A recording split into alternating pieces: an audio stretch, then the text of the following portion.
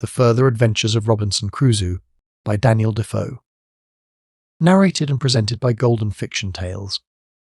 Chapter 1. Revisits Ireland. That homely proverb, used on so many occasions in England, that what is bred in the bone will not go out of the flesh, was never more verified than in the story of my life. Anyone would think that after 35 years' affliction, and a variety of unhappy circumstances, which few men, if any, ever went through before, and after near 7 years of peace and enjoyment in the fullness of all things, grown old, and when, if ever, it might be allowed me to had experience of every state of middle life, and to know which was most adapted to make a man completely happy. I say, after all this, anyone would have thought that the native propensity to rambling which I gave an account of in my first setting out in the world to have been so predominant in my thoughts should be worn out, and I might, at 61 years of age, have been a little inclined to stay at home, and have done venturing life and fortune any more. Nay, farther, the common motive of foreign adventures was taken away in me, for I had no fortune to make. I had nothing to seek. If I had gained £10,000, I had been no richer, for I had already sufficient for me, and for those I had to leave it to, and what I had was visibly increasing. For, having no great family, I could not spend the income of what I had unless I would set up for an expensive way of living, such as a great family, servants, equipage, gaiety, and the like, which were things I had no notion of or inclination to, so that I had nothing, indeed, to do but to sit still, and fully enjoy what I had got, and see it increase daily upon my hands. Yet all these things had no effect upon me, or at least not enough to resist the strong inclination I had to go abroad again, which hung about me like a chronic distemper. In particular, the desire of seeing my new plantation in the island, and the colony I left there, ran in my head continually. I dreamed of it all night, and my imagination ran upon it all day. It was uppermost in all my thoughts, and my fancy worked so steadily and strongly upon it that I talked of in my sleep. In short, nothing could remove it out of my mind. It even broke so violently into all my discourses that it made my conversation tiresome, for I could talk of nothing else. All my discourse ran into it, even to impertinence, and I saw it myself.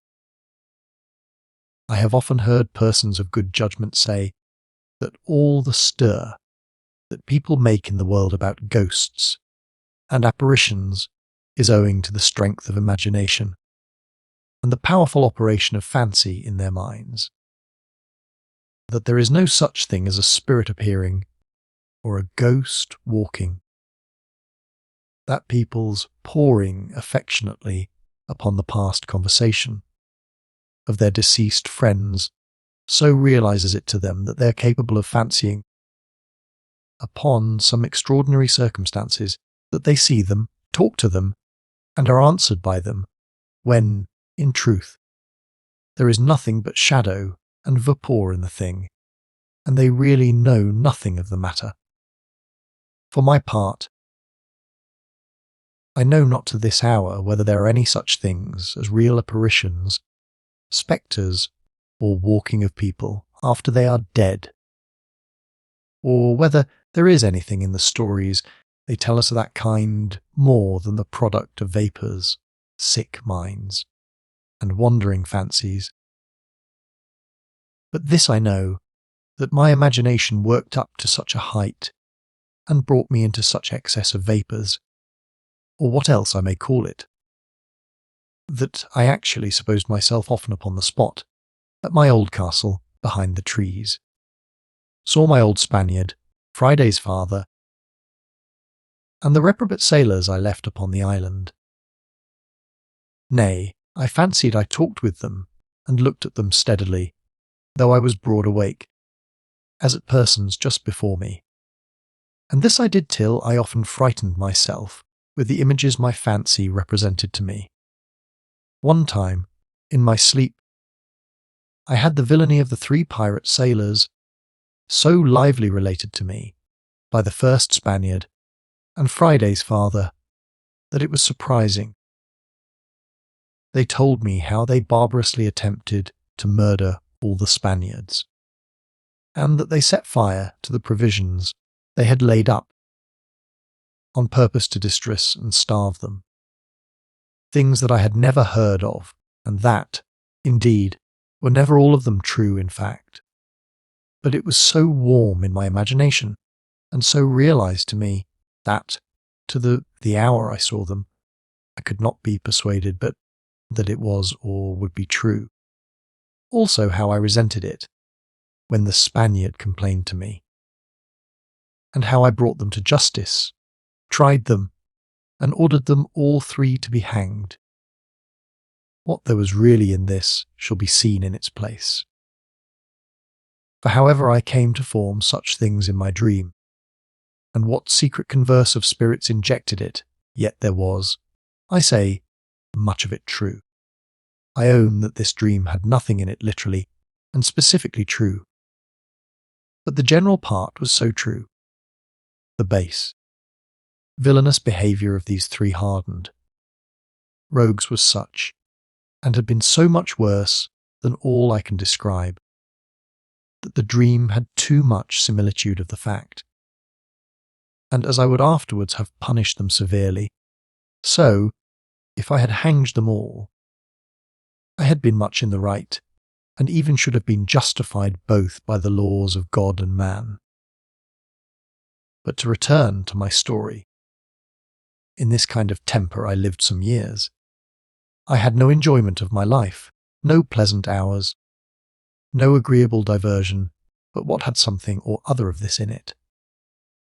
So that my wife, who saw my mind wholly bent upon it, told me very seriously one night that she believed there was some secret, powerful impulse of Providence upon me, which had determined me to go thither again. And she found nothing hindered me going but my being engaged to a wife and children. She told me that it was true she could not think of parting with me. But as she was assured that if she was dead, it would be the first thing I would do. So, as it seemed to her that the thing was determined above, she would not be the only obstruction. For, if I thought fit and resolved to go, here she found me very intent upon her words, and that I looked very earnestly at her, so that it a little disordered her, and she stopped. I asked her why she did not go on, and say out what she was going to say. But I perceived that her heart was too full, and some tears stood in her eyes. "Speak out, my dear," said I. "Are you willing I should go?" "No," says she, very affectionately, "I am far from willing."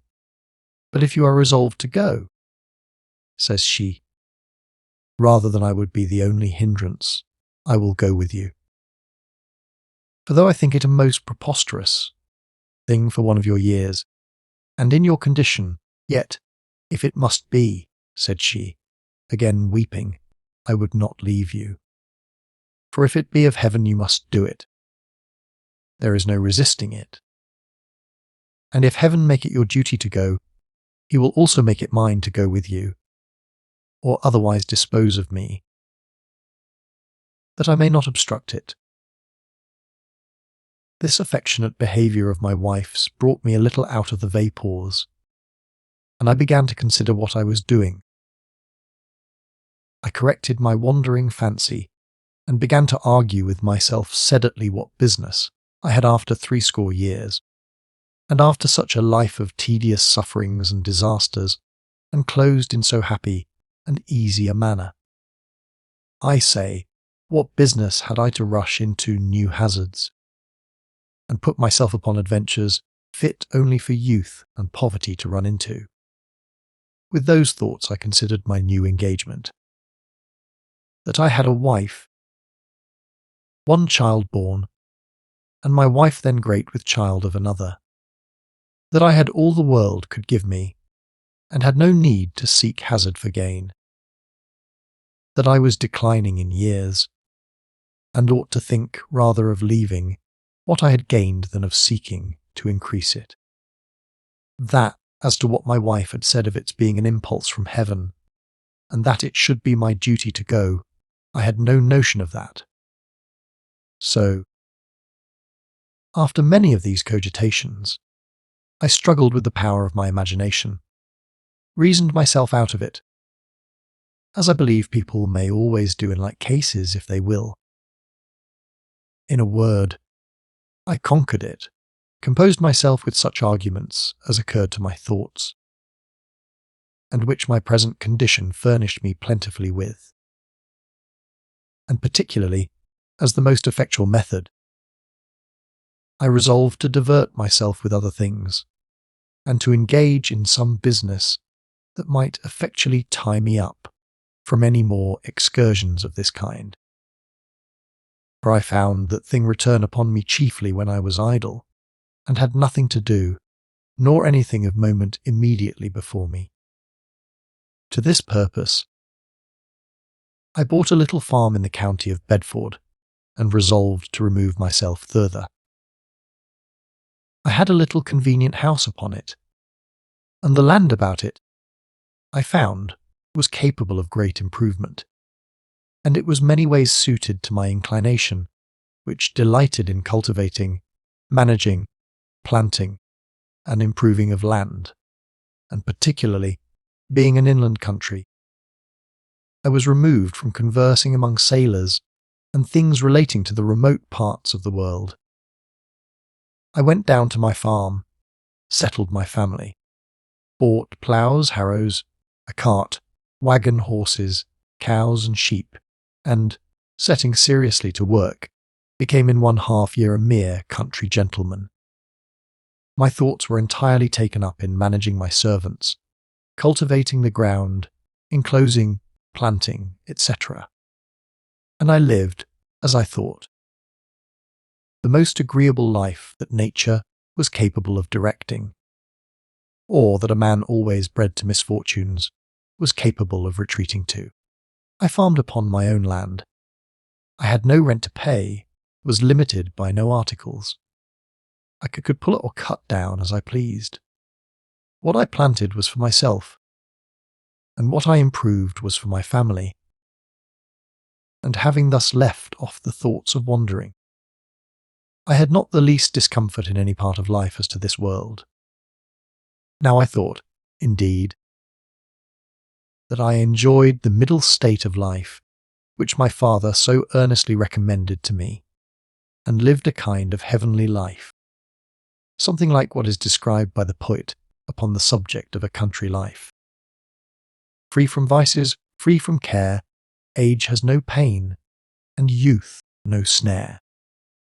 But in the middle of all this felicity, one blow from unseen Providence unhinged me at once, and not only made a breach upon me inevitable and incurable, but drove me, by its consequences, into a deep relapse of the wandering disposition, which, as I may say, being born in my very blood, soon recovered its hold of me, and, like the returns of a violent distemper, came on with an irresistible force upon me.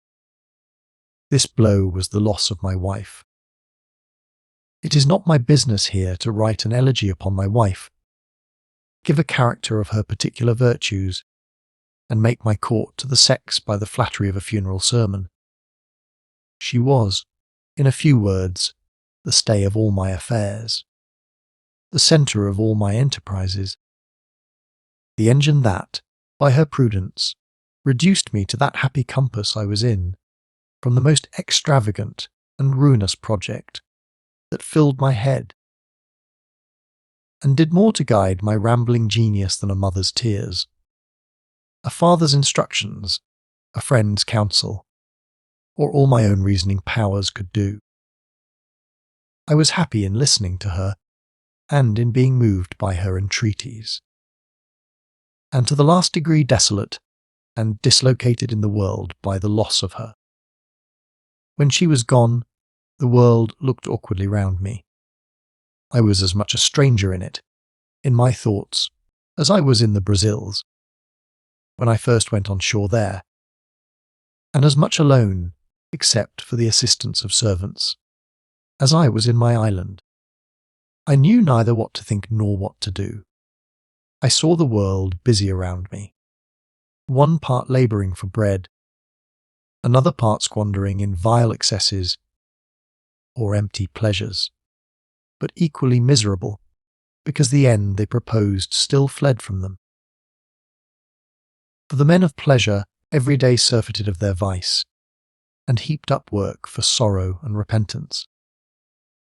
And the men of labour spent their strength in daily struggling for bread to maintain the vital strength they laboured with. So living in a daily circulation of sorrow, living but to work, and working but to live, as if daily bread were the only end of wearisome life, and a wearisome life the only occasion of daily bread.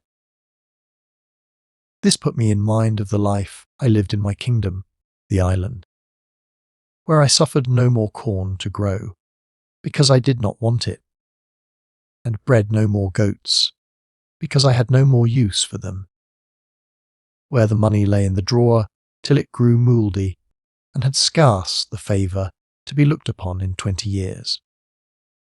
All these things, had I improved them as I ought to have done, and as reason and religion had dictated to me, would have taught me to search farther than human enjoyments for a full felicity, and that there was something which certainly was the reason and end of life, superior to all these things, and which was either to be possessed, or at least hoped for, on this side of the grave. But my sage counsellor was gone. I was like a ship without a pilot, that could only run afore the wind. My thoughts ran all away again into the old affair. My head was quite turned with the whimsies of foreign adventures, and all the pleasant, innocent amusements of my farm, my garden, my cattle, and my family, which before entirely possessed me, were nothing to me, had no relish, and were like music to one that has no ear, or food to one that has no taste.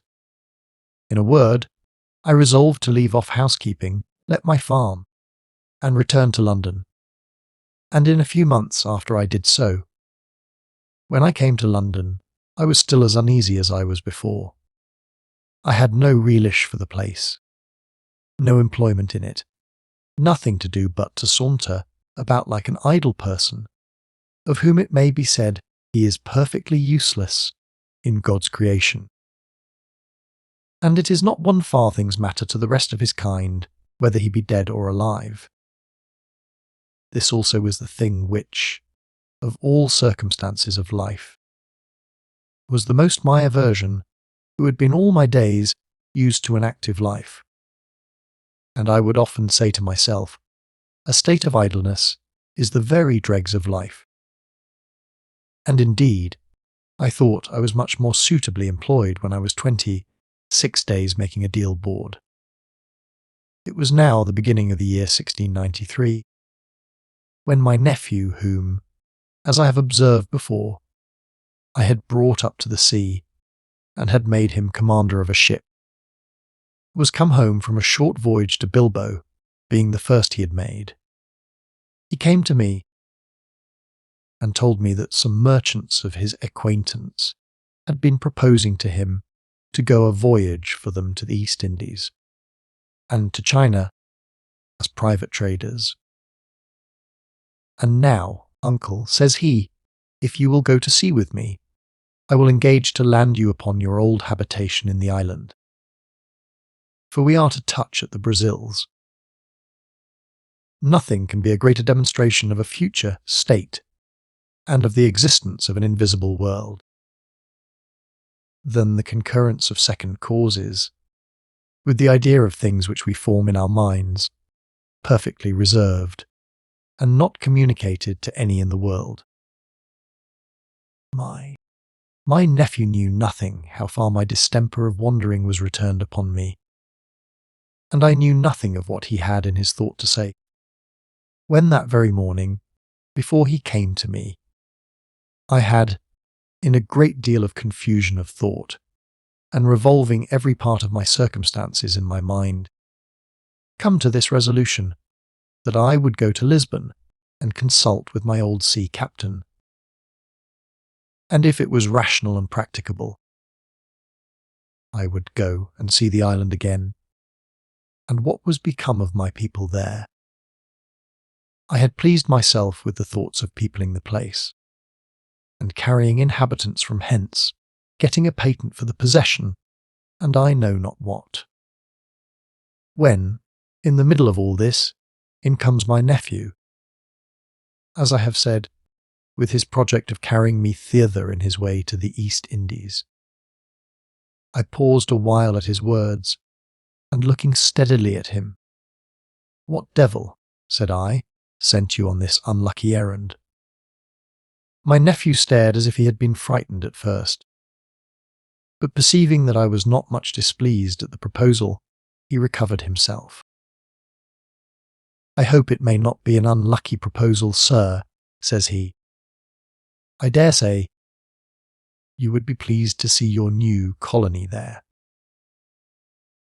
where you once reigned with more felicity than most of your brother monarchs in the world.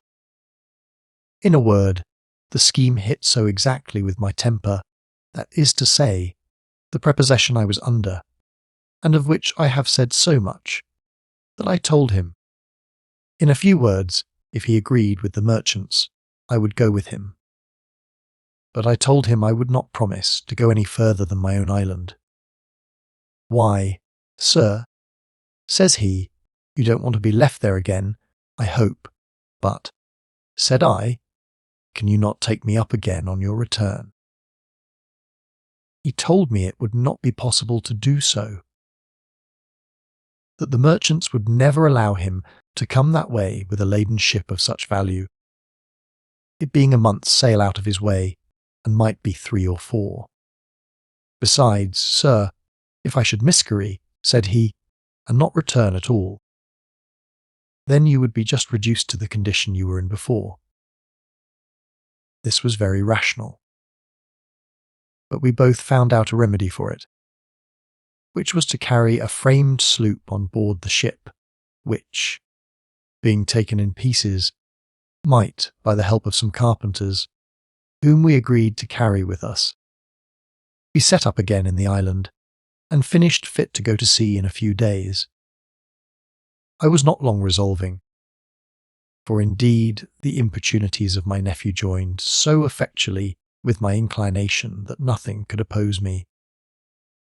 On the other hand, my wife being dead, none concerned themselves so much for me as to persuade me one way or the other, except my ancient good friend the widow, who earnestly struggled with me to consider my years, my easy circumstances, and the needless hazards of a long voyage, and above all, my young children. But it was all to no purpose. I had an irresistible desire for the voyage, and I told her I thought there was something so uncommon in the impressions I had upon my mind, that it would be a kind of resisting Providence if I should attempt to stay at home. After which she ceased her expostulations, and joined with me, not only in making provision for my voyage, but also in settling my family affairs for my absence, and providing for the education of my children. In order to do this, I made my will, and settled the estate I had in such a manner for my children, and placed in such hands, that I was perfectly easy and satisfied they would have justice done them, whatever might befall me. And for their education, I left it wholly to the widow, with a sufficient maintenance to herself for her care, all which she richly deserved. For no mother could have taken more care in their education, or understood it better. And as she lived till I came home, I also lived to thank her for it. My nephew was ready to sail about the beginning of January 1694-5, and I, with my man Friday, went on board in the Downs the 8th, having, besides that sloop which I mentioned above, a very considerable cargo of all kinds of necessary things for my colony, which, if I did not find in good condition, I resolved to leave so. First, I carried with me some servants whom I purposed to place there as inhabitants, or at least to set on work there, upon my account, while I stayed, and either to leave them there or carry them forward, as they should appear willing. Particularly, I carried 2 carpenters, a smith, and a very handy, ingenious fellow, who was a cooper by trade, and was also a general mechanic. For he was dexterous at making wheels and hand mills to grind corn, was a good turner, and a good pot maker. He also made anything that was proper to make of earth or of wood. In a word, we called him our jack of all trades. With these I carried a tailor, who had offered himself to go a passenger to the East Indies with my nephew, but afterwards consented to stay on our new plantation, and who proved a most necessary handy fellow as could be desired in many other businesses besides that of his trade. For, as I observed formerly, necessity arms us for all employments. My cargo, as near as I can recollect, for I have not kept account of the particulars, consisted of a sufficient quantity of line, and some English thin stuffs, for clothing the Spaniards that I expected to find there. And enough of them, as by my calculation might comfortably supply them for 7 years. If I remember right, the materials I carried for clothing them, with gloves, hats, shoes, stockings, and all such things as they could want for wearing, amounted to about £200, including some beds, bedding, and household stuff, particularly kitchen utensils, with pots, kettles, pewter, brass, etc., and near £100 more in ironwork, nails, tools of every kind, staples, hooks, hinges, and every necessary thing I could think of. I carried also 100 spare arms, muskets, and fusees, besides some pistols, a considerable quantity of shot of all sizes, 3 or 4 tons of lead, and 2 pieces of brass cannon.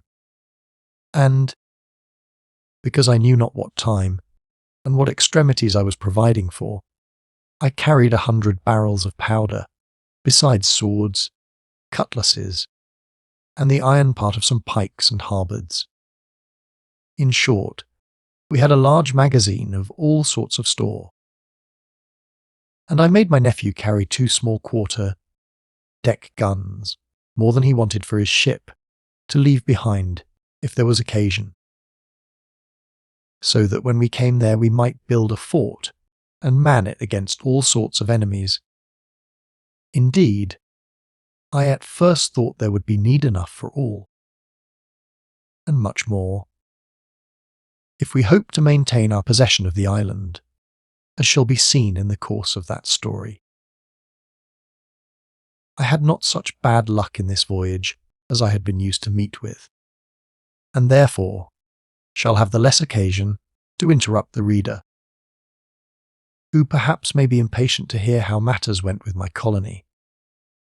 Yet some odd accidents, cross winds, and bad weather happened on this first setting out, which made the voyage longer than I expected it at first.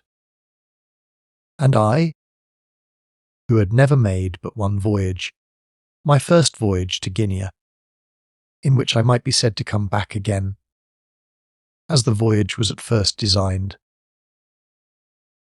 Began to think the same ill fate attended me, and that I was born to be never contented with being on shore, and yet to be always unfortunate at sea.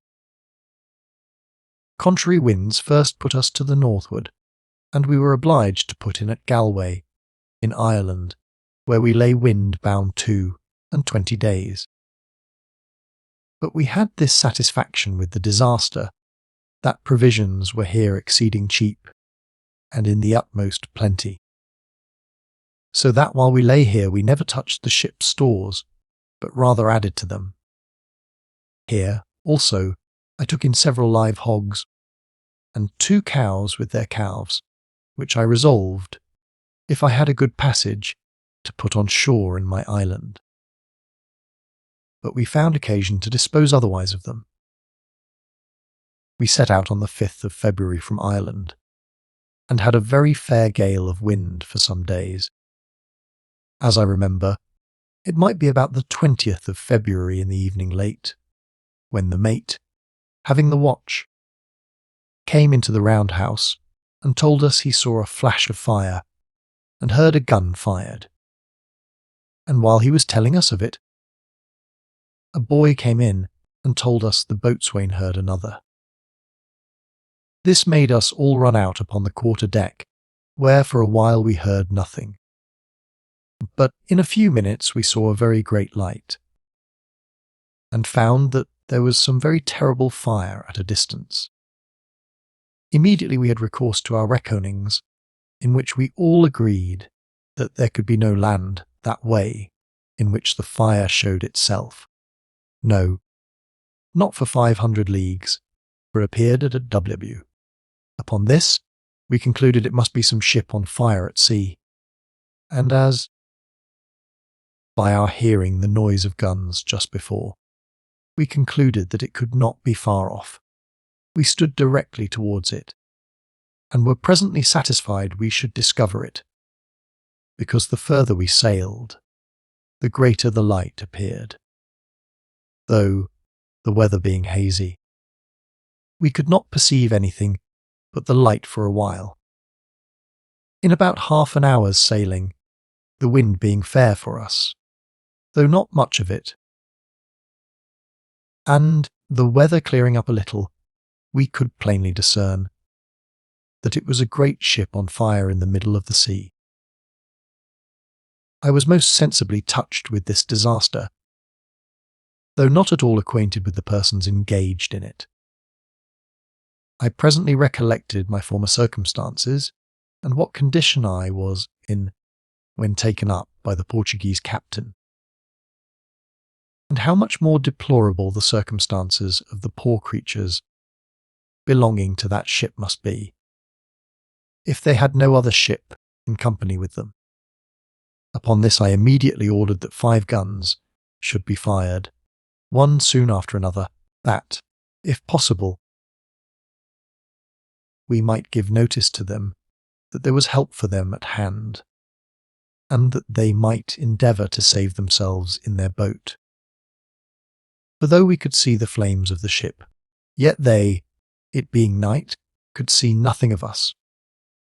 We lay by some time upon this, only driving as the burning ship drove, waiting for daylight, when, on a sudden, to our great terror, though we had reason to expect it, the ship blew up in the air, and in a few minutes all the fire was out, that is to say, the rest of the ship sunk.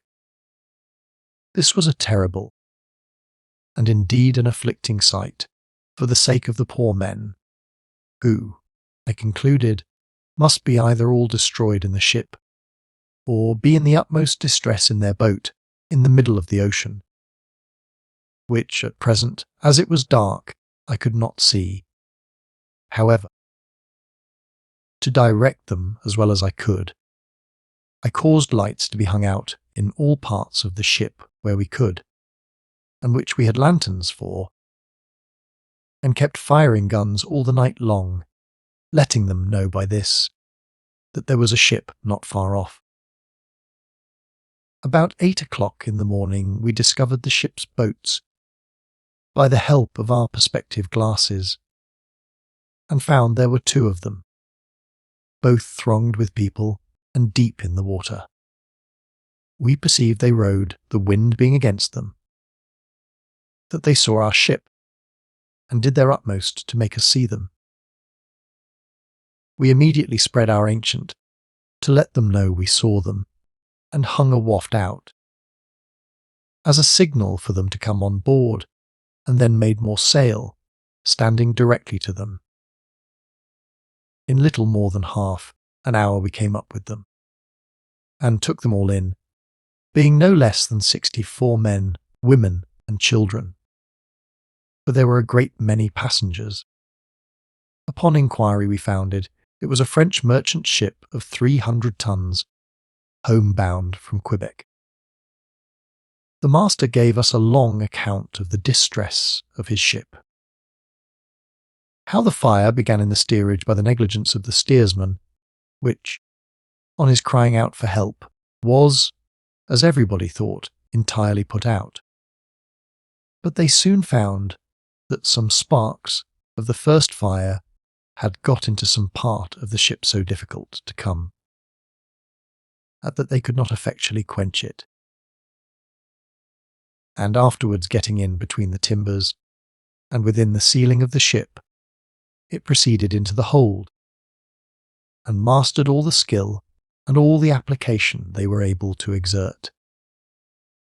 They had no more to do then but to get into their boats, which, to their great comfort, were pretty large, being their long boat and a great shallop, besides a small skiff, which was of no great service to them, other than to get some fresh water and provisions into her after they had secured their lives from the fire. They had, indeed, small hopes of their lives by getting into these boats at that distance from any land. Only, as they said, that they thus escaped from the fire, and there was a possibility that some ship might happen to be at sea, and might take them in. They had sails, oars, and a compass, and had as much provision and water as, with sparing it, so as to be next door to starving, might support them about 12 days, in which, if they had no bad weather and no contrary winds, the captain said he hoped he might get to the banks of Newfoundland, and might perhaps take some fish, to sustain them till they might go on shore. But there were so many chances against them in all these cases, such as storms, to overset and founder them, rains and cold, to benumb and perish their limbs, contrary winds, to keep them out and starve them, that it must have been next to miraculous if they had escaped. In the midst of their consternation, everyone being hopeless and ready to despair, the captain, with tears in his eyes, told me they were on a sudden surprised with the joy of hearing a gun fire, and after that 4 more. These were the 5 guns which I caused to be fired at first seeing the light. This revived their hearts, and gave them the notice which, as above, I desired it should, that there was a ship at hand for their help. It was upon the hearing of these guns that they took down their masts and sails. The sound coming from the windward, they resolved to lie by till morning. Some time after this, hearing no more guns, they fired 3 muskets, one a considerable while after another. But these, the wind being contrary, we never heard. Some time after that again they were still more agreeably surprised with seeing our lights, and hearing the guns, which, as I have said, I caused to be fired all the rest of the night. This set them to work with their oars, to keep their boats ahead, at least that we might the sooner come up with them. And at last, to their inexpressible joy, they found we saw them. It is impossible for me to express the several gestures, the strange ecstasies, the variety of postures which these poor, delivered people ran into, to express the joy of their souls at so unexpected a deliverance. Grief and fear are easily described. Sighs, tears, groans, and a very few motions of the head and hands make up the sum of its variety. But an excess of joy, a surprise of joy, has 1,000 extravagances in it. There were some in tears, some raging and tearing themselves, as if they had been in the greatest agonies of sorrow, some stark raving and downright lunatic. Some ran about the ship stamping with their feet, others wringing their hands. Some were dancing, some singing, some laughing, more crying, many quite dumb, not able to speak a word, others sick and vomiting, several swooning and ready to faint, and a few were crossing themselves and giving God thanks. I would not wrong them either. There might be many that were thankful afterwards, but the passion was too strong for them at first, and they were not able to master it. Then were thrown into ecstasies, and a kind of frenzy, and it was but a very few that were composed and serious in their joy. Perhaps also the case may have some addition to it from the particular circumstance of that nation they belonged to. I mean the French, whose temper is allowed to be more volatile, more passionate, and more sprightly, and their spirits more fluid than in other nations. I am not philosopher enough to determine the cause, but nothing I had ever seen before came up to it. The ecstasies poor Friday, my trusty savage. It was in when he found his father in the boat came the nearest to it. And the surprise of the master and his 2 companions, whom I delivered from the villains that set them on shore in the island, came a little way towards it. But nothing was to compare to this, either that I saw in Friday or anywhere else in my life. It is further observable that these extravagances did not show themselves in that different manner I have mentioned, in different persons only, but all the variety would appear in a short succession of moments in one and the same person. A man that we saw this minute dumb, and as it were, stupid and confounded, would the next minute be dancing and hallooing like an antic, and the next moment be tearing his hair, or pulling his clothes to pieces and stamping them under his feet like a madman. In a few moments after that we would have him all in tears, then sick, swooning, and, had not immediate help been had, he would in a few moments have been dead. Thus it was, not with 1 or 2, or 10 or 20, but with the greatest part of them. And, if I remember right, our surgeon was obliged to let blood of about 30 persons. There were 2 priests among them, one an old man, and the other a young man, and that which was strangest was, the oldest man was the worst.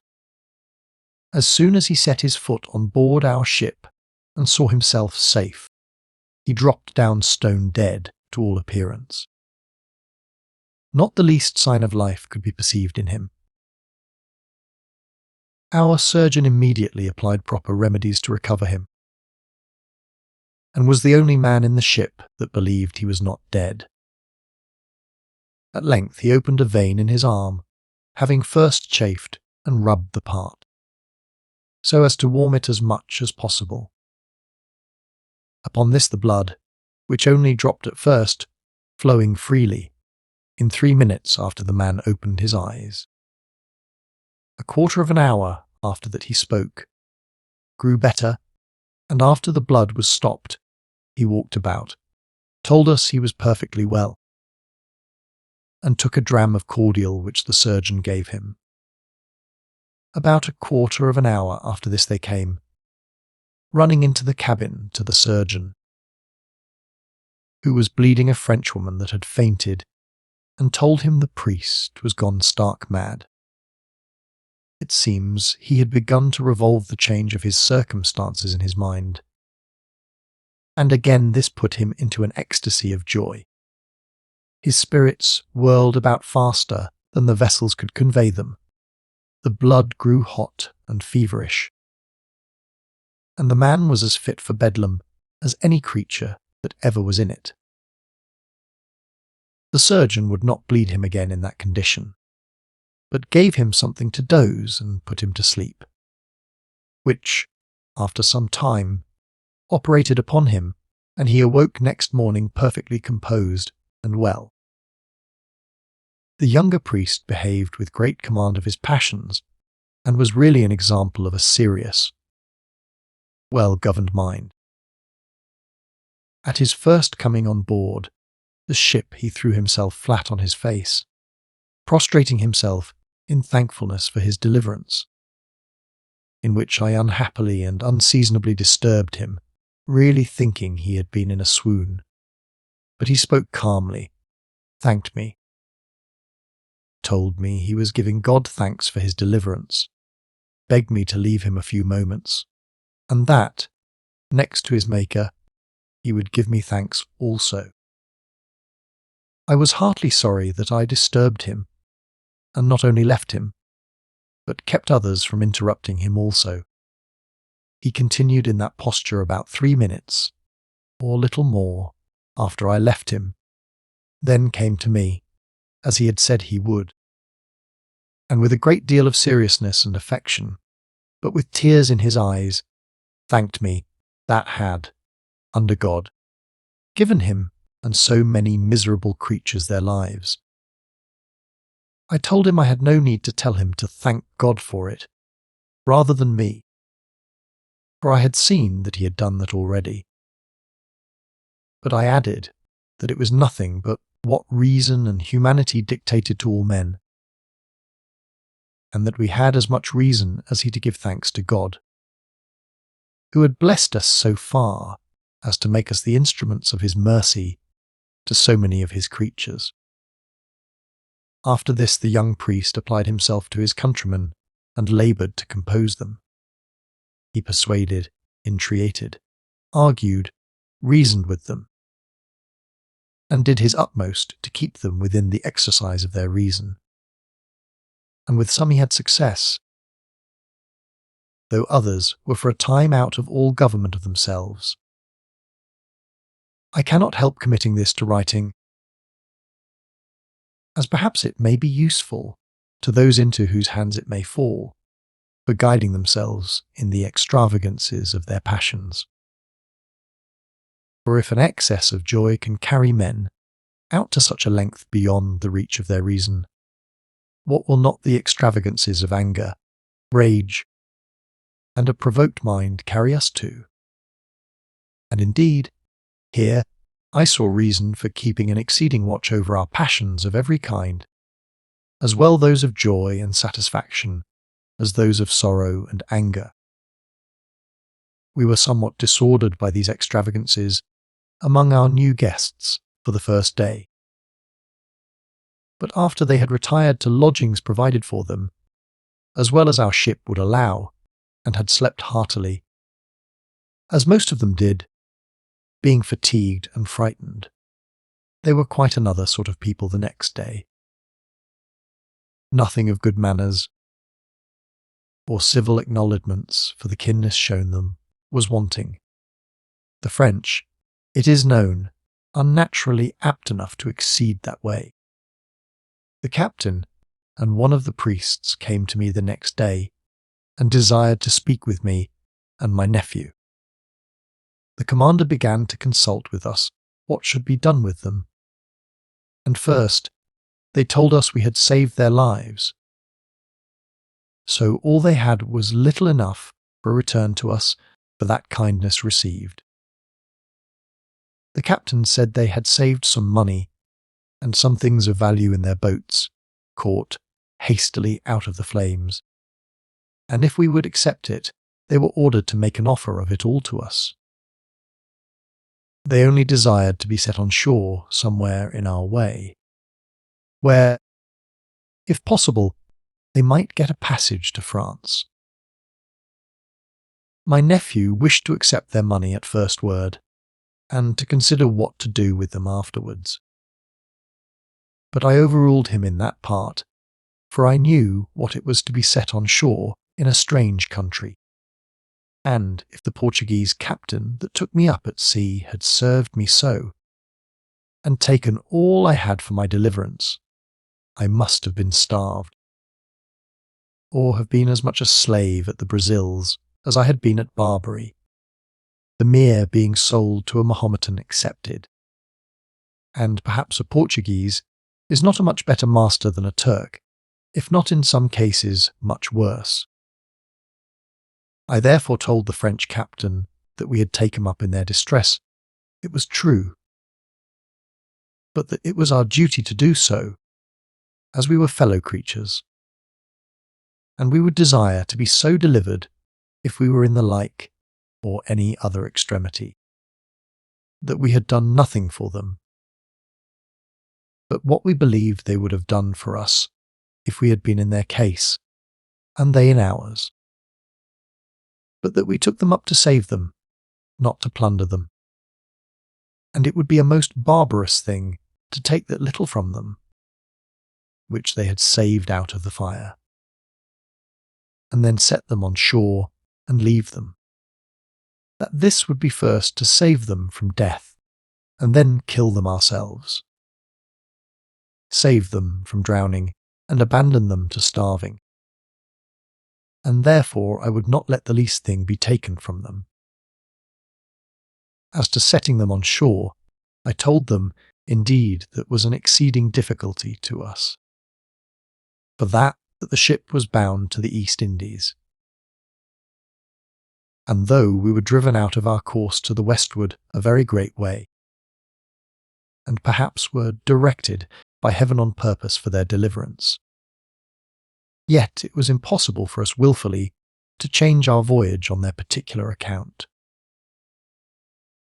Nor could my nephew, the captain, answer it to the freighters, with whom he was under charter to pursue his voyage by way of Brazil.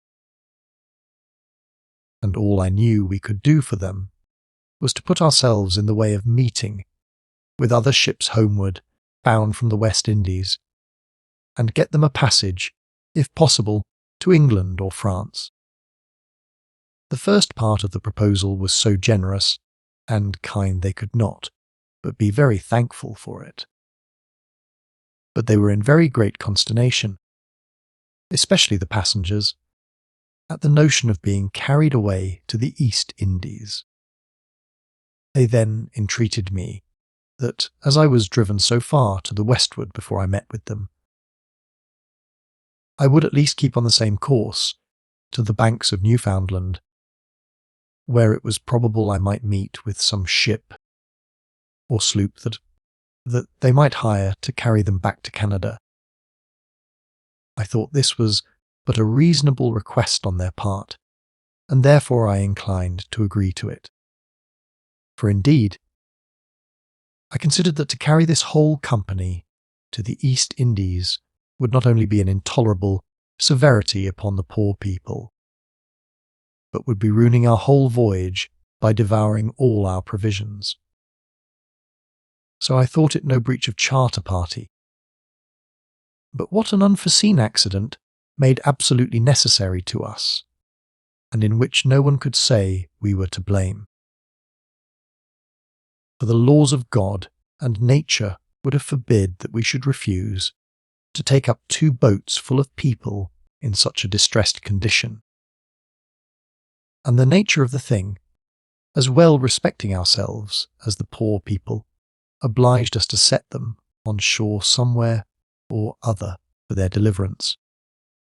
So I consented that we would carry them to Newfoundland if wind and weather would permit, and if not, I would carry them to Martinico, in the West Indies.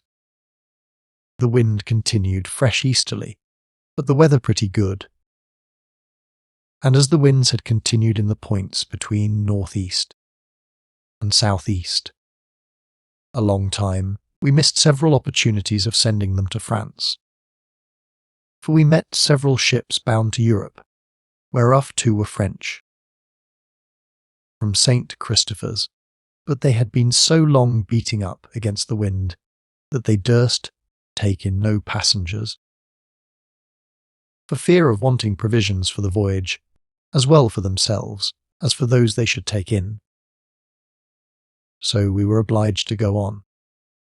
It was about a week after this that we made the banks of Newfoundland, where, to shorten my story, we put all our French people on board a bark, which they hired at sea there, to put them on shore, and afterwards to carry them to France, if they could get provisions to victual themselves with. When I say all the French went on shore, I should remember that the young priest I spoke of, hearing we were bound to the East Indies, desired to go the voyage with us, and to be set on shore on the coast of Coromandel, which I readily agreed to, for I wonderfully liked the man, and had very good reason, as will appear afterwards. Also 4 of the seamen entered themselves on our ship, and proved very useful fellows. From hence we directed our course for the West Indies, steering away south, and south by east, for about 20 days together, sometimes little or no wind at all, when we met with another subject for our humanity to work upon, almost as deplorable as that before. Chapter 2. Intervening History of Colony. It was in the latitude of 27 degrees 5 minutes north, on the 19th day of March 1694-5, when we spied a sail, our course southeast. And by south, we soon perceived it was a large vessel, and that she bore up to us, but could not at first know what to make of her, till, after coming a little nearer, we found she had lost her main topmast, foremast, and bowsprit, and presently she fired a gun as a signal of distress. The weather was pretty good, wind at north-northwest, a fresh gale, and we soon came to speak with her. We found her a ship of Bristol, bound home from Barbadoes, but had been blown out of the road at Barbadoes a few days before she was ready to sail, by a terrible hurricane, while the captain and chief mate were both gone on shore. So that, besides the terror of the storm, they were in an indifferent case for good mariners to bring the ship home. They had been already 9 weeks at sea, and had met with another terrible storm after the hurricane was over, which had blown them quite out of their knowledge to the westward, and in which they lost their masts. They told us they expected to have seen the Bahama Islands, but were then driven away again to the south-east by a strong gale of wind at north-northwest, the same that blew now, and having no sails to work the ship with but a main course, and a kind of square sail upon a jury foremast, which they had set up, they could not lie near the wind, but were endeavouring to stand away for the Canaries. But that which was worst of all was, that they were almost starved for want of provisions. Besides the fatigues they had undergone, their bread and flesh were quite gone. They had not 1 ounce left in the ship, and had had none for 11 days. The only relief they had was, their water was not all spent, and they had about half a barrel of flour left. They had sugar enough. Some suckades, or sweetmeats, they had at first, but these were all devoured. And they had 7 casks of rum. There was a youth and his mother, and a maid-servant on board, who were passengers, and thinking the ship was ready to sail, unhappily came on board the evening before the hurricane began. and having no provisions of their own left, they were in a more deplorable condition than the rest. For the seamen, being reduced to such an extreme necessity themselves, had no compassion, we may be sure, for the poor passengers, and they were indeed in such a condition that their misery is very hard to describe. I had perhaps not known this part if my curiosity had not led me, the weather being fair and the wind abated, to go on board the ship. The second mate, who upon this occasion commanded the ship, had been on board our ship, and he told me they had 3 passengers in the great cabin that were in a deplorable condition. Nay, says he, I believe they are dead, for I have heard nothing of them for above 2 days. And I was afraid to inquire after them, said he, for I had nothing to relieve them with. We immediately applied ourselves to give them what relief we could spare.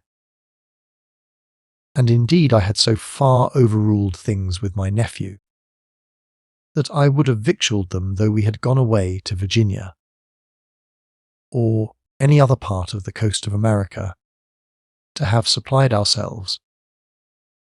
But there was no necessity for that. But now they were in a new danger, for they were afraid of eating too much, even of that little we gave them. The mate, or commander, brought 6 men with him in his boat. But these poor wretches looked like skeletons, and were so weak that they could hardly sit to their oars. The mate himself was very ill and half starved, for he declared he had reserved nothing from the men, and went share and share alike with them in every bit they ate. I cautioned him to eat sparingly, and set meat before him immediately, but he had not eaten 3 mouthfuls before he began to be sick and out of order. So he stopped a while, and our surgeon mixed him up something with some broth, which he said would be to him both food and physic. And after he had taken it, he grew better. In the meantime, I forgot not the men. I ordered victuals to be given them, and the poor creatures rather devoured than ate it. They were so exceedingly hungry that they were in a manner ravenous, and had no command of themselves. And 2 of them ate with so much greediness that they were in danger of their lives the next morning. The sight of these people's distress was very moving to me, and brought to mind what I had a terrible prospect of at my first coming on shore in my island, where I had not the least mouthful of food, or any prospect of procuring any, besides the hourly apprehensions I had of being made the food of other creatures. But all the while the mate was thus relating to me the miserable condition of the ship's company, I could not put out of my thought the story he had told me of the 3 poor creatures in the great cabin, the mother, her son, and the maid-servant, whom he had heard nothing of for 2 or 3 days, and whom, he seemed to confess, they had wholly neglected, their own extremities being so great, by which I understood that they had really given them no food at all, and that therefore they must be perished, and be all lying dead, perhaps, on the floor or deck of the cabin. As I therefore kept the mate, whom we then called Captain, on board with his men, to refresh them. So I also forgot not the starving crew that were left on board, but ordered my own boat to go on board the ship, and, with my mate and 12 men, to carry them a sack of bread and 4 or 5 pieces of beef to boil. Our surgeon charged the men to cause the meat to be boiled while they stayed, and to keep guard in the cook-room, to prevent the men taking it to eat raw, or taking it out of the pot before it was well boiled, and then to give every man, but a very little at a time.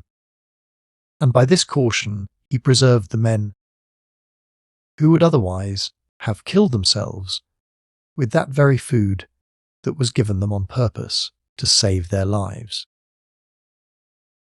At the same time, I ordered the mate to go into the great cabin and see what condition the poor passengers were in, and if they were alive, to comfort them and give them what refreshment was proper. And the surgeon gave him a large pitcher with some of the prepared broth which he had given the mate that was on board, and which he did not question would restore them gradually. I was not satisfied with this, but, as I said above, having a great mind to see the scene of misery, which I knew the ship itself would present me with, in a more lively manner than I could it by report, I took the captain of the ship, as we now called him, with me, and went myself, a little after, in their boat. I found the poor men on board, almost in a tumult to get the victuals out of the boiler before it was ready.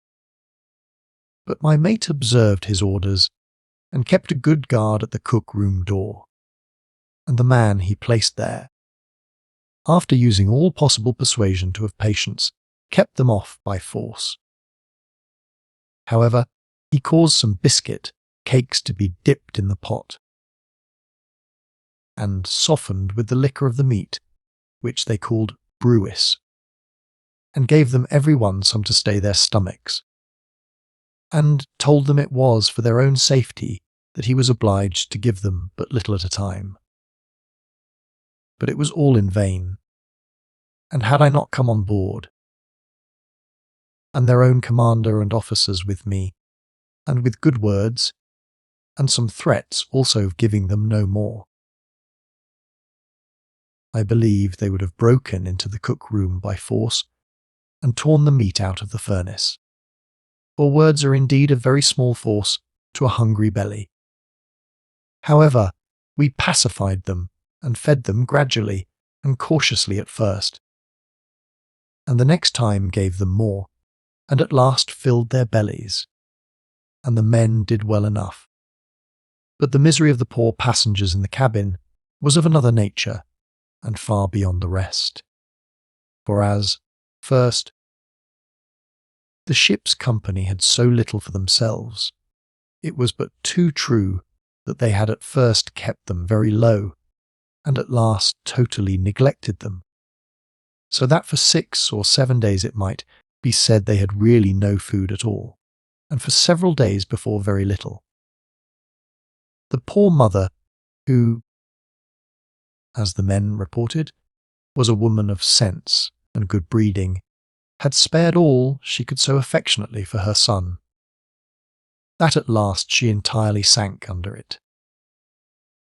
And when the mate of our ship went in, she sat upon the floor on deck, with her back up against the sides, between 2 chairs which were lashed fast, and her head sunk between her shoulders like a corpse, though not quite dead.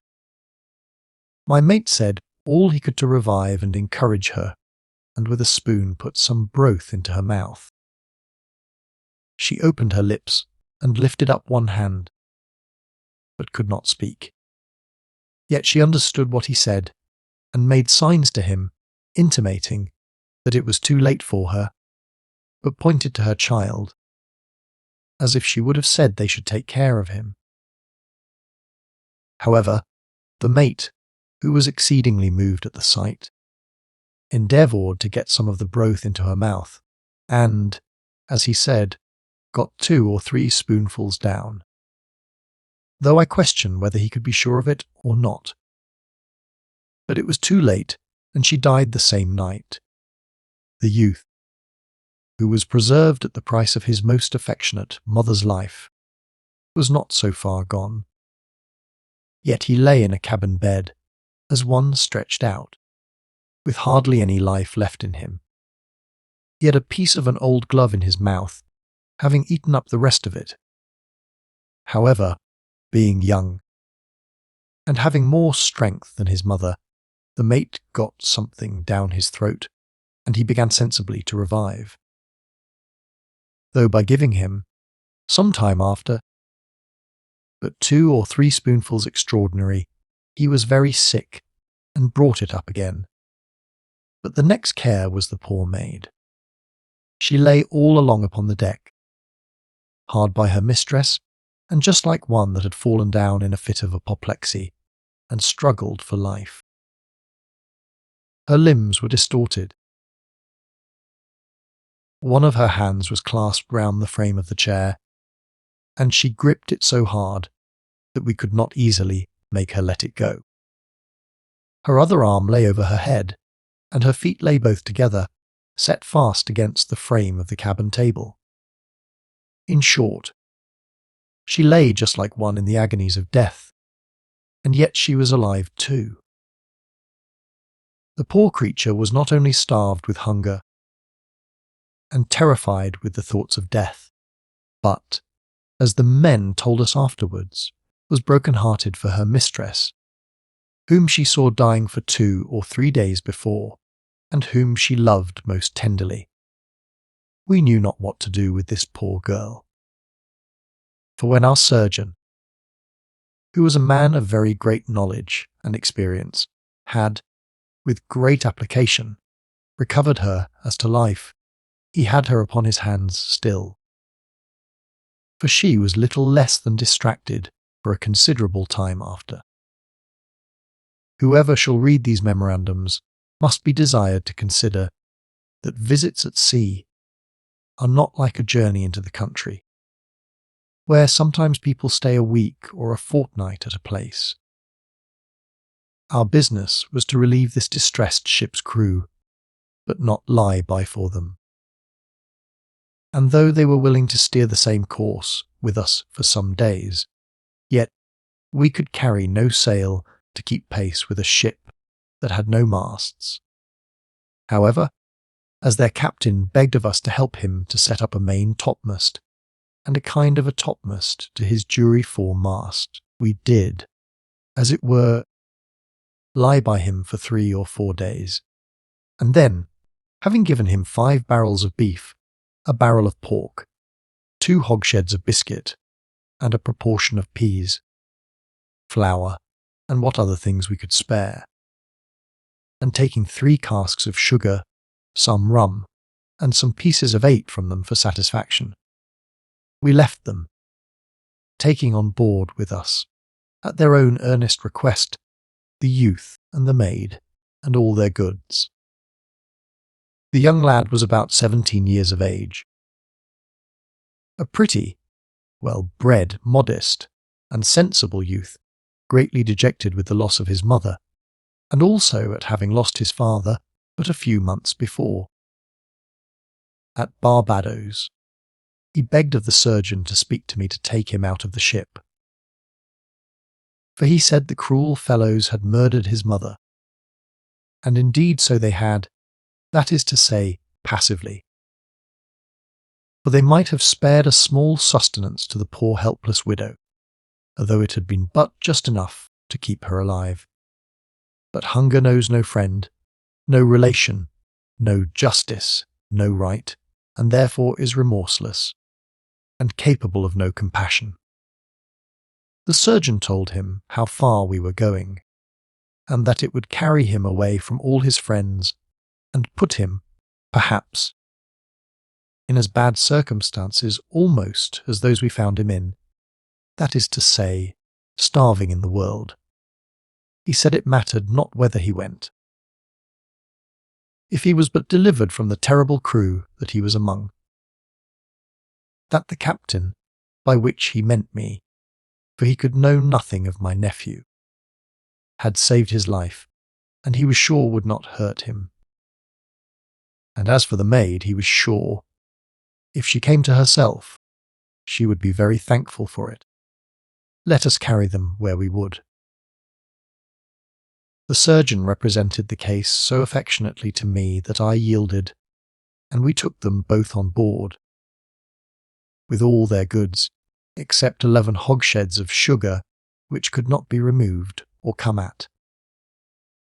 And as the youth had a bill of lading for them, I made his commander sign a writing obliging himself to go, as soon as he came to Bristol, to one Mr. Rogers, a merchant there, to whom the youth said he was related, and to deliver a letter which I wrote to him, and all the goods he had belonged to the deceased widow, which, I suppose, was not done, for I could never learn that the ship came to Bristol, but was, as is most probable, lost at sea, being in so disabled a condition, and so far from any land, that I am of opinion the first storm she met with afterwards, she might founder, for she was leaky, and had damage in her hold when we met with her. I was now in the latitude of 19 degrees 32 minutes, and had hitherto a tolerable voyage as to weather, though at first the winds had been contrary. I shall trouble nobody with the little incidents of wind, weather, currents, etc., on the rest of our voyage, but to shorten my story, shall observe that I came to my old habitation, the island, on the 10th of April 1695.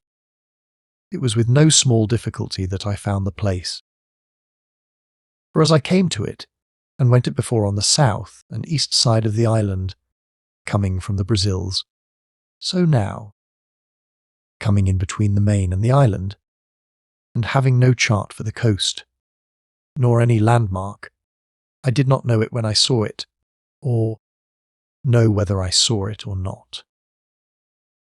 We beat about a great while, and went on shore on several islands in the mouth of the great river Orinoco, but none for my purpose. Only this I learned by my coasting the shore, that I was under one great mistake before, that the continent which I thought I saw from the island I lived in was really no continent, but a long island, or rather a ridge of islands, reaching from one to the other side of the extended mouth of that great river, and that the savages who came to my island were not properly those which we call Caribbees, but islanders and other barbarians of the same kind, who inhabited nearer to our side than the rest. In short, I visited several of these islands to no purpose. Some I found were inhabited, and some were not. On one of them I found some Spaniards, and thought they had lived there. But speaking with them, found they had a sloop lying in a small creek hard by, and came thither to make salt, and to catch some pearl mussels if they could, but that they belonged to the Isle de Trinidad, which lay farther north, in the latitude of 10 and 11 degrees, thus coasting from one island to another, sometimes with the ship, sometimes with the Frenchman's shallop, which we had found a convenient boat, and therefore kept her with their very good will. At length I came fair on the south side of my island, and presently knew the very countenance of the place. So I brought the ship safe to an anchor, broadside with the little creek where my old habitation was. As soon as I saw the place, I called for Friday, and asked him if he knew where he was. He looked about a little, and presently clapping his hands cried, "Oh, yes! Oh, there! Oh, yes! Oh, there!" pointing to our old habitation, and fell dancing and capering like a mad fellow. And I had much ado to keep him from jumping into the sea to swim ashore to the place. "Well, Friday," says I, "do you think we shall find anybody here or no? And do you think we shall see your father?" The fellow stood mute as a stock a good while. But when I named his father, the poor affectionate creature looked dejected, and I could see the tears run down his face very plentifully. "What is the matter, Friday? Are you troubled because you may see your father?" "No, no," says he, shaking his head, "no see him more." "No, Never more see him again. Why so, Friday? How do you know that? Oh no, says Friday. He long ago die, long ago. He much old man. Well, Friday, you don't know. But shall we see anyone else, then? The fellow, it seems, had better eyes than I, and he points to the hill just above my old house. And though we lay half a league off, he cries out, We see! We see! Yes, we see much man there, and there, and there. I looked, but I saw nobody. No, not with a perspective glass, which was, I suppose, because I could not hit the place. For the fellow was right, as I found upon inquiry the next day. And there were 5 or 6 men all together who stood to look at the ship, not knowing what to think of us. As soon as Friday told me he saw people, I caused the English ancient to be spread, and fired 3 guns, to give them notice we were friends. And in about a quarter of an hour, after we perceived a smoke arise from the side of the creek. So I immediately ordered the boat out, taking Friday with me, and hanging out a white flag. I went directly on shore, taking with me the young friar I mentioned, to whom I had told the story of my living there, and the manner of it, and every particular both of myself, and those I left there, and who was on that account extremely desirous to go with me. We had, besides, about 16 men well armed, if we had found any new guests there which we did not know of. But we had no need of weapons. As we went on shore upon the tide of flood, near high water, we rowed directly into the creek. And the first man I fixed my eye upon was the Spaniard whose life I had saved, and whom I knew by his face perfectly well. As to his habit, I shall describe it afterwards.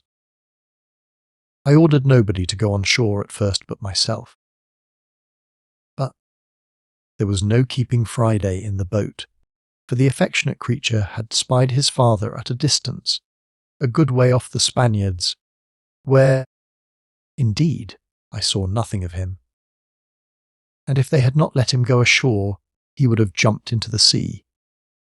He was no sooner on shore, but he flew away to his father like an arrow out of a bow. It would have made any man shed tears, in spite of the firmest resolution, to have seen the first transports of this poor Foy when he came to his father. How he embraced him, kissed him, stroked his face, took him up in his arms, set him down upon a tree, and lay down by him, then stood and looked at him, as anyone would look at a strange picture, for a quarter of an hour together, then lay down on the ground, and stroked his legs, and kissed them, and then got up again, and stared at him. One would have thought the fellow bewitched. But it would have made a dog laugh the next day, to see how his passion ran out another way. In the morning he walked along the shore with his father several hours, always leading him by the hand, as if he had been a lady. And every now and then he would come to the boat to fetch something or other for him, either a lump of sugar, a dram, a biscuit, or something or other that was good. In the afternoon his frolics ran another way. For then he would set the old man down upon the ground, and dance about him and make 1,000 antic gestures. And all the while he did this he would be talking to him, and telling him one story or another of his travels, and of what had happened to him abroad to divert him. In short, if the same filial affection was to be found in Christians to their parents in our part of the world, one would be tempted to say there would hardly have been any need of the 5th commandment. But this is a digression. I return to my landing. It would be needless to take notice of all the ceremonies and civilities that the Spaniards received me with. The first Spaniard, whom, as I said, I knew very well, was he whose life I had saved. He came towards the boat, attended by one more, carrying a flag of truce also. And he not only did not know me at first, but he had no thoughts, no notion of its being me that was come, till I spoke to him. "Signia," said I, "in Portuguese, do you not know me?" At which he spoke not a word, but giving his musket to the man that was with him, threw his arms abroad. Saying something in Spanish that I did not perfectly hear, came forward and embraced me. The telling me he was inexcusable not to know that face, again, that he had once seen, as of an angel from heaven sent to save his life. He said abundance of very handsome things, as a well-bred Spaniard always knows how. And then, beckoning to the person that attended him, bade him go and call out his comrades. He then asked me if I would walk to my old habitation, where he would give me possession of my own house again, and where I should see they had made but mean improvements. I walked along with him, but, alas! I could no more find the place than if I had never been there. For they had planted so many trees, and placed them in such a position, so thick and close to one another, and in 10 years' time they were grown so big that the place was inaccessible, except by such windings and blind ways as they themselves only, who made them, could find. I asked them what put them upon all these fortifications. He told me I would say there was need enough of it, when they had given me an account how they had passed their time since their arriving in the island, especially after they had the misfortune to find that I was gone. He told me he could not but have some pleasure in my good fortune, when he heard that I was gone in a good ship, and to my satisfaction, and that he had oftentimes a strong persuasion that one time or other he should see me again, but nothing that ever befell him in his life, he said. I was so surprising and afflicting to him, at first as the disappointment he was under when he came back to the island, and found I was not there. As to the 3 barbarians, so he called them, that were left behind, and of whom, he said, he had a long story to tell me. The Spaniards all thought themselves much better among the savages, only that their number was so small. And, says he, had they been strong enough, we had been all long ago in purgatory, and with that he crossed himself on the breast. But, sir, says he, I hope you will not be displeased when I shall tell you how, forced by necessity, we were obliged for our own preservation to disarm them, and make them our subjects, as they would not be content with being moderately our masters, but would be our murderers. I answered I was afraid of it when I left them there, and nothing troubled me at my parting from the island, but that they were not come back, that I might have put them in possession of everything first, and left the others in a state of subjection, as they deserved. But if they had reduced them to it, I was very glad, and should be very far from finding any fault with it. For I knew they were a parcel of refractory, ungoverned villains, and were fit for any manner of mischief. While I was saying this, the man came whom he had sent back, and with him 11 more.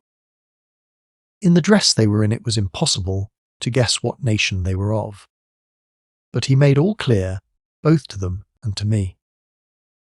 First, he turned to me, and pointing to them, said, These, sir, are some of the gentlemen who owe their lives to you. And then turning to them, and pointing to me, he let them know who I was. upon which they all came up, one by one, not as if they had been sailors, and ordinary fellows, and the like, but really as if they had been ambassadors or noblemen, and I a monarch or great conqueror. Their behaviour was, to the last degree, obliging and courteous, and yet mixed with a manly, majestic gravity, which very well became them. And, in short, they had so much more manners than I, that I scarce knew how to receive their civilities, much less how to return them in kind.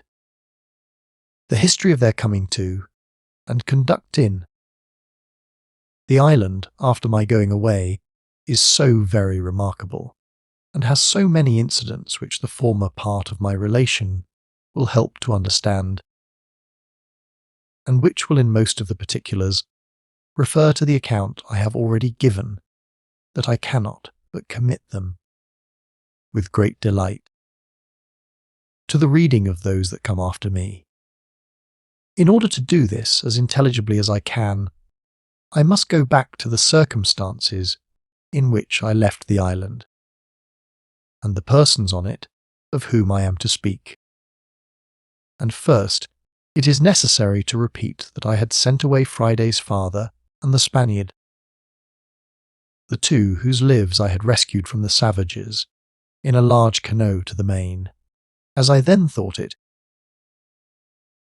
to fetch over the Spaniard's companions that he left behind him, in order to save them from the like calamity that he had been in, and in order to secure them for the present, and that, if possible, we might together find way for our deliverance afterwards.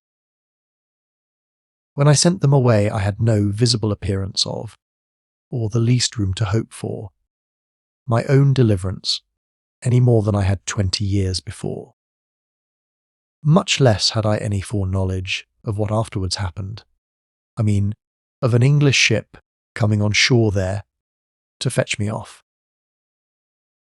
And it could not be but a very great surprise to them, when they came back, not only to find that I was gone, but to find 3 strangers left on the spot, possessed of all that I had left behind me, which would otherwise have been their own. The first thing, however, which I inquired into, that I might begin where I left off, was of their own part. And I desired the Spaniard would give me a particular account of his voyage back to his countryman with the boat, when I sent him to fetch them over. He told me there was little variety in that part, for nothing remarkable happened to them on the way, having had very calm weather and a smooth sea. As for his countrymen, it could not be doubted, he said, but that they were overjoyed to see him. It seems he was the principal man among them. The captain of the vessel, they had been shipwrecked in having been dead some time. They were, he said, the more surprised to see him, because they knew that he was fallen into the hands of the savages, who, they were satisfied, would devour him as they did all the rest of their prisoners.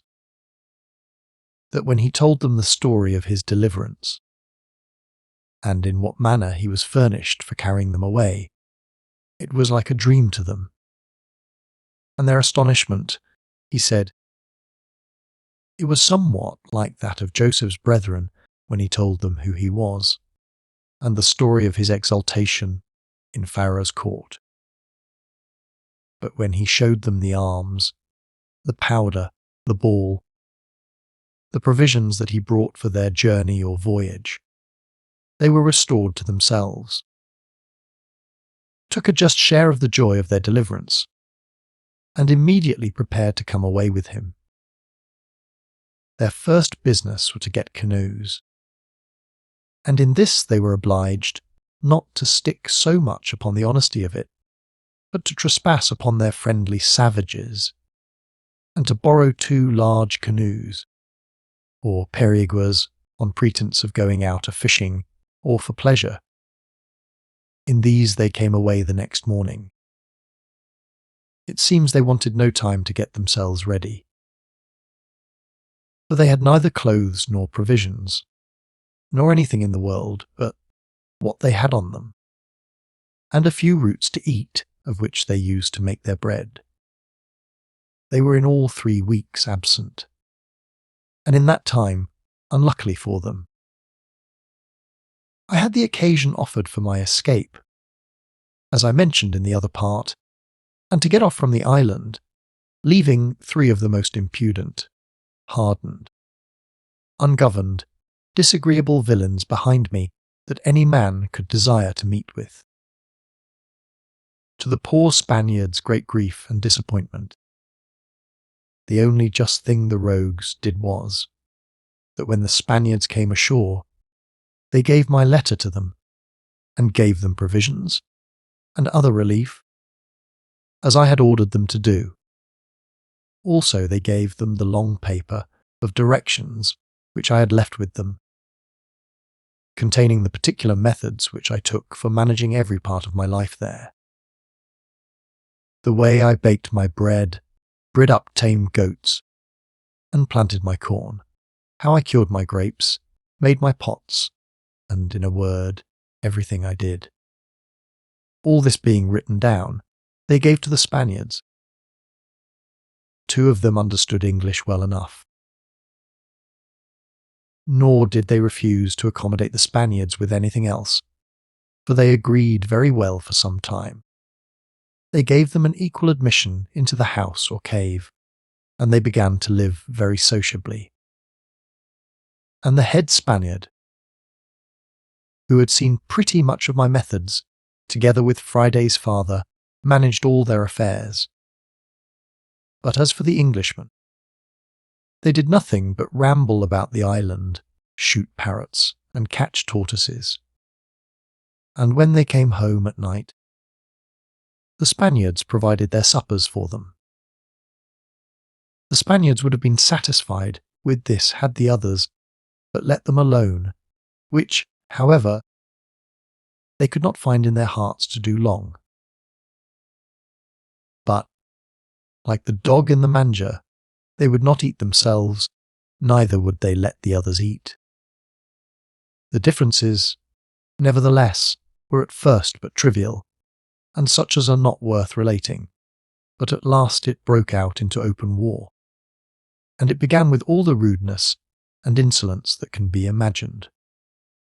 Without reason, without provocation, contrary to nature, and indeed to common sense. And though, it is true, the first relation of it came from the Spaniards themselves, whom I may call the accusers, yet when I came to examine the fellows they could not deny a word of it. But before I come to the particulars of this part, I must supply a defect in my former relation, and this was, I forgot to set down among the rest, that just as we were weighing the anchor to set sail, there happened a little quarrel on board of our ship, which I was once afraid would have turned to a second mutiny. Nor was it appeased till the captain, rousing up his courage, and taking us all to his assistance, parted them by force, and making 2 of the most refractory fellows prisoners, he laid them in irons. And as they had been active in the former disorders, and let fall some ugly, dangerous words the second time, he threatened to carry them in irons to England, and have them hanged there for mutiny, and running away with the ship. This, it seems, although the captain did not intend to do it, frightened some other men in the ship, and some of them had put it into the head of the rest that the captain only gave them good words for the present, till they should come to same English port, and that then they should be all put into Gaul and tried for their lives.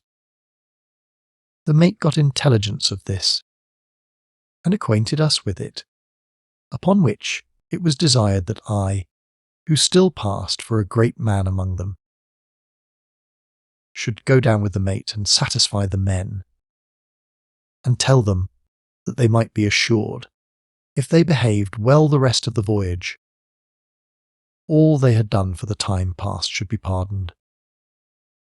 So I went, and after passing my honour's word to them, they appeared easy. And the more so when I caused the 2 men that were in irons to be released and forgiven. But this mutiny had brought us to an anchor for that night. The wind also falling calm next morning, we found that our 2 men, who had been laid in irons, had stolen each of them a musket and some other weapons. What powder or shot they had we knew not, and had taken the ship's pinnace, which was not yet hauled up, and run away with her to their companions in roguery on shore. As soon as we found this, I ordered the long boat on shore, with 12 men and the mate, and away they went to seek the rogues. But they could neither find them nor any of the rest, for they all fled into the woods when they saw the boat coming on shore. The mate was once resolved, in justice to their roguery, to have destroyed their plantations, burned all their household stuff and furniture, and left them to shift without it. But having no orders, he let it all alone, left everything as he found it, and bringing the pinnace way, came on board without them. These 2 men made their number 5. But the other 3 villains were so much more wicked than they, that after they had been 2 or 3 days together, they turned the 2 newcomers out of doors to shift for themselves, and would have nothing to do with them. Nor could they for a good while be persuaded to give them any food. As for the Spaniards, they were not yet come. When the Spaniards came first on shore, the business began to go forward. The Spaniards would have persuaded the 3 English brutes to have taken in their countryman again, that, as they said, they might be all one family. But they would not hear of it, so the 2 poor fellows lived by themselves. And finding nothing but industry and application would make them live comfortably, they pitched their tents on the north shore of the island, but a little more to the west, to be out of danger of the savages, who always landed on the east parts of the island. Here they built them 2 huts, one to lodge in, and the other to lay up their magazines and stores in. And the Spaniards having given them some corn for seed, and some of the peas which I had left them, they dug, planted, and enclosed, after the pattern I had set for them all, and began to live pretty well. Their first crop of corn was on the ground, and though it was but a little bit of land which they had dug up at first, having had but a little time, yet it was enough to relieve them, and find them with bread and other eatables. And one of the fellows being the cook's mate of the ship, he was very ready at making soup, puddings, and such other preparations as the rice and the milk, and such little flesh as they got, furnished him to do. They were going on in this little thriving position, when the 3 unnatural rogues, their own countrymen too, in mere humour, and to insult them, had came and bullied them, and told them the island was theirs, that the governor, meaning me, had given them the possession of it, and nobody else had any right to it, and that they should build no houses upon their ground unless they would pay rent for them. The 2 men, thinking they were jesting at first, asked them to come in and sit down and see what fine houses they were that they had built, and to tell them what rent they demanded. And one of them merrily said, if they were the ground landlords, he hoped if they built tenements upon their land and made improvements, they would. according to the custom of landlords, grant a long lease, and desired they would get a scrivener to draw the writings. One of the three, cursing and raging, told them they should see they were not in jest, and going to a little place at a distance, where the honest men had made a fire to dress their victuals, he takes a firebrand and claps it to the outside of their hut and set it on fire. Indeed, it would have been all burned down in a few minutes, if one of the two had not run to the fellow, thrust him away, and trod the fire out with his feet, and that not without some difficulty too. The fellow was in such a rage at the honest man's thrusting him away, that he returned upon him with a pole he had in his hand, and had not the man avoided the blow very nimbly, and run into the hut, he had ended his days at once. His comrade, seeing the danger they were both in, ran after him, and immediately they came both out with their muskets. And the man that was first struck at with the pole knocked the fellow down that began the quarrel with the stock of his musket, and that before the other two could come to help him. And then, seeing the rest come at them, they stood together, and presenting the other ends of their pieces to them, bade them stand off. The others had firearms with them too. But one of the two honest men, a bolder than his comrade, and made desperate by his danger, told them if they offered to move hand or foot they were dead men, and boldly commanded them to lay down their arms. They did not, indeed, lay down their arms, but seeing him so resolute, it brought them to a parley, and they consented to take their wounded man with them, and be gone. And, indeed, it seems the fellow was wounded sufficiently with the blow. However, they were much in the wrong, since they had the advantage that they did not disarm them effectually, as they might have done, and have gone immediately to the Spaniards, and given them an account how the rogues had treated them.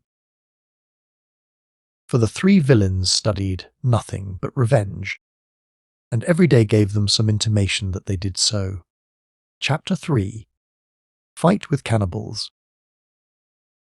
But not to crowd this part with an account of the lesser part of the rogueries, with which they plagued them continually, night and day. It forced the two men to such a desperation that they resolved to fight them all three the first time they had a fair opportunity. In order to do this, they resolved to go to the castle, as they called my old dwelling, where the three rogues and the Spaniards all lived together at that time, intending to have a fair battle, and the Spaniards should stand by to see fair play. So they got up in the morning before day, and came to the place, and called the Englishmen by their names, telling a Spaniard that answered that they wanted to speak with them. It happened that the day before, two of the Spaniards, having been in the woods, had seen one of the two Englishmen, whom, for distinction, I called the honest men, and he had made a sad complaint to the Spaniards of the barbarous usage they had met with from their three countrymen, and how they had ruined their plantation and destroyed their corn, that they had laboured so hard to bring forward, and killed the milch goat and their three kids, which was all they had provided for their sustenance, and that if he and his friends, meaning the Spaniards, did not assist them again, they should be starved. When the Spaniards came home at night, and they were all at supper,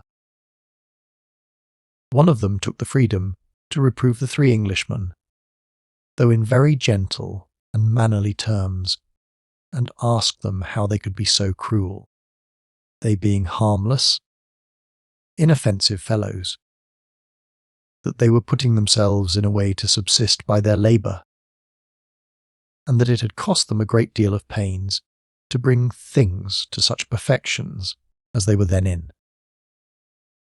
One of the Englishmen returned very briskly. What had they to do there?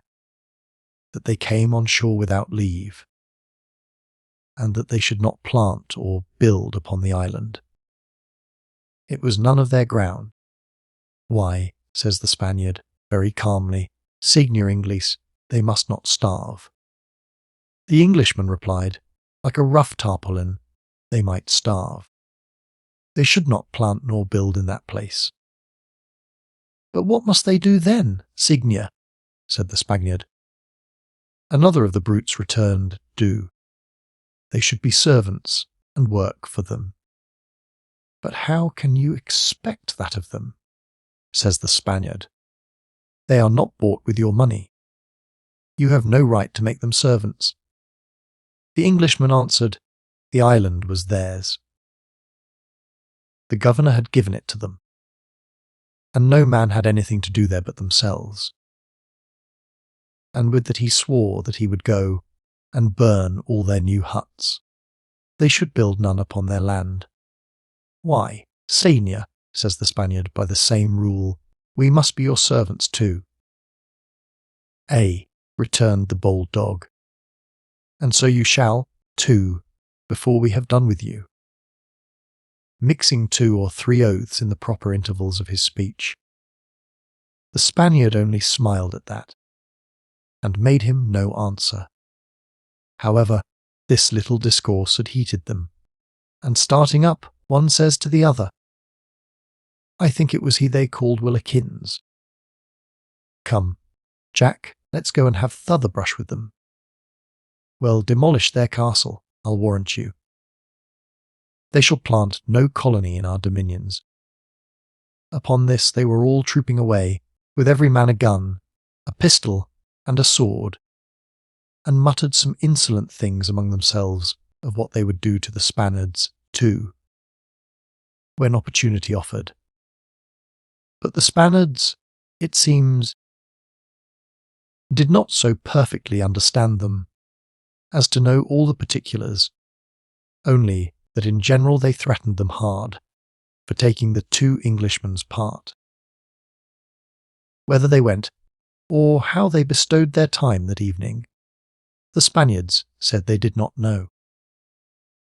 But it seems they wandered about the country part of the night, and them lying down in the place which I used to call my bower, they were weary and overslept themselves.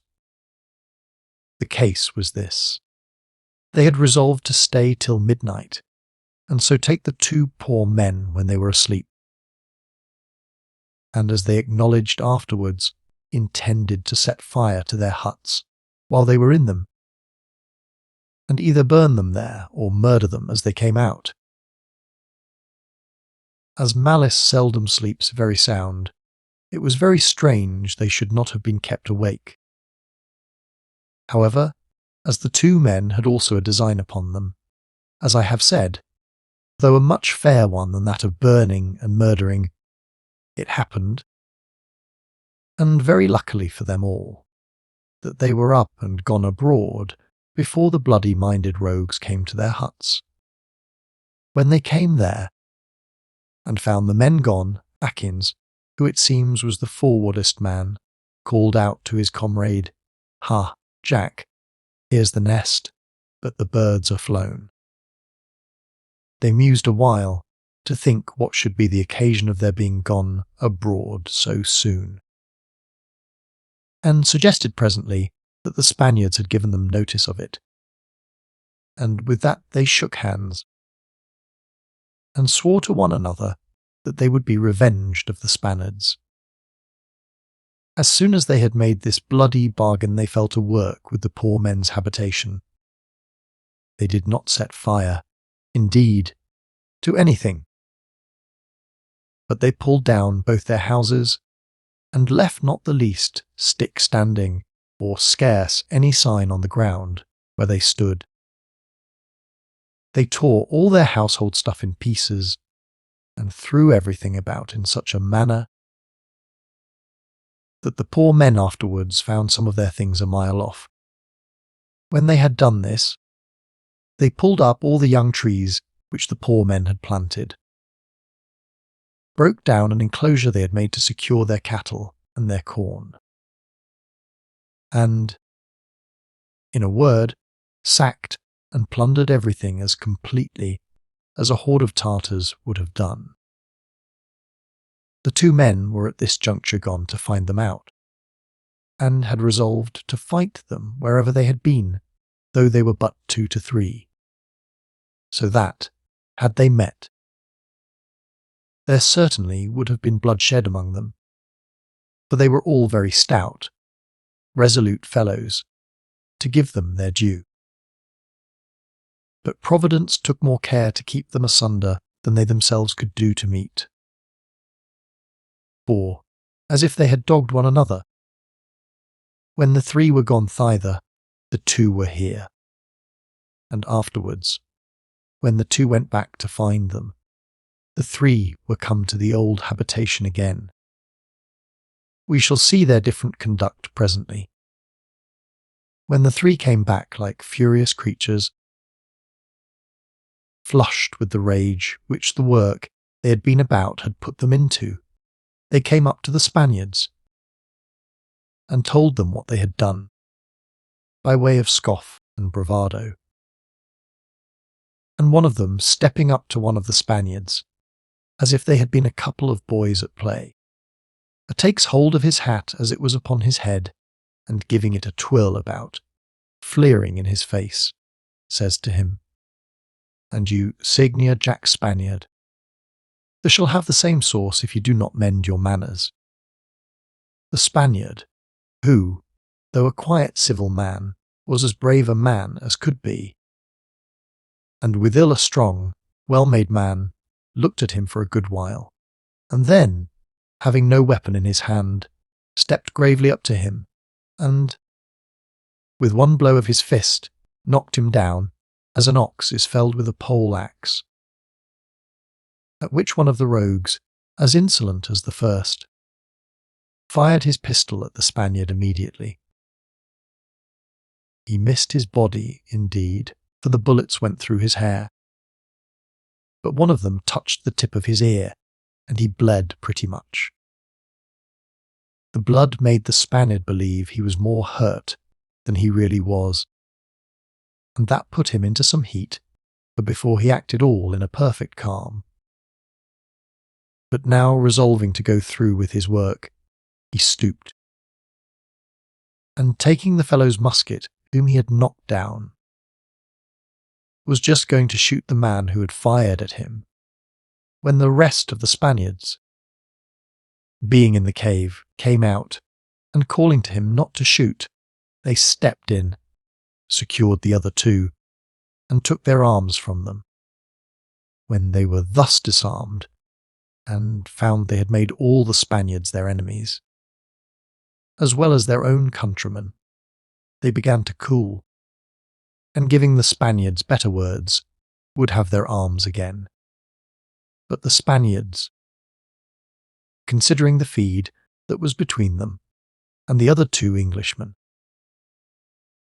and that it would be the best method to keep them from killing one another, told them they would do them no harm, and, if they would live peaceably, they would be very willing to assist and associate with them as they did before, but that they could not think of giving them their arms again, while they appeared so resolved to do mischief with them to their own countrymen, and had even threatened them all to make them their servants.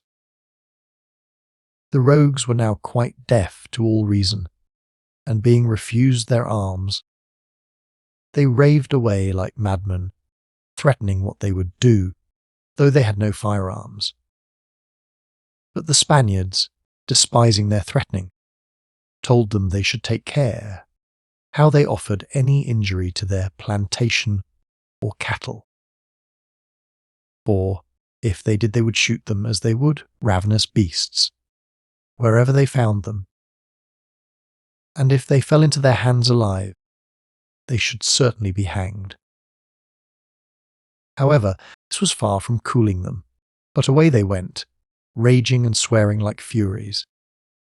As soon as they were gone, the two men came back, in passion and rage enough also, though of another kind. For having been at their plantation, and finding it all demolished and destroyed, as above mentioned, it will easily be supposed they had provocation enough. They could scarce have room to tell their tale. The Spaniards were so eager to tell them theirs. And it was strange enough to find that 3 men should thus bully 19, and receive no punishment at all. The Spaniards, indeed, despised them, and especially, having thus disarmed them, made light of their threatenings. But the 2 Englishmen resolved to have their remedy against them, what pain soever it cost to find them out. But the Spaniards interposed here too, and told them that, as they had disarmed them, they could not consent that they the 2 should pursue them with firearms, and perhaps kill them. But, said the grave Spaniard, who was their governor, we will endeavour to make them do you justice, if you will leave it to us. For there is no doubt they will come to us again, when their passion is over, being not able to subsist without our assistance. We promise you to make no peace with them, without having full satisfaction for you. And upon this condition, we hope you will promise to use no violence with them, other than in your own defence. The 2 Englishmen yielded to this very awkwardly, and with great reluctance. But the Spaniards protested that they did it only to keep them from bludgeoned, and to make them all easy at last. For, said they, we are not so many of us. Here is room enough for us all, and it is a great pity that we should not be all good friends. At length they did consent, and waited for the issue of the thing, living for some days with the Spaniards.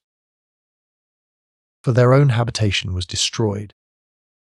In about 5 days' time the vagrants, tired with wandering, and almost starved with hunger, having chiefly lived on turtles' eggs all that while, came back to the grove, and finding my Spaniard, who, as I have said, was the governor and 2 more with him, walking by the side of the creek, they came up in a very submissive, humble manner, and begged to be received again into the society. The Spaniards used them civilly, but told them they had acted so unnaturally to their countrymen, and so very grossly to themselves, that they could not come to any conclusion without consulting the 2 Englishmen and the rest. But, however, they would go to them and discourse about it, and they should know in half an hour. It may be guessed that they were very hard put to it. For, as they were to wait this half hour for an answer, they begged they would send them out some bread in the meantime, which they did, sending at the same time a large piece of goat's flesh and a boiled parrot, which they ate very eagerly. After half an hour's consultation they were called in, and a long debate ensued, their 2 countrymen charging them with the ruin of all their labour, and a design to murder them, all which they owned before, and therefore could not deny now. Upon the whole, the Spaniards acted the moderators between them, and as they had obliged the 2 Englishmen not to hurt the 3, while they were naked and unarmed, so they now obliged the 3 to go and rebuild their fellows' 2 huts, one to be of the same, and the other of larger dimensions than they were before, to fence their ground again plant trees in the room of those pulled up, dig up the land again for planting corn, and, in a word, to restore everything to the same state as they found it. That is, as near as they could. Well, they submitted to all this. And as they had plenty of provisions, given them all the while, they grew very orderly.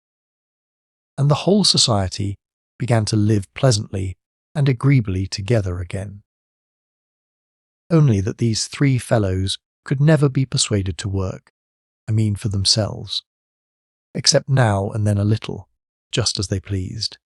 However, the Spaniards told them plainly that if they would but live sociably and friendly together, and study the good of the whole plantation, they would be content to work for them and let them walk about and be as idle as they pleased.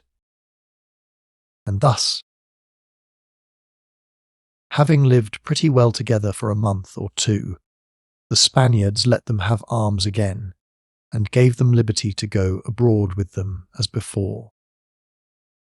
It was not above a week after they had these arms, and went abroad, before the ungrateful creatures began to be as insolent and troublesome as ever. However, an accident happened presently upon this, which endangered the safety of them all, and they were obliged to lay by all private resentments, and look to the preservation of their lives.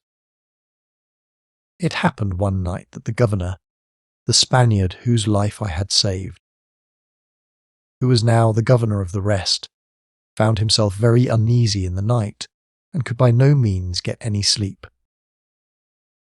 He was perfectly well in body, only found his thoughts tumultuous. His mind ran upon men fighting and killing one another, but he was broad awake, and could not by any means get any sleep. In short, he lay a great while, but growing more and more uneasy, he resolved to rise. As they lay, there being so many of them, on goat skins laid thick upon such couches and pads as they made for themselves, so they had little to do, when they were willing to rise, but to get upon their feet, and perhaps put on a coat, such as it was, and their pumps, and they were ready for going any way that their thoughts guided them. Being thus got up, he looked out, but being dark, he could see little or nothing, and besides, the trees which I had planted, and which were now grown tall, intercepted his sight, so that he could only look up, and see that it was a starlight night, and hearing no noise, he returned and lay down again, but to no purpose. He could not compose himself to anything like rest, but his thoughts were to the last degree uneasy, and he knew not for what. Having made some noise with rising and walking about, going out and coming in, another of them waked, and asked who it was that was up. The governor told him how it had been with him. "Say you so?" says the other Spaniard. "Such things are not to be slighted, I assure you. There is certainly some mischief working near us." And presently he asked him, "Where are the Englishmen?" "They are all in their huts," says he, "safe enough." It seems the Spaniards had kept possession of the main apartment, and had made a place for the 3 Englishmen, who, since their last mutiny, were always quartered by themselves, and could not come at the rest. "Well," says the Spaniard, "there is something in it, I am persuaded, from my own experience. I am satisfied that our spirits embodied have a converse with, and receive intelligence from the spirits unembodied, and inhabiting the invisible world. And this friendly notice is given for our advantage, if we knew how to make use of it. Come, let us go and look abroad. And if we find nothing at all in it to justify the trouble, I'll tell you a story to the purpose. That shall convince you of the justice of my proposing it, They went out presently to go up to the top of the hill, where I used to go. But they being strong, and a good company, nor alone, as I was, used none of my cautions to go up by the ladder, and pulling it up after them, to go up a second stage to the top, but were going round through the grove unwarily, when they were surprised with seeing a light as of fire, a very little way from them, and hearing the voices of men, not of one or two, but of a great number. Among the precautions I used to take on the savages landing on the island, it was my constant care to prevent them making the least discovery of there being any inhabitant upon the place. And when by any occasion they came to know it, they felt it so effectually that they that got away were scarce able to give any account of it. For we disappeared as soon as possible, nor did ever any that had seen me escape to tell any one else, except it was the 3 savages in our last encounter who jumped into the boat, of whom I mentioned I was afraid they should go home and bring more help. Whether it was the consequence of the escape of those men that so great a number came now together, or whether they came ignorantly, and by accident, on their usual bloody errand, the Spaniards could not understand. But whatever it was their business either to have concealed themselves or not to have seen them at all, and much less to have let the savages have seen there were any inhabitants in the place, or to have fallen upon them so effectually as not a man of them should have escaped,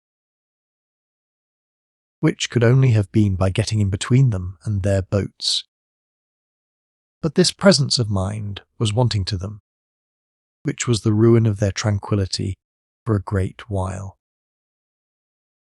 We need not doubt but that the governor and the man with him, surprised with this sight, ran back immediately and raised their fellows, giving them an account of the imminent danger they were all in, and they again as readily took the alarm. But it was impossible to persuade them to stay close within where they were. But they must all run out to see how things stood. While it was dark, indeed, they were safe, and they had opportunity enough for some hours to view the savages. By the light of 3 fires they had made at a distance from one another. What they were doing they knew not, neither did they know what to do themselves. For, first, the enemy were too many, and secondly, they did not keep together, but were divided into several parties, and were on shore in several places. The Spaniards were in no small consternation at this sight, and, as they found that the fellows went straggling all over the shore, they made no doubt but, first or last, some of them would chop in upon their habitation, or upon some other place where they would see the token of inhabitants. And they were in great perplexity also for fear of their flock of goats, which, if they should be destroyed, would have been little less than starving them.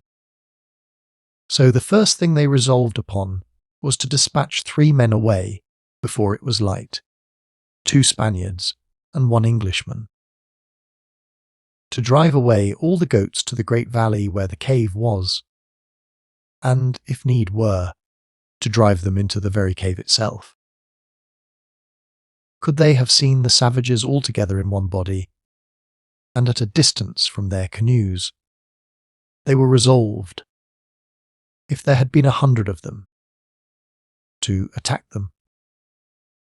But that could not be done, for they were some of them 2 miles off from the other, and, as it appeared afterwards, were of 2 different nations.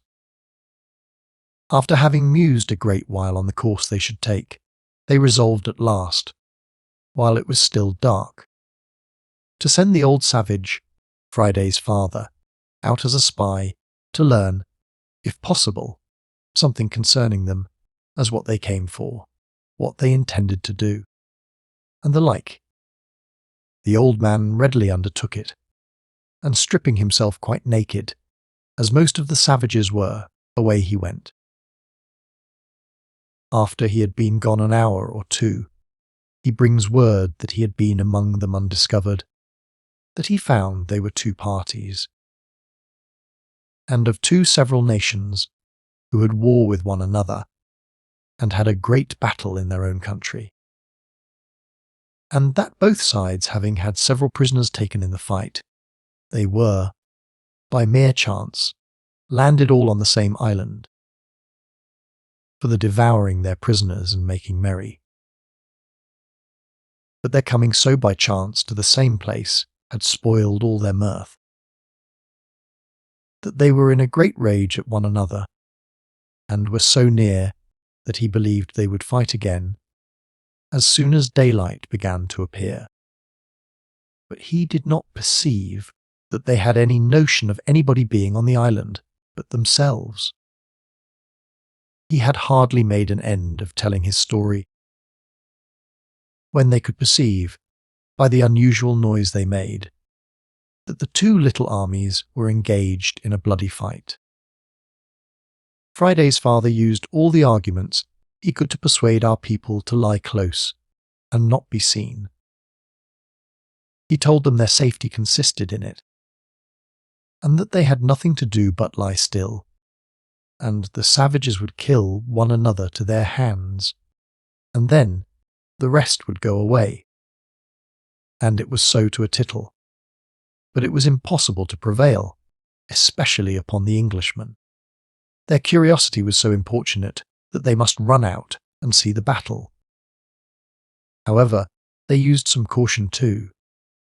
They did not go openly, just by their own dwelling, but went farther into the woods, and placed themselves to advantage, where they might securely see them manage the fight, and, as they thought, not be seen by them, but the savages did see them, as we shall find hereafter. The battle was very fierce, and, if I might believe the Englishmen, one of them said he could perceive that some of them were men of great bravery, of invincible spirit, and of great policy in guiding the fight. The battle, they said, held 2 hours before they could guess which party would be beaten. But then that party which was nearest our people's habitation began to appear weakest, and after some time more some of them began to fly. And this put our men again into a great consternation, lest any one of those that fled should run into the grove before their dwelling for shelter, and thereby involuntarily discover the place, and that, by consequence, the pursuers would also do the like in search of them. Upon this, they resolved that they would stand armed within the wall, and whoever came into the grove, they resolved to sally out over the wall and kill them, so that, if possible, not one should return to give an account of it. They ordered also that it should be done with their swords, or by knocking them down with the stocks of their muskets, but not by shooting them, for fear of raising an alarm by the noise, as they expected it fell out. 3 of the routed army fled for life, and crossing the creek, ran directly into the place, not in the least knowing whether they went, but running as into a thick wood for shelter.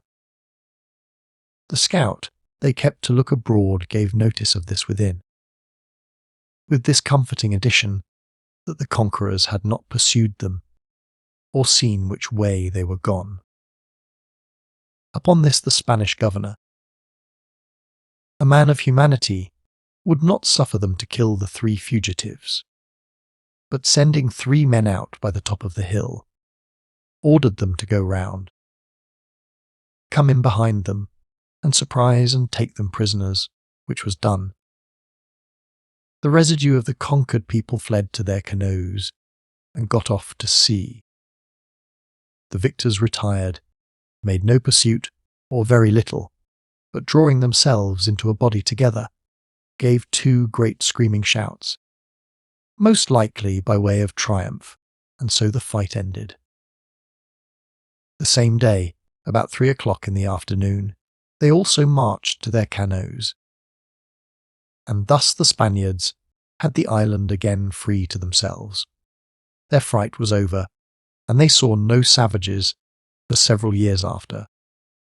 After they were all gone, the Spaniards came out of their den, and viewing the field of battle, they found about 32 men dead on the spot.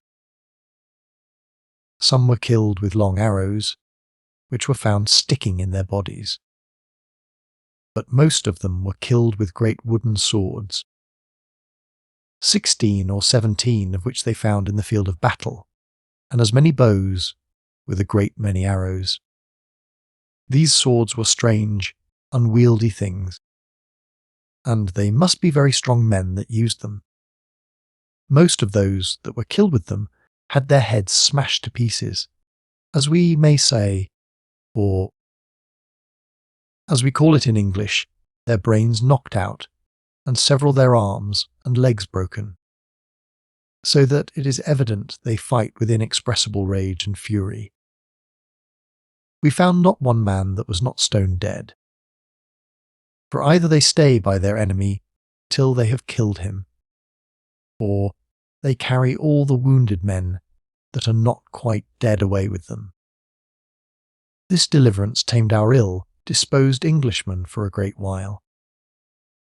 The sight had filled them with horror, and the consequences appeared terrible to the last degree, especially upon supposing that some time or other they should fall into the hands of those creatures, who would not only kill them as enemies, but for food, as we kill our cattle.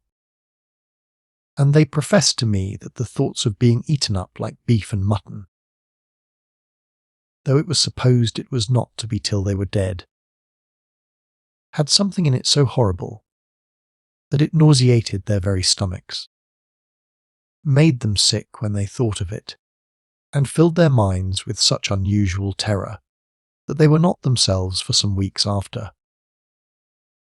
This, as I said, tamed even the 3 English brutes I have been speaking of, and for a great while after they were tractable, and went about the common business of the whole society well enough, planted, sowed, reaped, and began to be all naturalized to the country.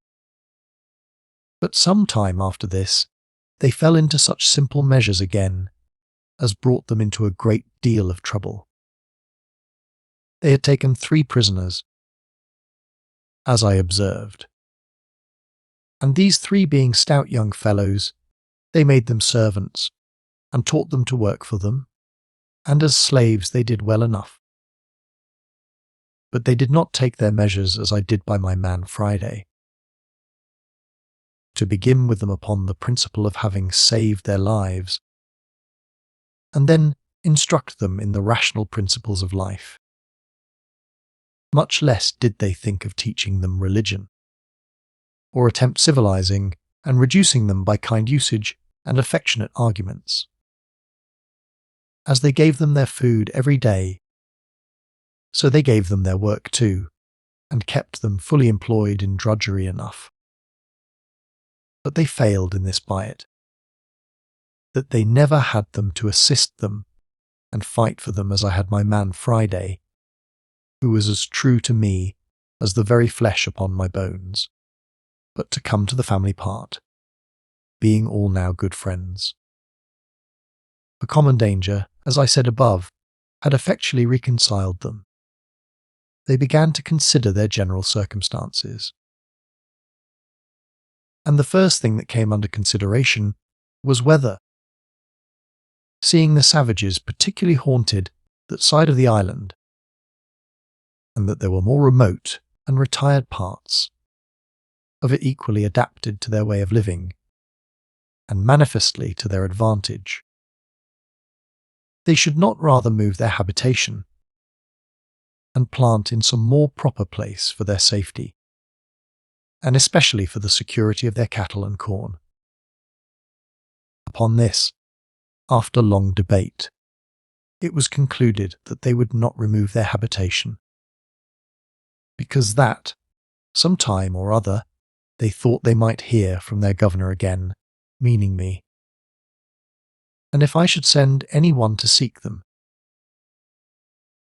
I should be sure to direct them to that side, where, if they should find the place demolished, they would conclude the savages had killed us all, and we were gone, and so our supply would go too. But as to their corn and cattle, they agreed to remove them into the valley where my cave was, where the land was as proper for both, and where indeed there was land enough. However,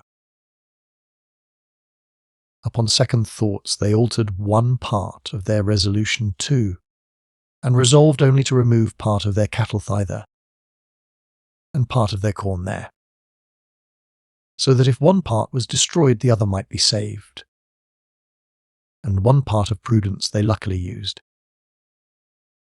They never trusted those 3 savages, which they had taken prisoners with knowing anything of the plantation they had made in that valley, or of any cattle they had there, much less of the cave at that place, which they kept, in case of necessity, as a safe retreat. And thither they carried also the 2 barrels of powder which I had sent them at my coming away. They resolved, however, not to change their habitation. Yet, as I had carefully covered it first with a wall or fortification, and then with a grove of trees, and as they were now fully convinced their safety consisted entirely in their being concealed, they set to work to cover and conceal the place yet more effectually than before. For this purpose, as I planted trees, or rather thrust in stakes, which in time all grew up to be trees for some good distance before the entrance into my apartments, they went on in the same manner, and filled up the rest of that whole space of ground from the trees I had set quite down to the side of the creek, where I landed my floats, and even into the very ooze where the tide flowed, not so much as leaving any place to land, or any sign that there had been any landing thereabouts. These stakes also being of a wood very forward to grow, they took care to have them generally much larger and taller than those which I had planted. As they grew apace, they planted them so very thick and close together that when they had been 3 or 4 years grown, there was no piercing with the eye any considerable way into the plantation.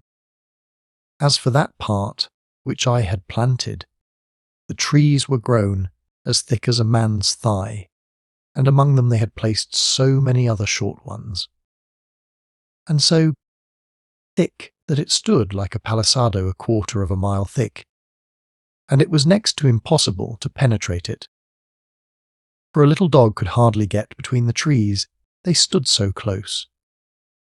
But this was not all, for they did the same by all the ground to the right hand, and to the left, and round even to the side of the hill, leaving no way, not so much as for themselves, to come out but by the ladder placed up to the side of the hill, and then lifted up, and placed again from the first stage up to the top, so that when the ladder was taken down, nothing but what had wings or witchcraft to assist it could come at them. This was excellently well contrived, nor was it less than what they afterwards found occasion for, which served to convince me that as human prudence has the authority of Providence to justify it, so it has doubtless the direction of Providence to set it to work. and if we listened carefully to the voice of it, I am persuaded we might prevent many of the disasters which our lives are now, by our own negligence, subjected to. They lived 2 years after this in perfect retirement, and had no more visits from the savages. They had, indeed, an alarm given them one morning, which put them into a great consternation. For some of the Spaniards being out early one morning on the west side or end of the island, which was that end where I never went, for fear of being discovered, they were surprised with seeing about 20 canoes of Indians just coming on shore. They made the best of their way home in hurry enough,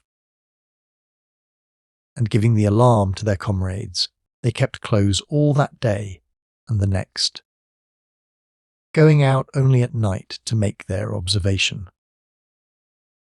But they had the good luck to be undiscovered, for wherever the savages went, they did not land that time on the island, but pursued some other design.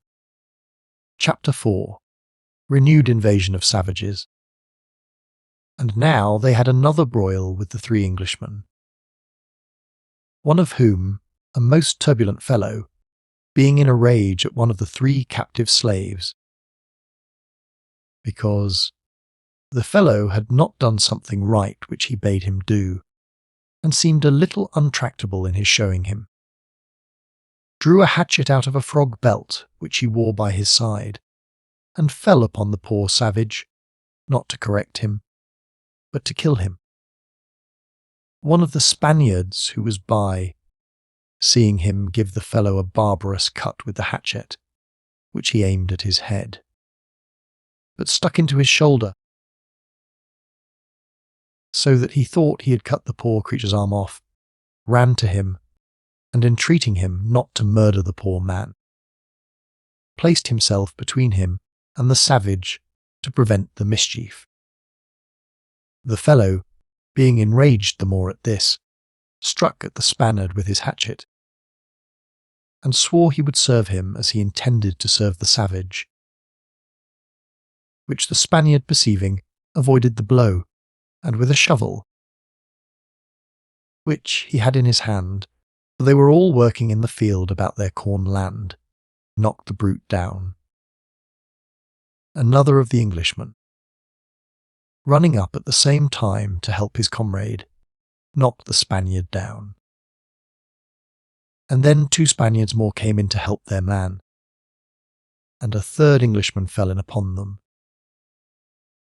They had none of them any firearms or any other weapons but hatchets and other tools, except this 3rd Englishman. He had one of my rusty cutlasses, with which he made at the 2 last Spaniards, and wounded them both. This fray set the whole family in uproar, and more help coming, and they took the 3 Englishmen prisoners. The next question was, what should be done with them? They had been so often mutinous, and were so very furious, so desperate, and so idle withal. They knew not what course to take with them, for they were mischievous to the highest degree, and cared what hurt they did to any man. So that, in short, it was not safe to live with them. The Spaniard who was governor told them, in so many words, that if they had been of his own country, he would have hanged them. For all laws and all governors were to preserve society, and those who were dangerous to the society ought to be expelled out of it. But as they were Englishmen, and that it was to the generous kindness of an Englishman that they all owed their preservation and deliverance, he would use them with all possible lenity, and would leave them to the judgment of the other 2 Englishmen, who were their countrymen. One of the 2 honest Englishmen stood up, and said they desired it might not be left to them. For, says he, I am sure we ought to sentence them to the gallows. And with that he gives an account how will Atkins, one of the 3, had proposed to have all the 5 Englishmen join together and murder all the Spaniards when they were in their sleep. When the Spanish governor heard this, he calls to Will Atkins, "How, Signor Atkins, would you murder us all? What have you to say to that?" The hardened villain was so far from denying it that he said it was true and swore they would do it still before they had done with them. "Well, but Senior Atkins," says the Spaniard, "what have we done to you that you will kill us? What would you get by killing us? And what must we do to prevent you killing us? Must we kill you, or you kill us? Why will you put us to the necessity of this, Senior Atkins?" says the Spaniard very calmly and smiling.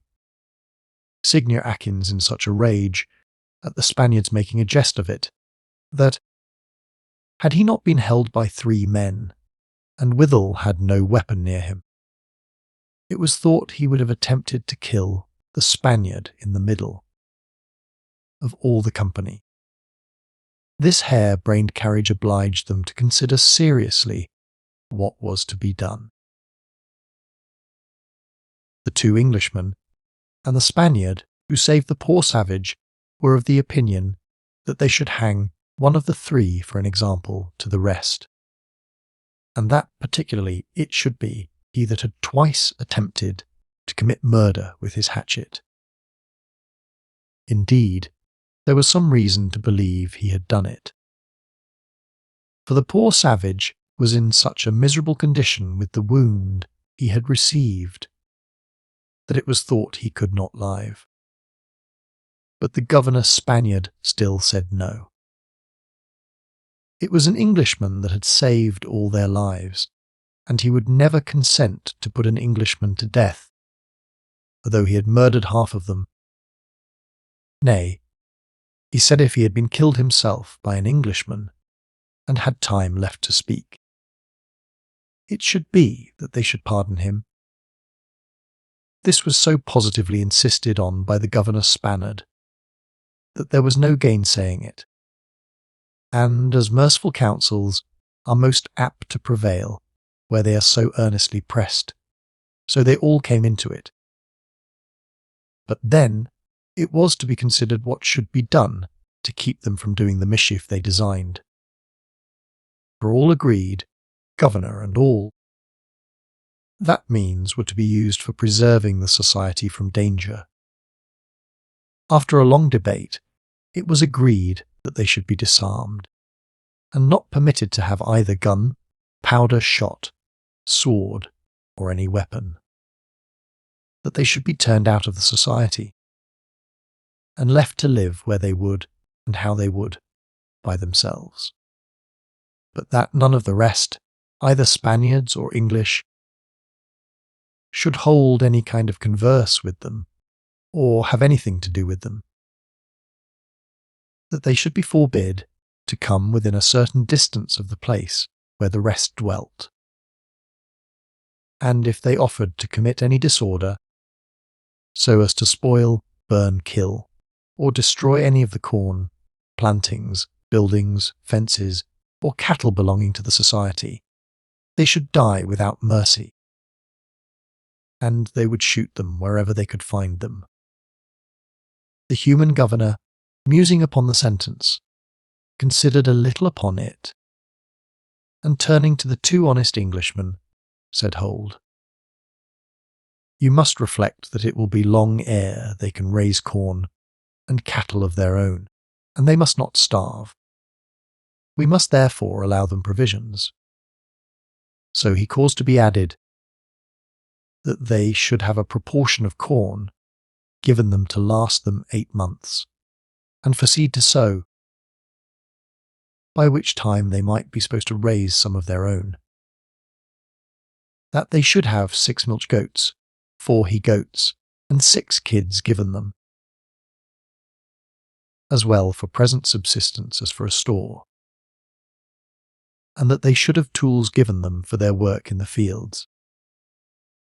But they should have none of these tools or provisions unless they would swear solemnly that they would not hurt or injure any of the Spaniards with them, or of their fellow Englishmen. Thus they dismissed them the society, and turned them out to shift for themselves. They went away sullen and refractory, as neither content to go away nor to stay. But, as there was no remedy, they went, pretending to go and choose a place where they would settle themselves. And some provisions were given them, but no weapons. About 4 or 5 days after, they came again for some victuals, and gave the governor an account where they had pitched their tents, and marked themselves out a habitation and plantation. And it was a very convenient place indeed, on the remotest part of the island, northeast. Much about the place where I providentially landed in my first voyage, when I was driven out to sea in my foolish attempt to sail round the island. Here they built themselves 2 handsome huts, and contrived them in a manner like my first habitation, being close under the side of a hill, having some trees already growing on 3 sides of it, so that by planting others it would be very easily covered from the sight, unless narrowly searched for. They desired some dried goat skins for beds and covering, which were given them. And upon giving their words that they would not disturb the rest, or injure any of their plantations, they gave them hatchets, and what other tools they could spare, some peas, barley, and rice for sowing, and, in a word, anything they wanted except arms and ammunition. They lived in this separate condition about 6 months, and had got in their first harvest, though the quantity was but small, the parcel of land they had planted being but little. Indeed, having all their plantation to form, they had a great deal of work upon their hands. And when they came to make boards and pots, and such things, they were quite out of their element, and could make nothing of it. Therefore, when the rainy season came on, for want of a cave in the earth, they could not keep their grain dry, and it was in great danger of spoiling. This humbled them much. So they came and begged the Spaniards to help them, which they very readily did, and in 4 days worked a great hole in the side of the hill for them, big enough to secure their corn and other things from the rain. But it was a poor place at best compared to mine, and especially as mine was then, for the Spaniards had greatly enlarged it, and made several new apartments in it. About 3/4 of a year after this separation, a new frolic took these rogues, which, together with the former villainy they had committed, brought mischief enough upon them, and had very near been the ruin of the whole colony. The 3 new associates began, it seems, to be weary of the laborious life they led, and that without hope of bettering their circumstances. And a whim took them that they would make a voyage to the continent, from whence the savages came, and would try if they could seize upon some prisoners among the natives there, and bring them home, so as to make them do the laborious part of the work for them. The project was not so preposterous if they had gone no further, but they did nothing, and proposed nothing, but had either mischief in the design or mischief in the event. And if I may give my opinion, they seem to be under a blast from heaven. For if we will not allow a visible curse to pursue visible crimes, how shall we reconcile the events of things with the divine justice? It was certainly an apparent vengeance on their crime of mutiny, and piracy that brought them to the state they were in, and they showed not the least remorse for the crime, but added new villainies to it, such as the piece of monstrous cruelty of wounding a poor slave because he did not, or perhaps could not, understand to do what he was directed, and to wound him in such a manner as made him a cripple all his life, and in a place where no surgeon or medicine could be had for his cure.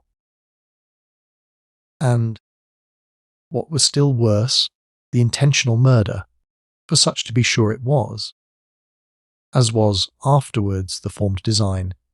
They all laid to murder the Spaniards in cold blood, and in their sleep. The three fellows came down to the Spaniards one morning, and in very humble terms desired to be admitted to speak with them. The Spaniards very readily heard what they had to say, which was this: that they were tired of living in the manner they did,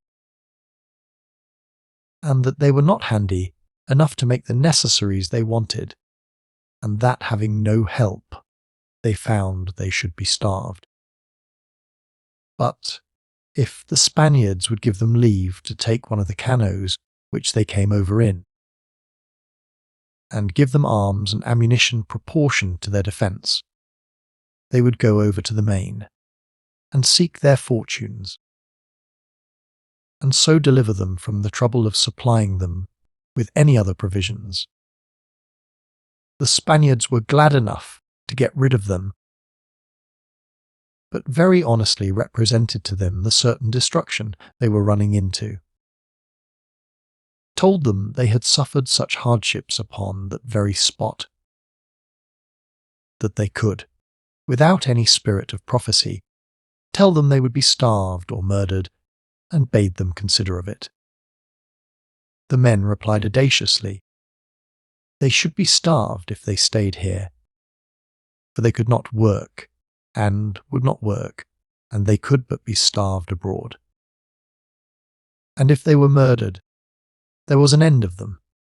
They had no wives or children to cry after them, and, in short, insisted importunately upon their demand, declaring they would go, whether they gave them any arms or not. The Spaniards told them, with great kindness, that if they were resolved to go, they should not go like naked men, and be in no condition to defend themselves, and that though they could ill spare firearms, not having enough for themselves, yet they would let them have 2 muskets, a pistol, and a cutlass, and each man a hatchet, which they thought was sufficient for them. In a word, they accepted the offer, and having baked bread enough to serve them a month given them, and as much goat's flesh as they could eat while it was sweet, with a great basket of dried grapes, a pot of fresh water, and a young kid alive, they boldly set out in the canoe for a voyage over the sea, where it was at least 40 miles broad.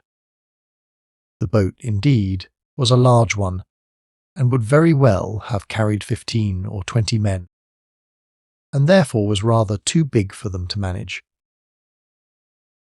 But as they had a fair breeze and flood tide with them, they did well enough.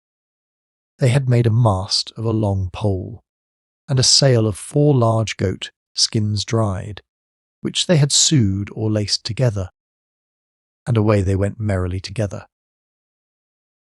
The Spaniards called after them Bon Voyago, and no man ever thought of seeing them any more. The Spaniards were often saying to one another, and to the 2 honest Englishmen who remained behind, how quietly and comfortably they lived. Now these 3 turbulent fellows were gone. As for their coming again, that was the remotest thing from their thoughts that could be imagined. When, behold, after 22 days' absence, one of the Englishmen being abroad upon his planting work, sees 3 strange men coming towards him at a distance, with guns upon their shoulders. Away runs the Englishman, frightened and amazed, as if he was bewitched, to the governor Spaniard, and tells him they were all undone, for there were strangers upon the island, but he could not tell who they were. The Spaniard, pausing a while, says to him, "How do you mean?" "You cannot tell who. They are the savages, to be sure." "No, no," says the Englishman. "They are men enclosed with arms." "Nay, then," says the Spaniard, "why are you so concerned? If they are not savages, they must be friends. For there is no Christian nation upon earth but will do us good rather than harm." While they were debating thus, came up the 3 Englishmen, and standing without the wood, which was new planted, hallowed to them. They presently knew their voices, and so all the wonder ceased. But now the admiration was turned upon another question. What could be the matter? And what made them come back again? It was not long before they brought the men in, and inquiring where they had been, and what they had been doing, they gave them a full account of their voyage in a few words. That they reached the land in less than 2 days, but finding the people alarmed at their coming, and preparing with bows and arrows to fight them, they durst not go on shore, but sailed on to the northward 6 or 7 hours, till they came to a great opening, by which they perceived that the land they saw from our island was not the main, but an island. That upon entering that opening of the sea, they saw another island on the right-hand north, and several more west. And being resolved to land somewhere, they put over to one of the islands, which lay west, and went boldly on shore. That they found the people very courteous and friendly to them, and they gave them several roots and some dried fish, and appeared very sociable. And that the women, as well as the men, were very forward to supply them with anything they could get for them to eat, and brought it to them a great way. On their heads. They continued here for 4 days, and inquired as well as they could of them by signs, what nations were this way, and that way, and were told of several fierce and terrible people that lived almost every way, who, as they made known by signs to them, used to eat men. But, as for themselves, they said they never ate men or women, except only such as they took in the wars. And then they owned they made a great feast, and ate their prisoners. The Englishmen inquired when they had a feast of that kind, and they told them about 2 moons ago, pointing to the moon and to 2 fingers, and that their great king had 200 prisoners now, which he had taken in his war, and they were feeding them to make them fat for the next feast. The Englishmen seemed mighty desirous of seeing those prisoners, but the others mistaking them, thought they were desirous to have some of them to carry away for their own eating. So they beckoned to them, pointing to the setting of the sun, and then to the rising, which was to signify that the next morning at sunrising they would bring some for them. And accordingly the next morning they brought down 5 women and 11 men, and gave them to the Englishmen to carry with them on their voyage, just as we would bring so many cows and oxen down to a seaport town to victual a ship. As brutish and barbarous as these fellows were at home, their stomachs turned at this sight, and they did not know what to do. To refuse the prisoners would have been the highest affront to the savage gentry that could be offered them, and what to do with them they knew not. However, after some debate, they resolved to accept of them, and, in return, they gave the savages that brought them one of their hatchets, an old key, a knife, and 6 or 7 of their bullets. which, though they did not understand their use, they seemed particularly pleased with. And then, tying the poor creatures' hands behind them, they dragged the prisoners into the boat for our men. The Englishmen were obliged to come away as soon as they had them. Or else they that gave them this noble present would certainly have expected that they should have gone to work with them, have killed 2 or 3 of them the next morning, and perhaps have invited the donors to dinner. But having taken their leave, with all the respect and thanks that could well pass between people, where on either side they understood not one word, they could say, they put off with their boat and came back towards the first island, where, when they arrived, they set 8 of their prisoners at liberty, there being too many of them for their occasion. In their voyage they endeavoured to have some communication with their prisoners, but it was impossible to make them understand anything. Nothing they could say to them, or give them, or do for them, but was looked upon as going to murder them. They first of all unbound them, but the poor creatures screamed at that, especially the women, as if they had just felt the knife at their throats. For they immediately concluded they were unbound on purpose to be killed. If they gave them thing to eat, it was the same thing. They then concluded it was for fear they should sink in flesh, and so not be fat enough to kill. If they looked at one of them more particularly, the party presently concluded it was to see whether he or she was fattest and fittest to kill first. Nay, after they had brought them quite over, and began to use them kindly, and treat them well, still they expected every day to make a dinner or supper for their new masters. When the 3 wanderers had give this unaccountable history or journal of their voyage, the Spaniard asked them where their new family was. And being told that they had brought them on shore, and put them into one of their huts, and were come up to beg some victuals for them, they, the Spaniards, and the other 2 Englishmen, that is to say, the whole colony, resolved to go all down to the place and see them. And did so, and Friday's father with them. When they came into the hut, there they sat, all bound. For when they had brought them on shore they bound their hands, that they might not take the boat and make their escape. There, I say, they sat, all of them stark naked.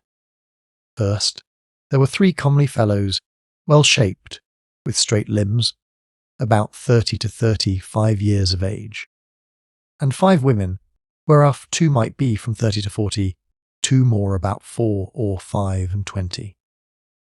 And the 5th, a tall, comely maiden, about 17. The women were well-favoured, agreeable persons, both in shape and features only tawny.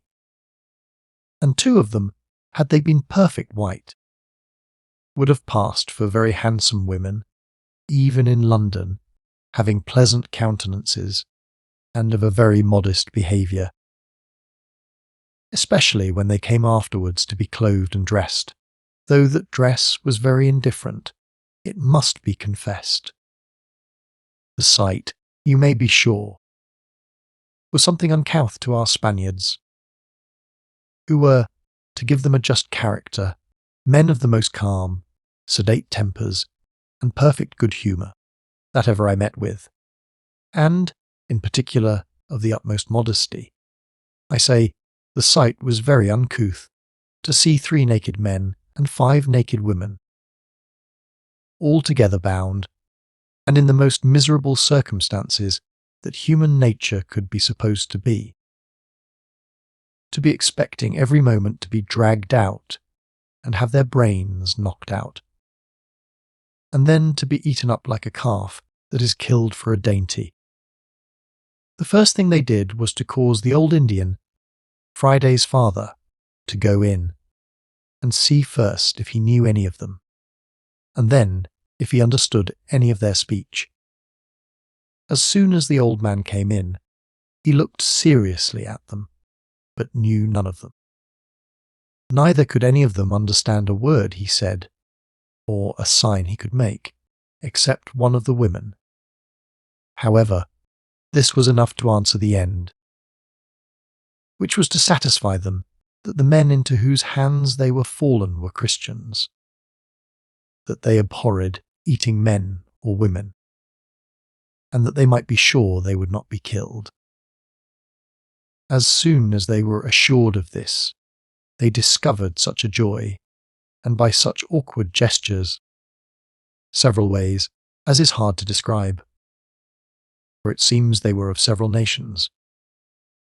The woman who was their interpreter was bid, in the next place, to ask them if they were willing to be servants, and to work for the men who had brought them away to save their lives.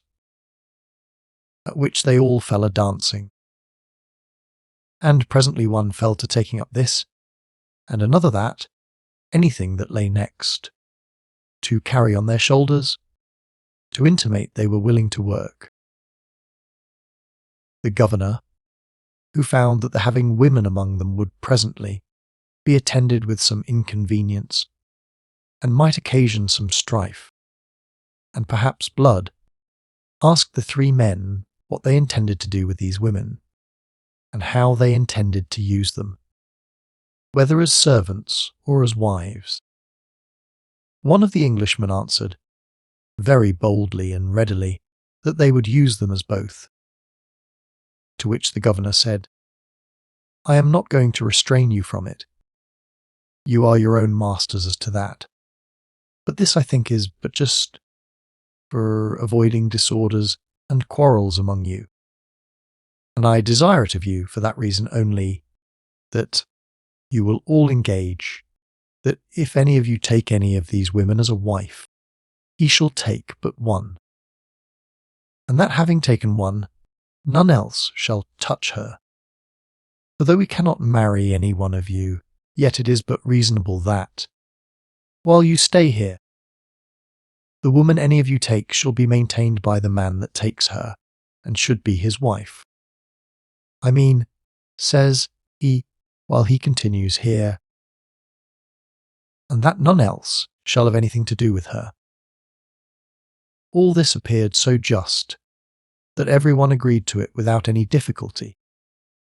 Then the Englishman asked the Spaniards if they designed to take any of them. But every one of them answered no.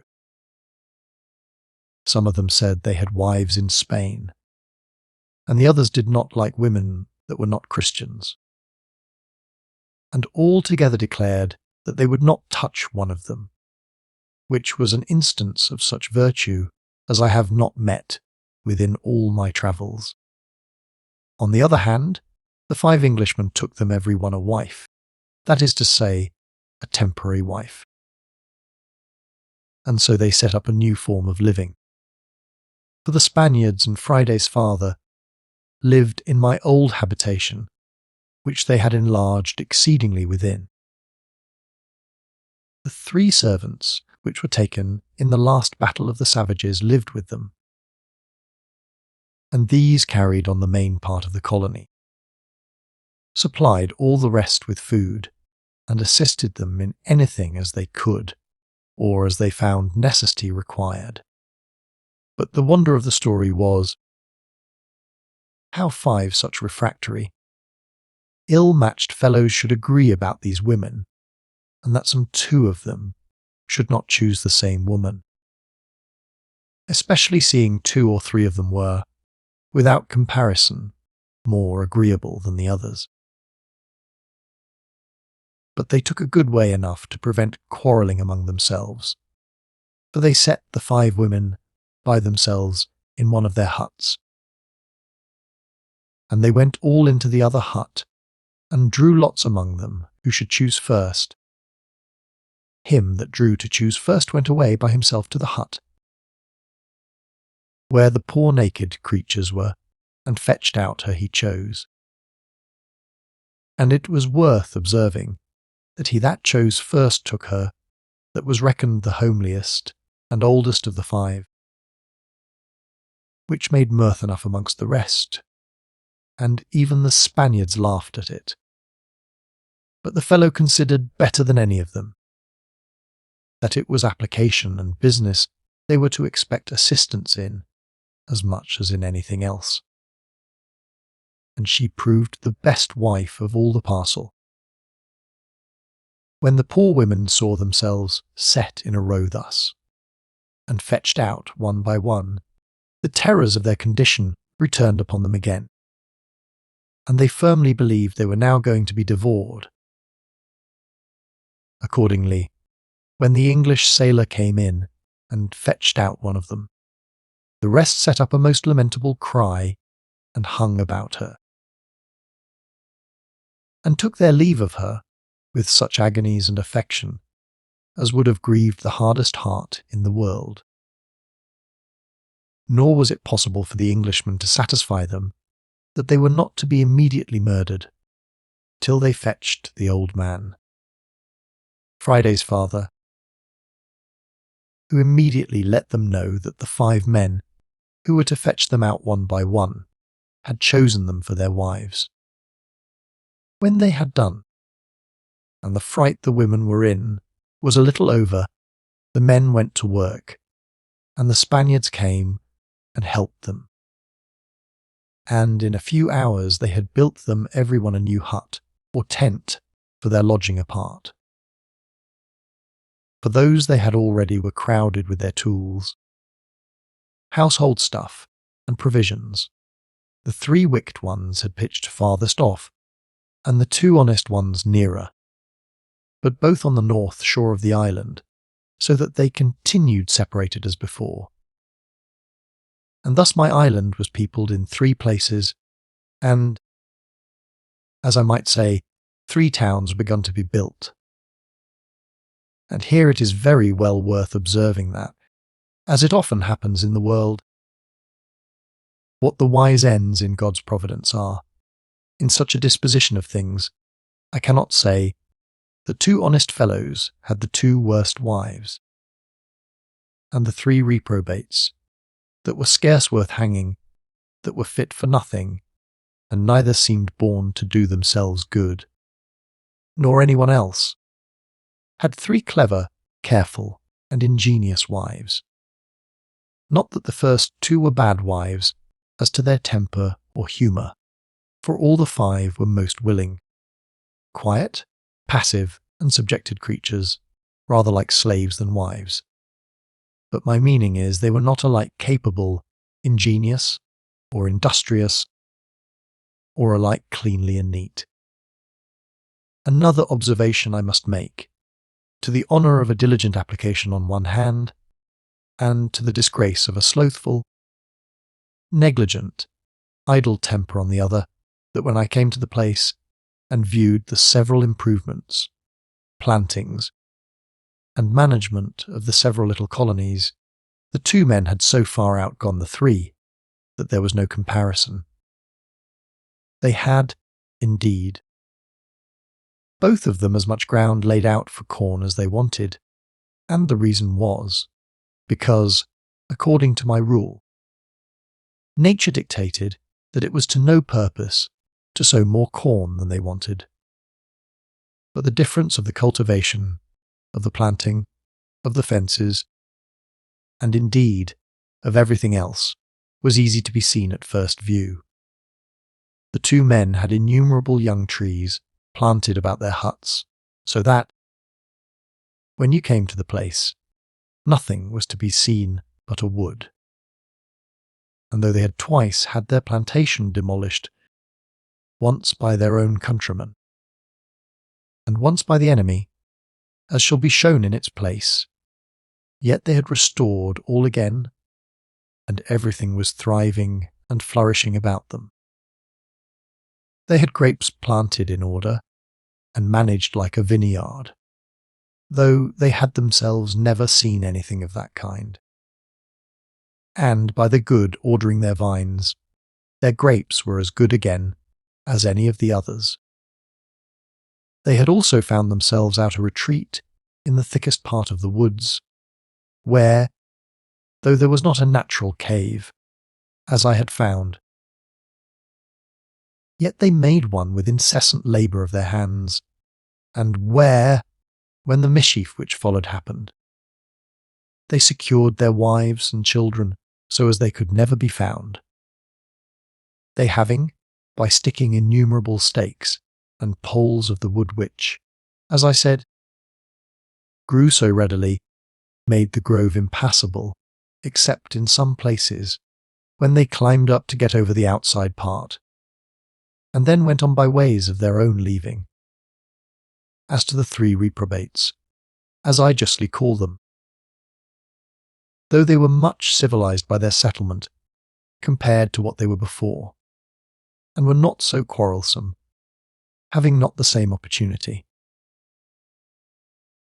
Yet one of the certain companions of a profligate mind never left them, and that was their idleness. It is true, they planted corn and made fences, but Solomon's words were never better verified than in them. I went by the vineyard of the Slothful, and it was all overgrown with thorns. For when the Spaniards came to view their crop, they could not see it in some places for weeds.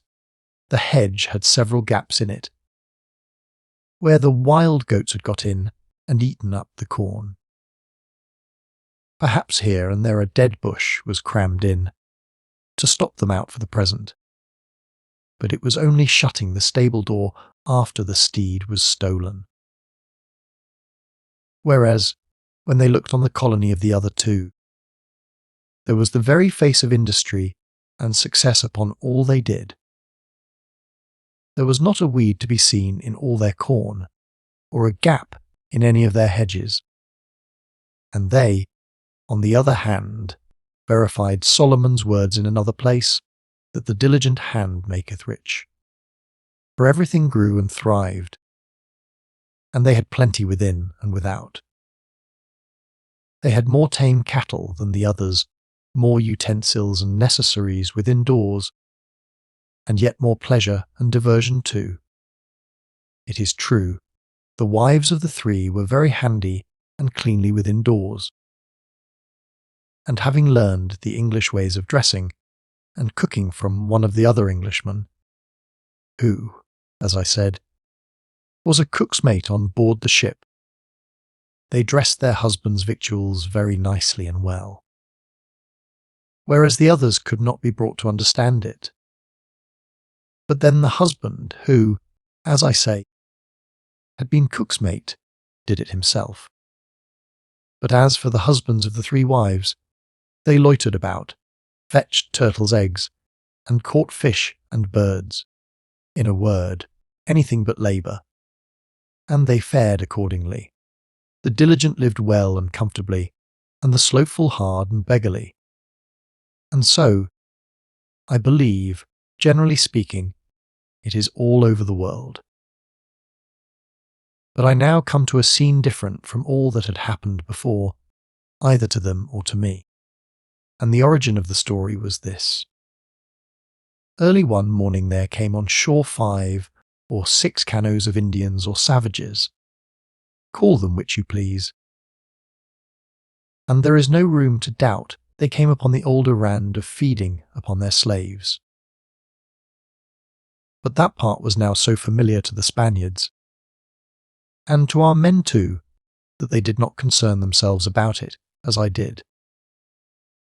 But having been made sensible by their experience, that their only business was to lie concealed, and that, if they were not seen by any of the savages, they would go off again quietly, when their business was done, having as yet not the least notion of there being any inhabitants in the island. I say, having been made sensible of this, they had nothing to do but to give notice to all the 3 plantations to keep within doors, and not show themselves, only placing a scout in a proper place to give notice when the boats went to sea again. This was, without doubt, very right.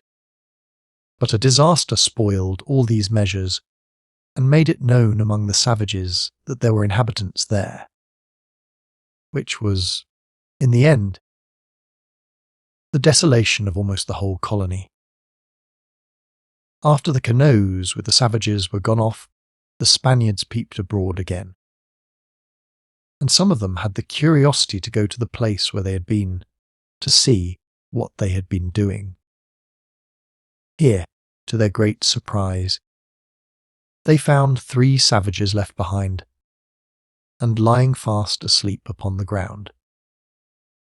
It was supposed they had either been so gorged with their inhuman feast that, like beasts, they were fallen asleep and would not stir when the others went, or they had wandered into the woods and did not come back in time to be taken in. The Spaniards were greatly surprised at this sight, and perfectly at a loss what to do. The Spaniard governor, as it happened, was with them, and his advice was asked, but he professed he knew not what to do. As for slaves, they had enough already, and as to killing them, there were none of them inclined to do that. The Spaniard governor told me they could not think of shedding innocent blood, for as to them, the poor creatures had done them no wrong, invaded none of their property, and they thought they had no just quarrel against them, to take away their lives. And here I must, in justice to these Spaniards, observe that, let the accounts of Spanish cruelty in Mexico and Peru be what they will, I never met with 17 men of any nation whatsoever, in any foreign country, who were so universally modest, temperate, virtuous, so very good-humoured, and so courteous as these Spaniards. And as to cruelty, they had nothing of it in their very nature. No inhumanity, no barbarity, no outrageous passions, and yet all of them men of great courage and spirit. Their temper and calmness had appeared their bearing the insufferable usage of the 3 Englishmen, and their justice and humanity appeared now in the case of the savages above. After some consultation they resolved upon this, that they would lie still a while longer, till, if possible, these 3 men might be gone. But then the governor recollected that 3 savages had no boat, and if they were left to rove about the island, they would certainly discover that there were inhabitants in it, and so they should be undone that way. Upon this, they went back again, and there lay the fellows fast asleep still, and so they resolved to awaken them and take them prisoners. And they did so. The poor fellows were strangely frightened when they were seized upon and bound, and afraid, like the women, that they should be murdered and eaten. For it seems those people think all the world does as they do in eating men's flesh. But they were soon made easy as to that, and away they carried them. It was very happy for them that they did not carry them home to the castle. I mean to my palace under the hill. But they carried them first to the bower, where was the chief of their country work, such as the keeping the goats, the planting the corn, etc. And afterward they carried them to the habitation of the 2 Englishmen. Here they were set to work, though it was not much they had for them to do. And, whether it was by negligence in guarding them, or that they thought the fellows could not mend themselves, I know not, but one of them ran away, and, taking to the woods, they could never hear of him any more. They had good reason to believe he got home again soon, after in some other boats or canoes of savages, who came on shore 3 or 4 weeks afterwards, and who, carrying on their revels as usual, went off in 2 days' time. This thought terrified them exceedingly, for they concluded, and that not without good cause indeed, that if this fellow came home safe among his comrades, he would certainly give them an account that there were people in the island, and also how few and weak they were. For this savage, as observed before, had never been told, and it was very happy he had not, how many there were, or where they lived. Nor had he ever seen or heard the fire of any of their guns, much less had they shown him any of their other retired places, such as the cave in the valley or the new retreat which the 2 Englishmen had made, and the like. The first testimony they had that this fellow had given intelligence of them was, that about 2 months after this 6 canoes of savages, with about 7, 8, or 10 men in a canoe, came rowing along the north side of the island, where they never used to come before, and landed about an hour after sunrise at a convenient place, about a mile from the habitation of the 2 Englishmen, where this escaped man had been kept. As the chief Spaniard said, had they been all there the damage would not have been so much, for not a man of them would have escaped. But the case differed now very much, for 2 men to 50 was too much odds. The 2 men had the happiness to discover them about a league off, so that it was above an hour before they landed. And as they landed a mile from their huts, it was some time before they could come at them. Now, having great reason to believe that they were betrayed, the first thing they did was to bind the 2 slaves which were left, and cause 2 of the 3 men whom they brought with the women, who, it seems, proved very faithful to them, to lead them, with their 2 wives, and whatever they could carry away with them, to their retired places in the woods, which I have spoken of above, and there to bind the 2 fellows hand and foot till they heard farther. In the next place, seeing the savages were all come on shore, and that they had bent their course directly that way, they opened the fences where the milch cows were kept, and drove them all out, leaving their goats to straggle in the woods, whether they pleased, that the savages might think they were all bred wild. But the rogue who came with them was too cunning for that, and gave them an account of it all, for they went directly to the place.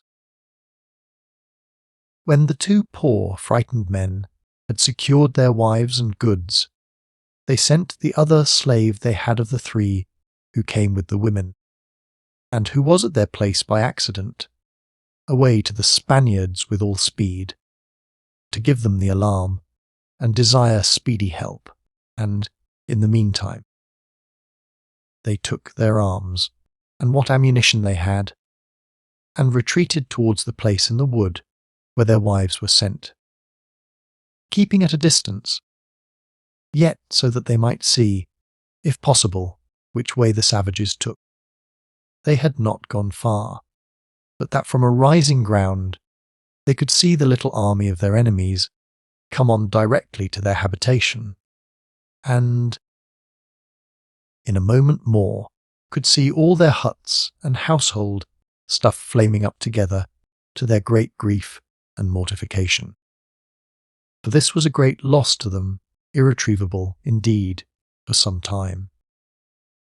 They kept their station for a while, till they found the savages, like wild beasts, spread themselves all over the place, rummaging every way, and every place they could think of, in search of prey, and in particular for the people, of whom now it plainly appeared they had intelligence. The 2 Englishmen, seeing this, thinking themselves not secure where they stood, because it was likely some of the wild people might come that way, and they might come too many together. I thought it proper to make another retreat about 1/2 a mile farther, believing, as it afterwards happened, that the further they strolled, the fewer would be together. Their next halt was at the entrance into a very thick, grown part of the woods, and where an old trunk of a tree stood, which was hollow and very large. And in this tree they both took their standing, resolving to see there what might offer. They had not stood there long before 2 of the savages appeared running directly that way, as if they had already had notice where they stood and were coming up to attack them. And a little way farther they espied 3 more coming after them, and 5 more beyond them, all coming the same way. Besides which, they saw 7 or 8 more at a distance, running another way. For in a word, they ran every way, like sportsmen beating for their game. The poor men were now in great perplexity whether they should stand and keep their posture or fly. But after a very short debate with themselves, they considered that if the savages ranged the country thus before help came, they might perhaps find their retreat in the woods, and then all would be lost. So they resolved to stand them there, and if they were too many to deal with, then they would get up to the top of the tree, from whence they doubted not to defend themselves, fire excepted, as long as their ammunition lasted, though all the savages that were landed, which was near 50, were to attack them.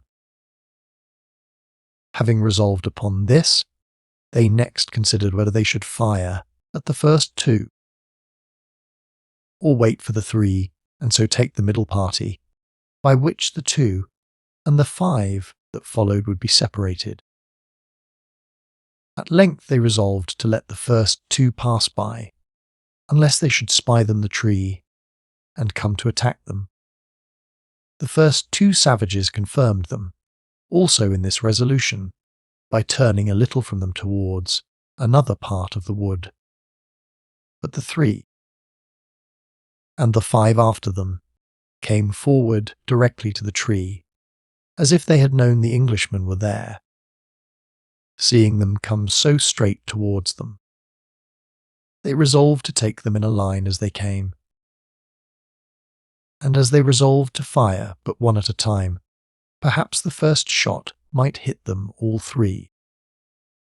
For which purpose the man who was to fire put 3 or 4 small bullets into his piece, and having a fair loophole, as it were, from a broken hole in the tree, he took a sure aim, without being seen, waiting till they were within about 30 yards of the tree, so that he could not miss. While they were thus waiting, and the savages came on, they plainly saw that one of the 3 was the runaway savage that had escaped from them. And they both knew him distinctly, and resolved that, if possible, he should not escape, though they should both fire.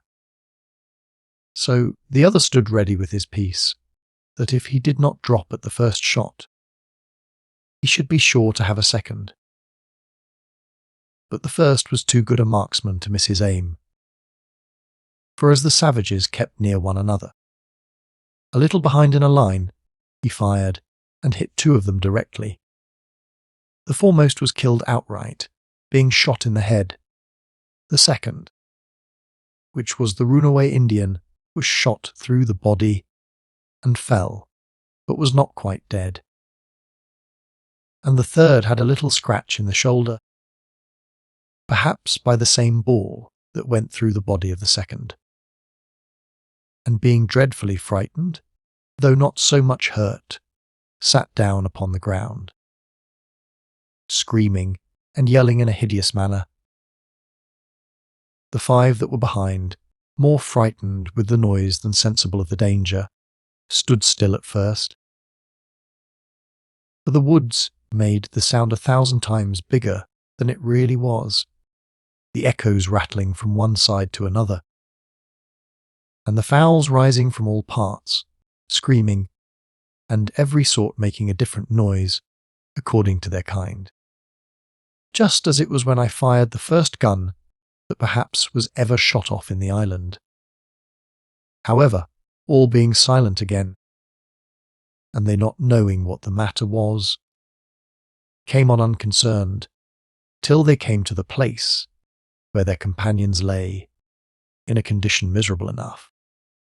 Here the poor ignorant creatures, not sensible that they were within reach of the same mischief, stood all together over the wounded man, talking, and, as may be supposed, inquiring of him how he came to be hurt, and who, it is very rational to believe, told them that a flash of fire first, and immediately after that thunder from their gods had killed those two and wounded him.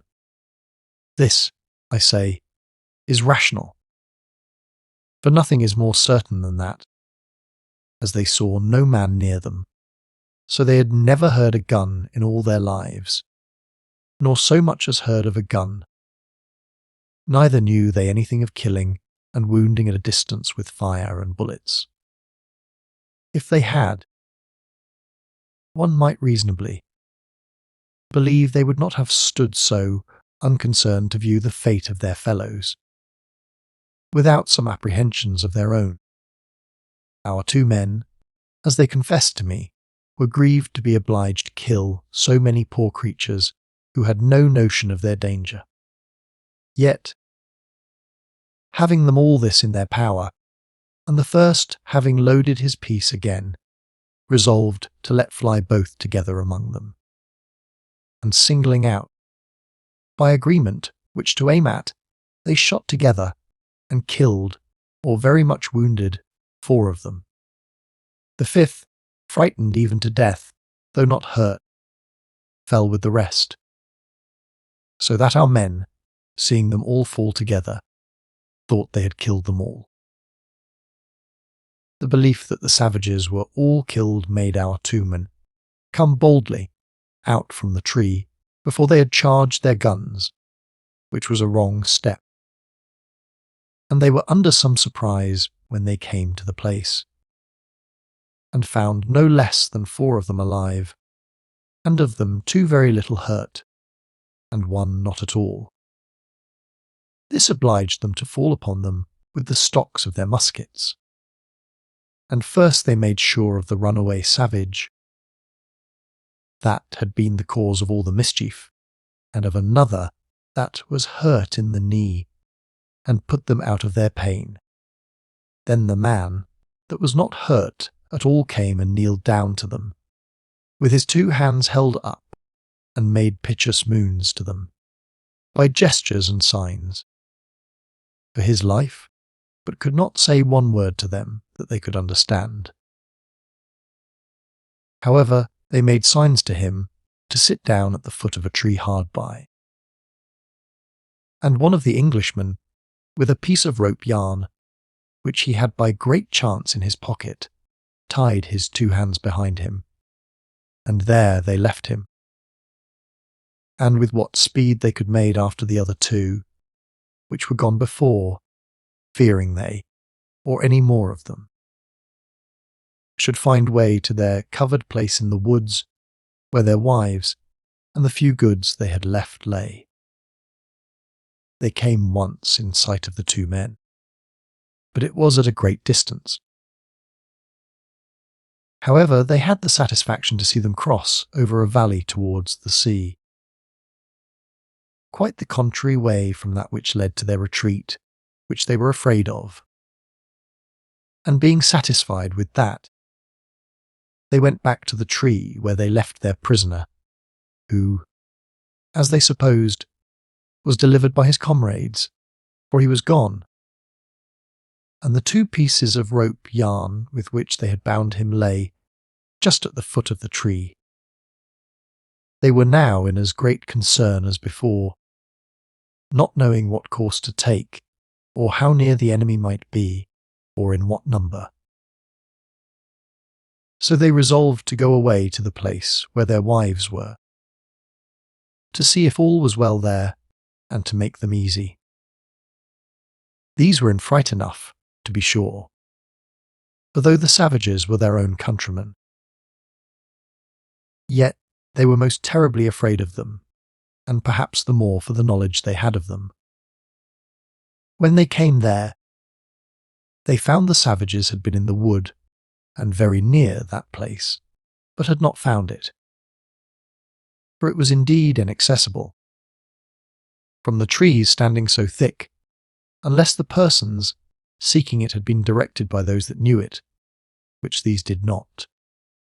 They found, therefore, everything very safe, only the women in a terrible fright. While they were here, they had the comfort to have 7 of the Spaniards come to their assistance.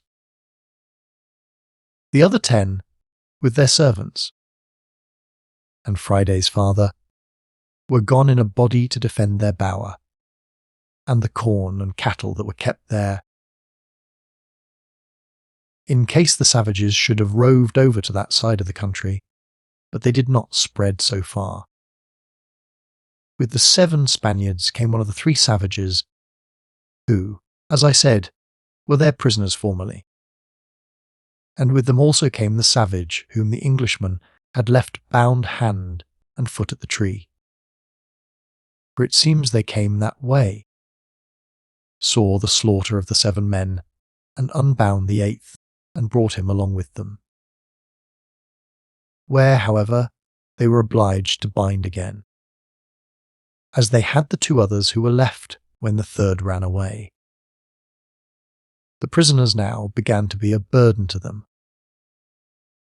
and they were so afraid of their escaping that they were once resolving to kill them all, believing they were under an absolute necessity to do so for their own preservation. However, the chief of the Spaniards would not consent to it, but ordered, for the present, that they should be sent out of the way to my old cave in the valley, and be kept there, with 2 Spaniards to guard them, and have food for their subsistence, which was done. And they were bound their hand and foot for that night. When the Spaniards came, the 2 Englishmen were so encouraged that they could not satisfy themselves to stay any longer there, but taking 5 of the Spaniards and themselves, with 4 muskets and a pistol among them, and 2 stout quarter staves, away they went in quest of the savages. And first they came to the tree, where the men lay that had been killed. But it was easy to see that some more of the savages had been there, for they had attempted to carry their dead men away, and had dragged 2 of them a good way, but had given it over. From thence they advanced to the first rising ground, where they had stood and seen their camp destroyed, and where they had the mortification still to see some of the smoke. But neither could they here see any of the savages. They then resolved, though with all possible caution, to go forward towards their ruined plantation. But a little before they came thither, coming in sight of the sea shore, they saw plainly the savages all embarked again in their canoes, in order to be gone. They seemed sorry at first that there was no way to come at them, to give them a parting blow. But, upon the whole, they were very well satisfied to be rid of them. The poor Englishmen being now twice ruined, and all their improvements destroyed, the rest all agreed to come and help them to rebuild, and assist them with needful supplies. Their 3 countrymen, who were not yet noted for having the least inclination to do any good, yet as soon as they heard of it, for they, living remote eastward, knew nothing of the matter till all was over, came and offered their help and assistance, and did, very friendly, work for several days to restore their habitation and make necessaries for them. And thus in a little time they were set upon their legs again. About 2 days after this, they had the farther satisfaction of seeing 3 of the savages' canoes come driving on shore, and, at some distance from them, 2 drowned men, by which they had reason to believe that they had met with a storm at sea, which had overset some of them, for it had blown very hard the night after they went off. However, as some might miscarry, so, on the other hand, enough of them escaped to inform the rest, as well of what they had done as of what had happened to them, and to whet them on to another enterprise of the same nature, it seems, resolved to attempt with sufficient force to carry all before them. For except what the first man had told them of inhabitants, they could say little of it of their own knowledge, for they never saw one man, and the fellow being killed that had affirmed it, they had no other witness to confirm it to them. Chapter 5. A great victory. It was 5 or 6 months after this before they heard any more of the savages, in which time our men were in hopes they had either forgot their former bad luck or given over hopes of better, when, on a sudden, they were invaded with a most formidable fleet of no less than 8 and 20 canoes, full of savages, armed with bows and arrows, great clubs, wooden swords, and such like engines of war. And they brought such numbers with them, that, in short, it put all our people into the utmost consternation. As they came on shore in the evening, and at the easternmost side of the island, our men had that night to consult and consider what to do. In the first place, knowing that their being entirely concealed was their only safety before, and would be much more so now, while the number of their enemies would be so great, they resolved, first of all, to take down the huts which were built for the 2 Englishmen, and drive away their goats to the old cave, because they supposed the savages would go directly thither, as soon as it was day, to play the old game over again, though they did not now land within 2 leagues of it. In the next place, they drove away all the flocks of goats they had at the old bower, as I called it, which belonged to the Spaniards, and, in short, left as little appearance of inhabitants anywhere as was possible. And the next morning early they posted themselves, with all their force, at the plantation of the 2 men to wait for their coming. As they guessed, so it happened. These new invaders, leaving their canoes at the east end of the island, came ranging along the shore, directly towards the place, to the number of 250, as near as our men could judge. Our army was but small indeed. But, that which was worse, they had not arms for all their number. The whole account, it seems, stood thus. First to men, 17 Spaniards, 5 Englishmen, old Friday, the 3 slaves taken with the women, who proved very faithful, and 3 other slaves, who lived with the Spaniards. To arm these, they had 11 muskets, 5 pistols, 3 fowling pieces, 5 muskets or fowling pieces, which were taken by me from the mutinous seamen whom I reduced, 2 swords, and 3 old halberds. To their slaves they did not give either musket or fusee, but they had each a halberd or a long staff, like a quarter-staff, with a great spike of iron fastened into each end of it, and by his side a hatchet. Also every one of our men had a hatchet.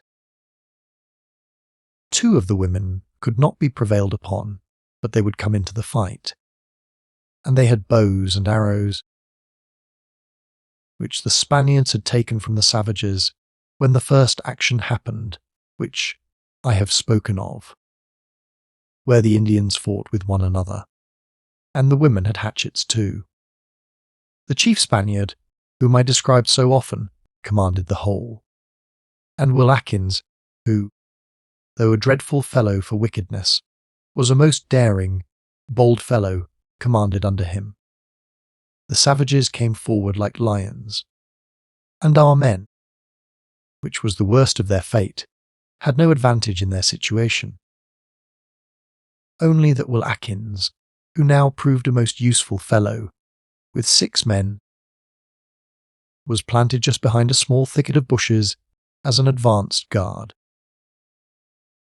with orders to let the first of them pass by, and then fire into the middle of them, and as soon as he had fired, to make his retreat as nimbly as he could round a part of the wood, and so come in behind the Spaniards, where they stood, having a thicket of trees before them.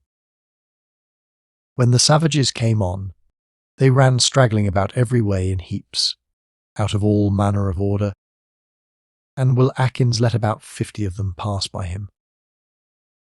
Then, seeing the rest come in a very thick throng, he orders 3 of his men to fire. Having loaded their muskets with 6 or 7 bullets apiece, about as big as large pistol bullets. How many they killed or wounded they knew not, but the consternation and surprise was inexpressible among the savages. They were frightened to the last degree to hear such a dreadful noise, and see their men killed and others hurt, but see nobody that did it. When, in the middle of their fright, Will Atkins and his other 3 let fly again among thickest of them. And in less than a minute the first 3, being loaded again, gave them a 3rd volley. Had Will Atkins and his men retired immediately, as soon as they had fired, as they were ordered to do, or had the rest of the body been at hand to have poured in their shot continually, the savages had been effectually routed. For the terror that was among them came principally from this, that they were killed by the gods with thunder and lightning, and could see nobody that hurt them. But Will Atkins, staying to load again, discovered the cheat. Some of the savages who were at a distance spying them, and came upon them behind. And though Atkins and his men fired at them also 2 or 3 times, and killed above 20, retiring as fast as they could, yet they wounded Atkins himself, and killed one of his fellow Englishmen with their arrows, as they did afterwards one Spaniard, and one of the Indian slaves who came with the women. This slave was a most gallant fellow, and fought most desperately, killing 5 of them with his own hand, having no weapon but one of the armed staves and a hatchet. Our men being thus hard laid at, Atkins wounded, and 2 other men killed, retreated to a rising ground in the wood. And the Spaniards, after firing 3 volleys upon them, retreated also, for their number was so great, and they were so desperate, that though above 50 of them were killed, and more than as many wounded, yet they came on in the teeth of our men, fearless of danger, and shot their arrows like a cloud. And it was observed that their wounded men, who were not quite disabled, were made outrageous by their wounds, and fought like madmen. When our men retreated, they left the Spaniard and the Englishmen that were killed behind them. And the savages, when they came up to them, killed them over again in a wretched manner, breaking their arms, legs, and heads with their clubs and wooden swords, like true savages. But finding our men were gone, They did not seem inclined to pursue them, but drew themselves up in a ring, which is, it seems, their custom, and shouted twice, in token of their victory. After which, they had the mortification to see several of their wounded men fall, dying with the mere loss of blood. The Spaniard governor having drawn his little body up together upon a rising ground, Atkins, though he was wounded, would have had them march and charge again all together at once. But the Spaniard replied, "Signor Atkins, you see how their wounded men fight. Let them alone till morning. All the wounded men will be stiff and sore with their wounds, and faint with the loss of blood, and so we shall have the fewer to engage." This advice was good, but Atkins replied merrily, "That is true, Signor, and so shall I too. And that is the reason I would go on while I am warm." "Well, Signor Atkins," says the Spaniard, "you have behaved gallantly and done your part. We will fight for you if you cannot come on, but I think it best to stay till morning." So they waited, but as it was a clear moonlight night, and they found the savages in great disorder about dead and wounded men, and a great noise and hurry among them where they lay.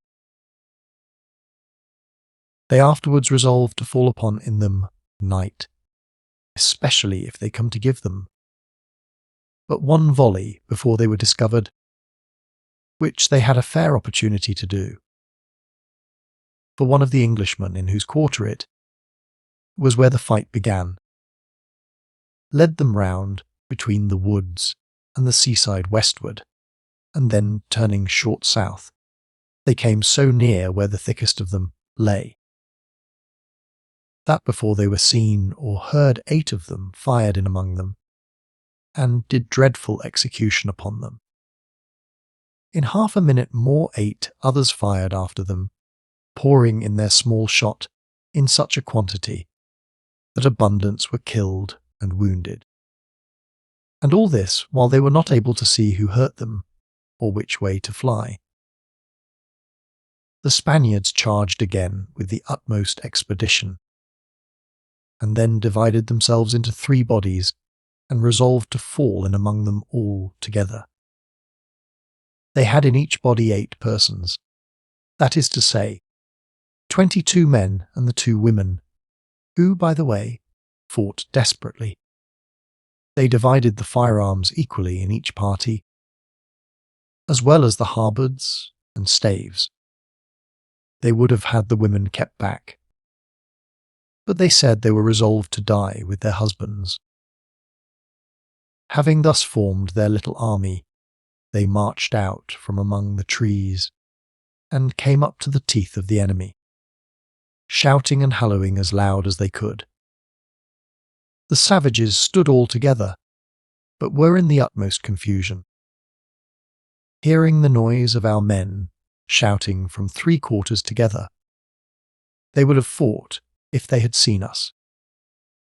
For as soon as we came near enough to be seen, some arrows were shot, and poor old Friday was wounded, though not dangerously.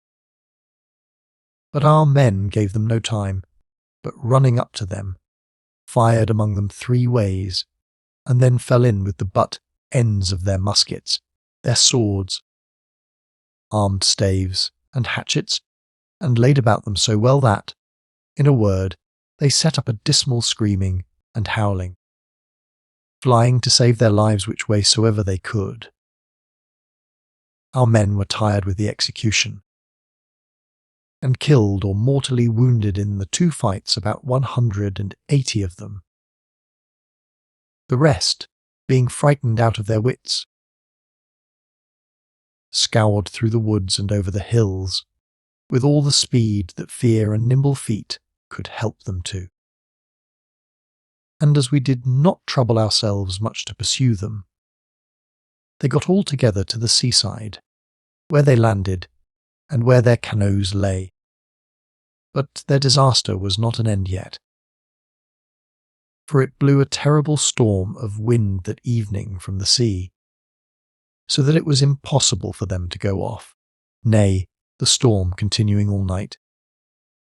When the tide came up, their canoes were most of them driven by the surge of the sea, so high upon the shore that it required infinite toil to get them off, and some of them were even dashed to pieces against the beach. Our men, though glad of their victory, yet got little rest that night, but having refreshed themselves as well as they could, they resolved to march to that part of the island where the savages were fled, and see what posture they were in. This necessarily led them over the place where the fight had been, and where they found several of the poor creatures not quite dead, and yet past recovering life. A sight disagreeable enough to generous minds, for a truly great man, though obliged by the law of battle to destroy his enemy, takes no delight in his misery. However, there was no need to give any orders in this case, for their own savages, who were their servants, dispatched these poor creatures with their hatchets. At length they came in view of the place where the more miserable remains of the savages' army lay, where there appeared about 100 still. Their posture was generally sitting upon the ground, with their knees up towards their mouth, and the head put between the two hands, leaning down upon the knees. When our men came within 2 musket shots of them, the Spaniard governor ordered 2 muskets to be fired without ball, to alarm them. This he did, that by their countenance he might know what to expect, whether they were still in heart to fight, or were so heartily beaten as to be discouraged, and so he might manage accordingly. This stratagem took, for as soon as the savages heard the first gun, and saw the flash of the second, they started up upon their feet in the greatest consternation imaginable. And as our men advanced swiftly towards them, they all ran screaming and yelling away, with a kind of howling noise which our men did not understand, and had never heard before. And thus they ran up the hills into the country. At first our men had much rather the weather had been calm, and they had all gone away to sea. But they did not then consider that this might probably have been the occasion of their coming again in such multitudes as not to be resisted, or, at least, to come so many and so often as would quite desolate the island and starve them. Will Atkins, therefore, who notwithstanding his wound kept always with them, proved the best counsellor in this case. His advice was to take the advantage that offered, and step in between them and their boats, and so deprive them of the capacity of ever returning any more to plague the island. They consulted long about this, and some were against it for fear of making the wretches fly to the woods and live there desperate, and so they should have them to hunt like wild beasts, be afraid to stir out about their business, and have their plantations continually rifled, all their tame goats destroyed, and, in short, be reduced to a life of continual distress. Will Atkins told them they had better have to do with 100 men than with 100 nations. That, as they must destroy their boats, so they must destroy the men, or be all of them destroyed themselves. In a word, he showed them the necessity of it so plainly that they all came into it. So they went to work immediately with the boats, and getting some dry wood together from a dead tree, they tried to set some of them on fire, but they were so wet that they would not burn. However, the fire so burned the upper part that it soon made them unfit for use at sea. When the Indians saw what they were about, some of them came running out of the woods, and coming as near as they could to our men, kneeled down and cried, "Oa, Oa, Warramokua," and some other words of their language which none of the others understood anything of. But as they made pitiful gestures and strange noises, it was easy to understand they begged to have their boat spared, and that they would be gone, and never come there again. But our men were now satisfied that they had no way to preserve themselves, or to save their colony, but effectually to prevent any of these people from ever going home again. Depending upon this, that if even so much as one of them got back into their country to tell the story, the colony was undone.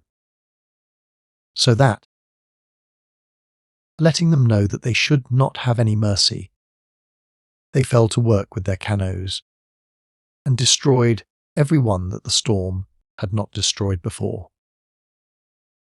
At the sight of which, the savages raised a hideous cry in the woods, which our people heard plain enough, after which they ran about the island like distracted men, so that, in a word, our men did not really know what at first to do with them, nor did the Spaniards, with all their prudence. Consider that while they made those people thus desperate, they ought to have kept a good guard at the same time upon their plantations. For though it is true they had driven away their cattle, and the Indians did not find out their main retreat, I mean my old castle at the hill, nor the cave in the valley, yet they found out my plantation at the bower, and pulled it all to pieces, and all the fences and planting about it, trod all the corn under foot, tore up the vines and grapes, being just then almost ripe, and did our men inestimable damage, though to themselves not one farthing's worth of service. Though our men were able to fight them upon all occasions, yet they were in no condition to pursue them, or hunt them up and down. For as they were too nimble of foot for our people when they found them single, so our men durst not go abroad single, for fear of being surrounded with their numbers.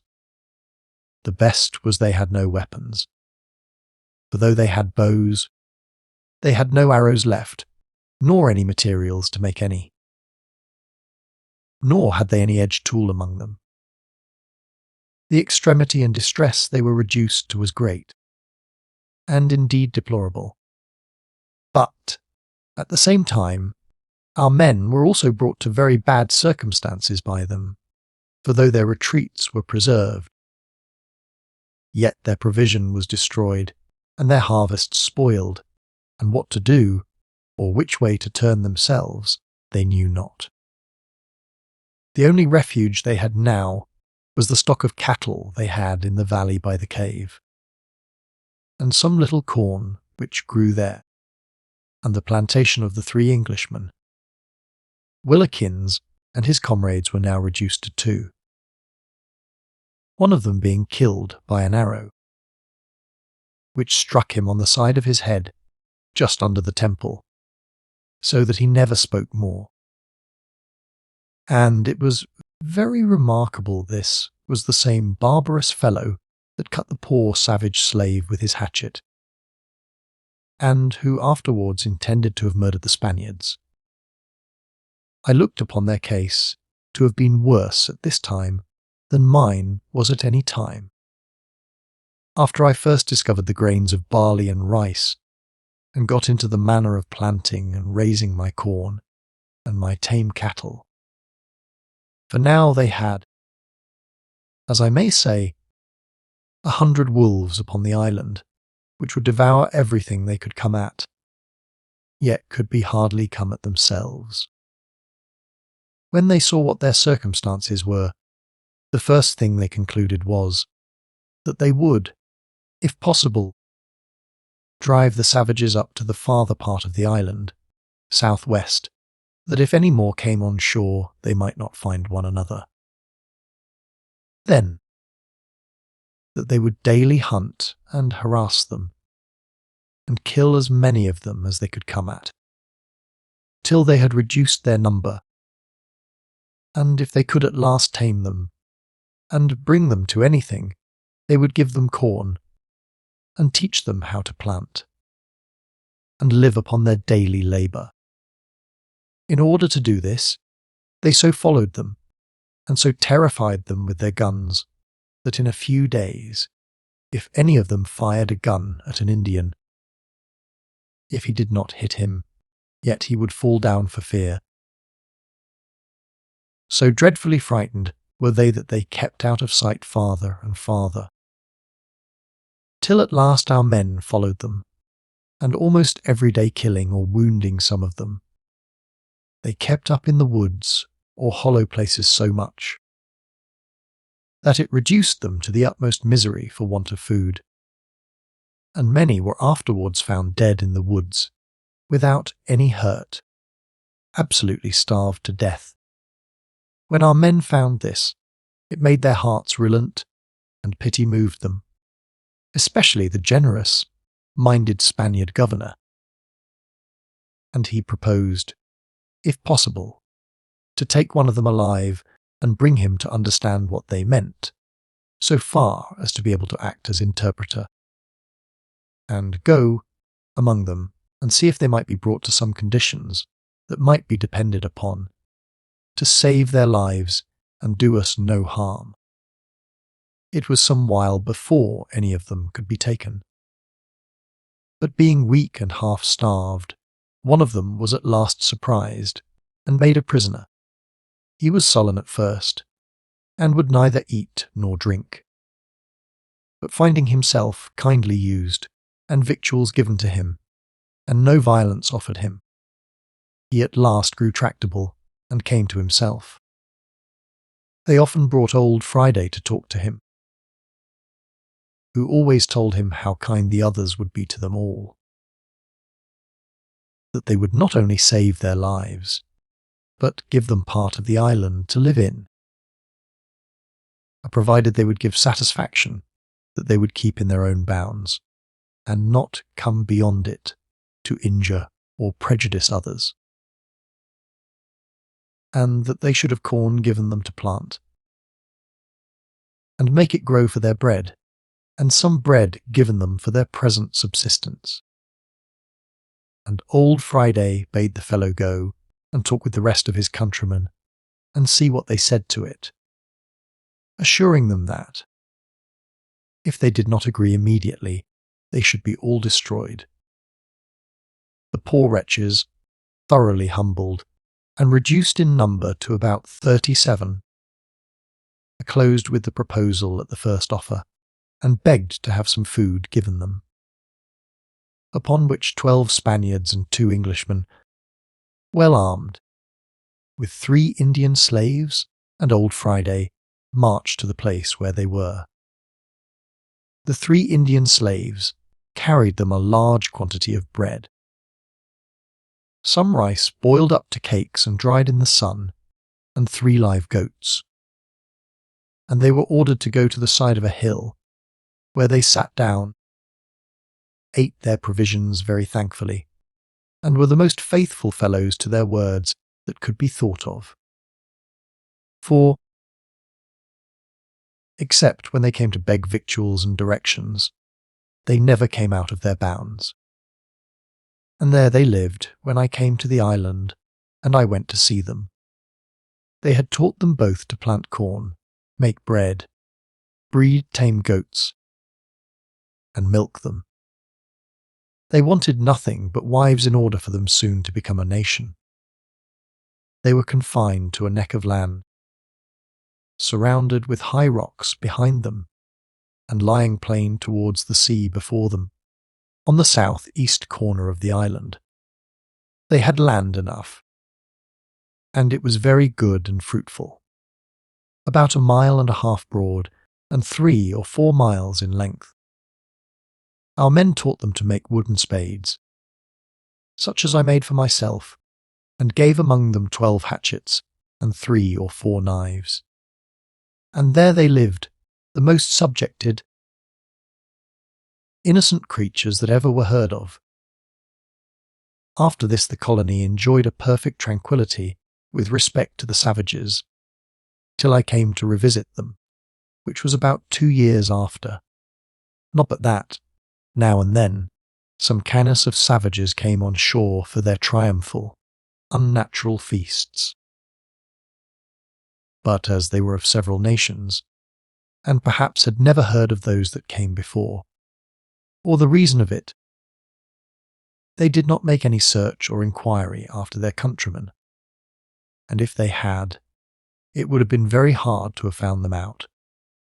Thus, I think, I have given a full account of all that happened to them till my return.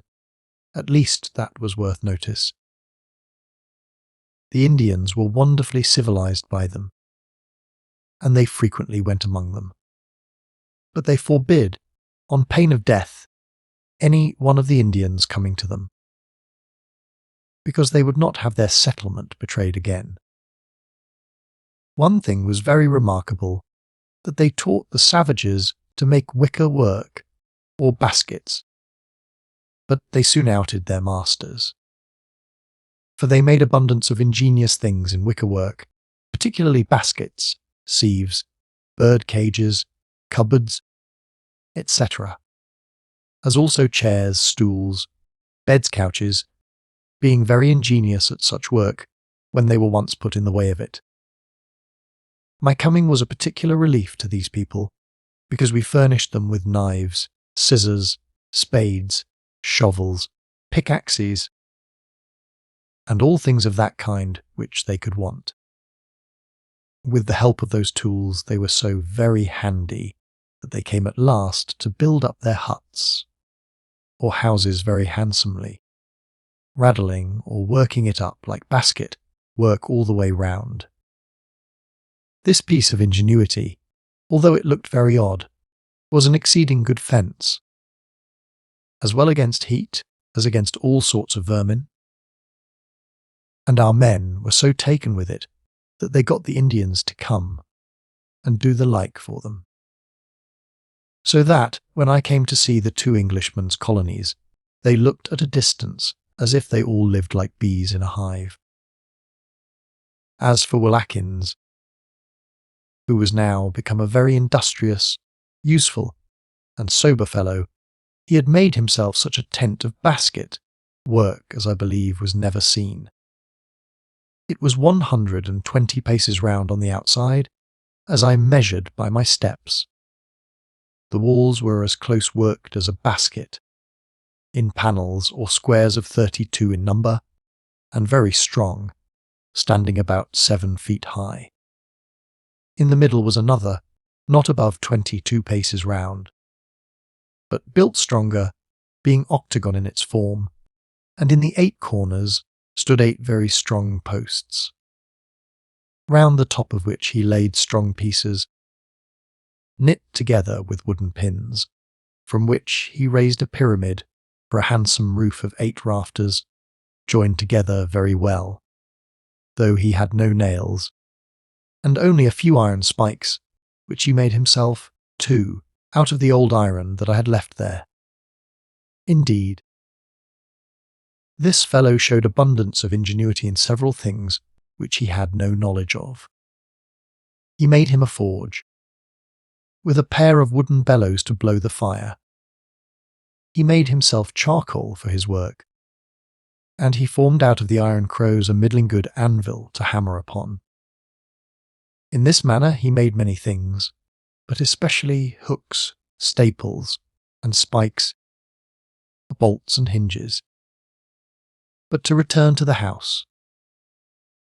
After he had pitched the roof of his innermost tent, he worked it up between the rafters with basket work, so firm, and thatched that over again so ingeniously with rice straw, and over that a large leaf of a tree, which covered the top, that his house was as dry as if it had been tiled or slated.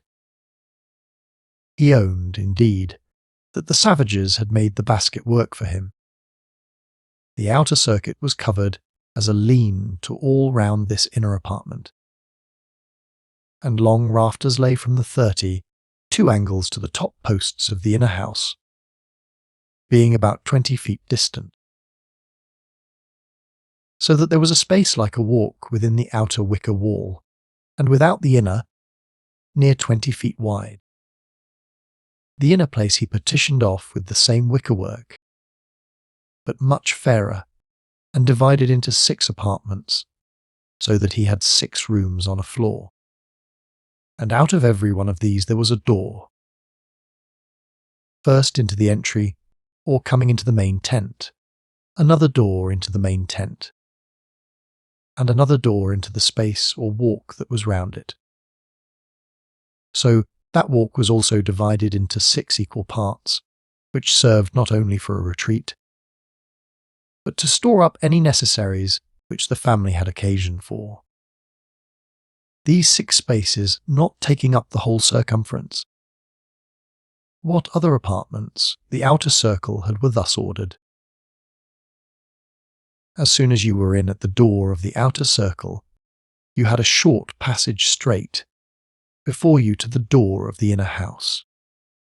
But on either side was a wicker partition and a door in it, by which you went first into a large room or storehouse, 20 feet wide and about 30 feet long, and through that into another not quite so long. So that in the outer circle were 10 handsome rooms, 6 of which were only to be come at through the apartments of the inner tent, and served as closets or retiring rooms to the respective chambers of the inner circle, and 4 large warehouses or barns, or what you please to call them, which went through one another, 2 on either hand of the passage that led through the outer door to the inner tent. Such a piece of basket work, I believe, was never seen in the world, nor a house or tent so neatly contrived, much less so built. In this great bee I've lived the 3 families, that is to say, Will Atkins and his companion. The 3rd was killed, but his wife remained with 3 children, and the other 2 were not at all backward to give the widow her full share of everything. I mean as to their corn, milk, grapes, etc. And when they killed a kid or found a turtle on the shore, so that they all lived well enough, though it was true they were not so industrious as the other 2, as has been observed already. One thing, however, cannot be omitted, that as for religion, I do not know that there was anything of that kind among them. They often, indeed, put one another in mind that there was a God, by the very common method of seamen, swearing by his name. Nor were their poor ignorant savage wives much better for having been married to Christians, as we must call them, for as they knew very little of God themselves, so they were utterly incapable of entering into any discourse with their wives about a God, or to talk anything to them concerning religion. The utmost of all the improvement which I can say the wives had made from them was, that they had taught them to speak English pretty well, and most of their children, who were near 20 in all, were taught to speak English too, from their first learning to speak, though they at first spoke it in a very broken manner, like their mothers. None of these children were above 6 years old when I came thither, for it was not much above 7 years since they had fetched these 5 savage ladies over. They had all children, more or less. The mothers were all a good sort of well-governed, quiet, laborious women, modest and decent, helpful to one another, mighty observant, and subject to their masters. I cannot call them husbands, and lacked nothing but to be well instructed in the Christian religion, and to be legally married, both of which were happily brought about afterwards by my means, or at least in consequence of my coming among them. Chapter 6. The French Clergyman's Counsel. Having thus given an account of the colony in general, and pretty much of my runagate Englishmen, I must say something of the Spaniards, who were the main body of the family, and in whose story there are some incidents also remarkable enough. I had a great many discourses with them about their circumstances when they were among the savages. They told me readily that they had no instances to give of their application or ingenuity in that country, that they were a poor, miserable, dejected handful of people, that even if means had been put into their hands, yet they had so abandoned themselves to despair, and were so sunk under the weight of their misfortune, that they thought of nothing but starving. One of them, a grave and sensible man, told me he was convinced they were in the wrong, that it was not the part of wise men to give themselves up to their misery, but always to take hold of the helps which reason offered, as well for present support as for future deliverance. He told me that grief was the most senseless, insignificant passion in the world, for that it regarded only things past, which were generally impossible to be recalled or to be remedied, but had no views of things to come, and had no share in anything that looked like deliverance, but rather added to the affliction than proposed a remedy. And upon this he repeated a Spanish proverb, which, though I cannot repeat in the same words that he spoke it in, yet I remember I made it into an English proverb of my own, thus: "In trouble to be troubled is to have your trouble doubled." He then ran on in remarks upon all the little improvements I had made in my solitude, my unwearied application, as he called it, and how I had made a condition which in its circumstances was at first much worse than theirs, 1,000 times more happy than theirs was, even now when they were all together. He told me it was remarkable that Englishmen had a greater presence of mind in their distress than any people that ever he met with, that their unhappy nation and the Portuguese were the worst men in the world to struggle with misfortunes, but that their first step in dangers, after the common efforts were over, was to despair, lie down under it, and die, without rousing their thoughts up to proper remedies for escape. I told him their case and mine differed exceedingly, that they were cast upon the shore without necessaries, without supply of food, or present sustenance till they could provide for it. That, it was true, I had this further disadvantage and discomfort, that I was alone. But then the supplies I had providentially thrown into my hands, by the unexpected driving of the ship on the shore, was such a help as would have encouraged any creature in the world to have applied himself as I had done. "Siegnia," says the Spaniard, "had we poor Spaniards been in your case, we should never have got half those things out of the ship as you did. Nay," says he, "we should never have found means to have got a raft to carry them, or to have got the raft on shore without boat or sail. And how much less should we have done if any of us had been alone?" Well, I desired him to abate his compliments, and go on with the history of their coming on shore, where they landed.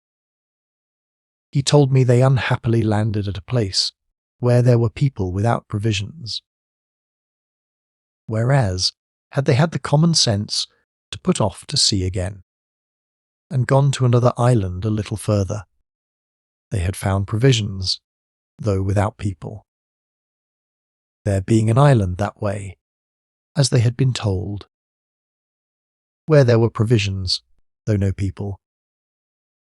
That is to say, that the Spaniards of Trinidad had frequently been there, and had filled the island with goats and hogs at several times, where they had bred in such multitudes, and where turtle and sea fowls were in such plenty that they could have been in no want of flesh, though they had found no bread. Whereas here they were only sustained with a few roots and herbs, which they understood not, and which had no substance in them, and which the inhabitants gave them sparingly enough, and they could treat them no better, unless they would turn cannibals and eat men's flesh. They gave me an account how many ways they strove to civilize the savages they were with, and to teach them rational customs in the ordinary way of living, but in vain, and how they retorted upon them as unjust that they who came there for assistance and support should attempt to set up for instructors to those that gave them food, intimating, it seems, that none should set up for the instructors of others, but those who could live without them. They gave me dismal accounts of the extremities they were driven to, how sometimes they were many days without any food at all, the island they were upon being inhabited by a sort of savages that lived more indolent, and for that reason were less supplied with the necessaries of life than they had reason to believe others were in the same part of the world. And yet they found that these savages were less ravenous and voracious than those who had better supplies of food. Also, they added, they could not but see with what demonstrations of wisdom and goodness the governing providence of God directs the events of things in this world, which, they said, appeared in their circumstances. For if, pressed by the hardships they were under, and the barrenness of the country where they were, they had searched after a better to live in, they had been out of the way of the relief that happened to them by my means. They then gave me an account how the savages whom they lived amongst expected them to go out with them into their wars. And it was true that, as they had firearms with them, had they not had the disaster to lose their ammunition, they could have been serviceable not only to their friends, but have made themselves terrible both to friends and enemies, but being without powder and shot, and yet in a condition that they could not, in reason, decline to go out with their landlords to their wars. So when they came into the field of battle, they were in a worse condition than the savages themselves, for they had neither bows nor arrows, nor could they use those the savages gave them. So they could do nothing but stand still and be wounded with arrows, till they came up to the teeth of the enemy. And then, indeed, the 3 halberds they had were of use to them, and they would often drive a whole little army before them with those halberds and sharpened sticks put into the muzzles of their muskets. But for all this, they were sometimes surrounded with multitudes, and in great danger from their arrows, till at last they found the way to make themselves large targets of wood, which they covered with skins of wild beasts, whose names they knew not, and these covered them from the arrows of the savages, that, notwithstanding these, they were sometimes in great danger. And 5 of them were once knocked down together with the clubs of the savages, which was the time when one of them was taken prisoner. That is to say, the Spaniard whom I relieved. At first they thought he had been killed. But when they afterwards heard he was taken prisoner, they were under the greatest grief imaginable, and would willingly have all ventured their lives to have rescued him. They told me that when they were so knocked down, the rest of their company rescued them, and stood over them fighting till they were come to themselves, all but him whom they thought had been dead. And then they made their way with their halberds and pieces, standing close together in a line, through a body of above 1,000 savages, beating down all that came in their way, got the victory over their enemies, but to their great sorrow, because it was with the loss of their friend, whom the other party finding alive, carried off with some others, as I gave an account before. They described, most affectionately, how they were surprised with joy at the return of their friend and companion in misery, who they thought had been devoured by wild beasts of the worst kind, wild men, and yet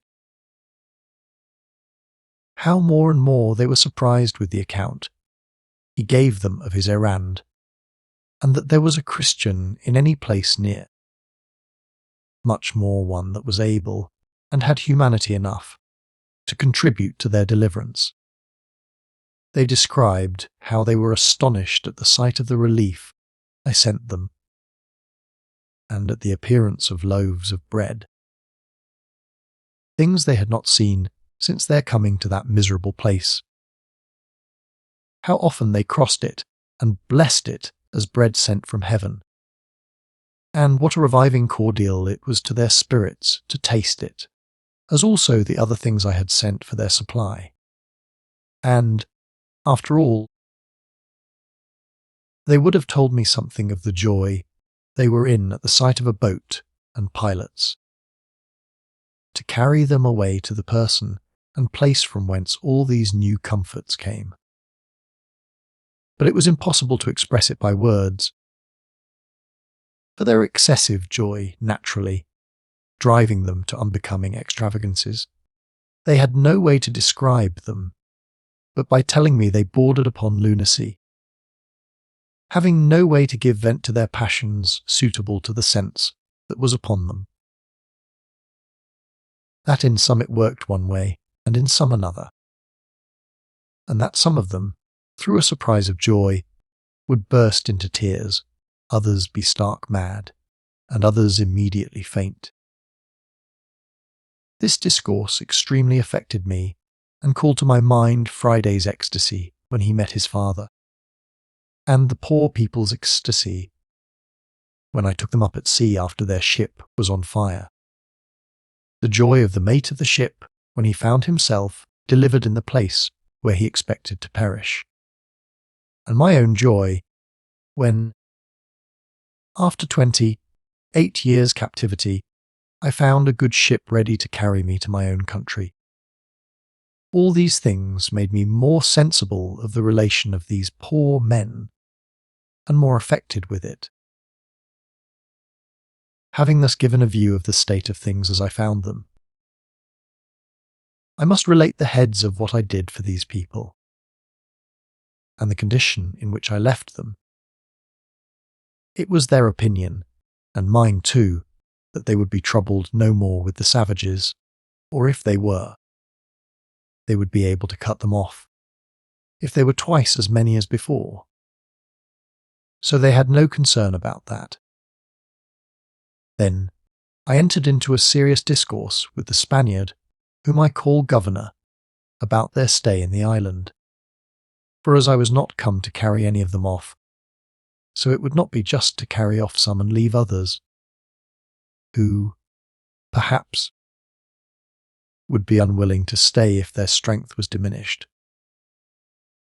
On the other hand, I told them I came to establish them there, not to remove them, and then I let them know that I had brought with me relief of sundry kinds for them, that I had been at a great charge to supply them with all things necessary, as well for their convenience as their defence, and that I had such and such particular persons with me, as well to increase and recruit their number, as by the particular necessary employments which they were bred to, being artificers, to assist them in those things in which at present they were in want.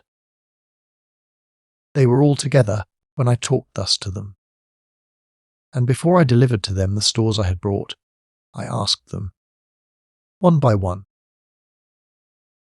if they had entirely forgot and buried the first animosities that had been among them, and would shake hands with one another, and engage in a strict friendship and union of interest, that so there might be no more misunderstandings and jealousies.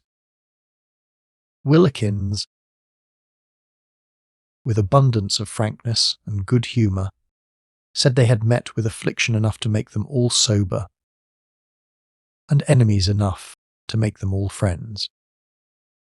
That, for his part, he would live and die with them, and was so far from designing anything against the Spaniards, that he owned they had done nothing to him but what his own mad humour made necessary, and what he would have done, and perhaps worse, in their case,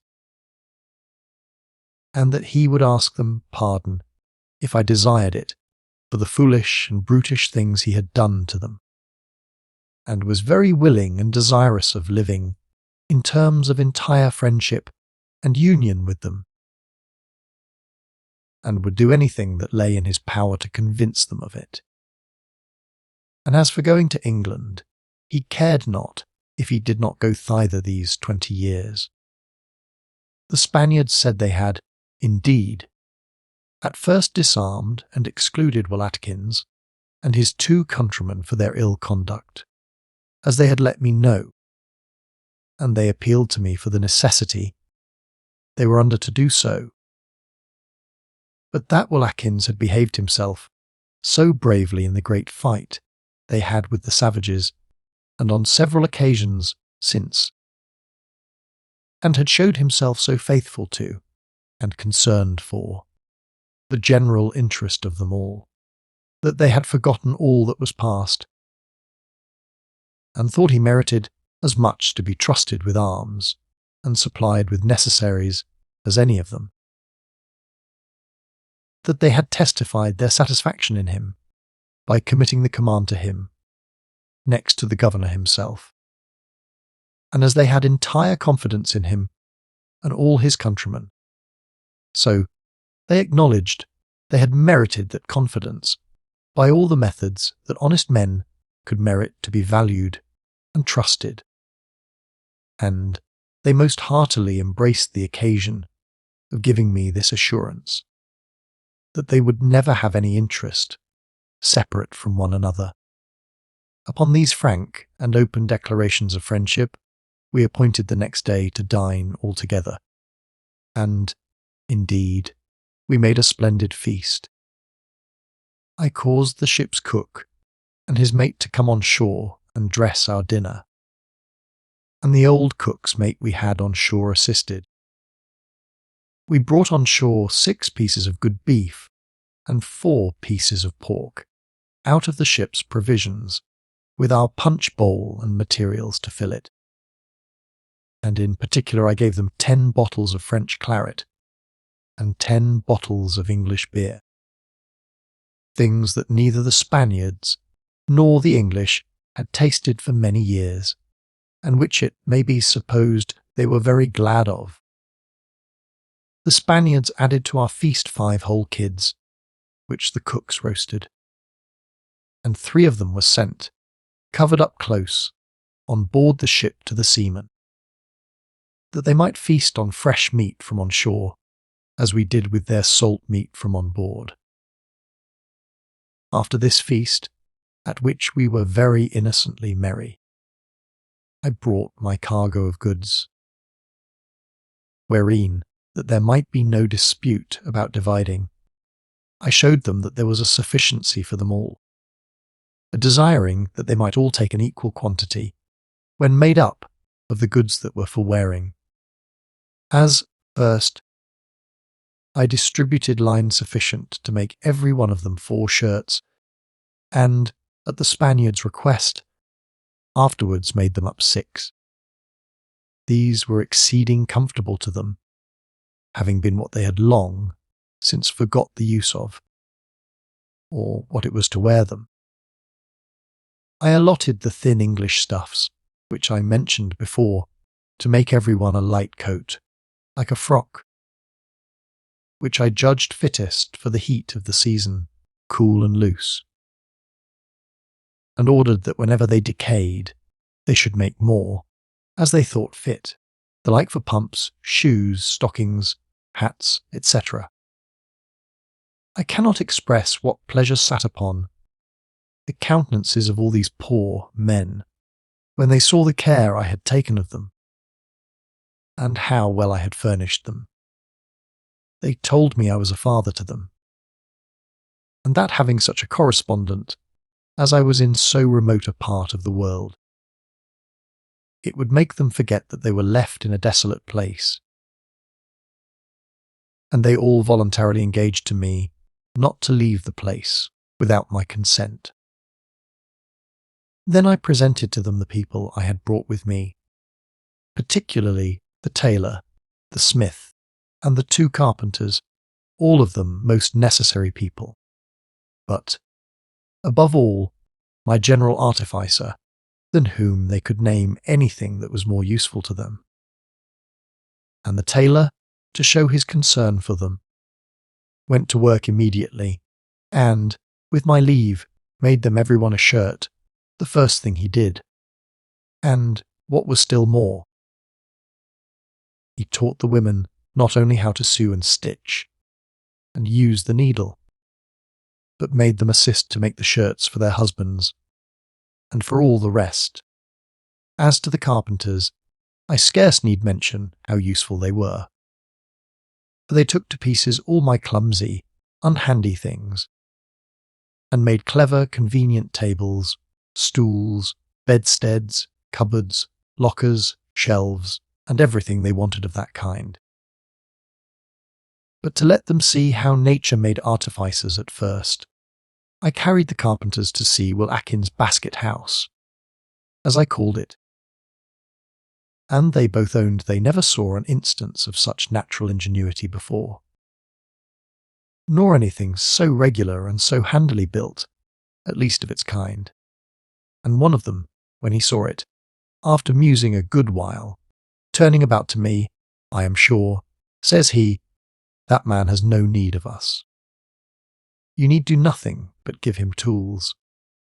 Then I brought them out all my store of tools, and gave every man a digging spade, a shovel, and a rake, for we had no barrows or ploughs, and to every separate place a pickaxe, a crow, a broad axe, and a saw, always appointing that as often as any were broken or worn out, they should be supplied without grudging out of the general stores that I left behind. Nails, staples, hinges, hammers, chisels, knives, scissors, and all sorts of ironwork they had without reserve, as they required. For no man would take more than he wanted, and he must be a fool that would waste or spoil them on any account whatever. And for the use of the smith I left 2 tons of unwrought iron for a supply. My magazine of powder and arms which I brought them was such, even to profusion, that they could not but rejoice at them. For now they could march as I used to do, with a musket upon each shoulder, if there was occasion, and were able to fight 1,000 savages, if they had but some little advantages of situation, which also they could not miss, if they had occasion. I carried on shore with me the young man whose mother was starved to death, and the maid also. She was a sober, well-educated, religious young woman, and behaved so inoffensively that every one gave her a good word. She had, indeed, an unhappy life with us, there being no woman in the ship but herself, but she bore it with patience. After a while, seeing things so well ordered, and in so fine a way of thriving upon my island, and considering that they had neither business nor acquaintance in the East Indies, or reason for taking so long a voyage, both of them came to me and desired I would give them leave to remain on the island, and be entered among my family, as they called it. I agreed to this readily, and they had a little plot of ground allotted to them, where they had 3 tents or houses set up, surrounded with a basket-work, palisadoed like Atkins, adjoining to his plantation. Their tents were contrived so that they had each of them a room apart to lodge in, and a middle tent like a great storehouse to lay their goods in, and to eat and to drink in. And now the other 2 Englishmen removed their habitation to the same place. And so the island was divided into 3 colonies, and no more. The Spaniards, with old Friday and the first servants, at my habitation under the hill, which was, in a word, the capital city, and where they had so enlarged and extended their works, as well under as on the outside of the hill, that they lived, though perfectly concealed, yet full at large. Never was there such a little city in a wood, and so hid, in any part of the world. For I verify believe that 1,000 men might have ranged the island a month, and if they had not known there was such a thing, and looked on purpose for it, they would not have found it. Indeed, the trees stood so thick and so close, and grew so fast woven one into another, that nothing but cutting them down first could discover the place, except the only 2 narrow entrances where they went in and out could be found, which was not very easy. One of them was close down at the water's edge, on the side of the creek, and it was afterwards above 200 yards to the place. And the other was up a ladder at twice, as I have already described it. And they had also a large wood, thickly planted, on the top of the hill, containing above an acre, which grew apace, and concealed the place from all discovery there, with only one narrow place between 2 trees, not easily to be discovered, to enter on that side. The other colony was that of Will Atkins, where there were 4 families of Englishmen, I mean those I had left there, with their wives and children. 3 savages that were slaves, the widow and children of the Englishman that was killed, the young man and the maid. And, by the way, we made a wife of her before we went away. There were besides the 2 carpenters and the tailor, whom I brought with me for them. Also the smith, who was a very necessary man to them, especially as a gunsmith, to take care of their arms. And my other man, whom I called Jack of all trades, who was in himself as good almost as 20 men. For he was not only a very ingenious fellow, but a very merry fellow. And before I went away, we married him to the honest maid that came with the youth in the ship I mentioned before. And now I speak of marrying. It brings me naturally to say something of the French ecclesiastic that I had brought with me out of the ship's crew, whom I took up at sea. It is true this man was a Roman, and perhaps it may give offence to some hereafter if I leave anything extraordinary upon record of a man whom, before I begin, I must, to set him out in just colours, represent in terms very much to his disadvantage in the account of Protestants. As first, that he was a papist, secondly, a popish priest, and thirdly, a French popish priest, but justice demands of me to give him a due character, and I must say he was a grave, sober, pious and most religious person, exact in his life, extensive in his charity, and exemplary in almost everything he did. What then can any one say against being very sensible of the value of such a man, notwithstanding his profession? Though it may be my opinion, perhaps, as well as the opinion of others who shall read this, that he was mistaken. The first hour that I began to converse with him after he had agreed to go with me to the East Indies, I found reason to delight exceedingly in his conversation, and he first began with me about religion in the most obliging manner imaginable. "Sir," says he, "you have not only under God, and at that he crossed his breast, saved my life, but you have admitted me to go this voyage in your ship, and by your obliging civility have taken me into your family, giving me an opportunity of free conversation. Now, sir, you see by my habit what my profession is, and I guess by your nation what yours is. I may think it is my duty, and doubtless it is so, to use my utmost endeavours, on all occasions, to bring all the souls I can to the knowledge of the truth, and to embrace the Catholic doctrine. But as I am here under your permission, and in your family, I am bound, in justice to your kindness, as well as in decency and good manners, to be under your government, and therefore I shall not, without your leave, enter into any debate on the points of religion in which we may not agree, further than you shall give me leave."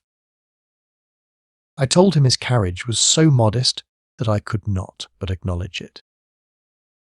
That it was true we were such people as they call heretics, but that he was not the first Catholic I had conversed with without falling into inconveniences or carrying the questions to any height in debate.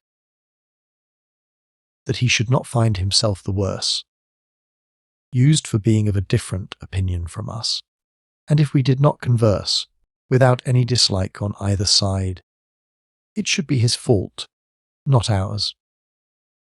He replied that he thought all our conversation might be easily separated from disputes, that it was not his business to cap principles with every man he conversed with, and that he rather desired me to converse with him as a gentleman than as a religionist, and that if I would give him leave at any time to discourse upon religious subjects, he would readily comply with it, and that he did not doubt, but I would allow him also to defend his own opinions as well as he could, but that without my leave he would not break in upon me with any such thing. He told me further that he would not cease to do all that became him, in his office as a priest, as well as a private Christian, to procure the good of the ship and the safety of all that was in her. And though, perhaps, we would not join with him, and he could not pray with us, he hoped he might pray for us, which he would do upon all occasions. In this manner we conversed, and as he was of the most obliging, gentlemanlike behaviour, so he was, if I may be allowed to say so, a man of good sense, and, as I believe, of great learning. He gave me a most diverting account of his life, and of the many extraordinary events of it, of many adventures which had befallen him in the few years that he had been abroad in the world. And particularly, it was very remarkable that in the voyage he was now engaged in he had had the misfortune to be 5 times shipped and unshipped, and never to go to the place whether any of the ships he was in were at first designed. That his first intent was to have gone to Martinico, and that he went on board a ship bound thither at St. Malo. But being forced into Lisbon by bad weather, the ship received some damage by running aground in the mouth of the River Tagus, and was obliged to unload her cargo there. But finding a Portuguese ship there bound for the Madeiras, and ready to sail, and supposing he should meet with a ship there bound to Martinico, he went on board in order to sail to the Madeiras. But the master of the Portuguese, ship being but an indifferent mariner, had been out of his reckoning, and they drove to fail. Where, however, he happened to find a very good market for his cargo, which was corn, and therefore resolved not to go to the Madeiras, but to load salt at the Isle of May, and to go away to Newfoundland. He had no remedy in this exigence but to go with the ship, and had a pretty good voyage as far as the Banks. So they call the place where they catch the fish, where, meeting with a French ship bound from France to Quebec, and from thence to Martinico, to carry provisions, he thought he should have an opportunity to complete his first design. But when he came to Quebec, the master of the ship died, and the vessel proceeded no further. So the next voyage he shipped himself for France, in the ship that was burned when we took them up at sea, and then shipped with us for the East Indies, as I have already said. Thus he had been disappointed in 5 voyages, all, as I may call it, in one voyage, besides what I shall have occasion to mention further of him. But I shall not digression into other men's stories, which have no relation to my own. So I return to what concerns our affair in the island. He came to me one morning, for he lodged among us all while we were upon the island, and it happened to be just when I was going to visit the Englishman's colony at the furthest part of the island. I say, he came to me and told me, with a very grave countenance, that he had for 2 or 3 days desired an opportunity of some discourse with me, which he hoped would not be displeasing to me, because he thought it might in some measure correspond with my general design, which was the prosperity of my new colony, and perhaps might put it, at least more than he yet thought it was, in the way of God's blessing. I looked a little surprised at the last of his discourse, and turning a little short, "How, sir," said I, "can it be said that we are not in the way of God's blessing, after such visible assistances and deliverances as we have seen here, and of which I have given you a large account? If you had pleased, sir," said he, with a world of modesty, and yet great readiness, to have heard me, you would have found no room to have been displeased, much less to think so hard of me, that I should suggest that you have not had wonderful assistances and deliverances. And I hope, on your behalf, that you are in the way of God's blessing, and your design is exceeding good, and will prosper.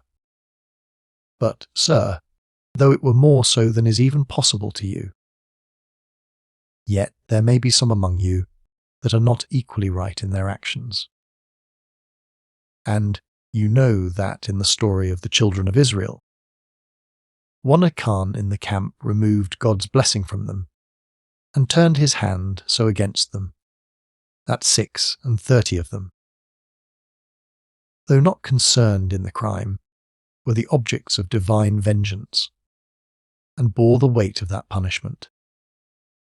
I was sensibly touched with this discourse, and told him his inference was so just, and the whole design seemed so sincere, and was really so religious in its own nature, that I was very sorry I had interrupted him, and begged him to go on, and, in the meantime, because it seemed that what we had both to say might take up some time, I told him I was going to the Englishman's plantations, and asked him to go with me and we might discourse of it by the way. He told me he would the more willingly wait on me thither, because there partly the thing was acted which he desired to speak to me about. So we walked on, and I pressed him to be free and plain with me in what he had to say. Why, then, said he, be pleased to give me leave to lay down a few propositions, as the foundation of what I have to say, that we may not differ in the general principles, though we may be of some differing opinions in the practice of particulars. First, sir, though we differ in some of the doctrinal articles of religion, and it is very unhappy it is so, especially in the case before us, as I shall show afterwards. Yet there are some general principles in which we both agree, that there is a God, and that this God, having given us some stated general rules for our service and obedience, we ought not willingly and knowingly to offend him, either by neglecting to do what he has commanded or by doing what he has expressly forbidden. And let our different religions be what they will, this general principle is readily owned by us all, that the blessing of God does not ordinarily follow presumptuous sinning against his command. And every good Christian will be affectionately concerned to prevent any that are under his care living in a total neglect of God and his commands.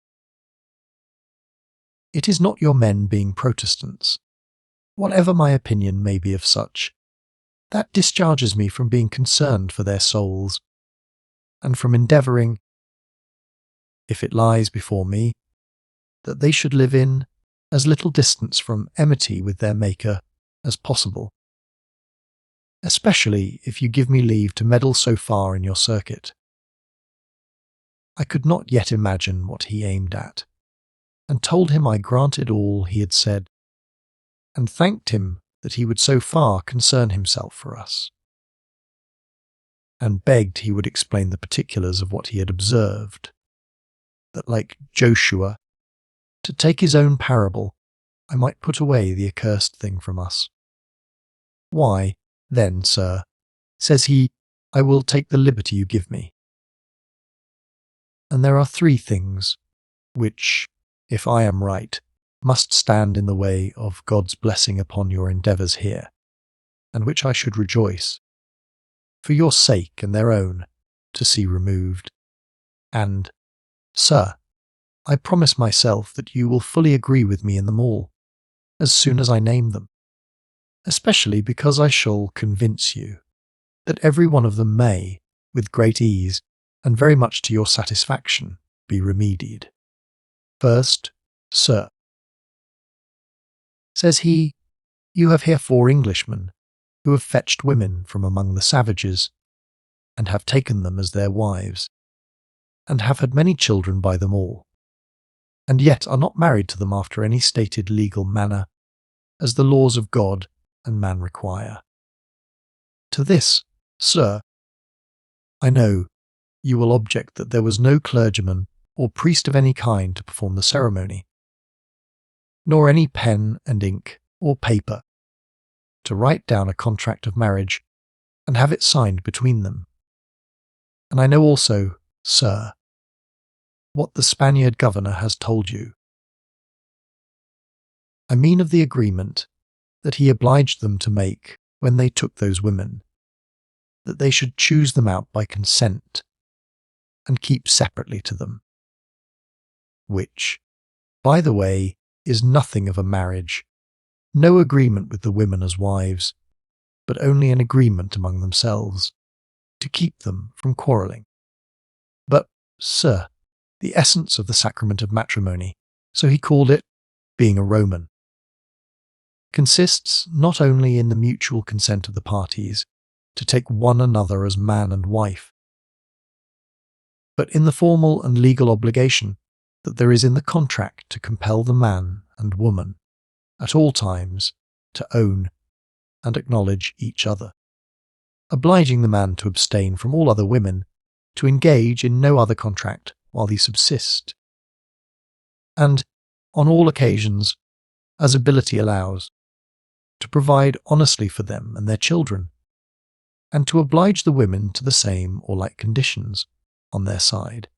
Now, sir, says he, these men may, when they please, or when occasion presents, abandon these women, disown their children, leave them to perish, and take other women, and marry them while these are living. And here he added, with some warmth, how, sir, is God honoured in this unlawful liberty?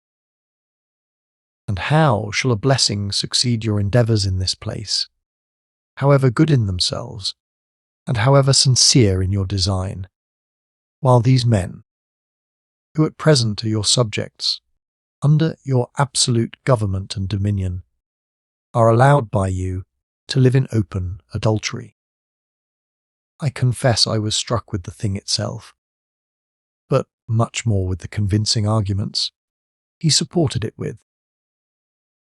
But I thought to have got off my young by telling him that all that part was done when I was not there, and that they had lived so many years with them now, that if it was adultery, it was past remedy. Nothing could be done in it now. Sir, says he, asking your pardon for such freedom, you are right in this, that, it being done in your absence, you could not be charged with that part of the crime. But, I beseech you, flatter not yourself that you are not, therefore, under an obligation to do your utmost now to put an end to it. You should legally and effectually marry them. And as, sir, my way of marrying may not be easy to reconcile them to, though it will be effectual, even by your own laws, so your way may be as well before God and as valid among men. I mean by a written contract signed by both man and woman, and by all the witnesses present, which all the laws of Europe would decree to be valid.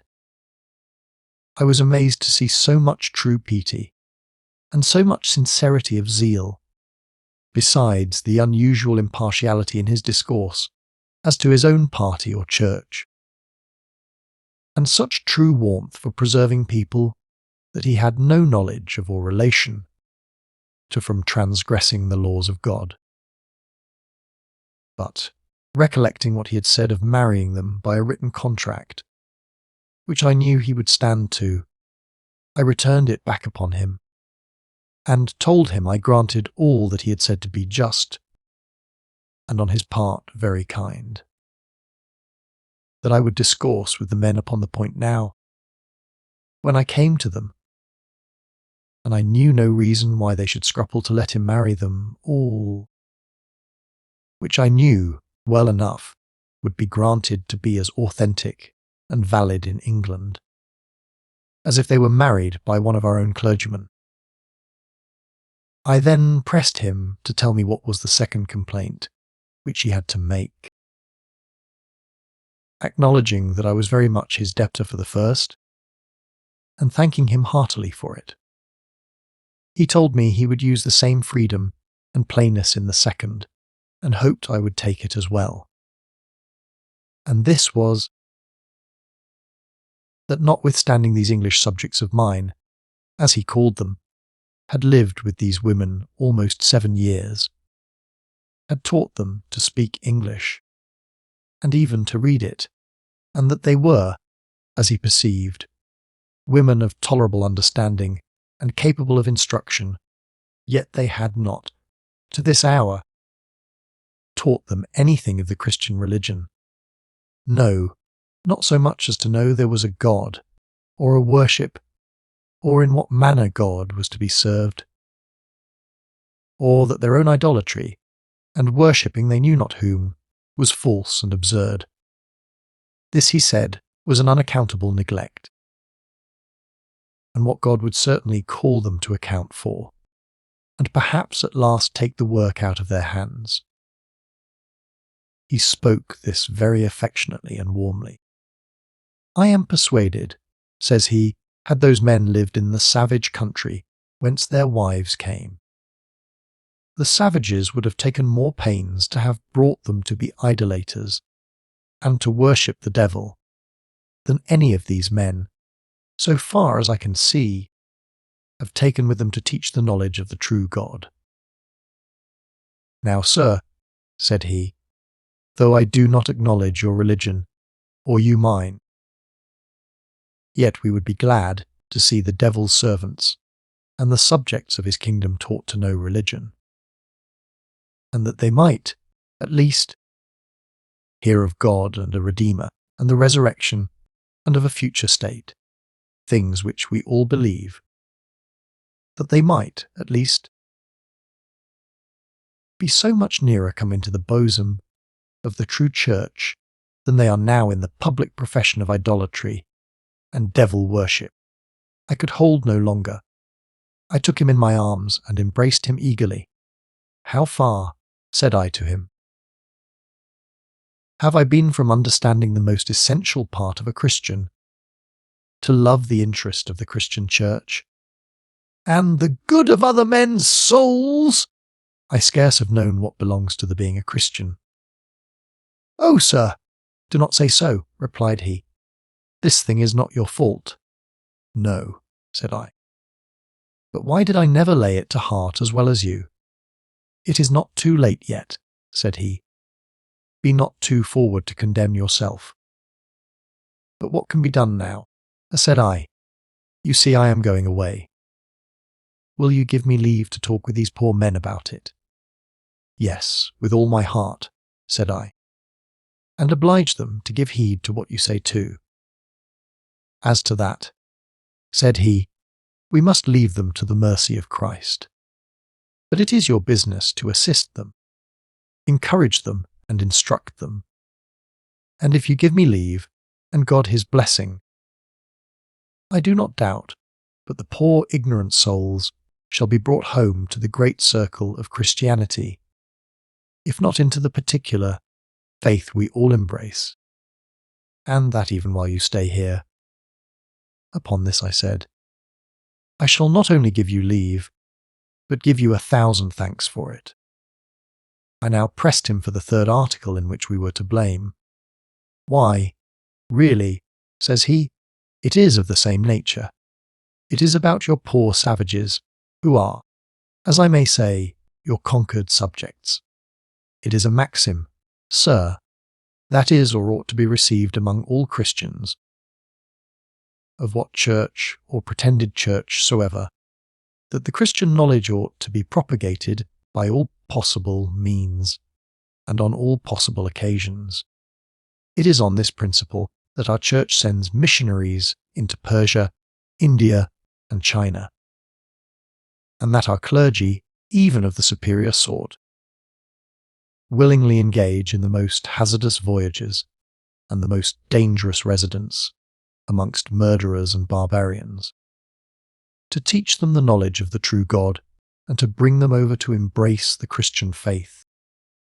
Now, sir, you have such an opportunity here to have 6 or 7 and 30 poor savages brought over from a state of idolatry to the knowledge of God, their Maker and Redeemer, that I wonder how you can pass such an occasion of doing good, which is really worth the expense of a man's whole life. I was now struck dumb indeed, and had not one word to say. I had here the spirit of true Christian zeal for God and religion before me.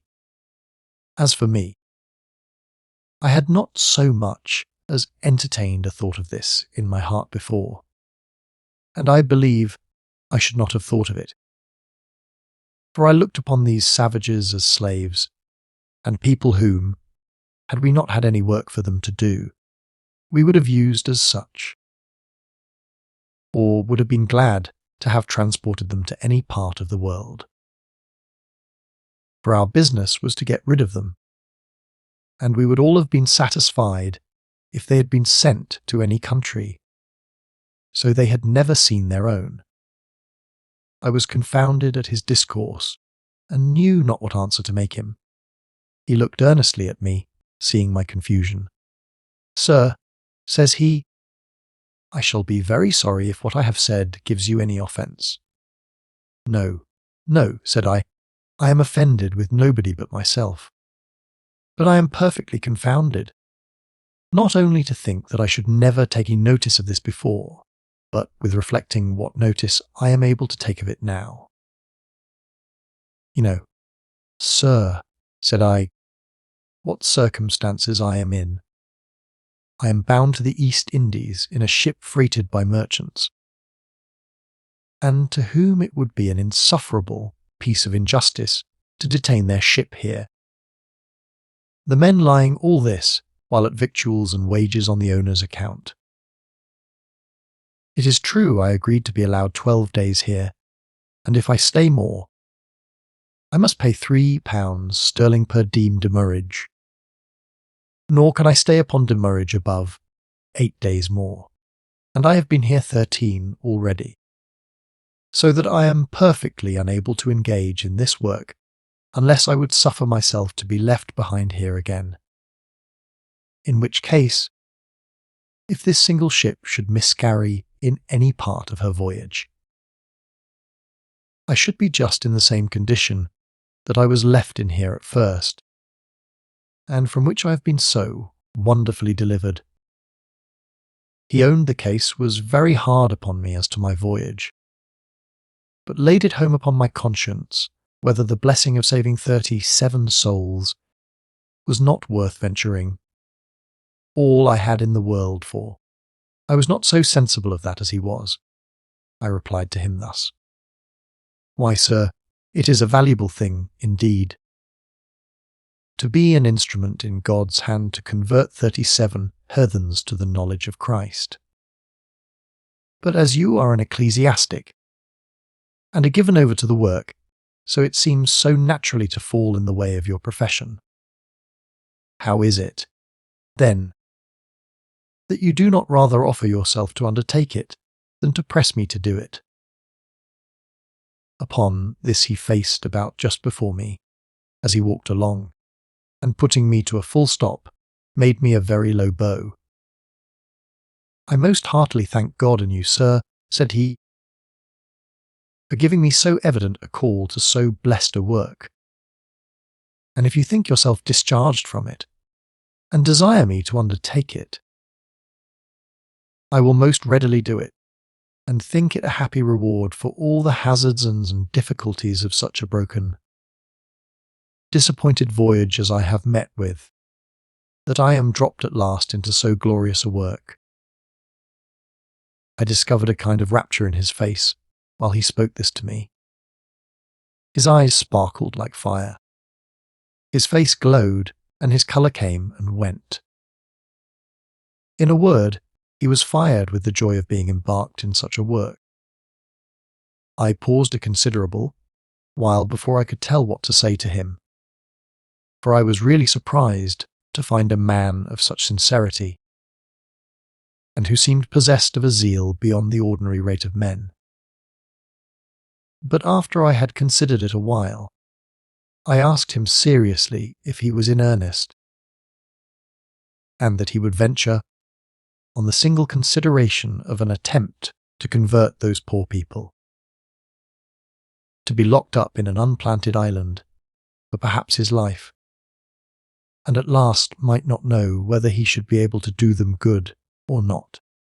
He turned short upon me, and asked me what I called a venture. "Pray, sir," said he, "what do you think I consented to go in your ship to the East Indies for?" "A," said I, "that I know not, unless it was to preach to the Indians." "Doubtless it was," said he. "And do you think, if I can convert these 37 men to the faith of Jesus Christ, it is not worth my time, though I should never be fetched off the island again? Nay, is it not infinitely of more worth to save so many souls than my life is, or the life of 20 more of the same profession?" "Yes, sir," says he.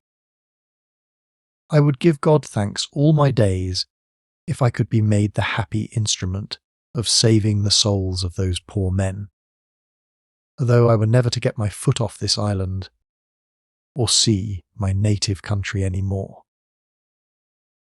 But since you will honour me with putting me into this work, for which I will pray for you all the days of my life, I have one humble petition to you besides. What is that? Said I. Why, says he, it is that you will leave your man Friday with me, to be my interpreter to them, and to assist me. For without some help I cannot speak to them, or they to me. I was sensibly touched at his requesting Friday, because I could not think of parting with him, and that for many reasons. He had been the companion of my travels. He was not only faithful to me, but sincerely affectionate to the last degree, and I had resolved to do something considerable for him if he outlived me, as it was probable he would. Then I knew that, as I had bred Friday up to be a Protestant, it would quite confound him to bring him to embrace another religion. And he would never, while his eyes were open, believe that his old master was a heretic and would be damned. And this might in the end ruin the poor fellow's principles, and so turn him back again to his first idolatry. However, a sudden thought relieved me in this strait, and it was this. I told him I could not say that I was willing to part with Friday on any account whatever, though a work that to him was of more value than his life ought to be of much more value than the keeping or parting with a servant. On the other hand, I was persuaded that Friday would by no means agree to part with me, and I could not force him to it without his consent, without manifest injustice, because I had promised I would never send him away, and he had promised and engaged that he would never leave me unless I sent him away. He seemed very much concerned at it, for he had no rational access to these poor people, seeing he did not understand one word of their language, nor they one of his. To remove this difficulty, I told him Friday's father had learned Spanish, which I found he also understood, and he should serve him as an interpreter. So he was much better satisfied, and nothing could persuade him but he would stay and endeavour to convert them.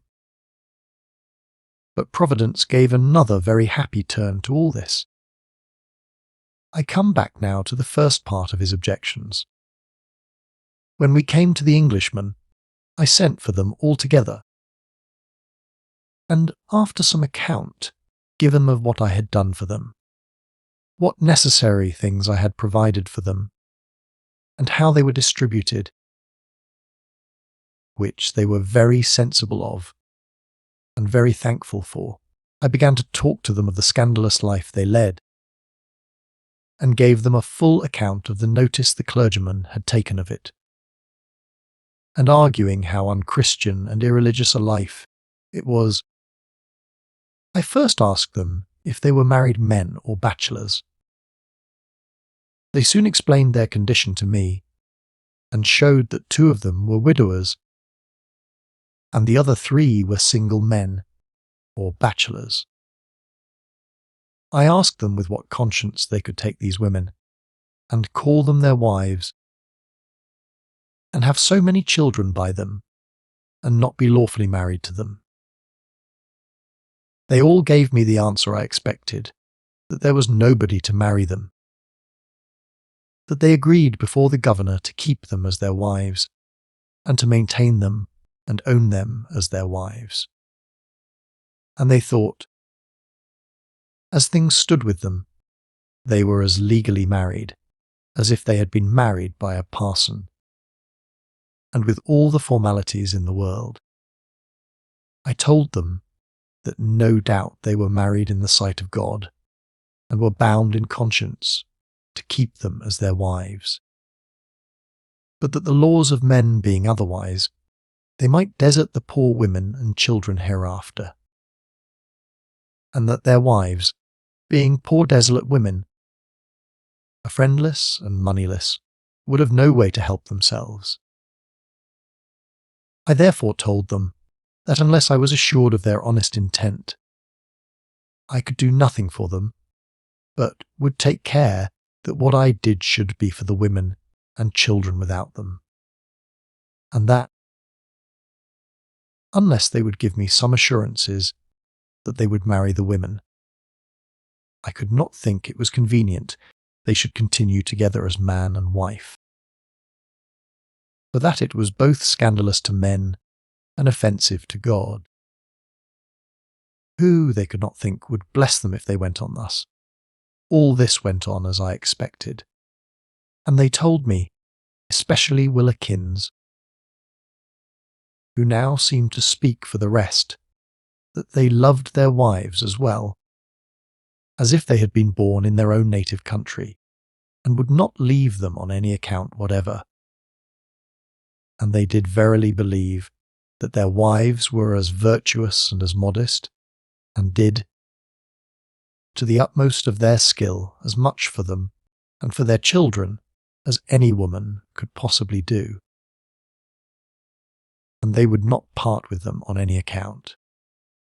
Will Atkins, for his own particular, added that if any man would take him away, and offer to carry him home to England, and make him captain of the best man of war in the navy, he would not go with him, if he might not carry his wife and children with him. And if there was a clergyman in the ship, he would be married to her now with all his heart. This was just as I would have it. The priest was not with me at that moment, but he was not far off. So to try him further, I told him I had a clergyman with me, and, if he was sincere, I would have him married next morning, and bade him consider of it, and talk with the rest. He said, as for himself, he need not consider of it all, for he was very ready to do it, and was glad I had a minister with me, and he believed they would be all willing also. I then told him that my friend, the minister, was a Frenchman, and could not speak English, but I would act the clerk between them. He never so much as asked me whether he was a Papist or Protestant, which was, indeed, what I was afraid of. We then parted, and I went back to my clergyman, and Will Atkins went in to talk with his companions. I desired the French gentleman not to say anything to them till the business was thoroughly ripe, and I told him what answer the men had given me. Before I went from their quarter, they all came to me, and told me they had been considering what I had said, that they were glad to hear I had a clergyman in my company, and they were very willing to give me the satisfaction I desired, and to be formally married as soon as I pleased, for they were far from desiring to part with their wives, and that they meant nothing but what was very honest when they chose them. So I appointed them to meet me the next morning, and, in the meantime, they should let their wives know the meaning of the marriage law, and that it was not only to prevent any scandal, but also to oblige them that they should not forsake them, whatever might happen. The women were easily made sensible of the meaning of the thing, and were very well satisfied with it, as, indeed, they had reason to be. So they failed not to attend altogether at my apartment next morning, where I brought out my clergyman, and though he had not on a minister's gown, after the manner of England, or the habit of a priest, after the manner of France, yet having a black vest, something like a cassock, with a sash round it, he did not look very unlike a minister. And as for his language, I was his interpreter. but the seriousness of his behaviour to them, and the scruples he made of marrying the women.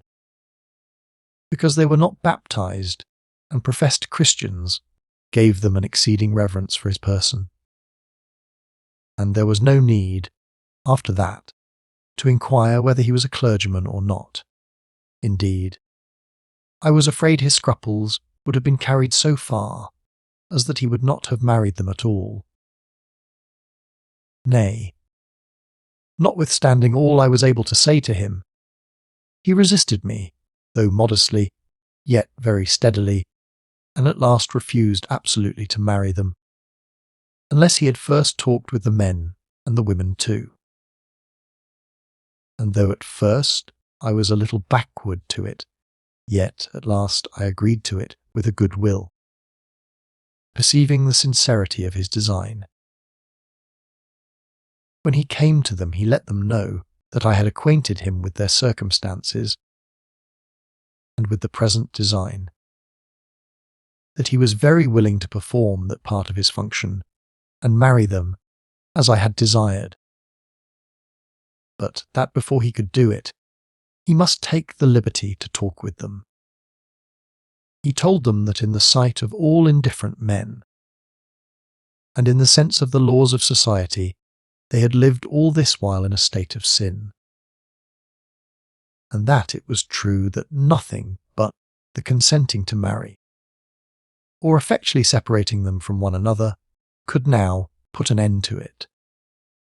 But there was a difficulty in it, too, with respect to the laws of Christian matrimony, which he was not fully satisfied about, that of marrying one that is a professed Christian to a savage, an idolater and a heathen, one that is not baptized, and yet that he'd not see that there was time left to endeavour to persuade the women to be baptized, or to profess the name of Christ, whom they had.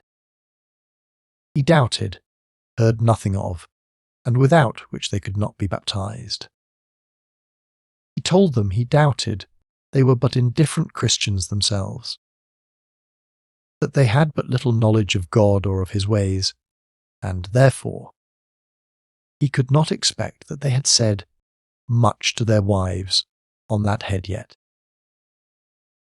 but that unless they would promise him to use their endeavours with their wives to persuade them to become Christians, and would, as well as they could, instruct them in the knowledge and belief of God that made them, and to worship Jesus Christ that redeemed them, he could not marry them. For he would have no hand in joining Christians with savages, nor was it consistent with the principles of the Christian religion, and was, indeed, expressly forbidden in God's law. They heard all this very attentively, and I delivered it very faithfully to them from his mouth, as near his own words as I could, only sometimes adding something of my own to convince them how just it was, and that I was of his mind. And I always very carefully distinguished between what I said from myself and what were the clergyman's words. They told me it was very true what the gentleman said, that they were very indifferent Christians themselves, and that they had never talked to their wives about religion. Lord, sir, says Atkins, how should we teach them religion? Why, we know nothing ourselves. And besides, said he, should we talk to them of God and Jesus Christ, and heaven and hell, it would make them laugh at us, and ask us what we believe ourselves. And if we should tell them that we believe all the things we speak of to them, such as of good people going to heaven, and wicked people to the devil, they would ask us where we intend to go ourselves, that believe all this, and are such wicked fellows as we indeed are. Why, sir, it is enough to give them a surfeit of religion at first hearing. Folks must have some religion themselves before they begin to teach other people. "Well, Atkins," said I to him, "though I am afraid that what you say has too much truth in it, yet can you not tell your wife she is in the wrong? That there is a God and a religion better than her own, that her gods are idols, that they can neither hear nor speak, that there is a great being that made all things, and that can destroy all that he has made, that he rewards the good and punishes the bad, and that we are to be judged by him at last for all we do here. You are not so ignorant, but even nature itself will teach you that all this is true, and I am satisfied you know it all to be true and believe it yourself." "That is true, sir," said Atkins. "But with what face can I say anything to my wife of all this, when she will tell me immediately it cannot be true?" "Not true," said I. "What do you mean by that?" "Why," said he, "she will tell me it cannot true that this God I shall tell her of can be just, or can punish or reward. Since I am not punished and sent to the devil, that have been such a wicked creature as she knows I have been, even to her, and to everybody else, and that I should be suffered to live, that have been always acting so contrary to what I must tell her is good, and to what I ought to have done. Why, truly, Atkins, said I am afraid thou speakest too much truth." And with that I informed the clergyman of what Atkins had said, for he was impatient to know. "Oh," said the priest, "tell him there is one thing will make him the best minister in the world to his wife, and that is repentance. For none teach repentance like true penitents. He wants nothing but to repent, and then he will be so much the better qualified to instruct his wife.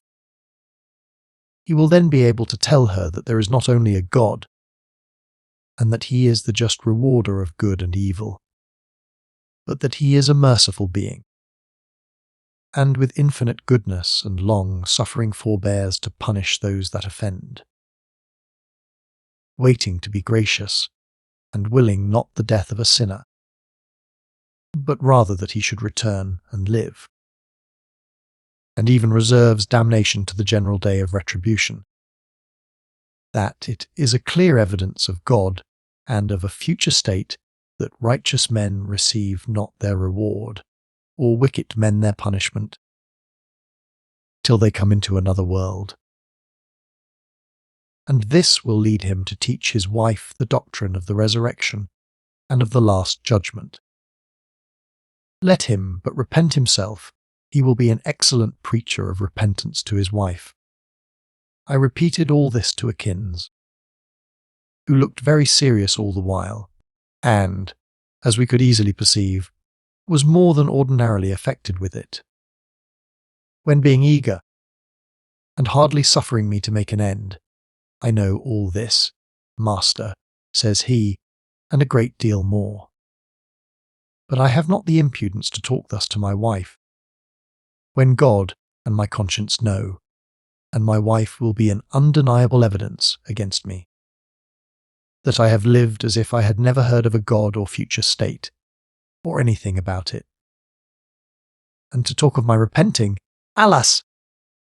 And with that he fetched a deep sigh, and I could see that the tears stood in his eyes. "It is past all that with me." "Past it, Atkins," said I. "What dost thou mean by that?"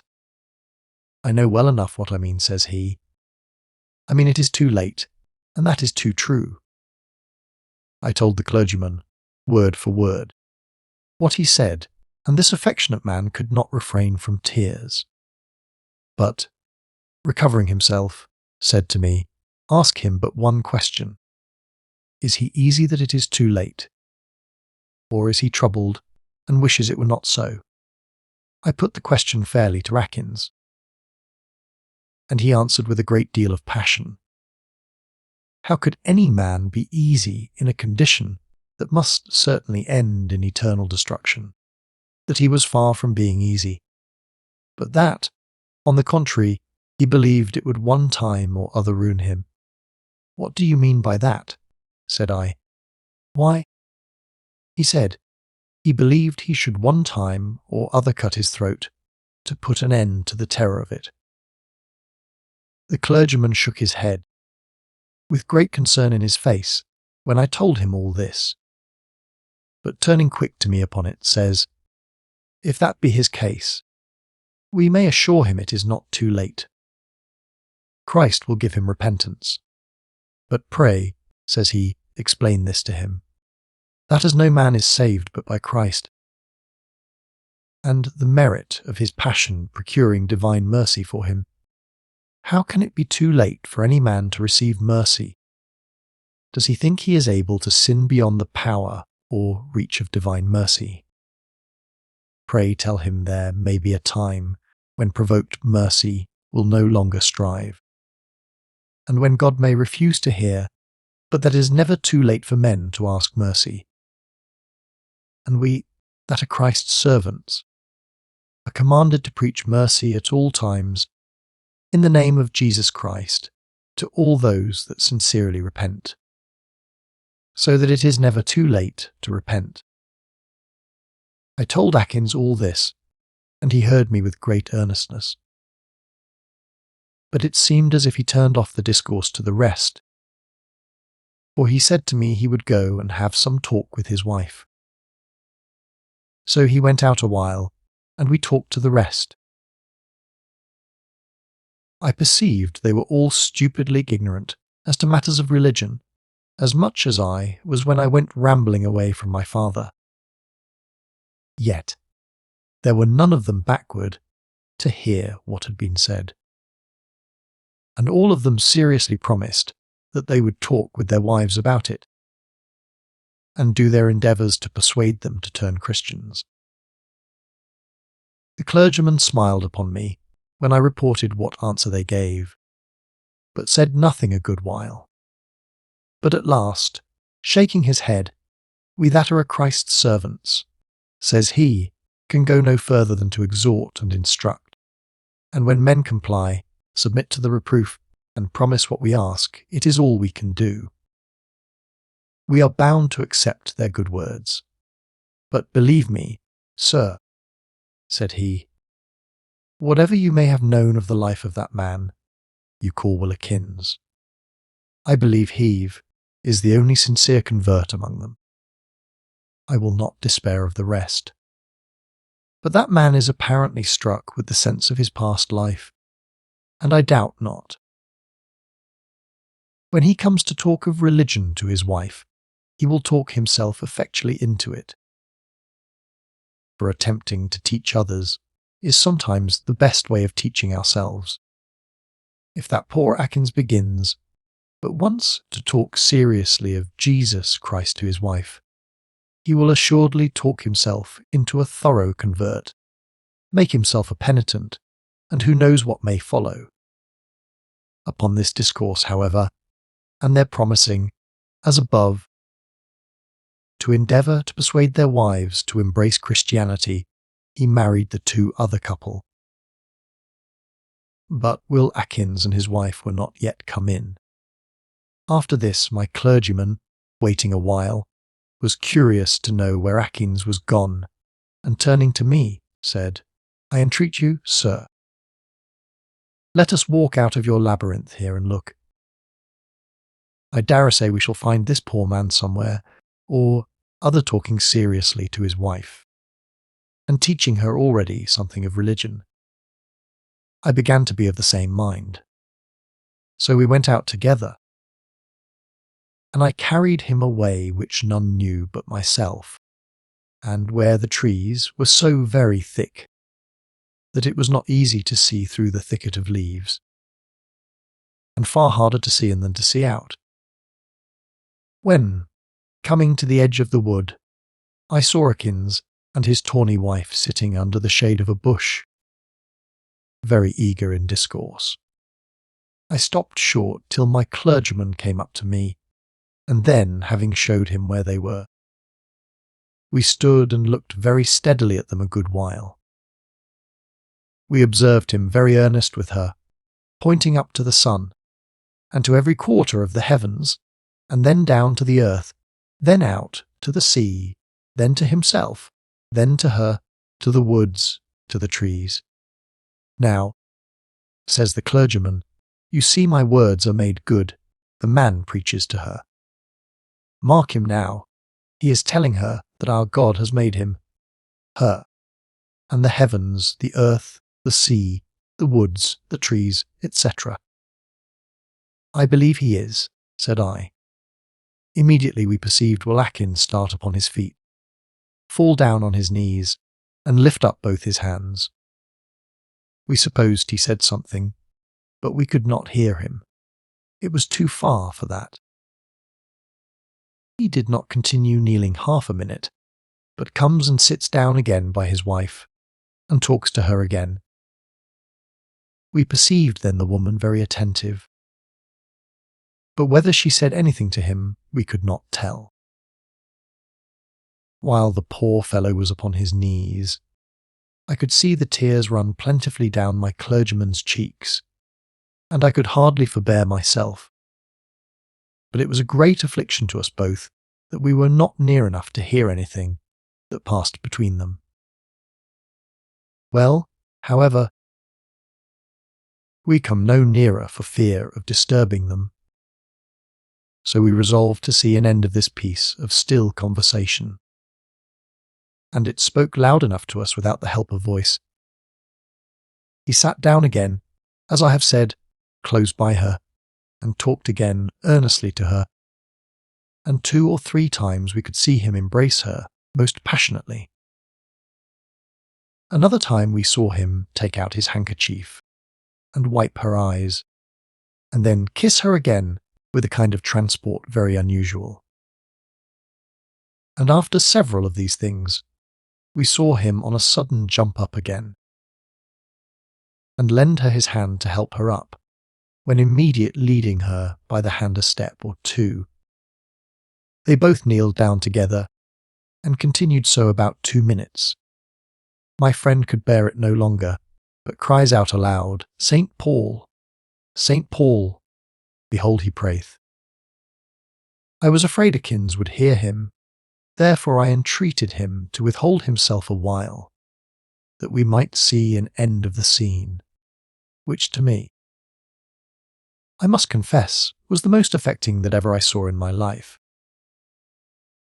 Well, he strove with himself for a while, but was in such raptures to think that the poor heathen woman was become a Christian, that he was not able to contain himself. He wept several times. Then throwing up his hands and crossing his breast, said over several things ejaculatory, and by the way of giving God thanks for so miraculous a testimony of the success of our endeavours. Some he spoke softly, and I could not well hear others. Some things he said in Latin, some in French. Then 2 or 3 times the tears would interrupt him, that he could not speak at all. But I begged that he would contain himself, and let us more narrowly and fully observe what was before us, which he did for a time, the scene not being near ended yet. For after the poor man and his wife were risen again from their knees, we observed he stood talking still eagerly to her, and we observed her motion, that she was greatly affected with what he said. By her frequently lifting up her hands, laying her hand to her breast, and such other postures as express the greatest seriousness and attention. This continued about half a quarter of an hour, and then they walked away, so we could see no more of them in that situation. I took this interval to say to the clergyman, first, that I was glad to see the particulars we had both been witnesses to. That, though I was hard enough of belief in such cases, yet that I began to think it was all very sincere here, both in the man and his wife, however ignorant they might both be, and I hope such a beginning would yet have a more happy end. But, my friend, added I, will you give me leave to start one difficulty here? I cannot tell how to object the least thing against that affectionate concern which you show for the turning of the poor people from their paganism to the Christian religion. But how does this comfort you, while these people are, in your account, out of the pale of the Catholic Church, without which you believe there is no salvation, so that you esteem these but heretics, as effectually lost as the pagans themselves? To this he answered, with abundance of candour, thus: Sir, I am a Catholic of the Roman Church, and a priest of the order of Saint Benedict, and I embrace all the principles of the Roman faith. But yet, if you will believe me, and that I do not speak in compliment to you, or in respect to my circumstances and your civilities, I say nevertheless, I do not look upon you, who call yourselves reformed, without some charity. I dare not say, though I know it is our opinion in general, that you cannot be saved. I will by no means limit the mercy of Christ so far as think that he cannot receive you into the bosom of his church, in a manner to us unperceivable. And I hope you have the same charity for us. I pray daily for you being all restored to Christ's church, by whatsoever method he, who is all wise, is pleased to direct. In the meantime, surely you will allow it consists with me, as a Roman, to distinguish far between a Protestant and a pagan, between one that calls on Jesus Christ, though in a way which I do not think is according to the true faith, and a savage or a barbarian, that knows no God, no Christ, no Redeemer. And if you are not within the pale of the Catholic Church, we hope you are nearer being restored to it than those who know nothing of God or of his church. And I rejoice, therefore, when I see this poor man, who you say has been a profligate, and almost a murderer, kneel down and pray to Jesus Christ, as we suppose he did, though not fully enlightened, believing that God, from whom every such work proceeds, will sensibly touch his heart, and bring him to the further knowledge of that truth in his own time. And if God shall influence this poor man to instruct the ignorant savage, his wife, I can never believe that he shall be cast away himself. And have I not reason, then, to rejoice the nearer any are brought to the knowledge of Christ, though they may not be brought quite home into of the bosom of the Catholic Church, just at the time when I desire it, leaving it to the goodness of Christ to perfect his work in his own time and in his own way? Certainly. I would rejoice if all the savages in America were brought, like this poor woman, to pray to God, though they were all to be Protestants at first, rather than they should continue pagans or heathens, firmly believing that he that had bestowed the first light on them would farther illuminate them with a beam of his heavenly grace, and bring them into the pale of his church when he should see good. Chapter 7. Conversation betwixt Will Atkins and his wife. I was astonished at the sincerity and temper of this pious papist, as much as I was oppressed by the power of his reasoning. And it presently occurred to my thoughts that if such a temper was universal, we might be all Catholic Christians. Whatever church or particular profession we joined in, that a spirit of charity would soon work us all up into right principles.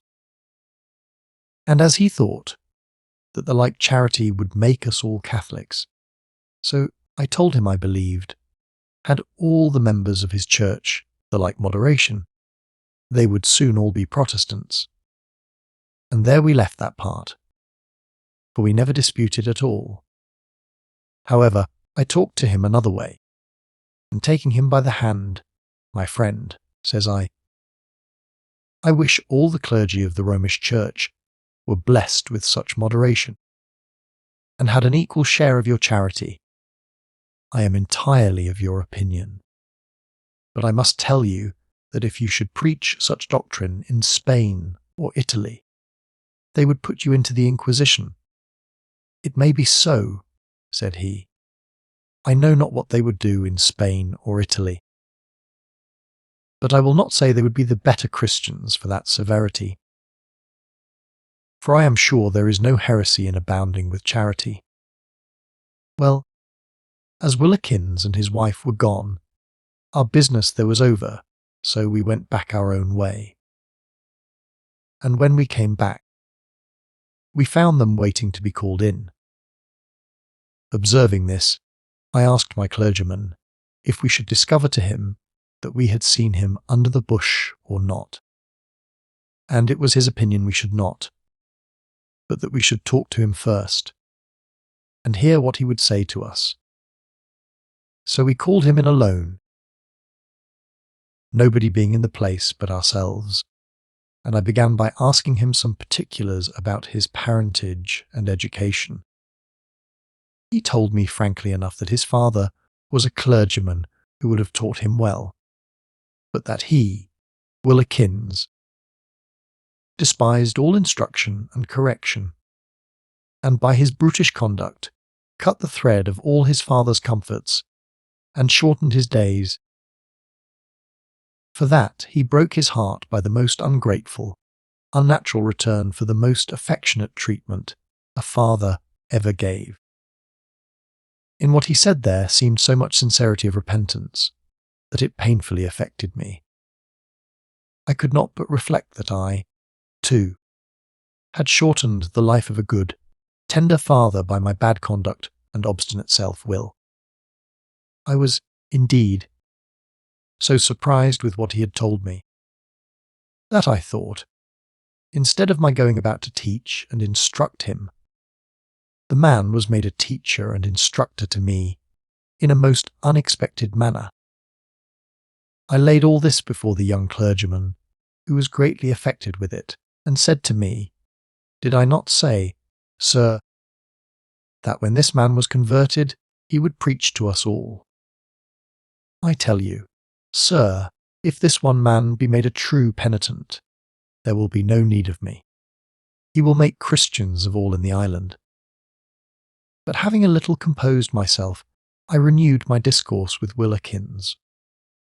"But, Will," said I, "how comes the sense of this matter touch you just now?"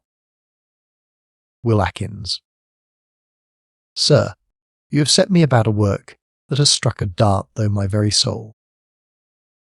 I have been talking about God and religion to my wife, in order, as you directed me, to make a Christian of her, and she has preached such a sermon to me as I shall never forget while I live." Robinson Crusoe: No, it is not your wife has preached to you. But when you were moving religious arguments to her, conscience has flung them back upon you. Will Atkins: Sir, with such force as is not to be resisted. Robinson Crusoe: Pray, Will, let us know what passed between you and your wife, for I know something of it already. Will Atkins: Sir, it is impossible to give you a full account of it. I am too full to hold it, and yet have no tongue to express it. But let her have said what she will, though I cannot give you an account of it. This I can tell you, that I have resolved to amend and reform my life. Robinson Crusoe: But tell us some of it. How did you begin, Will? For this has been an extraordinary case, that is certain. She has preached a sermon, indeed, if she has wrought this upon you. Will Atkins: Why?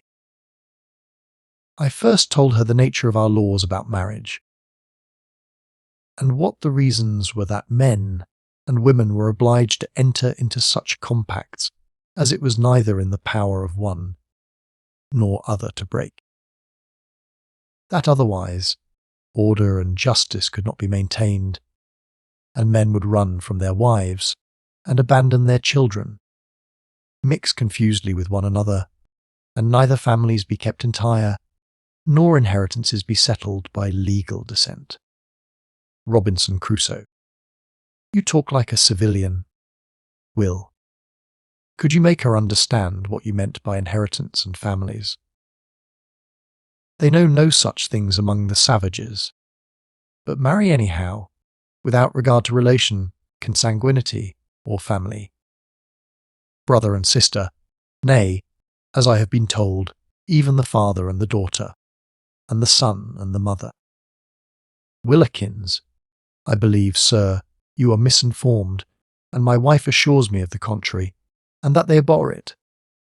Perhaps, for any further relations, they may not be so exact as we are. But she tells me never in the near relationship you speak of. Robinson Crusoe.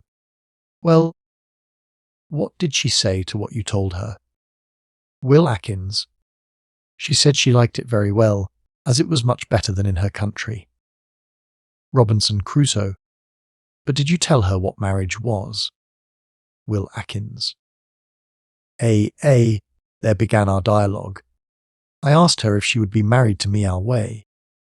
She asked me what way that was. I told her marriage was appointed by God. And here we had a strange talk together indeed, as ever man and wife had, I believe. Note. This dialogue between Willakins and his wife, which I took down in writing just after he told it me, was as follows. Wife. Appointed by your God. Why, have you a God in your country? Will Atkins. Yes, my dear, God is in every country. Wife. Know your God in my country. My country have the great old Benamucky God. Willakins. Child, I am very unfit to show you who God is. God is in heaven, and made the heaven and the earth, the sea, and all that in them is. Wife. No maked earth. Know you God makey all earth. No maked my country. Willakins laughed a little at her expression of God not making her country. Wife. No laugh. Why laugh me? This noting to laugh. He was justly reproved by his wife, for she was more serious than he at first. Will Atkins. That's true, indeed. I will not laugh any more, my dear. Wife. Why you say you God makey all? Will Atkins. Yes, child, our God made the whole world and you and me and all things. For he is the only true God, and there is no God but him.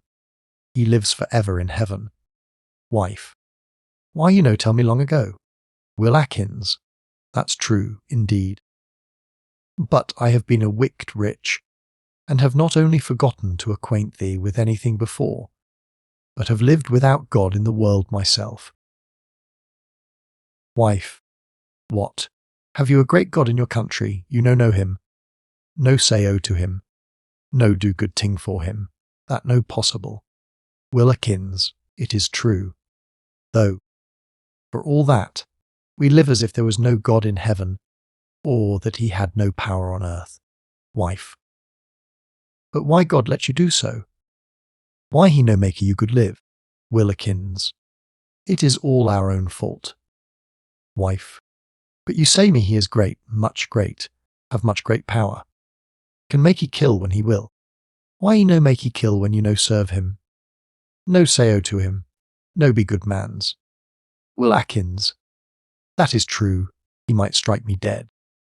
And I ought to expect it, for I have been a wicked wretch, that is true. But God is merciful, and does not deal with us as we deserve. Wife. But then do you not tell God thank ye for that too? Will Atkins. No, indeed, I have not thanked God for his mercy, any more than I have feared God from his power. Wife.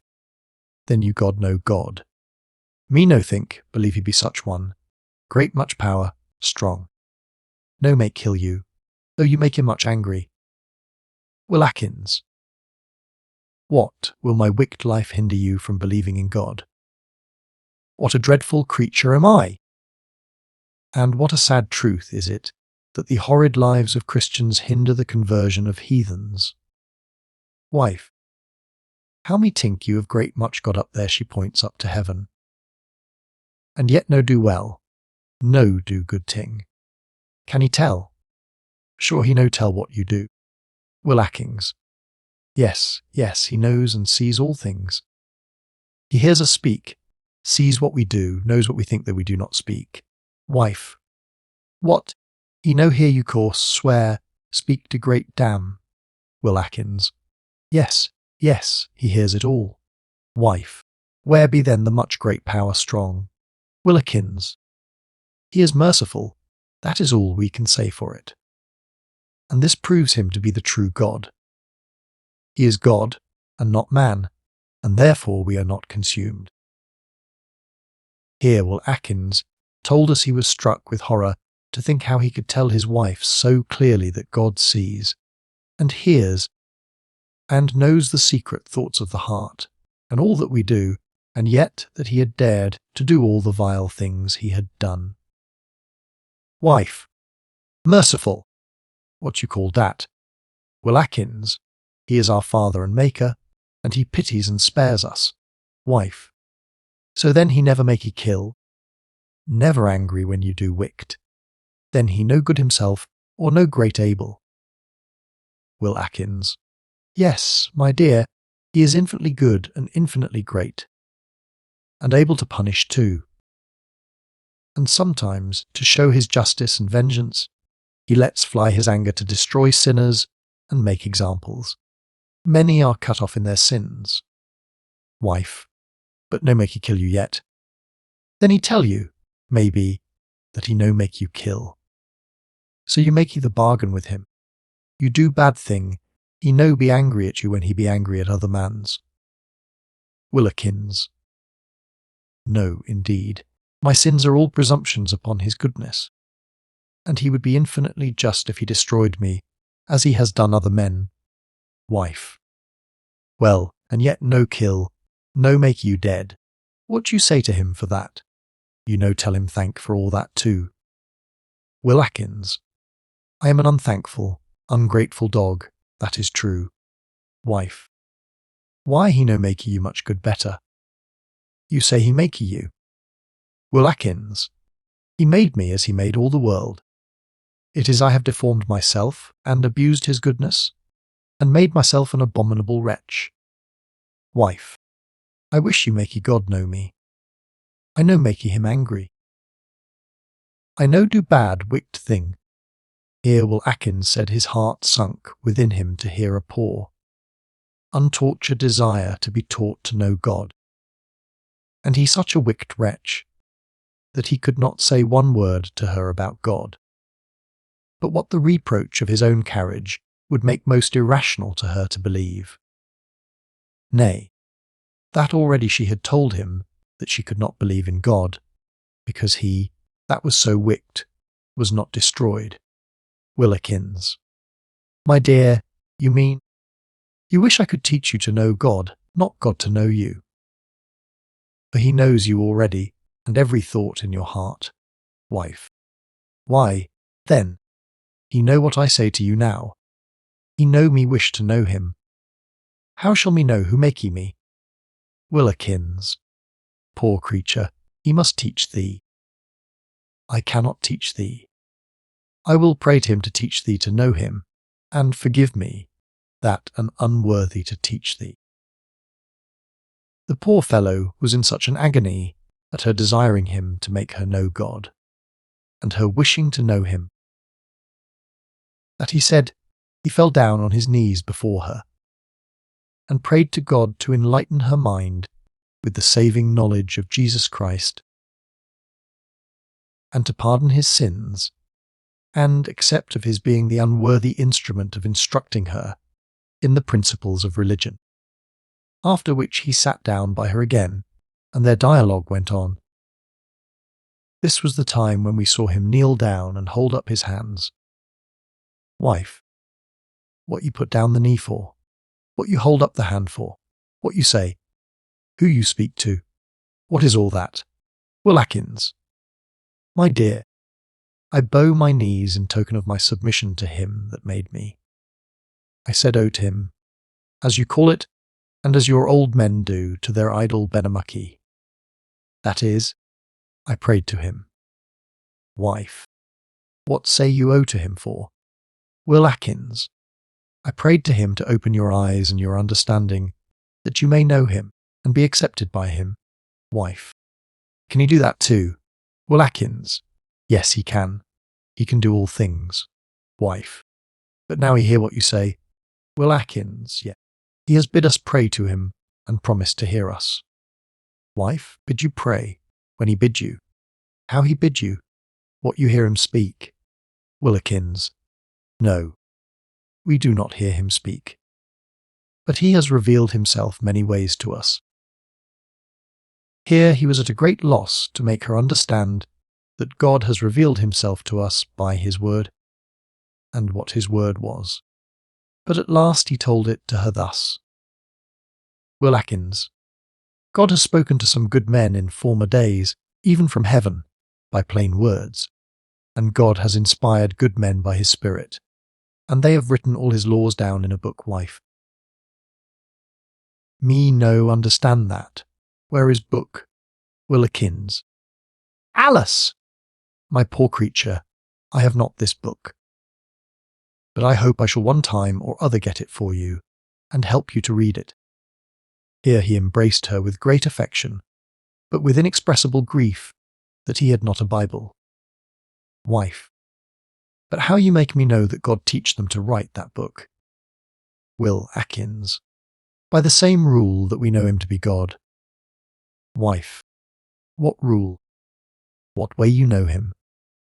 Will Atkins, because he teaches and commands nothing but what is good, righteous, and holy, and tends to make us perfectly good, as well as perfectly happy, and because he forbids and commands us to avoid all that is wicked, that is evil in itself, or evil in its consequence. Wife, that me would understand, that me fain see. If he teach ye all good thing, he make ye all good thing, he give all thing, he hear me when I say to him, as you do just now, he make me good if I wish to be good. He spare me, no make kill me, when I no be good. All this you say he do, yet he be great God.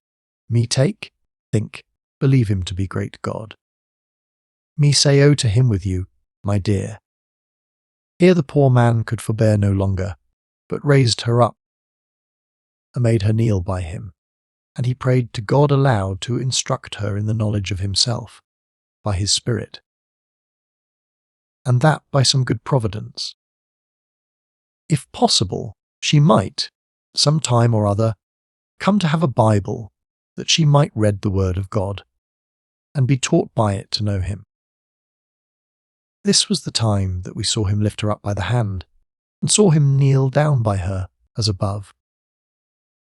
They had several other discourses, it seems, after this, and particularly she made him promise that, since he confessed his own life had been a wicked, abominable course of provocations against God, that he would reform it, and not make God angry any more, lest he should make him dead, as she called it, and then she would be left alone, and never be taught to know this God better, and lest he should be miserable, as he had told her wicked men would be after death. This was a strange account, and very affecting to us both, but particularly to the young clergyman. He was, indeed, wonderfully surprised with it, but under the greatest affliction imaginable that he could not talk to her, that he could not speak English to make her understand him, and as she spoke but very broken English, he could not understand her. However, he turned himself to me, and told me that he believed that there must be more to do with this woman than to marry her. I did not understand him at first, but at length he explained himself that she ought to be baptized. I agreed with him in that part readily, and wished it to be done presently. No, no. Old sir, says he, though I would have her be baptized, by all means, for I must observe that Atkins, her husband, has indeed brought her, in a wonderful manner, to be willing to embrace a religious life, and has given her just ideas of the being of a God, of his power, justice, and mercy. Yet I desire to know of him if he has said anything to her of Jesus Christ, and of the salvation of sinners, of the nature of faith in him, and redemption by him, of the Holy Spirit, the resurrection, the last judgment, and the future state. I called Will Atkins again, and asked him. But the poor fellow fell immediately into tears, and told us he had said something to her of all those things, but that he was himself so wicked a creature, and his own conscience so reproached him with his horrid, ungodly life, that he trembled at the apprehensions that a knowledge of him should lessen the attention she should give to those things, and make her rather contemn religion than receive it. But he was assured, he said, that her mind was so disposed to receive due impressions of all those things, and that if I would but discourse with her, she would make it appear to my satisfaction that my labour would not be lost upon her. Accordingly, I called her in, and placing myself as interpreter between my religious priest and the woman, I entreated him to begin with her. But sure such a sermon was never preached by a popish priest in these latter ages of the world. And as I told him, I thought he had all the zeal, all the knowledge, all the sincerity of a Christian, without the error of a Roman Catholic, and that I took him to be such a clergyman as the Roman bishops were before the Church of Rome assumed spiritual sovereignty over the consciences of men. In a word, he brought the poor woman to embrace the knowledge of Christ and of redemption by him, not with wonder and astonishment only, as she did the first notions of a God, but with joy and faith, with an affection and a surprising degree of understanding, scarce to be imagined, much less to be expressed, and, at her own request, she was baptized. When he was preparing to baptize her, I entreated him that he would perform that office with some caution, that the man might not perceive he was of the Roman Church, if possible, because of other ill consequences which might attend a difference among us, in that very religion which we were instructing the other in. He told me that as he had no consecrated chapel, nor proper things for the office, I should see he would do it in a manner that I should not know by it, that he was a Roman Catholic myself, if I had not known it before. And so he did, for saying only some words over to himself in Latin, which I could not understand. He poured a whole dishful of water upon the woman's head, pronouncing in French, very loud, Mary, which was the name her husband desired me to give her, for I was her godfather. I baptize thee in the name of the Father, and of the Son, and of the Holy Ghost, so that none could know anything by it, what religion he was of. He gave the benediction afterwards in Latin, but either Will Atkins did not know but it was French, or else did not take notice of it at that time. As soon as this was over we married them. And after the marriage was over, he turned to Will Atkins, and in a very affectionate manner exhorted him, not only to persevere in that good disposition he was in, but to support the convictions that were upon him by a resolution to reform his life. Told him it was in vain to say he repented if he did not forsake his crimes. represented to him how God had honoured him with being the instrument of bringing his wife to the knowledge of the Christian religion, and that he should be careful he did not dishonour the grace of God, and that if he did, he would see the heathen a better Christian than himself, the savage converted, and the instrument cast away. He said a great many good things to them both, and then, recommending them to God's goodness, gave them the benediction again by repeating everything to them in English. And thus ended the ceremony. I think it was the most pleasant and agreeable day to me that ever I passed in my whole life. But my clergyman had not done yet. His thoughts hung continually upon the conversion of the 37 savages, and fain be would have stayed upon the island to have undertaken it. But I convinced him, first, that his undertaking was impracticable in itself, and, secondly, that perhaps I would put it into a way of being done in his absence to his satisfaction. Having thus brought the affairs of the island to a narrow compass, I was preparing to go on board the ship when the young man I had taken out of the famished ship's company came to me and told me he understood I had a clergyman with me, and that I had caused the Englishman to be married to the savages, that he had a match too, which he desired might be finished before I went, between two Christians, which he hoped would not be disagreeable to me. I knew this must be the young woman who was his mother's servant, for there was no other Christian woman on the island.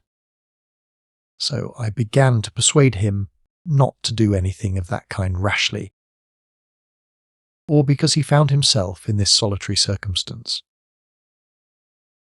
I represented to him that he had some considerable substance in the world, and good friends, as I understood by himself, and the maid also, that the maid was not only poor, and a servant, but was unequal to him, she being 6 or 7 and 20 years old, and he not above 17 or 18, that he might very probably, with my assistance, make a remove from this wilderness, and come into his own country again, and that then it would be 1,000 to 1, but he would repent his choice, and the dislike of that circumstance might be disadvantageous to both.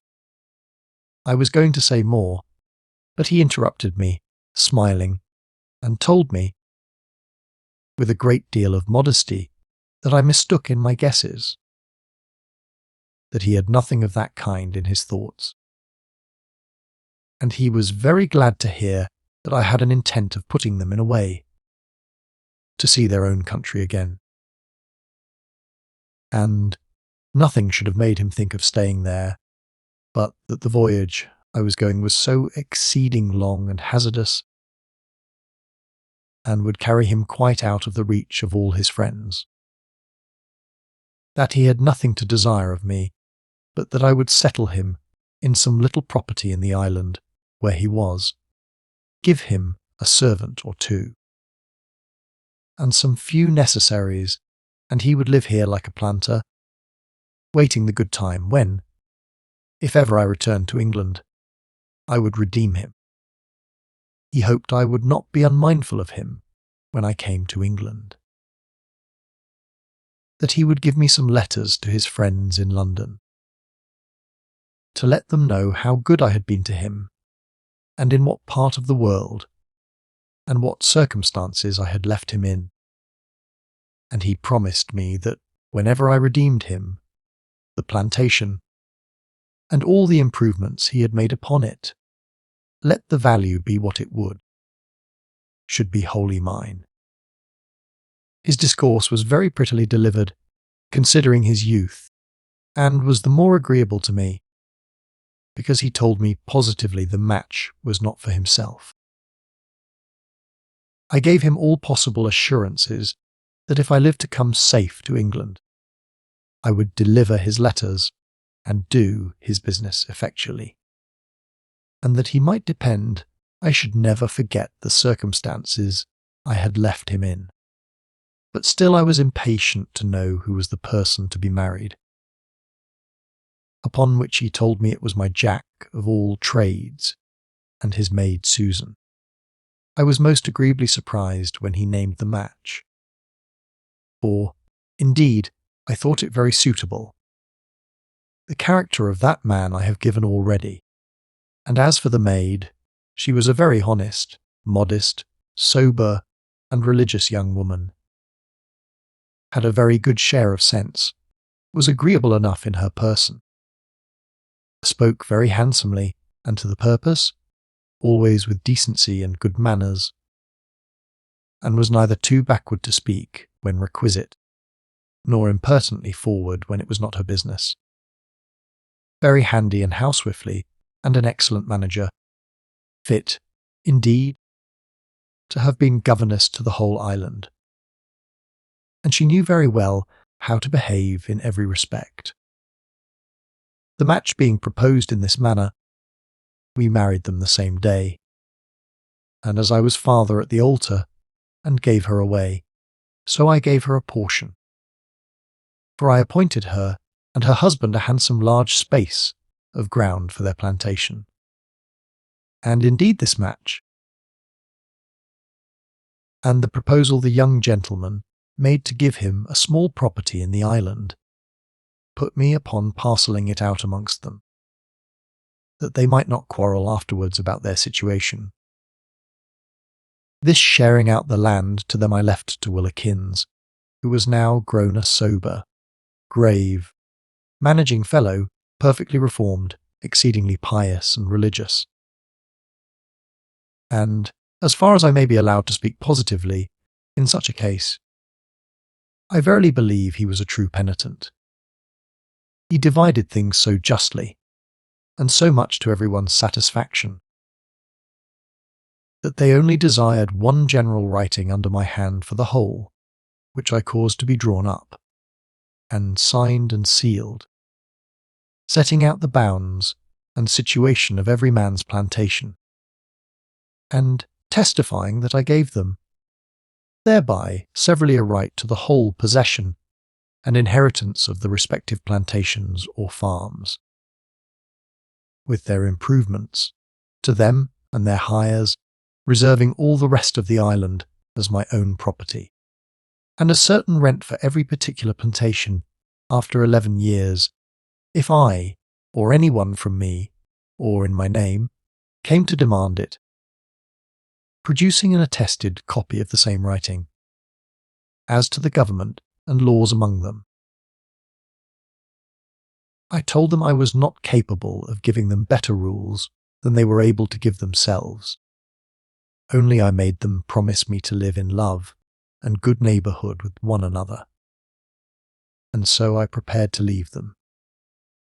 One thing I must not omit, and that is, that being now settled in a kind of commonwealth among themselves, and having much business in hand, it was odd to have 37 Indians live in a nook of the island, independent, and, indeed, unemployed. For except the providing themselves food, which they had difficulty enough to do sometimes, they had no manner of business or property to manage. I proposed, therefore, to the governor Spaniard that he should go to them with Friday's father and propose to them to remove, and either plant for themselves, or be taken into their several families as servants to be maintained for their labour, but without being absolute slaves. For I would not permit them to make them slaves by force, by any means, because they had their liberty given them by capitulation, as it were articles of surrender which they ought not to break. They most willingly embraced the proposal, and came all very cheerfully along with him. So we allotted them land and plantations, which 3 or 4 accepted of, but all the rest chose to be employed as servants, in the several families we had settled. Thus my colony was in a manner settled as follows. The Spaniards possessed my original habitation, which was the capital city, and extended their plantations all along the side of the brook, which made the creek that I have so often described as far as my bower. And as they increased their culture, it went always eastward. The English lived in the north-east part, where Atkins and his comrades began, and came on southward and southwest, towards the back part of the Spaniards. And every plantation had a great addition of land to take in, if they found occasion, so that they need not jostle one another for want of room. All the east end of the island was left uninhabited, that if any of the savages should come on shore there only for their customary barbarities, they might come and go. If they disturbed nobody, nobody would disturb them, and no doubt but they were often ashore and went away again, for I never heard that the planters were ever attacked or disturbed any more. Chapter 8.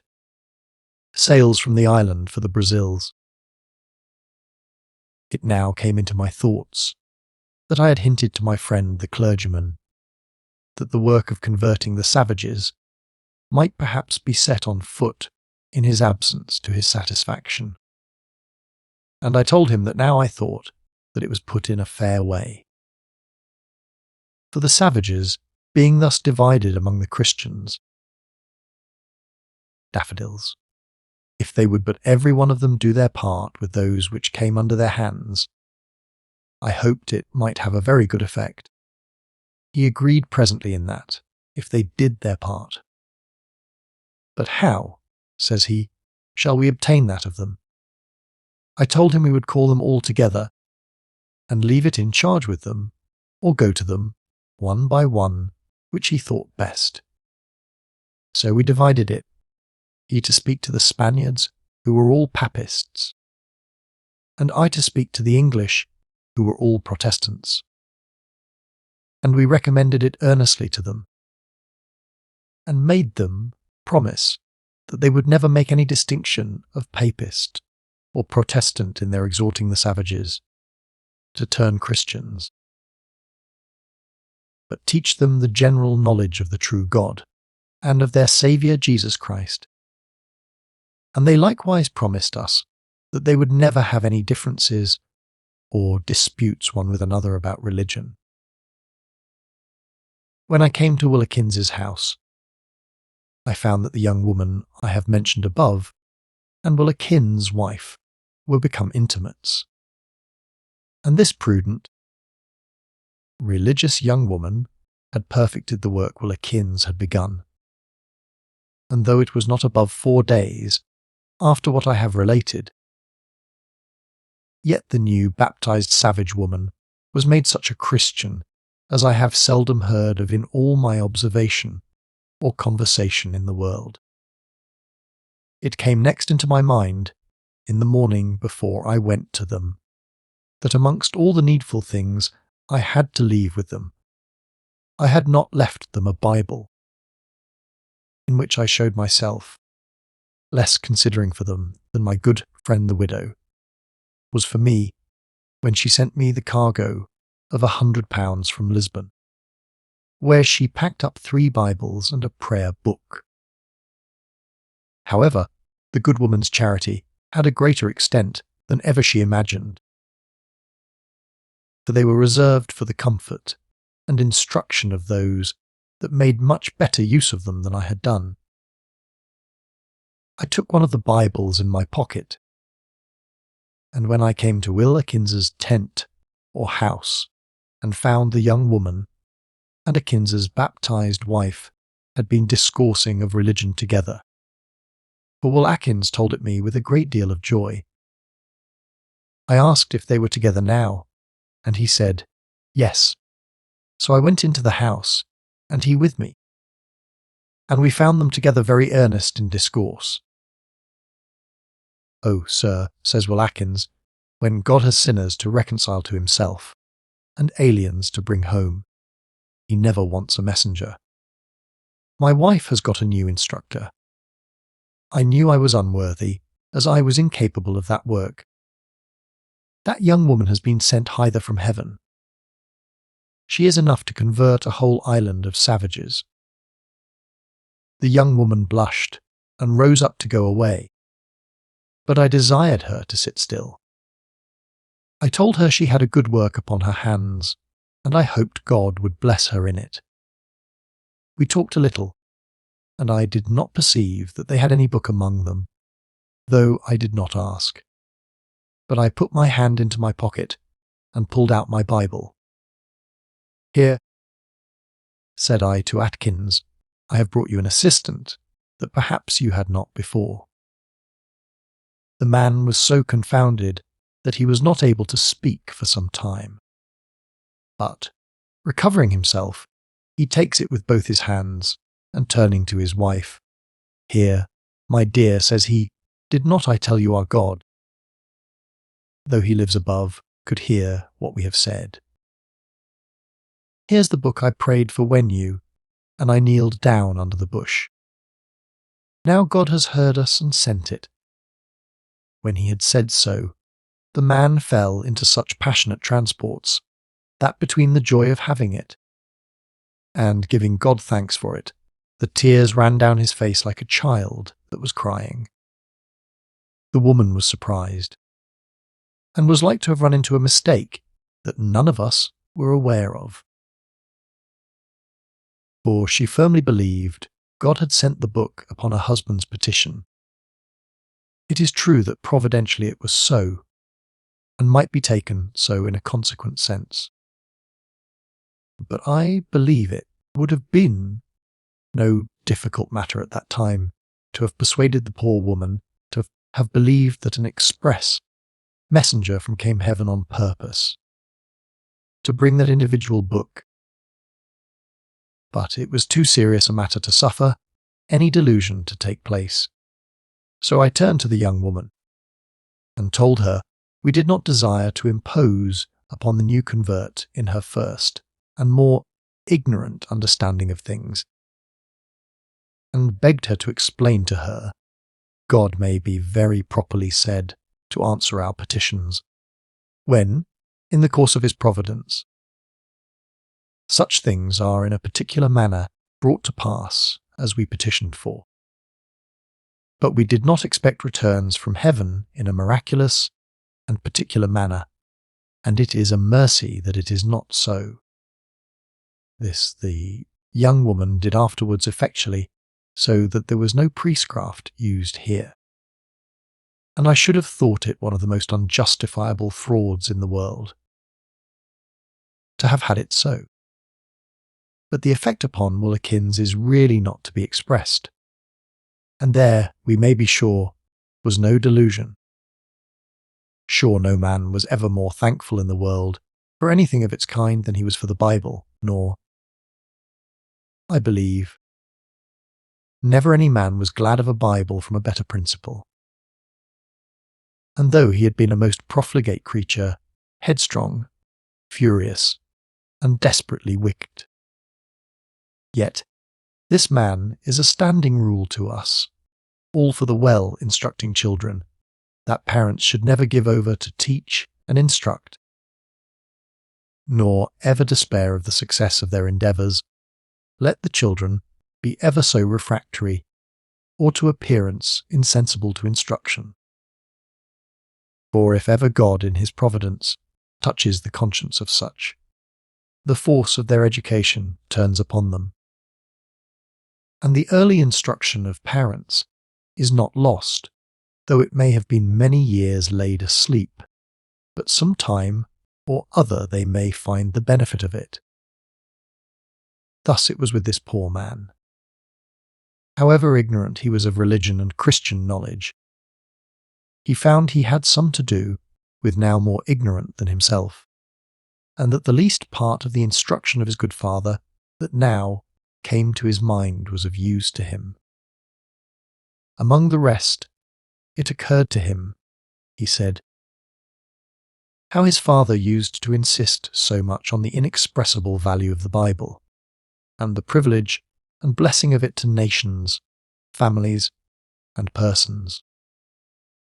But he never entertained the least notion of the worth of it till now, when, being to talk to heathens, savages, and barbarians, he wanted the help of the written oracle for his assistance. The young woman was glad of it also for the present occasion, though she had won. And so had the youth, on board our ship among their goods, which were not yet brought on shore. And now, having said so many things of this young woman, I cannot omit telling one story more of her and myself, which has something in it very instructive and remarkable.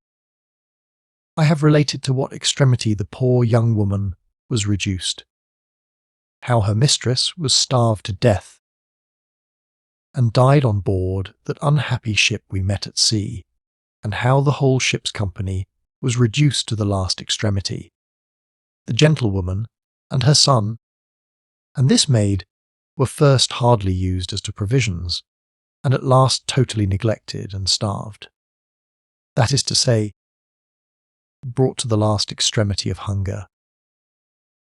One day, being discoursing with her on the extremities they suffered, I asked her if she could describe, by what she had felt, what it was to starve, and how it appeared. She said she believed she could, and told her tale very distinctly thus. First, we had for some days fared exceedingly hard, and suffered very great hunger. But at last we were wholly without food of any kind except sugar, and a little wine and water. The first day after I had received no food at all, I found myself towards evening, empty and sick at the stomach, and nearer night much inclined to yawning and sleep. I lay down on the couch in the great cabin to sleep, and slept about 3 hours, and awaked a little refreshed, having taken a glass of wine when I lay down. After being about 3 hours awake, it being about 5 o'clock in the morning, I found myself empty, and my stomach sickish, and lay down again, but could not sleep at all, being very faint and ill. And thus I continued all the second day with a strange variety. First hungry, then sick again, with retchings to vomit. The second night, being obliged to go to bed again without any food more than a draught of fresh water, and being asleep. I dreamed I was at Barbadoes, and that the market was mightily stocked with provisions.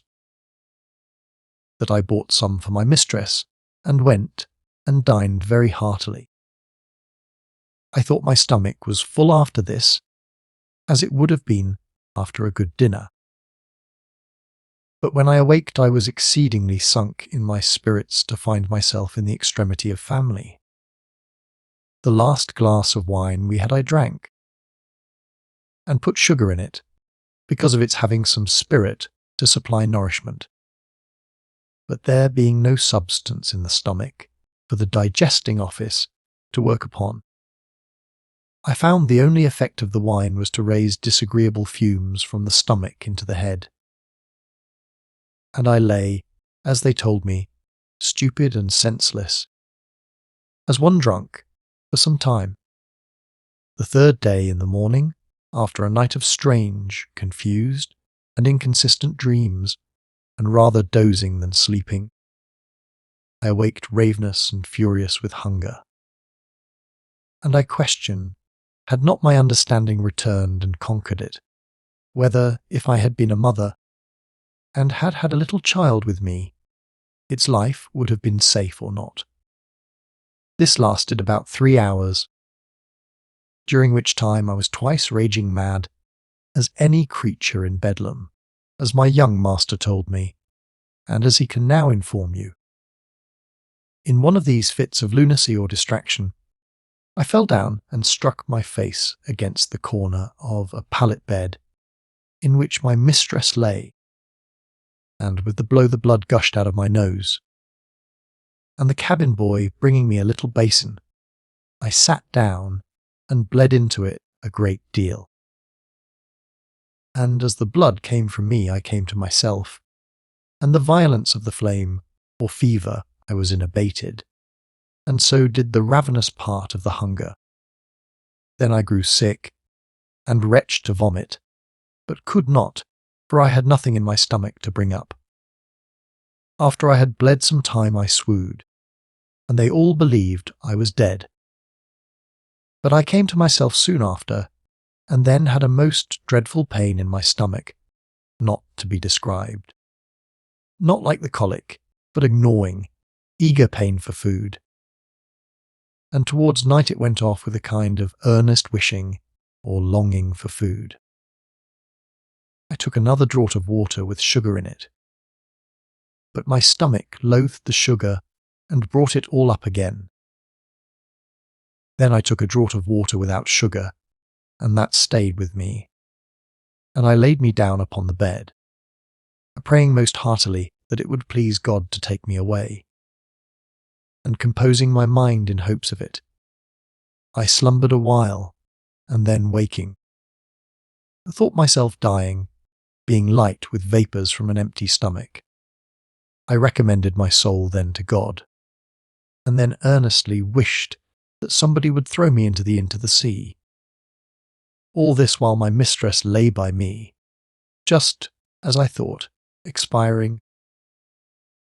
But she bore it with much more patience than I, and gave the last bit of bread she had left to her child, my young master, who would not have taken it, but she obliged him to eat it, and I believe it saved his life.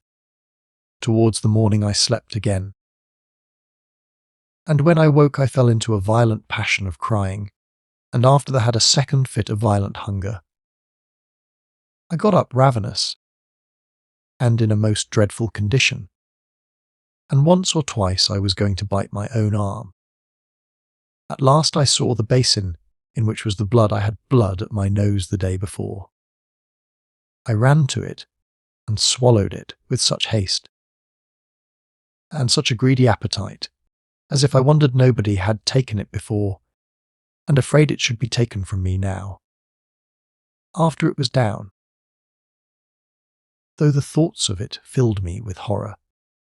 Yet it checked the fit of hunger, and I took another draught of water, and was composed and refreshed for some hours after.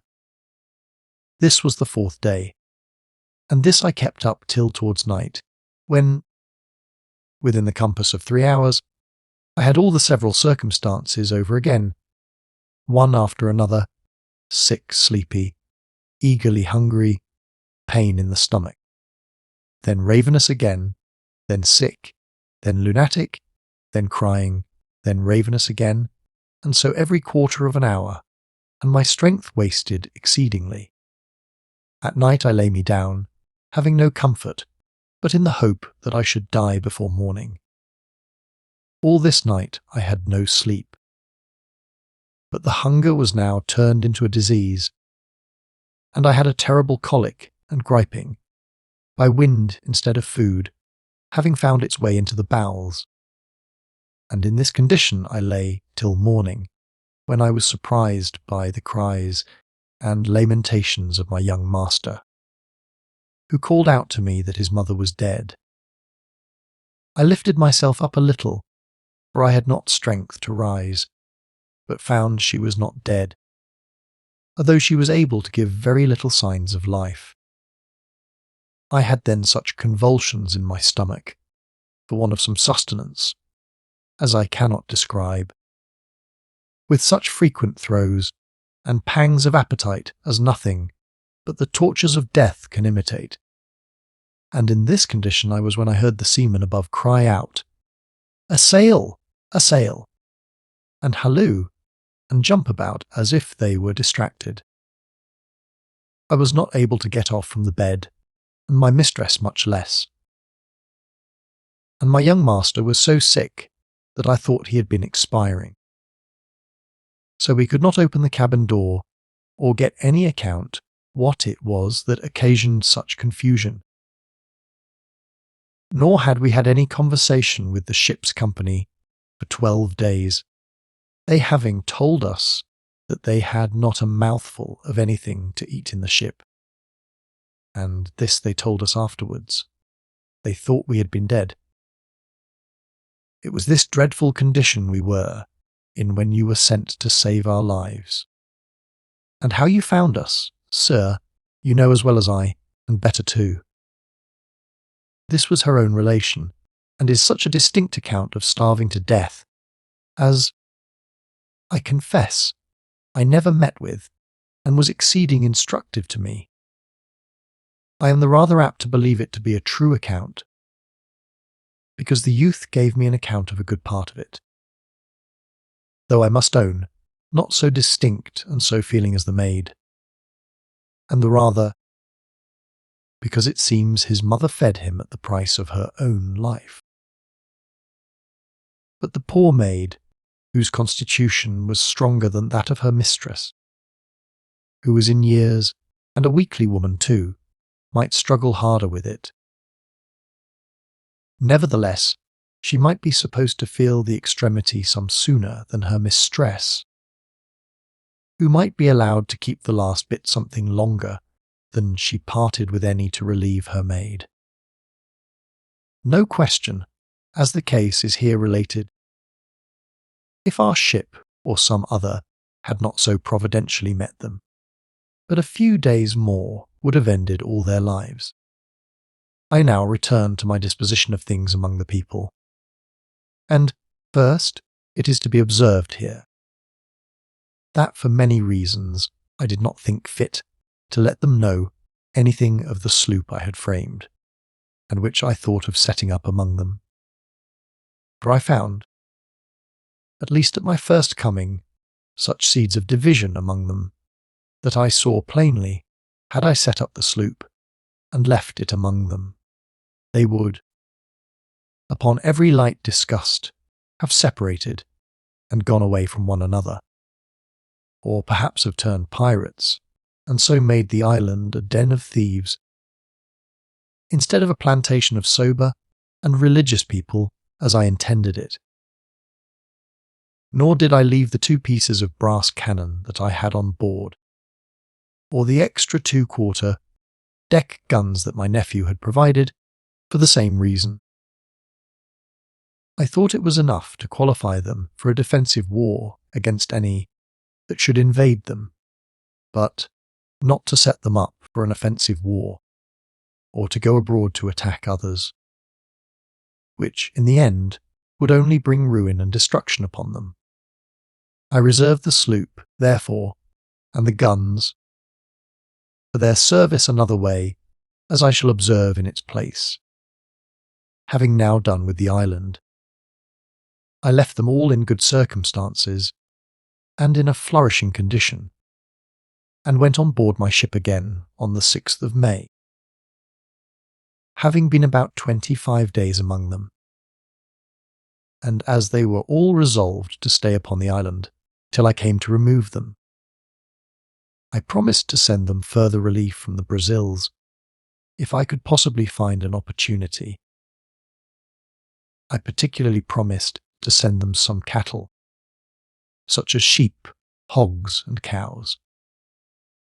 As to the 2 cows and calves which I brought from England, we had been obliged, by the length of our voyage, to kill them at sea, for want of hay to feed them. The next day, giving them a salute of 5 guns at parting, we set sail, and arrived at the Bay of All Saints in the Brazils in about 22 days, meeting nothing remarkable in our passage, but this, that about 3 days after we had sailed, being becalmed, and the current setting strong to the N, running, as it were, into a bay or gulf on the land side, we were driven something out of our course, and once or twice our men cried out, "Land to the eastward!" But whether it was the continent or islands we could not tell by any means. But the 3rd day, towards evening, the sea smooth, and the weather calm. We saw the sea, as it were covered towards the land with something very black. Not being able to discover what it was till after some time, our chief mate, going up the main shrouds a little way, and looking at them with a perspective, cried out it was an army. I could not imagine what he meant by an army, and thwarted him a little hastily. Nay, sir, says he, don't be angry, for it is an army, and a fleet too. For I believe there are 1,000 canoes, and you may see them paddle along, for they are coming towards us apace. I was a little surprised then, indeed, and so was my nephew the captain. For he had heard such terrible stories of them in the island, and having never been in those seas before, that he could not tell what to think of it, but said 2 or 3 times, we should all be devoured. I must confess, considering we were becalmed, and the current set strong towards the shore, I liked it the worse. However, I bade them not be afraid, but bring the ship to an anchor as soon as we came so near as to know that we must engage them. The weather continued calm, and they came on apace towards us. So I gave orders to come to an anchor, and furl all our sails. As for the savages, I told them they had nothing to fear but fire, and therefore they should get their boats out, and fasten them, one close by the head, and the other by the stern, and man them both well, and wait the issue in that posture. This I did, that the men in the boats might he ready with sheets and buckets to put out any fire these savages might endeavour to fix to the outside of the ship. In this posture we lay before them, and in a little while they came up with us. But never was such a horrid sight seen by Christians. Though my mate was much mistaken in his calculation of their number, yet, when they came up we reckoned about 126 canoes. Some of them had 16 or 17 men in them, and some more, and the least 6 or 7. When they came nearer to us, they seemed to be struck with wonder and astonishment, as at a sight which, doubtless, they had never seen before. Nor could they at first, as we afterwards understood, know what to make of us. They came boldly up, however, very near to us, and seemed to go about to row round us. But we called to our men in the boats not to let them come too near them. This very order brought us to an engagement with them, without our designing it. For 5 or 6 of the large canoes came so near our long boat that our men beckoned with their hands to keep them back, which they understood very well, and went back. But at their retreat about 50 arrows came on board us from those boats, and one of our men in the long boat was very much wounded. However, I called to them not to fire by any means. But we handed down some deal boards into the boat, and the carpenter presently set up a kind of fence, like waste boards, to cover them from the arrows of the savages, if they should shoot again. About half an hour afterwards they all came up in a body astern of us, and so near that we could easily discern what they were, though we could not tell their design. And I easily found they were some of my old friends, the same sort of savages that I had been used to engage with. In a short time more they rowed a little farther out to sea, till they came directly broadside with us, and then rowed down straight upon us, till they came so near that they could hear us speak. Upon this, I ordered all my men to keep close, lest they should shoot any more arrows, and made all our guns ready. But being so near as to be within hearing, I made Friday go out upon the deck, and call out aloud to them in his language, to know what they meant. Whether they understood him or not, that I knew not. But as soon as he had called to them, 6 of them, who were in the foremost or nightest boat to us, turned their canoes from us, and stooping down, showed us their naked backs. Whether this was a defiance or challenge we knew not, or whether it was done in mere contempt or as a signal to the rest. But immediately Friday cried out they were going to shoot, and, unhappily for him, poor fellow, they let fly about 300 of their arrows, and to my inexpressible grief, killed poor Friday, no other man being in their sight.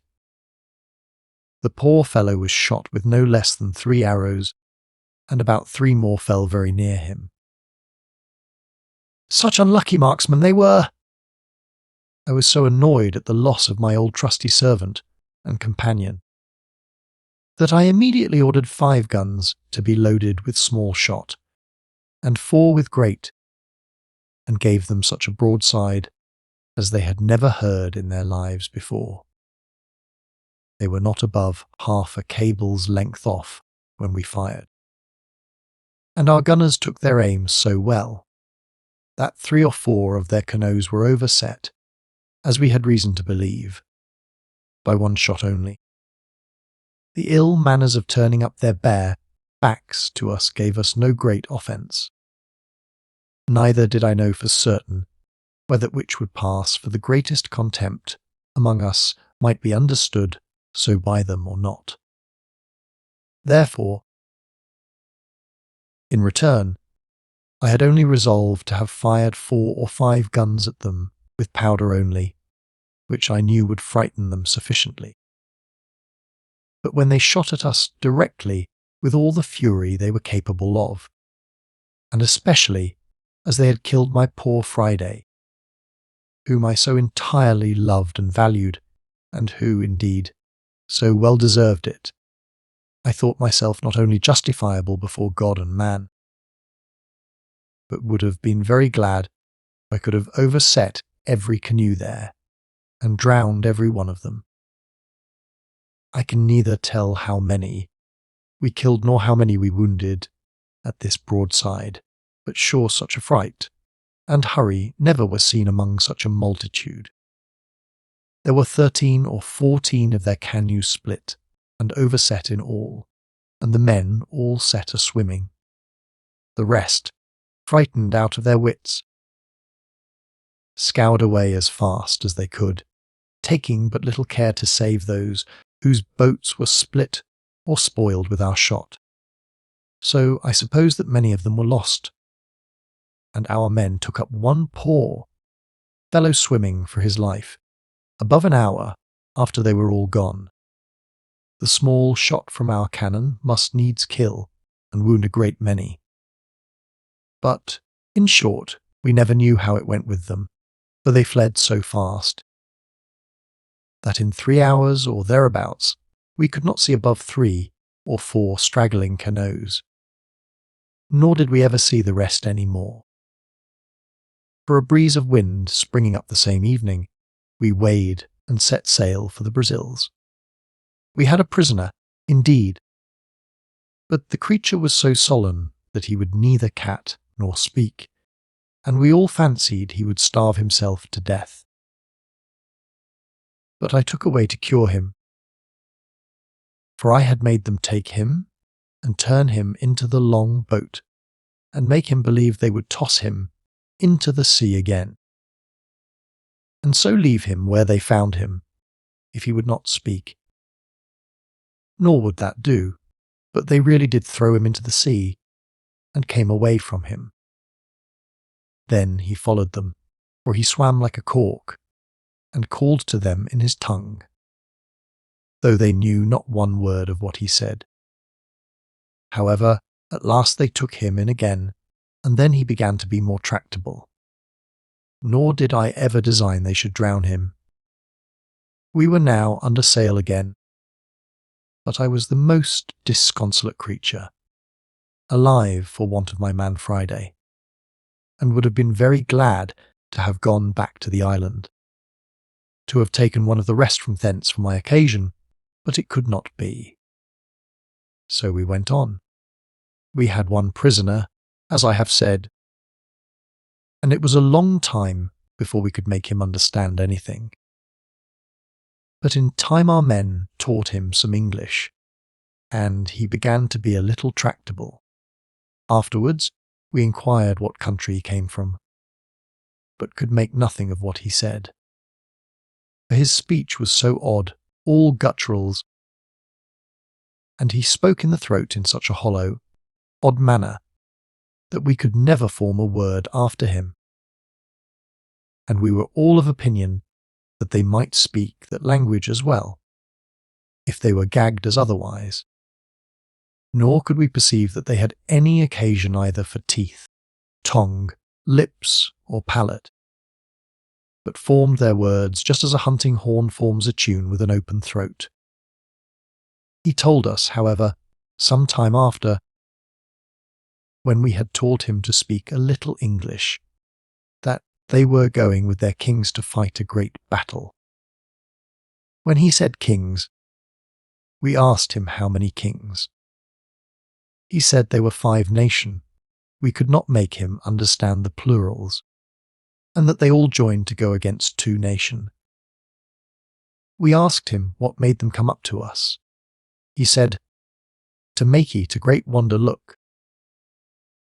Here it is to be observed that all those natives, as also those of Africa, when they learn English, always add 2 e's at the end of the words where we use one, and they place the accent upon them as makey, takey, and the like. Nay, I could hardly make Friday leave it off, though at last he did. And now I name the poor fellow once more. I must take my last leave of him. Poor honest Friday! We buried him with all the decency and solemnity possible by putting him into a coffin and throwing him into the sea, and I caused them to fire 11 guns for him. So ended the life of the most grateful, faithful, honest, and most affectionate servant that ever man had.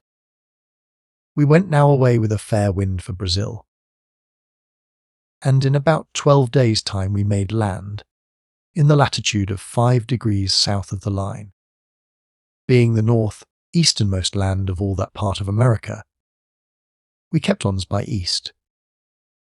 In sight of the shore 4 days, when we made Cape St. Augustine, and in 3 days came to an anchor off the Bay of All Saints, the old place of my deliverance, from whence came both my good and evil fate.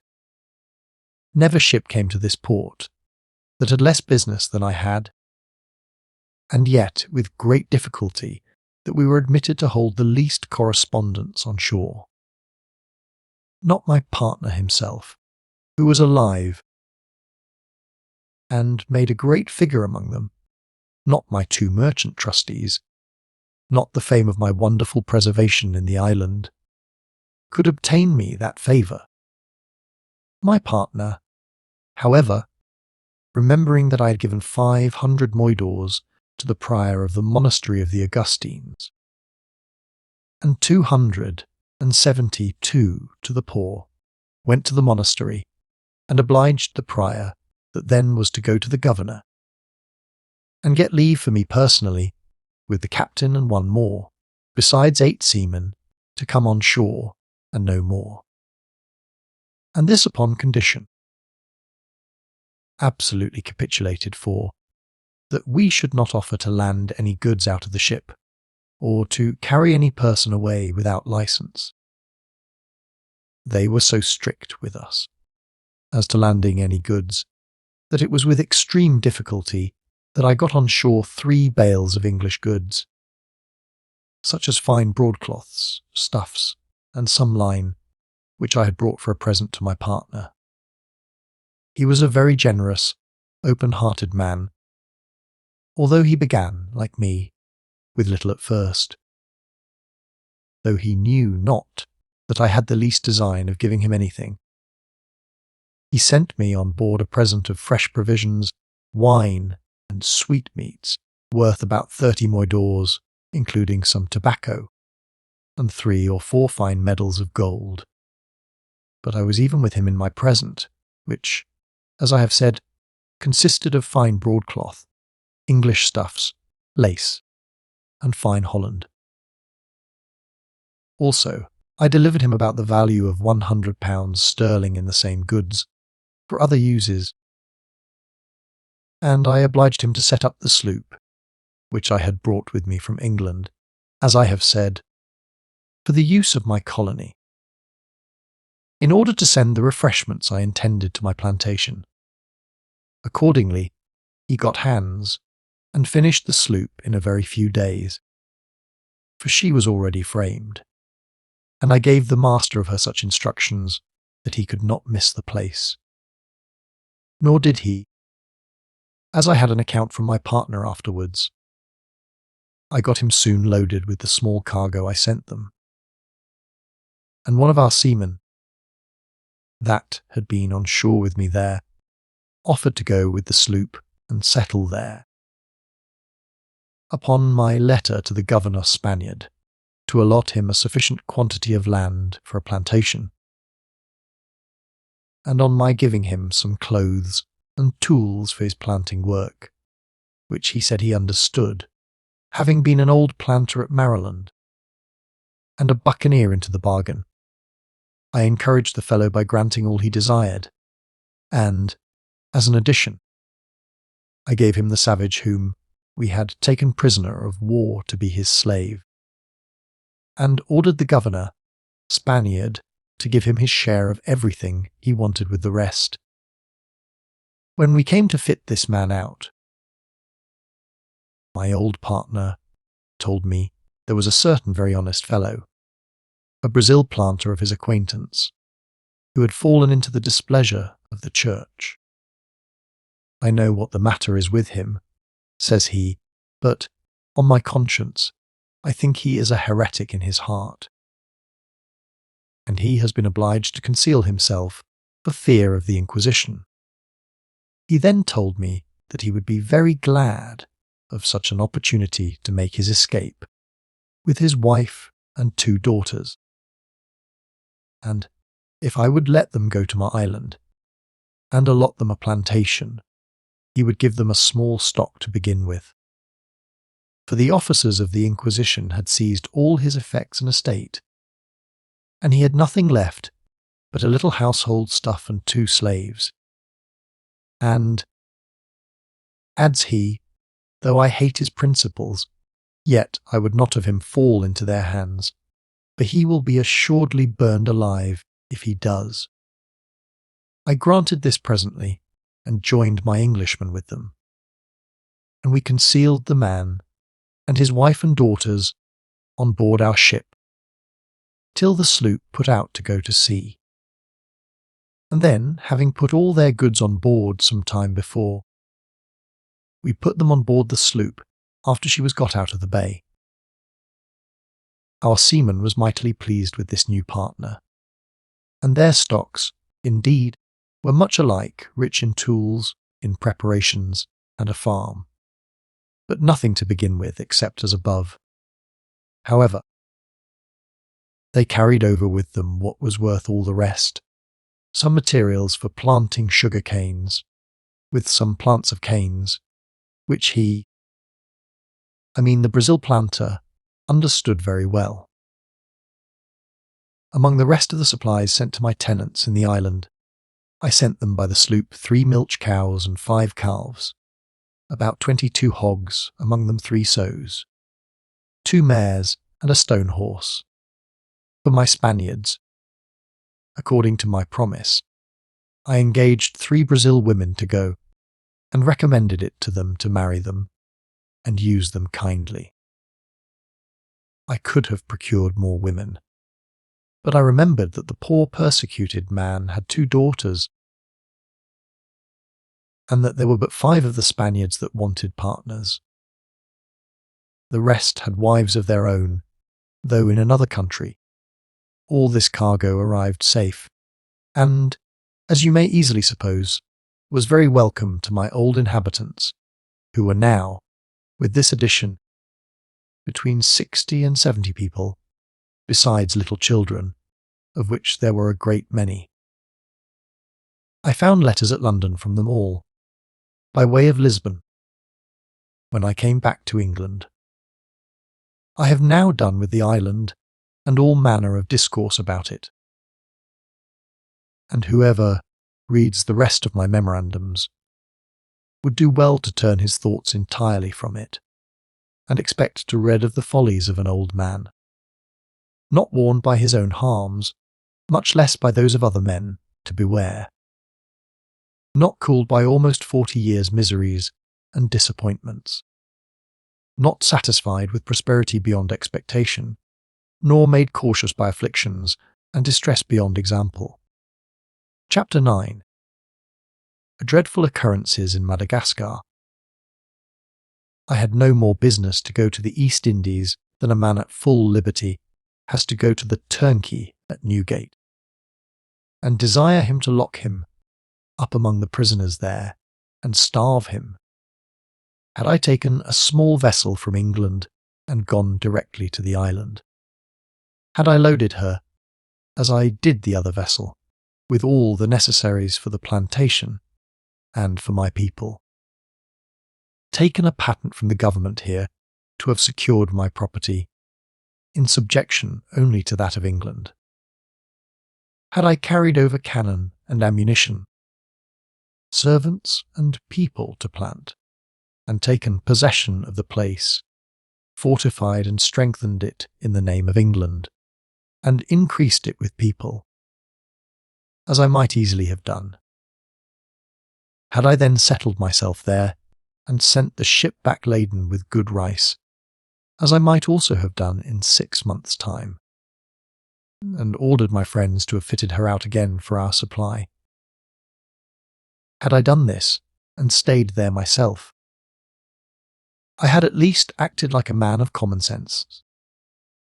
But I was possessed of a wandering spirit, and scorned all advantages.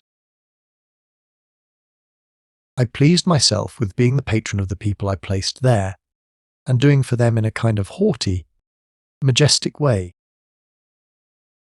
like an old patriarchal monarch, providing for them, as if I had been father of the whole family, as well as of the plantation.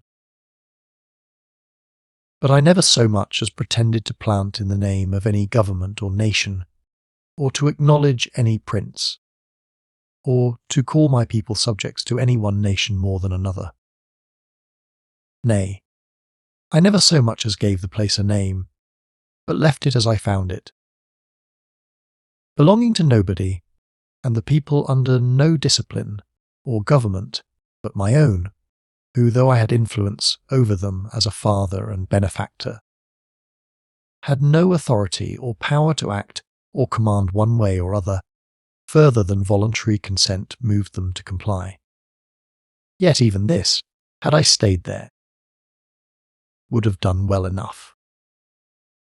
But as I rambled from them, and came there no more, the last letters I had from any of them were by my partner's means, who afterwards sent another sloop to the place, and who sent me word, though I had not the letter till I got to London, several years after it was written, that they went on but poorly, were discontented with their long stay there, that Atkins was dead, that 5 of the Spaniards were come away, and though they had not been much molested by the savages, yet they had had some skirmishes with them, and that they begged of him to write to me to think of the promise I had made to fetch them away, that they might see their country again before they died.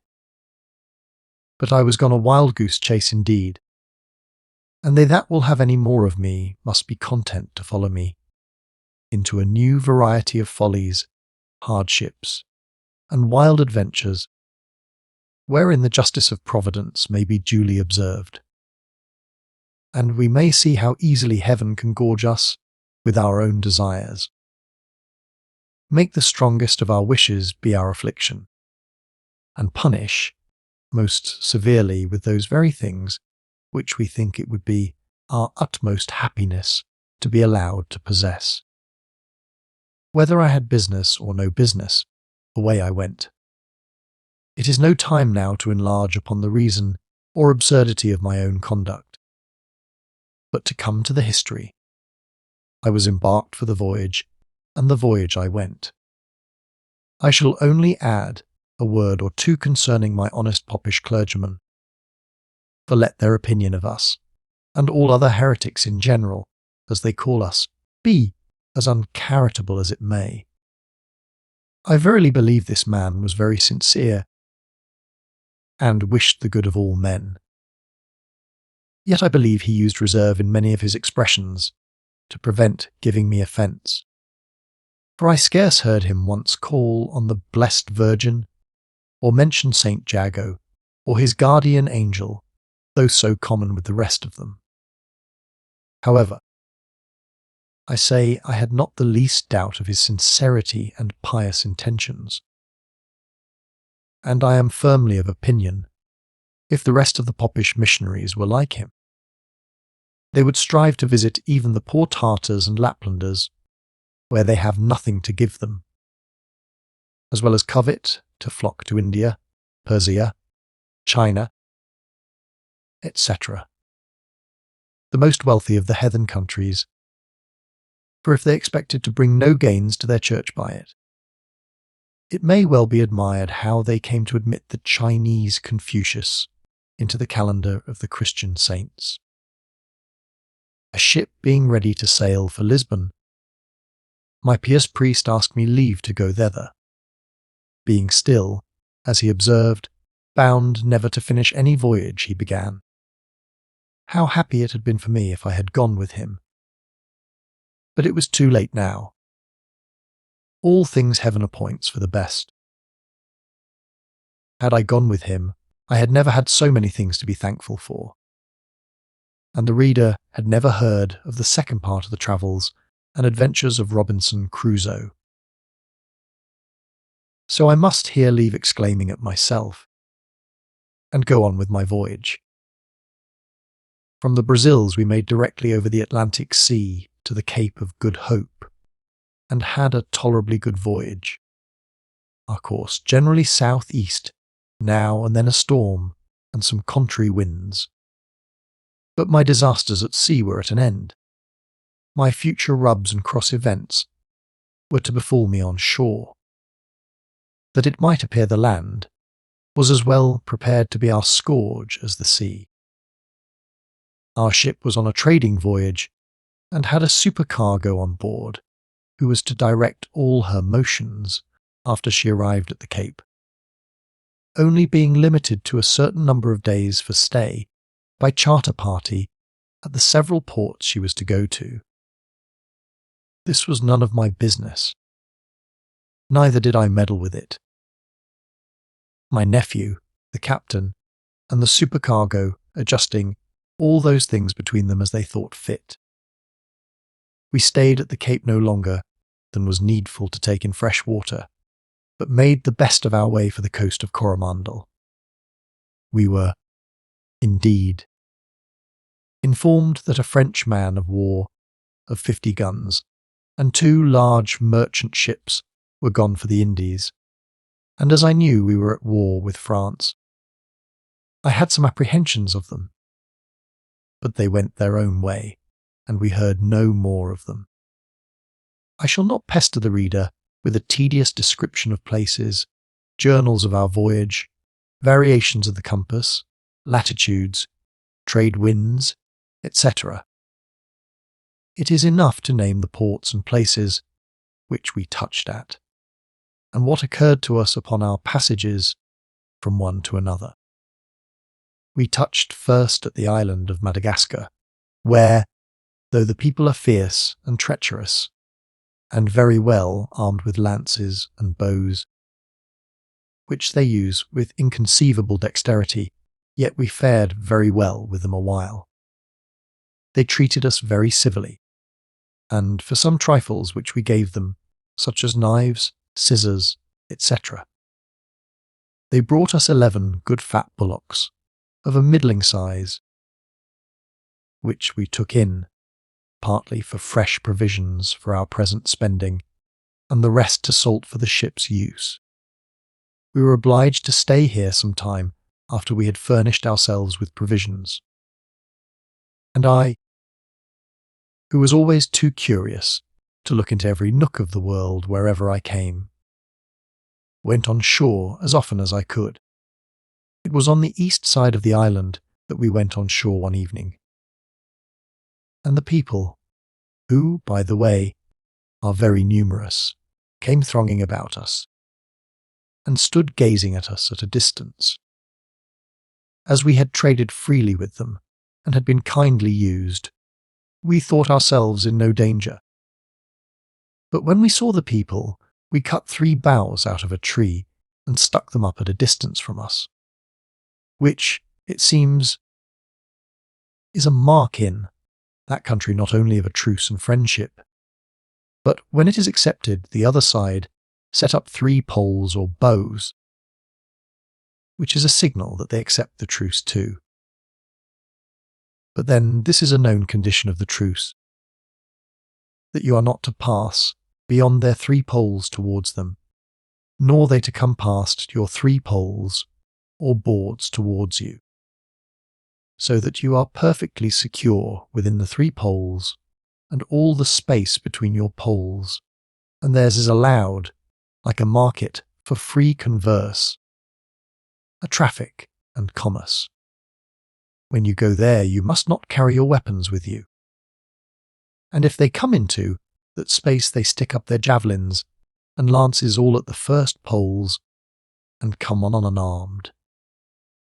But if any violence is offered them, and the truce thereby broken, away they run to the poles, and lay hold of their weapons, and the truce is at an end. It happened one evening, when we went on shore, that a greater number of their people came down than usual, but all very friendly and civil. And they brought several kinds of provisions, for which we satisfied them with such toys as we had. The women also brought us milk and roots, and several things very acceptable to us, and all was quiet. And we made us a little tent or hut of some borts or trees, and lay on shore all night. I know not what was the occasion, but I was not so well satisfied to lie on shore as the rest.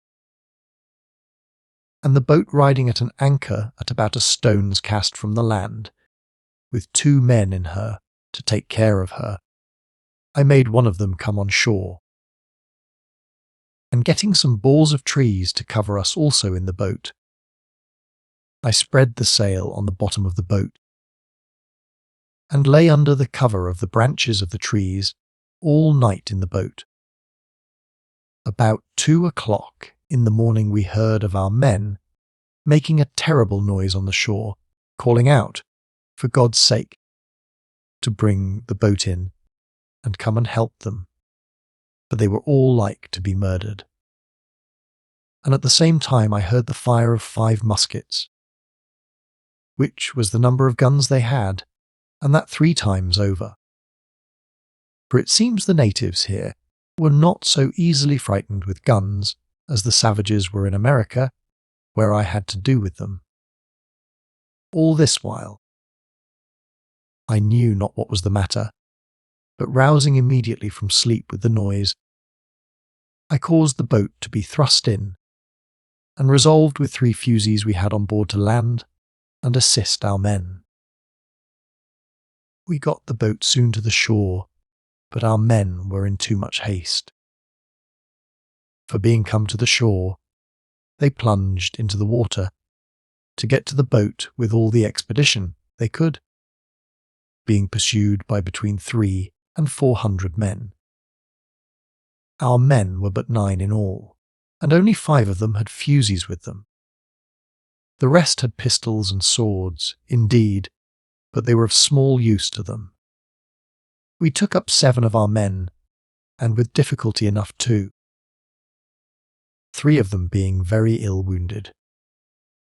And that which was still worse was, that while we stood in the boat to take our men in, we were in as much danger as they were in on shore. For they poured their arrows in upon us, so thick that we were glad to barricade the side of the boat up with the benches, and 2 or 3 loose boards which, to our great satisfaction, we had by mere accident in the boat.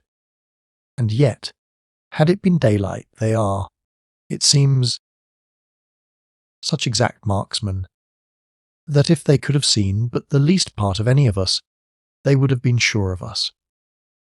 We had, by the light of the moon, a little sight of them, as they stood pelting us from the shore with darts and arrows. And having got ready our firearms, we gave them a volley that we could hear, by the cries of some of them, had wounded several. However, they stood thus in battle array on the shore till break of day, which we supposed was that they might see the better to take their aim at us. In this condition we lay, and could not tell how to weigh our anchor, or set up our sail, because we must needs stand up in the boat. And they were as sure to hit us as we were to hit a bird in a tree with small shot. We made signals of distress to the ship, and though she rode a league off, yet my nephew, the captain, hearing our firing, and by glasses perceiving the posture we lay in, and that we fired towards the shore, pretty well understood us. And weighing anchor with all speed, he stood as near the shore as he durst with the ship, and then sent another boat with 10 hands in her to assist us. We called to them not to come too near, telling them what condition we were in.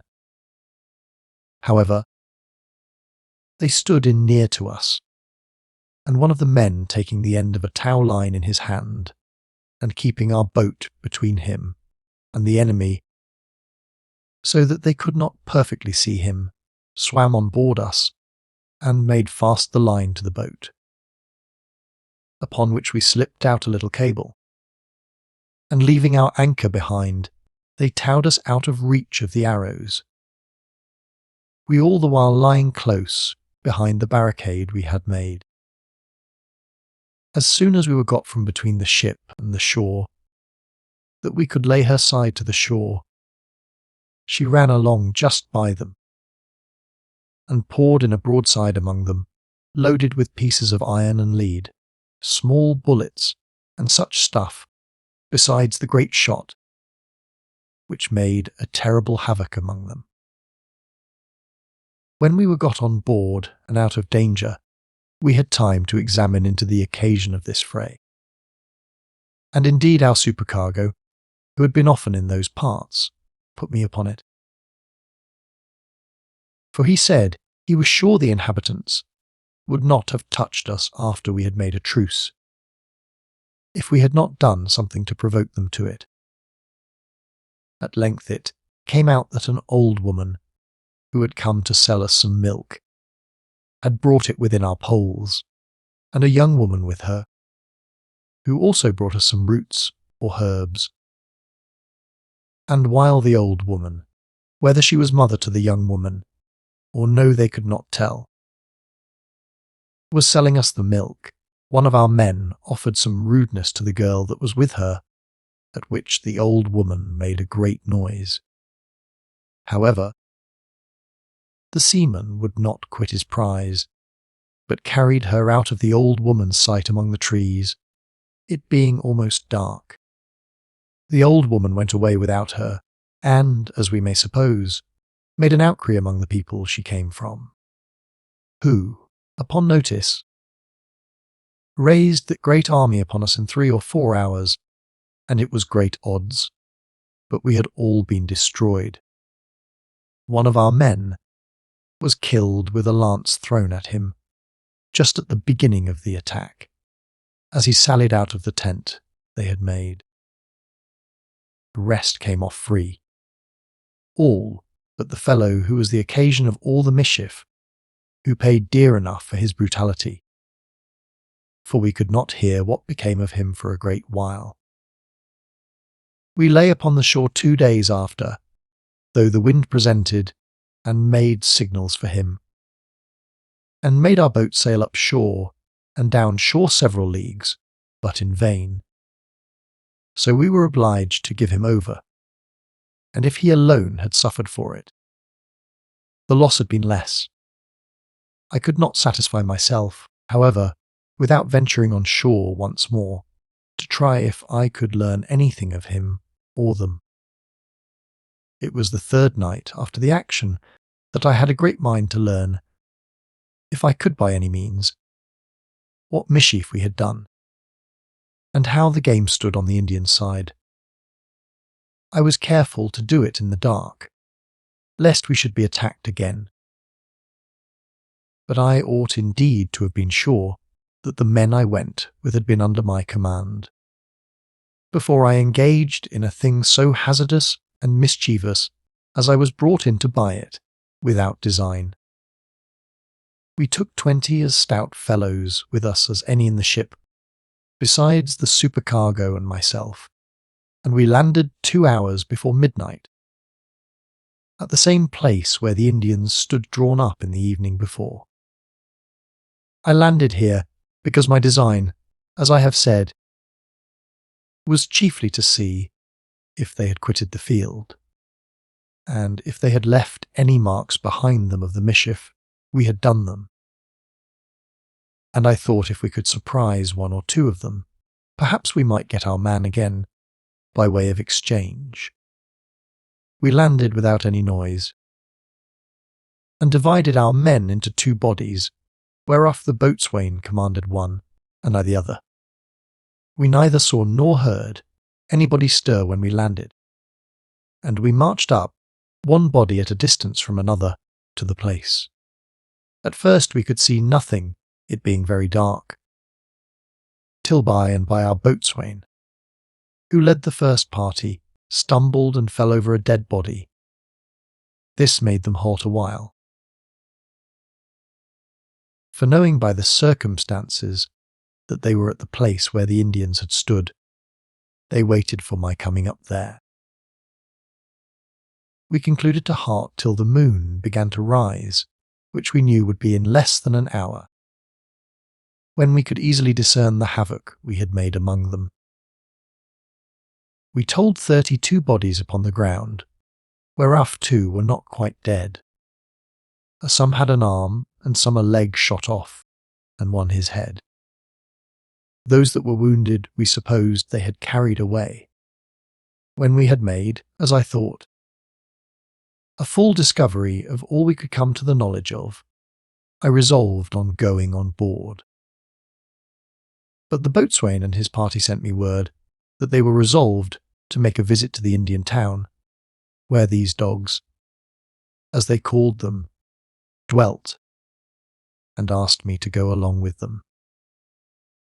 And if they could find them, as they still fancied they should, they did not doubt of getting a good booty, and it might be they might find Tom Geoffrey there. That was the man's name we had lost.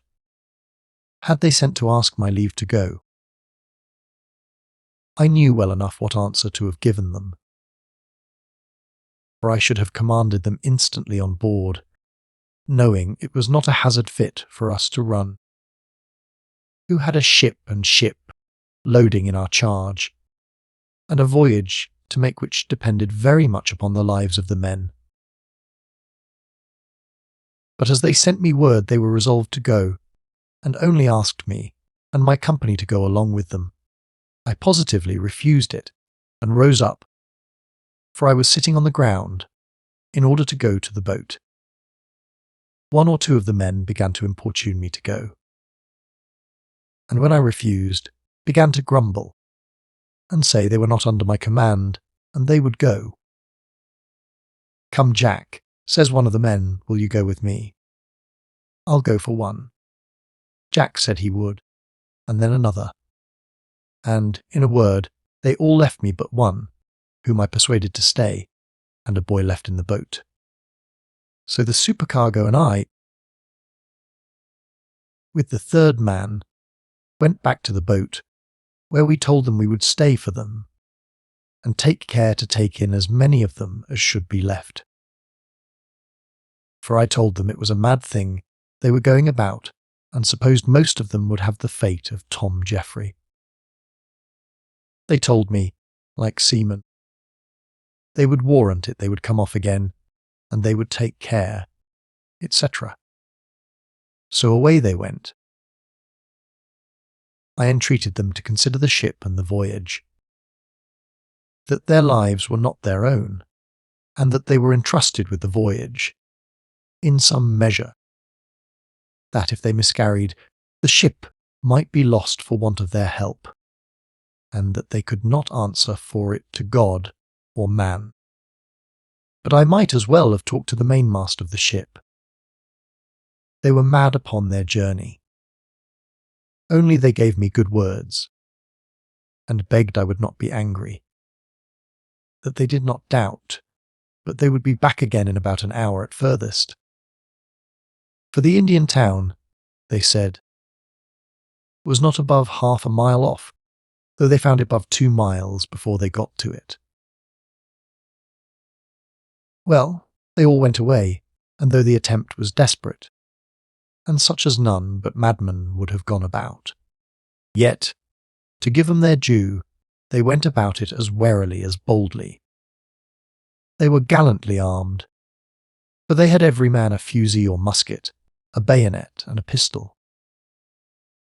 Some of them had broad cutlasses, some of them had hangers, and the boatswain and 2 more had poleaxes, besides all which they had among them 13 hand grenadoes, bolder fellows and better provided. Never went about any wicked work in the world. When they went out their chief design was plunder, and they were in mighty hopes of finding gold there. But a circumstance which none of them were aware of set them on fire with revenge, and made devils of them all. When they came to the few Indian houses, which they thought had been the town, which was not above half a mile off, they were under great disappointment, for there were not above 12 or 13 houses, and where the town was, or how big, they knew not. They consulted, therefore, what to do, and were some time before they could resolve. For if they fell upon these, they must cut all their throats. And it was 10 to 1, but some of them might escape, it being in the night, though the moon was up. And if one escaped, he would run and raise all the town, so they should have a whole army upon them. On the other hand, if they went away and left those untouched, for the people were all asleep, they could not tell which way to look for the town. However, the last was the best advice, so they resolved to leave them, and look for the town as well as they could. They went on a little way, and found a cow tied to a tree. This, they presently concluded, would be a good guide to them. For, they said, the cow certainly belonged to the town before them, or the town behind them, and if they untied her, they should see which way she went. If she went back, they had nothing to say to her. But if she went forward, they would follow her.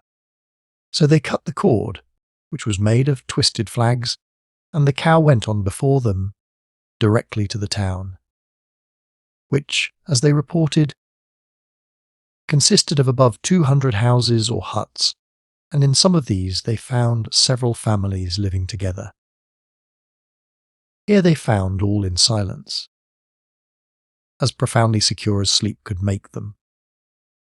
And first they called another council to consider what they had to do, and presently resolved to divide themselves into 3 bodies, and so set 3 houses on fire in 3 parts of the town. And as the men came out, to seize them and bind them, if any resisted, they need not be asked what to do then, and so to search the rest of the houses for plunder. But they resolved to march silently first through the town, and see what dimensions it was of, and if they might venture upon it or no. They did so, and desperately resolved that they would venture upon them. But while they were animating one another to the work, 3 of them, who were a little before the rest, called out aloud to them, and told them that they had found Tom Jeffrey. They all ran up to the place, where they found the poor fellow hanging up naked by one arm, and his throat cut. There was an Indian house just by the tree, where they found 16 or 17 of the principal Indians who had been concerned in the fray with us before, and 2 or 3 of them wounded with our shot.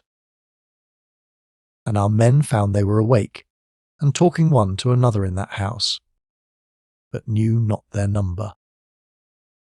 The sight of their poor mangled comrade so enraged them, as before, that they swore to one another that they would be revenged, and that not an Indian that came into their hands should have any quarter.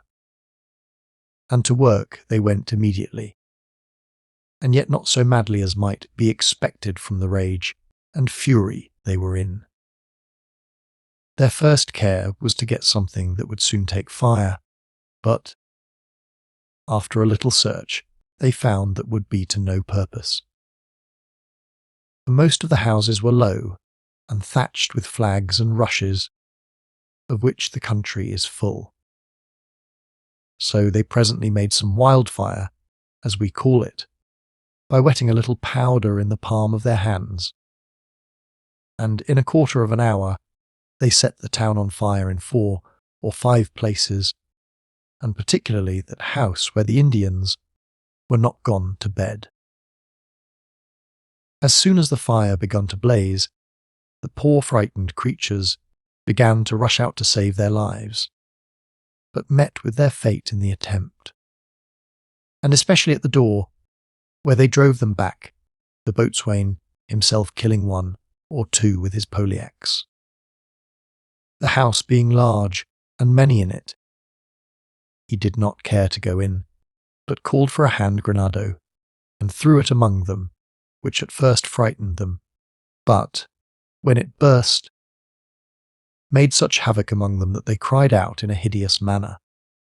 In short, most of the Indians who were in the open part of the house were killed, or hurt with the grenado, except 2 or 3 more who pressed to the door, which the boatswain and 2 more kept, with their bayonets on the muzzles of their pieces, and dispatched all that came in their way.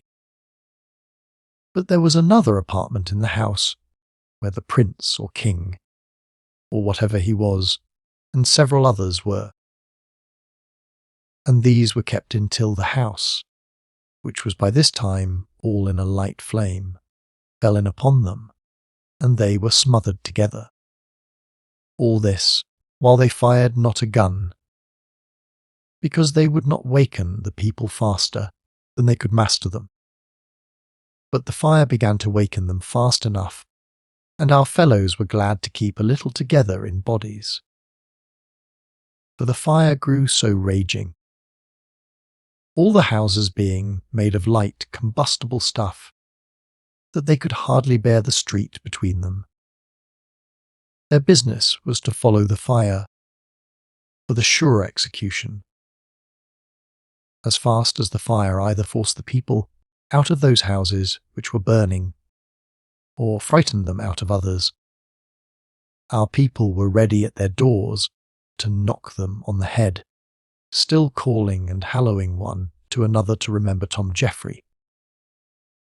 While this was doing, I must confess I was very uneasy, and especially when I saw the flames of the town, which, it being night, seemed to be closed by me. My nephew, the captain, who was roused by his men seeing such a fire, was very uneasy, not knowing what the matter was, or what danger I was in. especially hearing the guns too, for by this time they began to use their firearms. 1,000 thoughts oppressed his mind concerning me and the supercargo, what would become of us. And at last, though he could ill spare any more men, yet not knowing what exigence we might be in, he took another boat, and with 13 men and himself came ashore to me. He was surprised to see me and the supercargo in the boat with no more than 2 men. And though he was glad that we were well, yet he was in the same impatience with us to know what was doing, for the noise continued and the flame increased. In short, it was next to an impossibility for any men in the world to restrain their curiosity to know what had happened, or their concern for the safety of the men. In a word, the captain told me he would go and help his men, let what would come. I argued with him, as I did before with the men, the safety of the ship, the danger of the voyage, the interests of the owners and merchants, etc., and told him I and the 2 men would go, and only see if we could at a distance learn what was likely to be the event, and come back and tell him. It was in vain to talk to my nephew, as it was to talk to the rest before. He would go, he said, and he only wished he had left but 10 men in the ship, for he could not think of having his men lost for want of help. He had rather lose the ship, the voyage, and his life, and all. And away he went. I was no more able to stay behind now than I was to persuade them not to go. So the captain ordered 2 men to row back the pinnace, and fetch 12 men more, leaving the long boat at an anchor, and that, when they came back, 6 men should keep the 2 boats, and 6 more come after us, so that he left only 16 men in the ship. For the whole ship's company consisted of 65 men, whereof 2 were lost in the late quarrel which brought this mischief on. Being now on the march, we felt little of the ground we trod on, and being guided by the fire, we kept no path, but went directly to the place of the flame.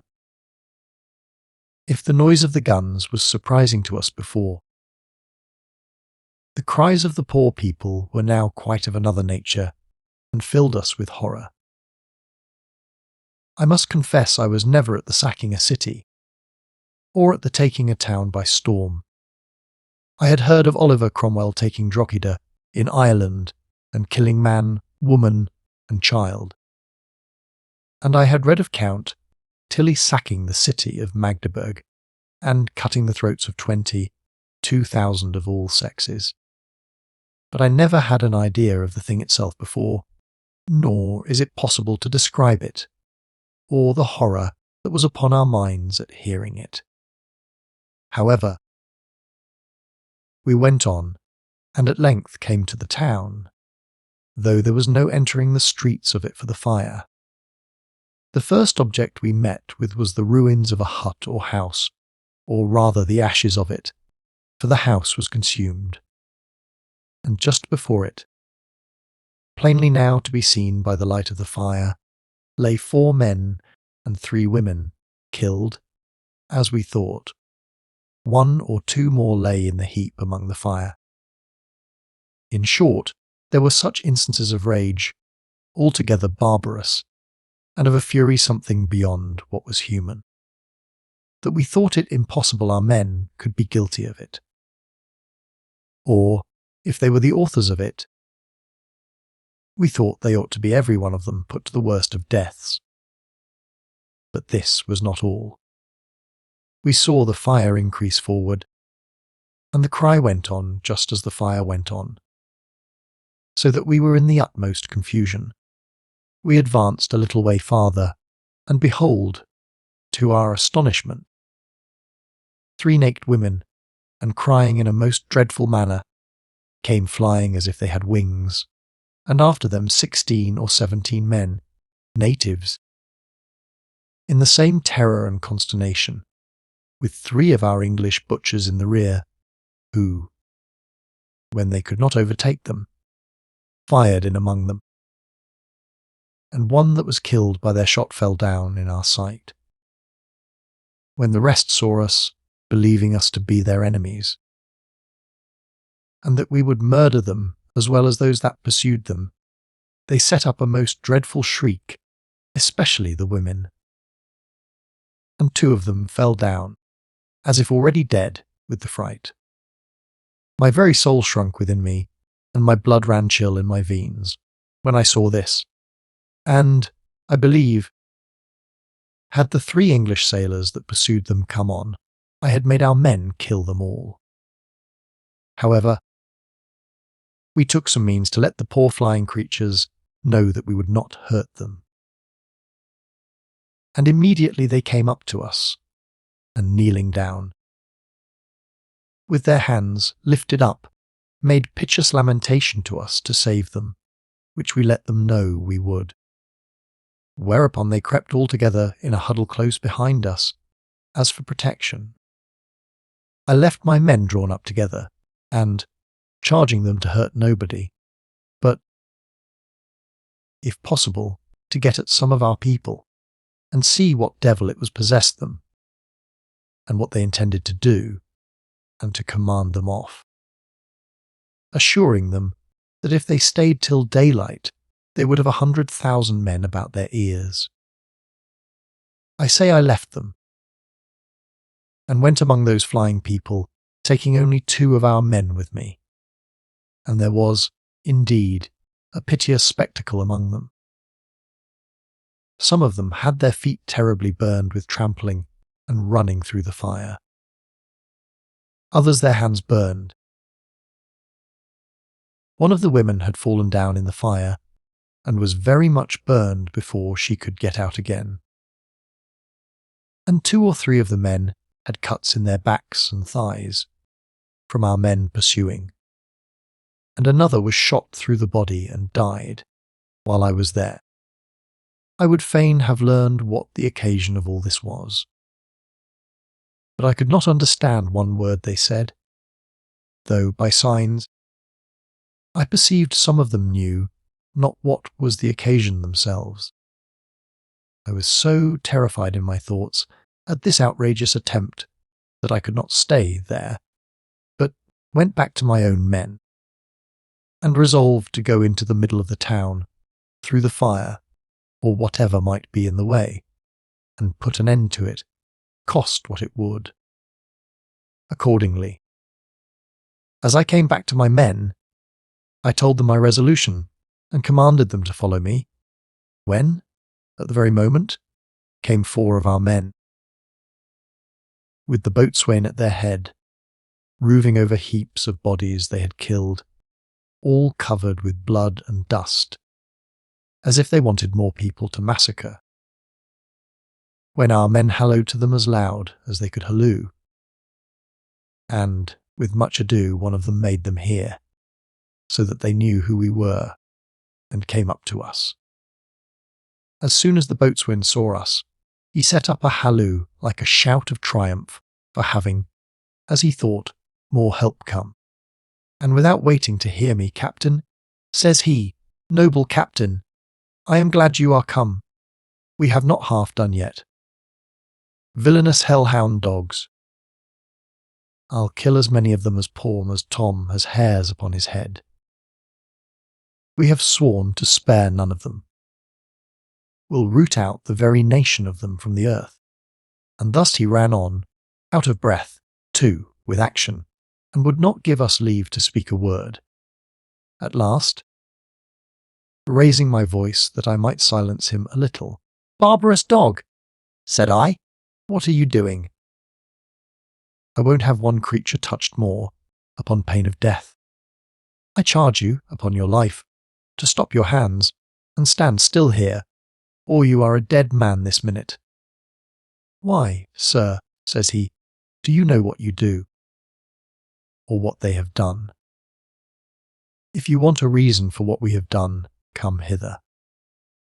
and with that he showed me the poor fellow hanging, with his throat cut. I confess I was urged then myself, and at another time would have been forward enough. But I thought they had carried their rage too far, and remembered Jacob's words to his sons Simeon and Levi. Cursed be their anger, for it was fierce, and their wrath, for it was cruel. But I had now a new task upon my hands. For when the men I had carried with me saw the sight, as I had done, I had as much to do to restrain them as I should have had with the others. Nay, my nephew himself fell in with them, and told me, in their hearing, that he was only concerned for fear of the men being overpowered. And as to the people, he thought not one of them ought to live, for they had all glutted themselves with the murder of the poor man, and that they ought to be used like murderers. Upon these words, away ran 8 of my men, with the boatswain and his crew, to complete their bloody work. And I, seeing it quite out of my power to restrain them, came away pensive and sad, for I could not bear the sight, much less the horrible noise and cries of the poor wretches that fell into their hands.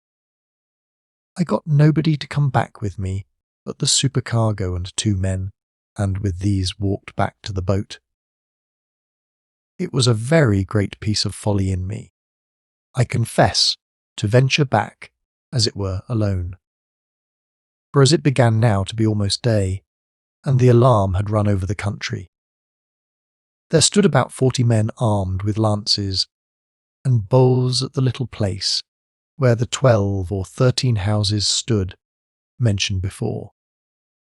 But by accident I missed the place, and came directly to the seaside, and by the time I got to the seaside it was broad day. Immediately I took the pinnace and went on board, and sent her back to assist the men in what might happen. I observed, about the time that I came to the boat side, that the fire was pretty well out, and the noise abated. But in about half an hour after I got on board, I heard a volley of our men's firearms, and saw a great smoke. This, as I understood afterwards, was our men falling upon the men, who, as I said, stood at the few houses on the way, of whom they killed 16 or 17, and set all the houses on fire, but did not meddle with the women or children. By the time the men got to the shore again with the pinnace, our men began to appear. They came dropping in, not in 2 bodies as they went, but straggling here and there in such a manner that a small force of resolute men might have cut them all off. But the dread of them was upon the whole country, and the men were surprised and so frightened that I believe 100 of them would have fled at the sight of but 5 of our men. Nor in all this terrible action was there a man that made any considerable defence. They were so surprised between the terror of the fire and the sudden attack of our men in the dark that they knew not which way to turn themselves. For if they fled one way they were met by one party, if back again by another, so that they were everywhere knocked down. Nor did any of our men receive the least hurt, except one that sprained his foot, and another that had one of his hands burned. Chapter 10. He is left on shore. I was very angry with my nephew, the captain, and indeed with all the men, but with him in particular, as well for his acting so out of his duty as a commander of the ship, and having the charge of the voyage upon him, as in his prompting, rather than cooling, the rage of his blind men in so bloody and cruel an enterprise. My nephew answered me very respectfully, but told me that when he saw the body of the poor seaman, whom they had murdered in so cruel and barbarous a manner. He was not master of himself. Neither could he govern his passion. He owned he should not have done so, as he was commander of the ship. But as he was a man, and nature moved him, he could not bear it. As for the rest of the men, they were not subject to me at all, and they knew it well enough. So they took no notice of my dislike. The next day we set sail, so we never heard any more of it. Our men differed in the account of the number they had killed, but according to the best of their accounts, put all together, they killed or destroyed about 150 people, men, women, and children, and left not a house standing in the town. As for the poor fellow Tom Jeffrey, as he was quite dead, for his throat was so cut that his head was half off, it would do him no service to bring him away. So they only took him down from the tree, where he was hanging by one hand. However just our men thought this action, I was against them in it, and I always, after that time, told them God would blast the voyage. For I looked upon all the blood they shed that night to be murder in them. For though it is true that they had killed Tom Jeffrey, yet Jeffrey was the aggressor, had broken the truce, and had ill used a young woman of theirs, who came down to them innocently, and on the faith of the public capitulation. The boatswain defended this quarrel when we were afterwards on board.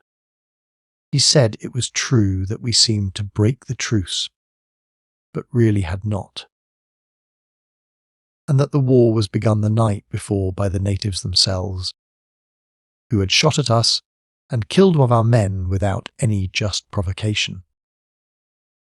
So that, as we were in a capacity to fight them now, we might also be in a capacity to do ourselves justice upon them in an extraordinary manner. That though the poor man had taken a little liberty with the girl, he ought not to have been murdered, and that in such a villainous manner, and that they did nothing but what was just and what the laws of God allowed to be done to murderers. One would think this should have been enough to have warned us against going on shore amongst the heathens and barbarians. But it is impossible to make mankind wise, but at their own expense, and their experience seems to be always of most use to them when it is dearest bought. We were now bound to the Gulf of Persia, and from thence to the coast of Coromandel, only to touch at Surat. But the chief of the supercargo's design lay at the Bay of Bengal, where, if he missed his business outward bound, he was to go out to China, and return to the coast as he came home.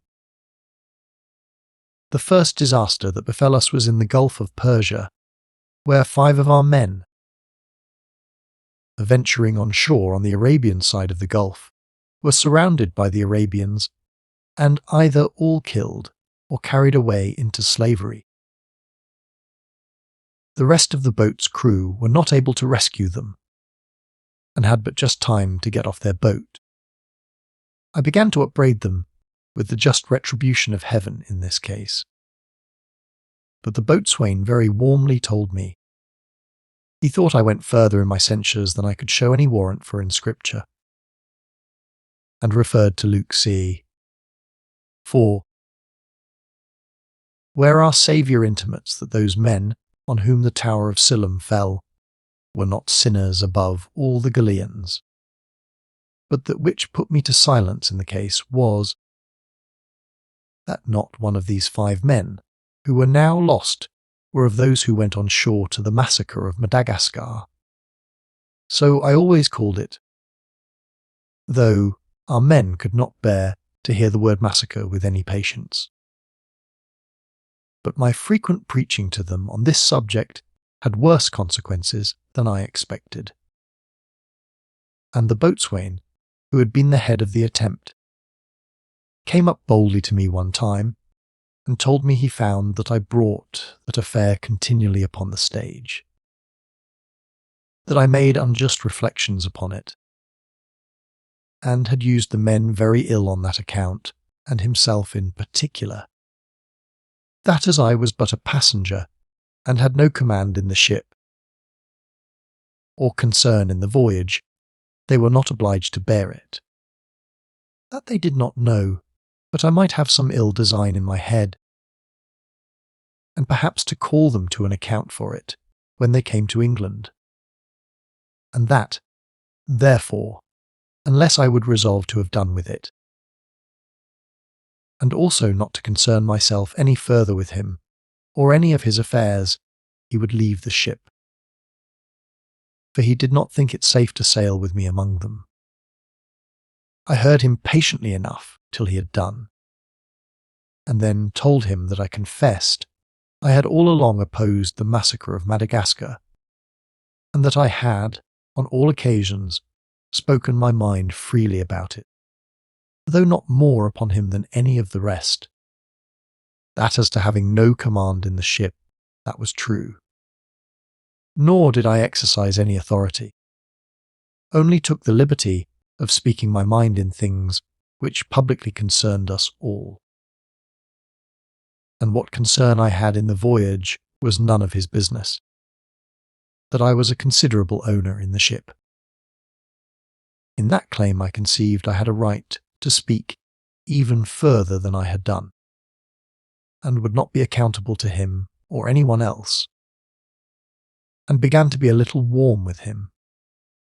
He made but little reply to me at that time, and I thought the affair had been over. We were at this time in the road at Bengal, and being willing to see the place, I went on shore with the supercargo in the ship's boat to divert myself, and towards evening was preparing to go on board, when one of the men came to me, and told me he would not have me trouble myself to come down to the boat, for they had orders not to carry me on board any more. Anyone may guess what a surprise I was in at so insolent a message, and I asked the man who bade him deliver that message to me. He told me the coxswain. I immediately found out the supercargo, and told him the story, adding that I foresaw there would be a mutiny in the ship, and entreated him to go immediately on board and acquaint the captain of it. But I might have spared this intelligence, for before I had spoken to him on shore the matter was effected on board. The boatswain, the gunner, the carpenter, and all the inferior officers, as soon as I was gone off in the boat, came up and desired to speak with the captain. And then the boatswain, making a long harangue, and repeating all he had said to me, told the captain that I was now gone peaceably on shore. They were loath to use any violence with me, which, if I had not gone on shore, they would otherwise have done, to oblige me to have gone. They therefore thought fit to tell him that as they shipped themselves to serve in the ship under his command, they would perform it well and faithfully. But if I would not quit the ship, or the captain oblige me to quit it, they would all leave the ship, and sail no further with him. And at that word all, he turned his face towards the mainmast, which was, it seems, a signal agreed on, when the seamen, being got together there, cried out, one and all, one and all. My nephew, the captain, was a man of spirit, and of great presence of mind, and though he was surprised, yet he told them calmly that he would consider of the matter, but that he could do nothing in it, till he had spoken to me about it. He used some arguments with them, to show them the unreasonableness and injustice of the thing, but it was all in vain. They swore, and shook hands round before his face, that they would all go on shore unless he would engage to them not to suffer me to come any more on board the ship. This was a hard article upon him, who knew his obligation to me and did not know how I might take it. So he began to talk smartly to them, told them that I was a very considerable owner of the ship, and that if ever they came to England again, it would cost them very dear, that the ship was mine, and that he could not put me out of it, and that he would rather lose the ship and the voyage too, than disoblige me so much, so they might do as they pleased. However, he would go on shore and talk with me, and invited the boatswain to go with him, and perhaps they might accommodate the matter with me. But they all rejected proposal, and said they would have nothing to do with any more, and if I came on board they would all go on shore. Well, said the captain, if you are all of this mind, let me go on shore and talk with him.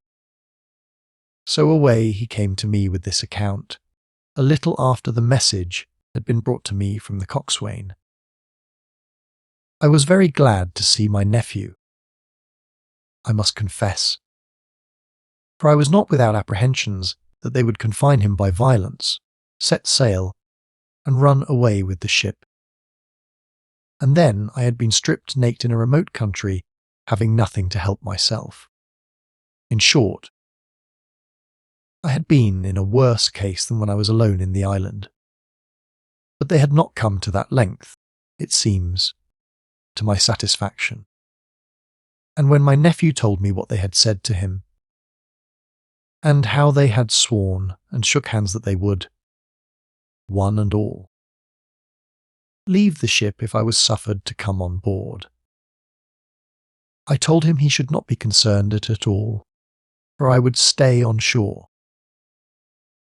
I only desired he would take care and send me all my necessary things on shore, and leave me a sufficient sum of money, and I would find my way to England as well as I could. This was a heavy piece of news to my nephew, but there was no way to help it but to comply. So, in short, he went on board the ship again, and satisfied the men that his uncle had yielded to their importunity, and had sent for his goods from on board the ship. So that the matter was over in a few hours, the men returned to their duty, and I began to consider what course I should steer. I was now alone in a most remote part of the world, for I was near 3,000 leagues by sea farther off from England than I was at my island.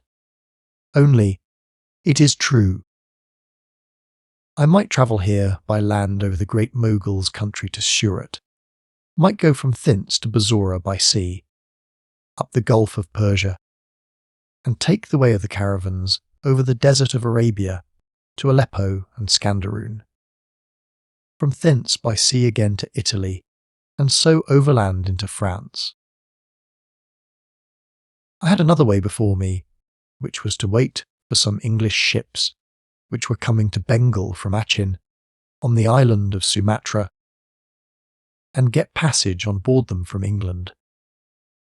But as I came hither without any concern with the East Indian Company, so it would be difficult to go from hence without their licence, unless with great favour of the captains of the ships, or the company's factors. And to both I was an utter stranger. Here I had the mortification to see the ship set sail without me. However, my nephew left me 2 servants, or rather 1 companion and 1 servant. The first was clerk to the purser, whom he engaged to go with me, and the other was his own servant.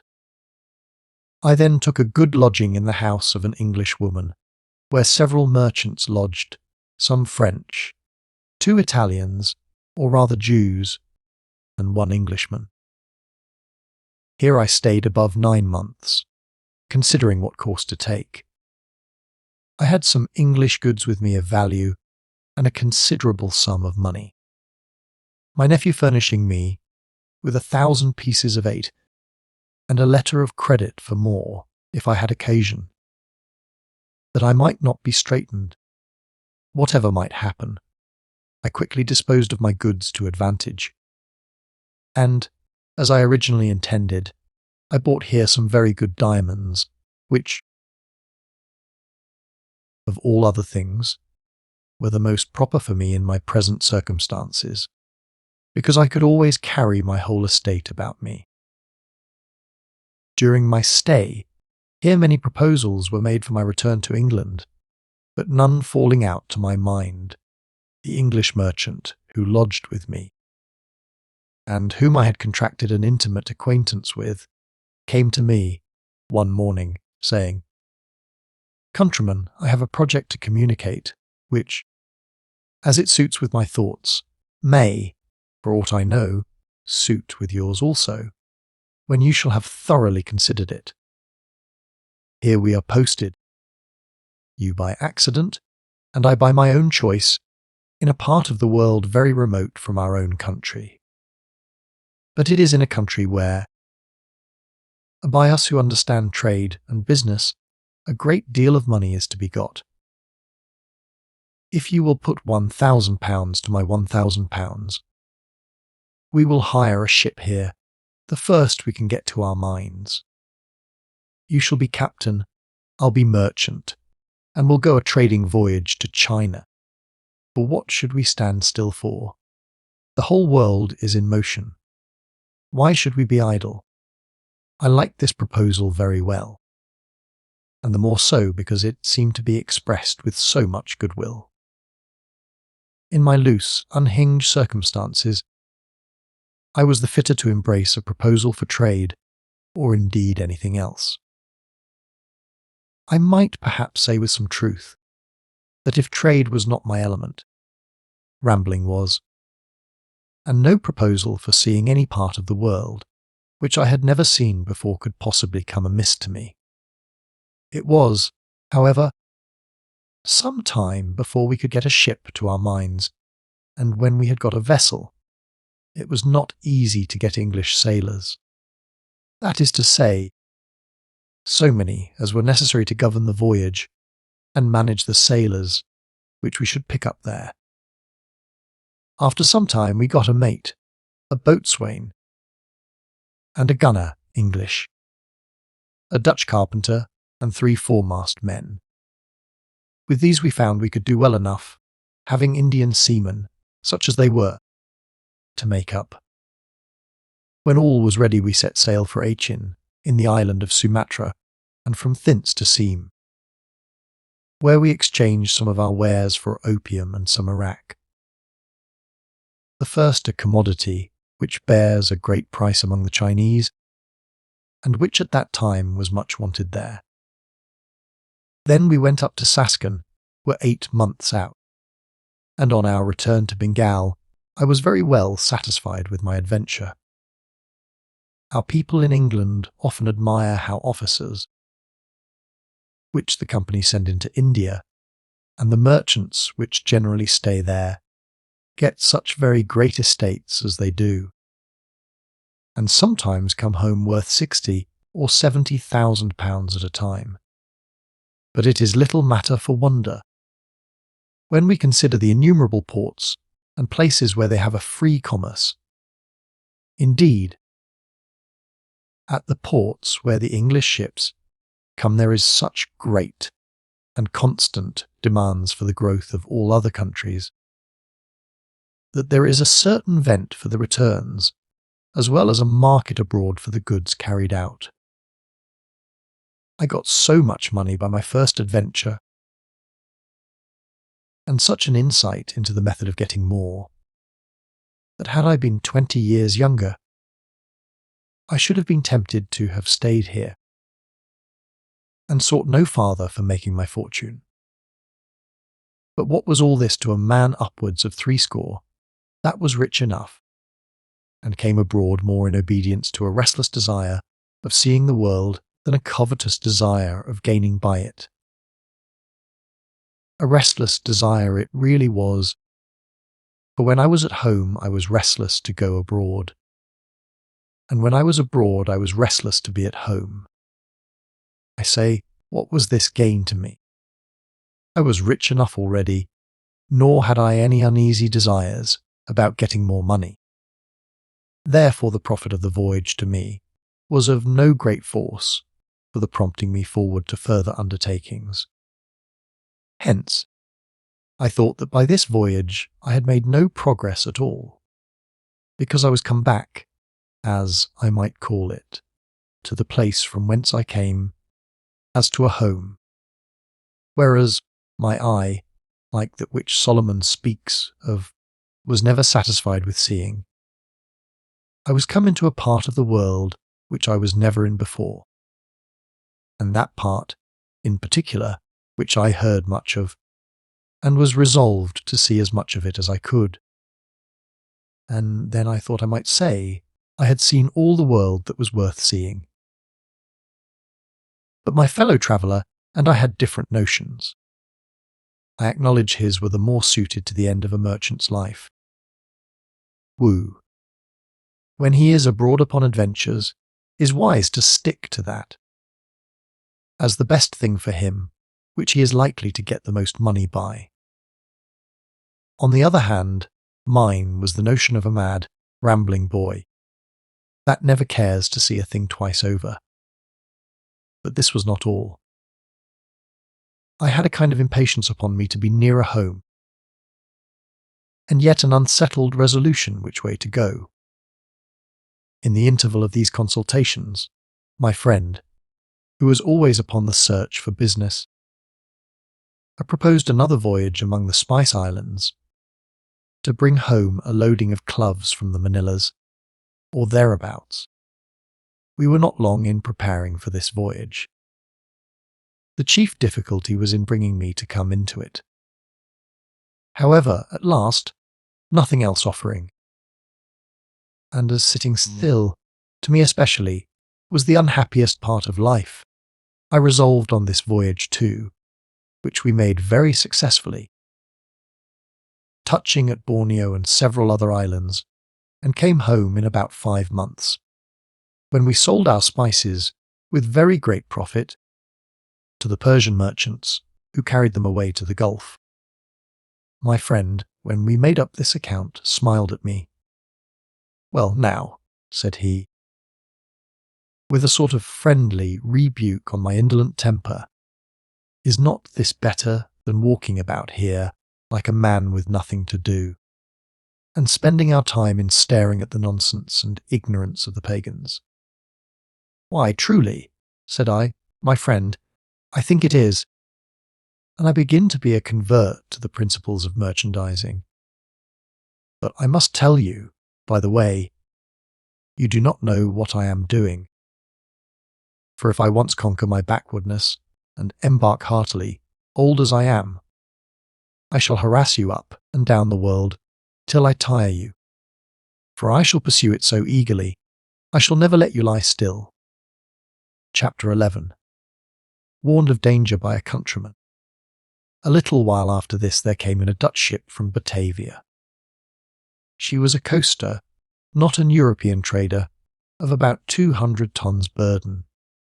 The men, as they pretended, having been so sickly that the captain had not hands enough to go to sea with, so he lay by at Bengal, and having, it seems, got money enough, or being willing, for other reasons, to go for Europe, he gave public notice he would sell his ship.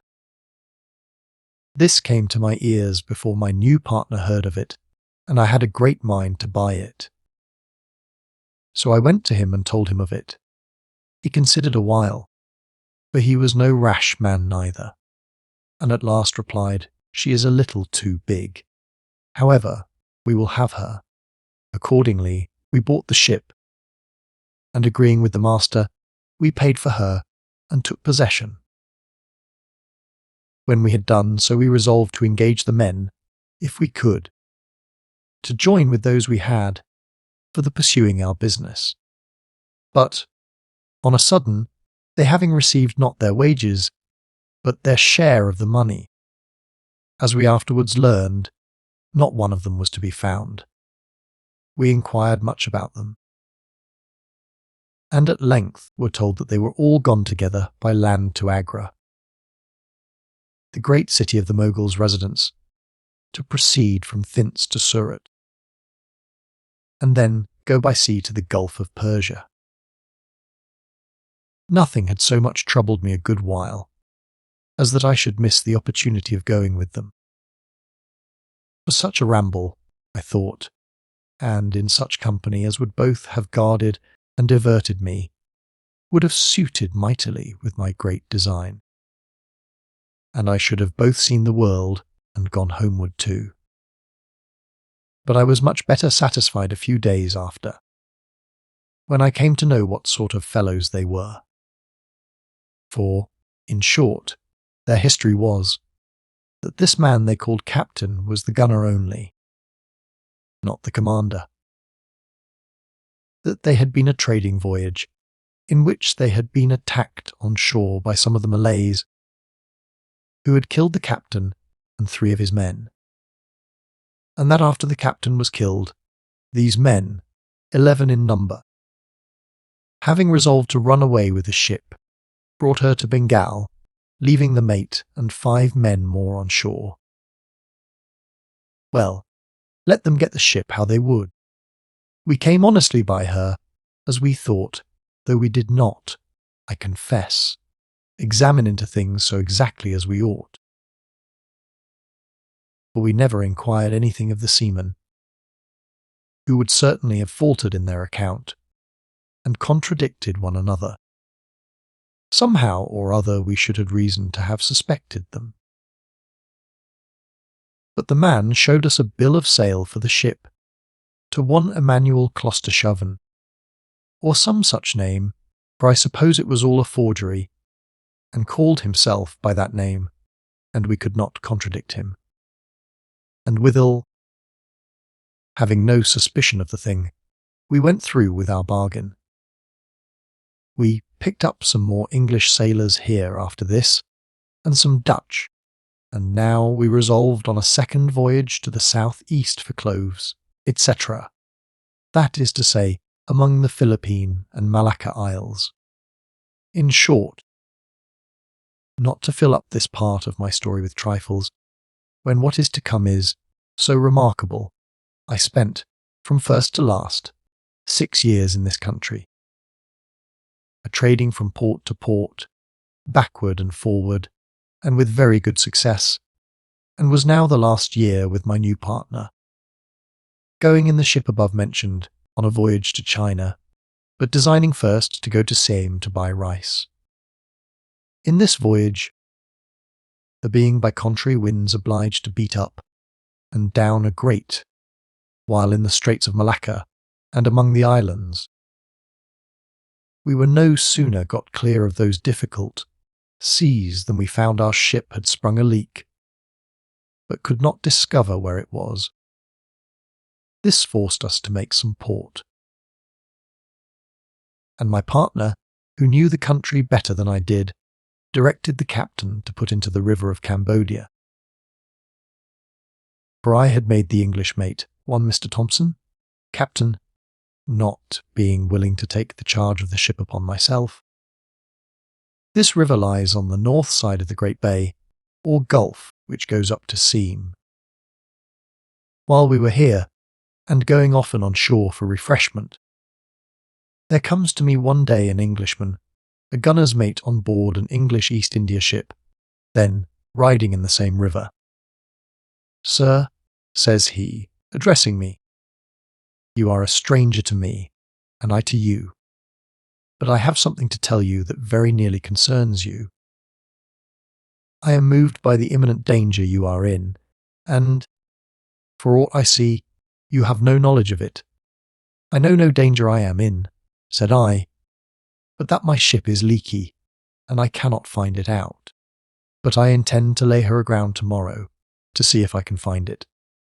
"But," says he, "leaky or not leaky, you will be wiser than to lay your ship on shore tomorrow, when you hear what I have to say to you."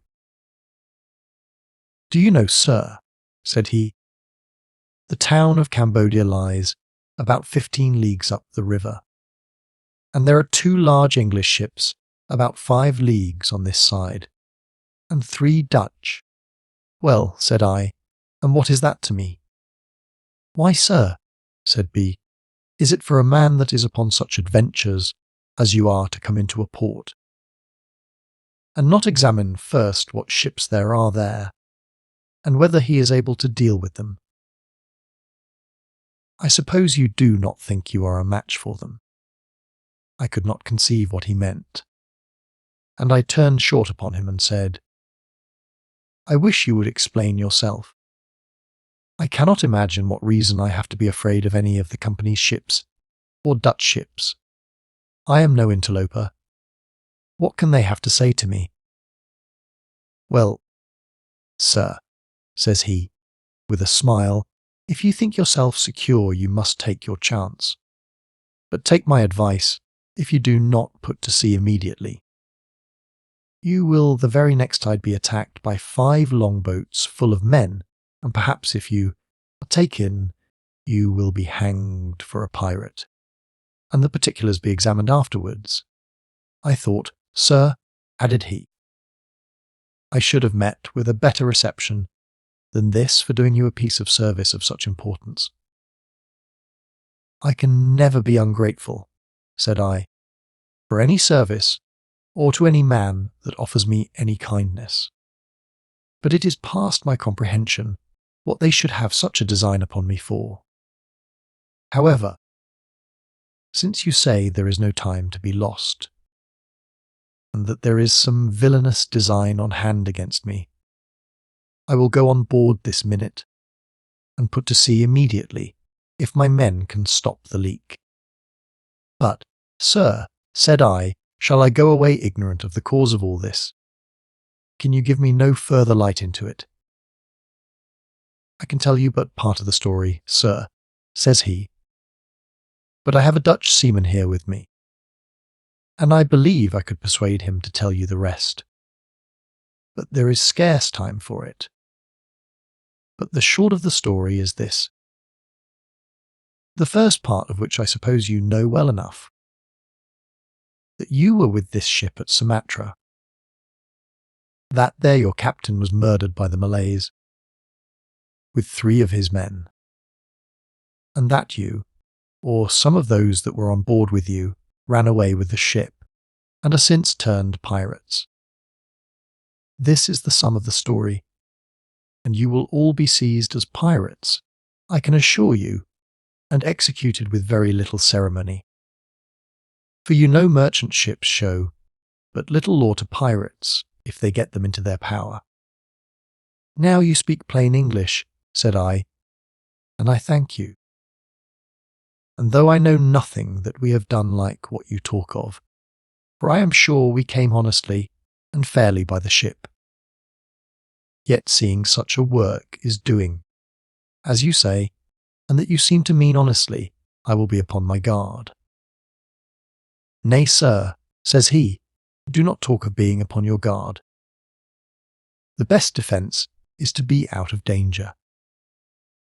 If you have any regard for your life and the lives of all your men, put to sea without fail at high water. And as you have a whole tide before you, you will be gone too far out before they can come down.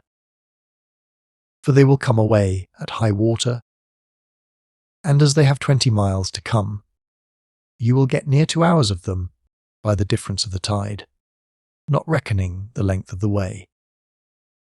Besides, as they are only boats and not ships, they will not venture to follow you far out to sea, especially if it blows." "Well," said I, "you have been very kind in this. What shall I do to make you amends?" "Sir," says he, "you may not be willing to make me any amends, because you may not be convinced of the truth of it. I will make an offer to you. I have 19 months' pay due to me on board the ship, which I came out of England in, and the Dutchman that is with me has 7 months' pay due to him. If you will make good our pay to us, we will go along with you. If you find nothing more in it, we will desire no more. But if we do convince you that we have saved your lives, and the ship, and the lives of all the men in her, we will leave the rest to you." I consented to this readily, and went immediately on board, and the 2 men with me. As soon as I came to the ship's side, my partner, who was on board, came out on the quarter deck and called to me with a great deal of joy, "We have stopped the leak." "We have stopped the leak! Say you so?" said I. "Thank God, but weigh anchor then immediately." "Weigh," says he. "What do you mean by that? What is the matter?" "Ask no questions," said I, "but set all hands to work, and weigh without losing a minute." He was surprised. However, he called the captain, and he immediately ordered the anchor to be got up. And though the tide was not quite down, yet a little land breeze blowing, we stood out to sea. Then I called him into the cabin and told him the story. And we called in the men, and they told us the rest of it. But as it took up a great deal of time, before we had done, a seaman comes to the cabin door and called out to us that the captain bade him tell us we were chased by 5 sloops, or boats, full of men. "Very well," said I. "Then it is apparent there is something in it." I then ordered all our men to be called up, and told them there was a design to seize the ship, and take us for pirates, and asked them if they would stand by us and by one another. The men answered cheerfully, one and all, that they would live and die with us. Then I asked the captain what way he thought best for us to manage a fight with them. For resist them I was resolved we would, and that to the last drop. He said readily that the way was to keep them off with our great shot as long as we could, and then to use our small arms to keep them from boarding us. But when neither of these would do any longer, we would retire to our close quarters, or perhaps they had not materials to break open our bulkheads or get in upon us. The gunner had in the meantime orders to bring 2 guns, to bear fore and aft, out of the steerage, to clear the deck, and load them with musket, bullets, and small pieces of old iron, and what came next to hand. Thus we made ready for fight. But all this while we kept out to sea, with wind enough, and could see the boats at a distance, being 5 large longboats, following us with all the sail they could make. 2 of those boats, which by our glasses we could see were English, outsailed the rest, were near 2 leagues ahead of them, and gained upon us considerably, so that we found they would come up with us. Upon which we fired a gun without ball, to intimate that they should bring to, and we put out a flag of truce as a signal for parley. But they came crowding after us till within shot, when we took in our white flag, they having made no answer to it, and hung out a red flag, and fired at them with a shot. Notwithstanding this, they came on till they were near enough to call to them with a speaking trumpet, bidding them keep off at their peril. It was all one. They crowded after us, and endeavoured to come under our stern, so as to board us on our quarter. Upon which, seeing they were resolute for mischief, and depended upon the strength that followed them, I ordered to bring the ship to, so that they lay upon our broadside. When immediately we fired 5 guns at them, one of which had been levelled so true as to carry away the stern of the hindermost boat. And we then forced them to take down their sail, and to run all to the head of the boat to keep her from sinking. So she lay by and had enough of it. But seeing the foremost boat crowd on after us, we made ready to fire at her in particular. While this was doing, one of the 3 boats that followed made up to the boat which we had disabled to relieve her, and we could see her take out the men. We then called again to the foremost boat and offered a truce, to parley again, and to know what her business was with us, but had no answer, only she crowded close under our stern.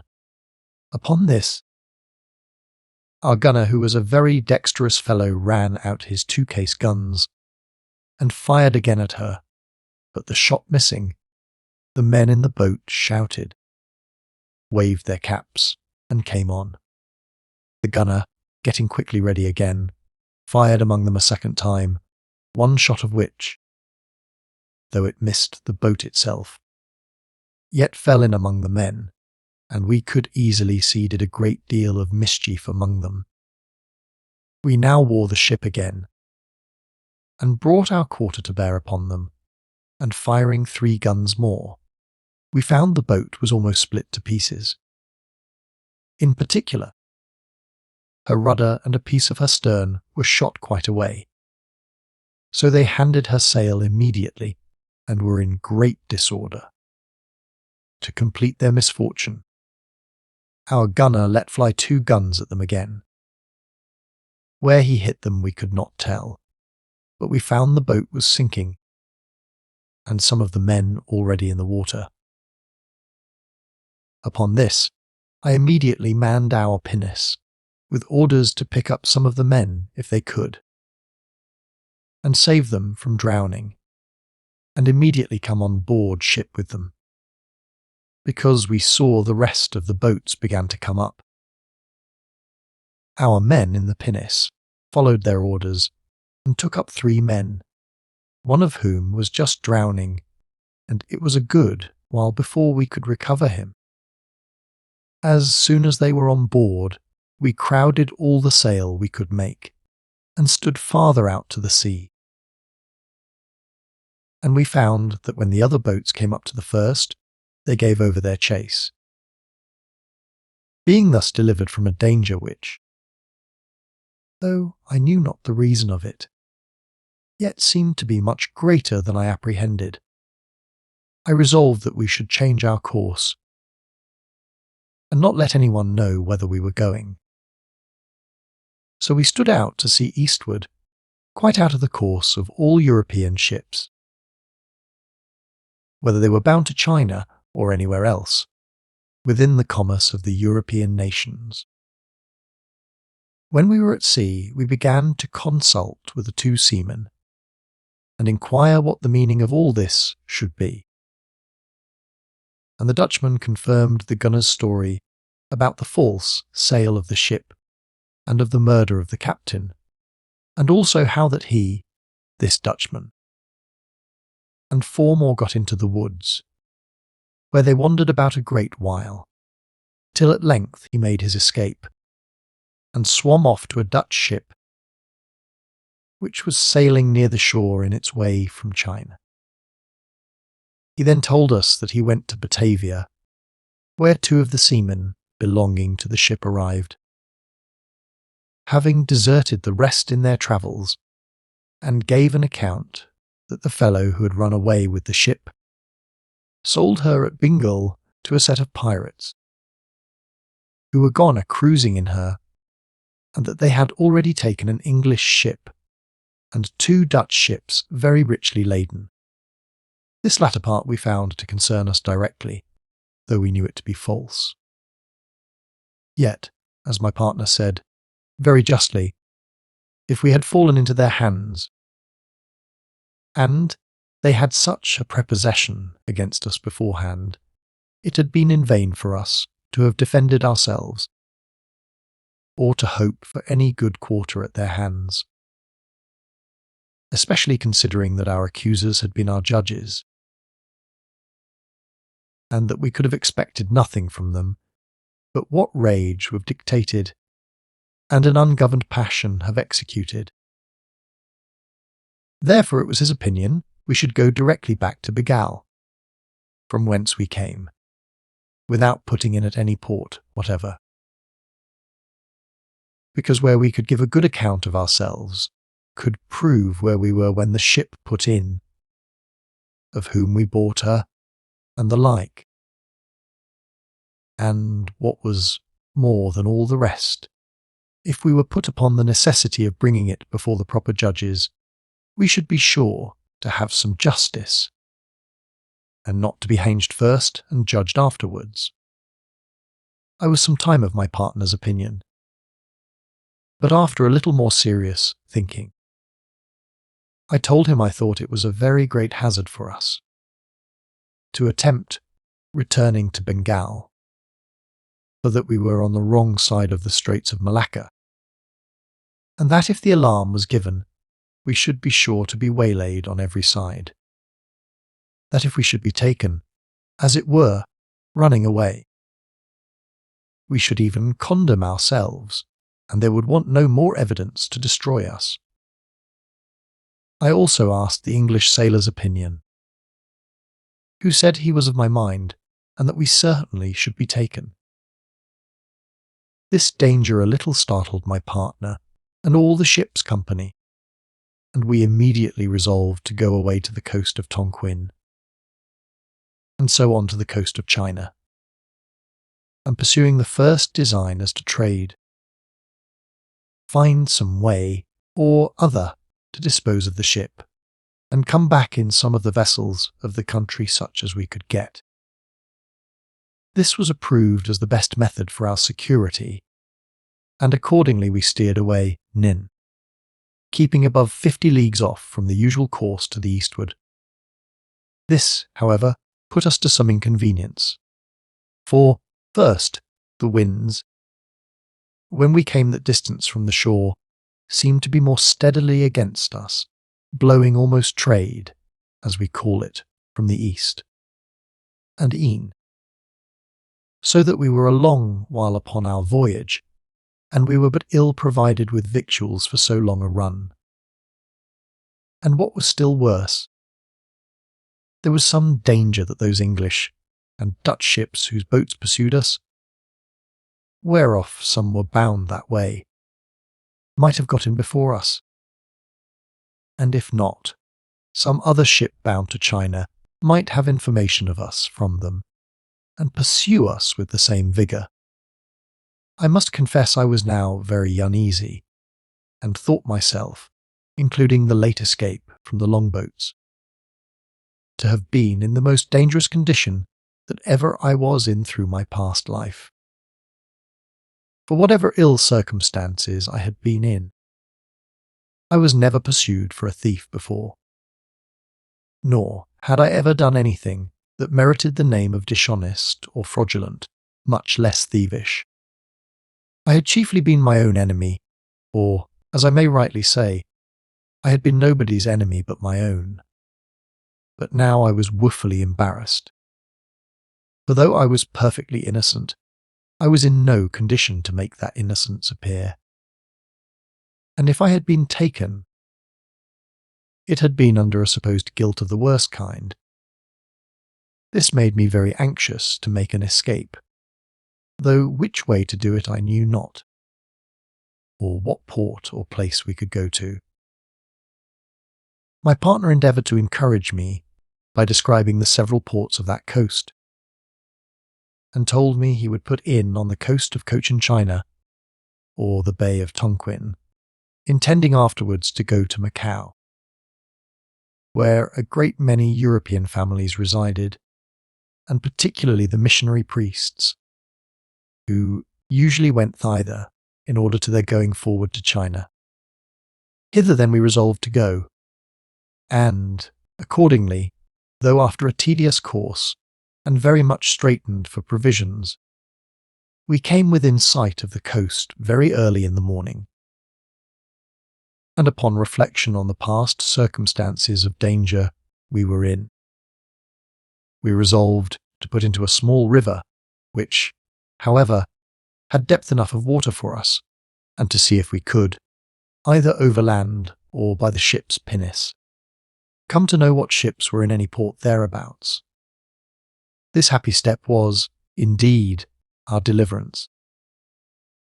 For though we did not immediately see any European ships in the Bay of Tonquin, yet the next morning there came into the bay 2 Dutch ships, and a third without any colours spread out, but which we believed to be a Dutchman, passed by at about 2 leagues distance, steering for the coast of China, and in the afternoon went by 2 English ships, steering the same course. And thus we thought we saw ourselves beset with enemies both one way and the other. The place we were in was wild and barbarous, the people thieves by occupation. And though it is true we had not much to seek of them, and, except getting a few provisions, cared not how little we had to do with them, yet it was with much difficulty that we kept ourselves from being insulted by them several ways. We were in a small river of this country, within a few leagues of its utmost limits northward, and by our boat we coasted north, east to the point of land which opens the great Bay of Tonquin. And it was in this beating up along the shore that we discovered we were surrounded with enemies. The people we were among were the most barbarous of all the inhabitants of the coast. And among other customs they have this one, that if any vessel has the misfortune to be shipwrecked upon their coast, they make the men all prisoners or slaves. And it was not long before we found a spice of their kindness this way, on the occasion following. I have observed above that our ship sprung a leak at sea, and that we could not find it out.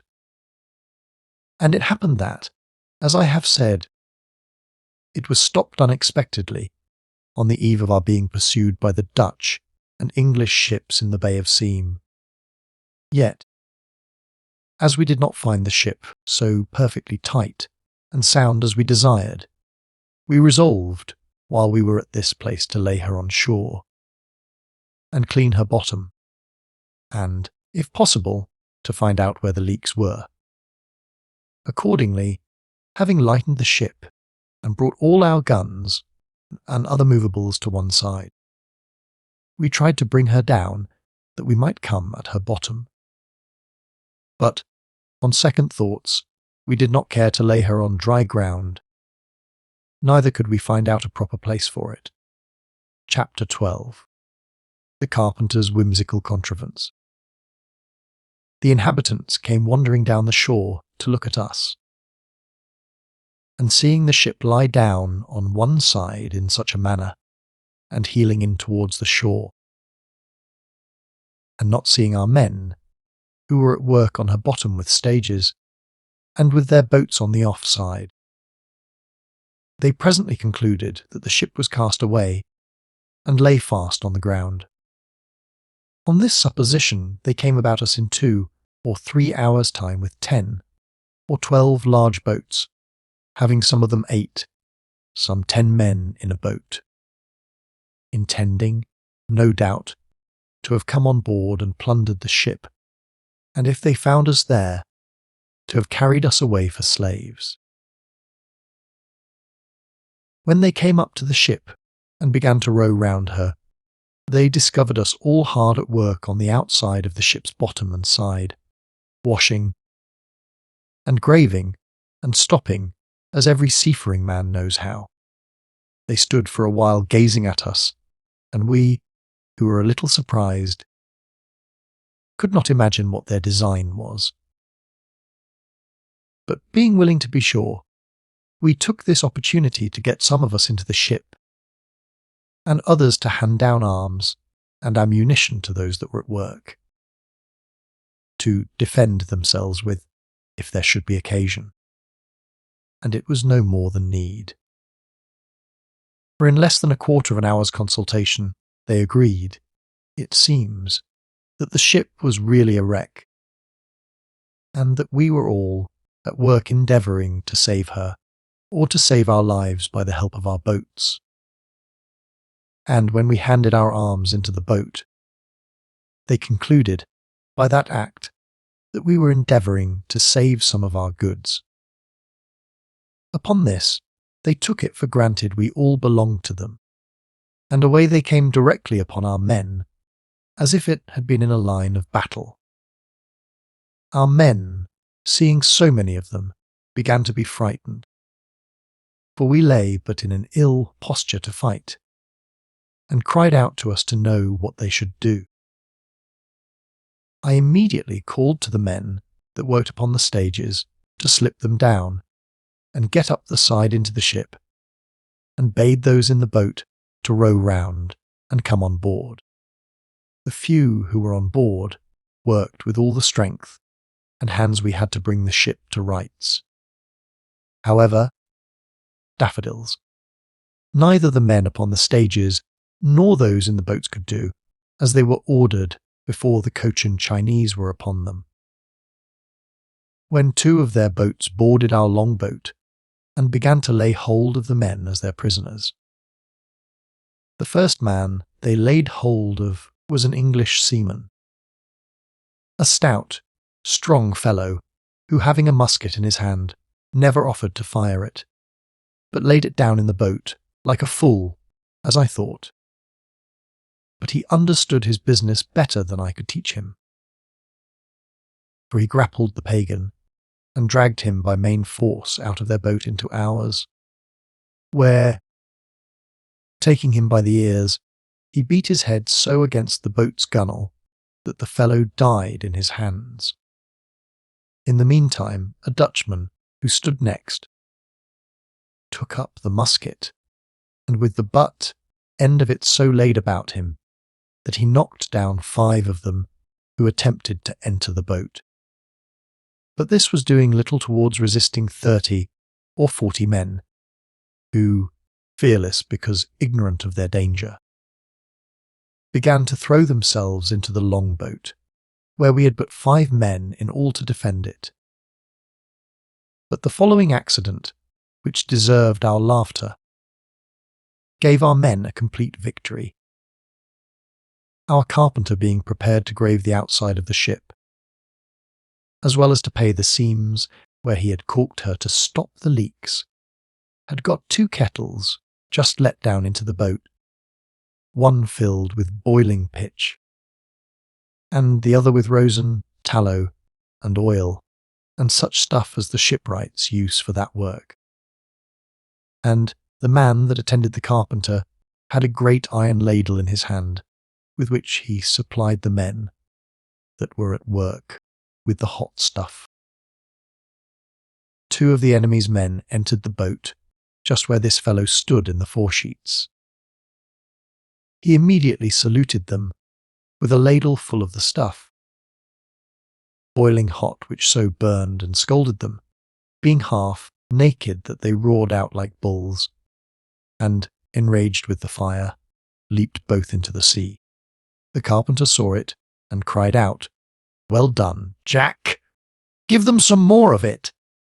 And stepping forward himself, takes one of the mops, and dipping it in the pitch pot, he and his man threw it among them so plentifully that, in short, of all the men in the 3 boats, there was not one that escaped being scalded in a most frightful manner, and made such a howling and crying that I never heard a worse noise. I was never better pleased with a victory in my life, not only as it was a perfect surprise to me, and that our danger was imminent before, but as we got this victory without any bloodshed, except of that man the seaman killed with his naked hands, and which I was very much concerned at, although it may be a just thing, because necessary, for there is no necessary wickedness in nature, yet I thought it was a sad sort of life, when we must be always obliged to be killing our fellow creatures to preserve ourselves. And, indeed, I think so still. And, I would even now suffer a great deal, rather than I would take away the life even of the worst person injuring me. And I believe all considering people who know the value of life would be of my opinion if they entered seriously into the consideration of it. All the while this was doing, my partner and I, who managed the rest of the men on board, had with great dexterity brought the ship almost to rights. And having got the guns into their places again, the gunner called to me to bid our boat get out of the way, for he would let fly among them. I called back again to him, and bid him not offer to fire, for the carpenter would do the work without him, but bid him heat another pitch kettle, which our cook, who was on board, took care of. However, the enemy was so terrified with what they had met with in their first attack, that they would not come on again. And some of them who were farthest off, seeing the ship swim, as it were, upright, began, as we suppose, to see their mistake, and gave over the enterprise, finding it was not as they expected. Thus we got clear of this merry fight. And having got some rice and some roots and bread, with about 16 hogs, on board 2 days before, we resolved to stay here no longer, but go forward, whatever came of it. For we made no doubt but we should be surrounded the next day with rogues enough, perhaps more than our pitch kettle would dispose of for us. We therefore got all our things on board the same evening, and the next morning were ready to sail. In the meantime, lying at anchor at some distance from the shore, we were not so much concerned, being now in a fighting posture, as well as in a sailing posture, if any enemy had presented. The next day, having finished our work within board, and finding our ship was perfectly healed of all her leaks, we set sail. We would have gone into the bay of Tonquin, for we wanted to inform ourselves of what was to be known concerning the Dutch ships that had been there. But we durst not stand in there, because we had seen several ships go in, as we supposed, but a little before. So we kept on northeast, towards the island of Formosa, as much afraid of being seen by a Dutch or English merchant ship as a Dutch or English merchant ship in the Mediterranean is of an Algerine man of war. When we were thus got to sea, we kept on northeast, as if we would go to the Manillas or the Philippine Islands. And this we did that we might not fall into the way of any of the European ships. And then we steered north, till we came to the latitude of 22 degrees 30 seconds, by which means we made the island of Formosa directly, where we came to an anchor, in order to get water and fresh provisions, which the people there, who are very courtiers in their manners, supplied us with willingly, and dealt very fairly and punctually with us in all their agreements and bargains. This is what we did not find among other people, and may be owing to the remains of Christianity, which was once planted here by a Dutch missionary of Protestants. And it is a testimony of what I have often observed, that the Christian religion always civilizes the people and reforms their manners where it is received, whether it works saving effects upon them or no. From thence we sailed still north, keeping the coast of China at an equal distance, until we knew we were beyond all the ports of China where our European ships usually come, being resolved, if possible, not to fall into any of their hands, especially in this country, where, as our circumstances were, we could not fail of being entirely ruined. Being now come to the latitude of 30 degrees, we resolved to put into the first trading port we should come at, and standing in for the shore. A boat came of 2 leagues to us with an old Portuguese pilot on board, who, knowing us to be an European ship, came to offer his service, which, indeed, we were glad of and took him on board. Upon which, without asking us whether we would go, he dismissed the boat he came in and sent it back. I thought it was now so much in our choice to make the old man carry us whether we would, that I began to talk to him about carrying us to the Gulf of Nankin, which is the most northern part of the coast of China. The old man said he knew the Gulf of Nankin very well, but smiling, asked us what we would do there. I told him we would sell our cargo and purchase China wares, calicos, raw silks, tea, wrought silks, etc. And so we would return by the same course we came.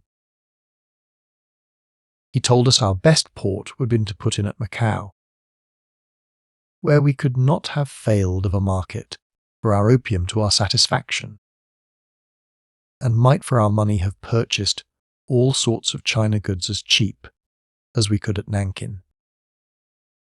Not being able to put the old man out of his talk, of which he was very opinionated or conceited, I told him we were gentlemen as well as merchants, and that we had a mind to go and see the great city of Pekin and the famous court of the monarch of China.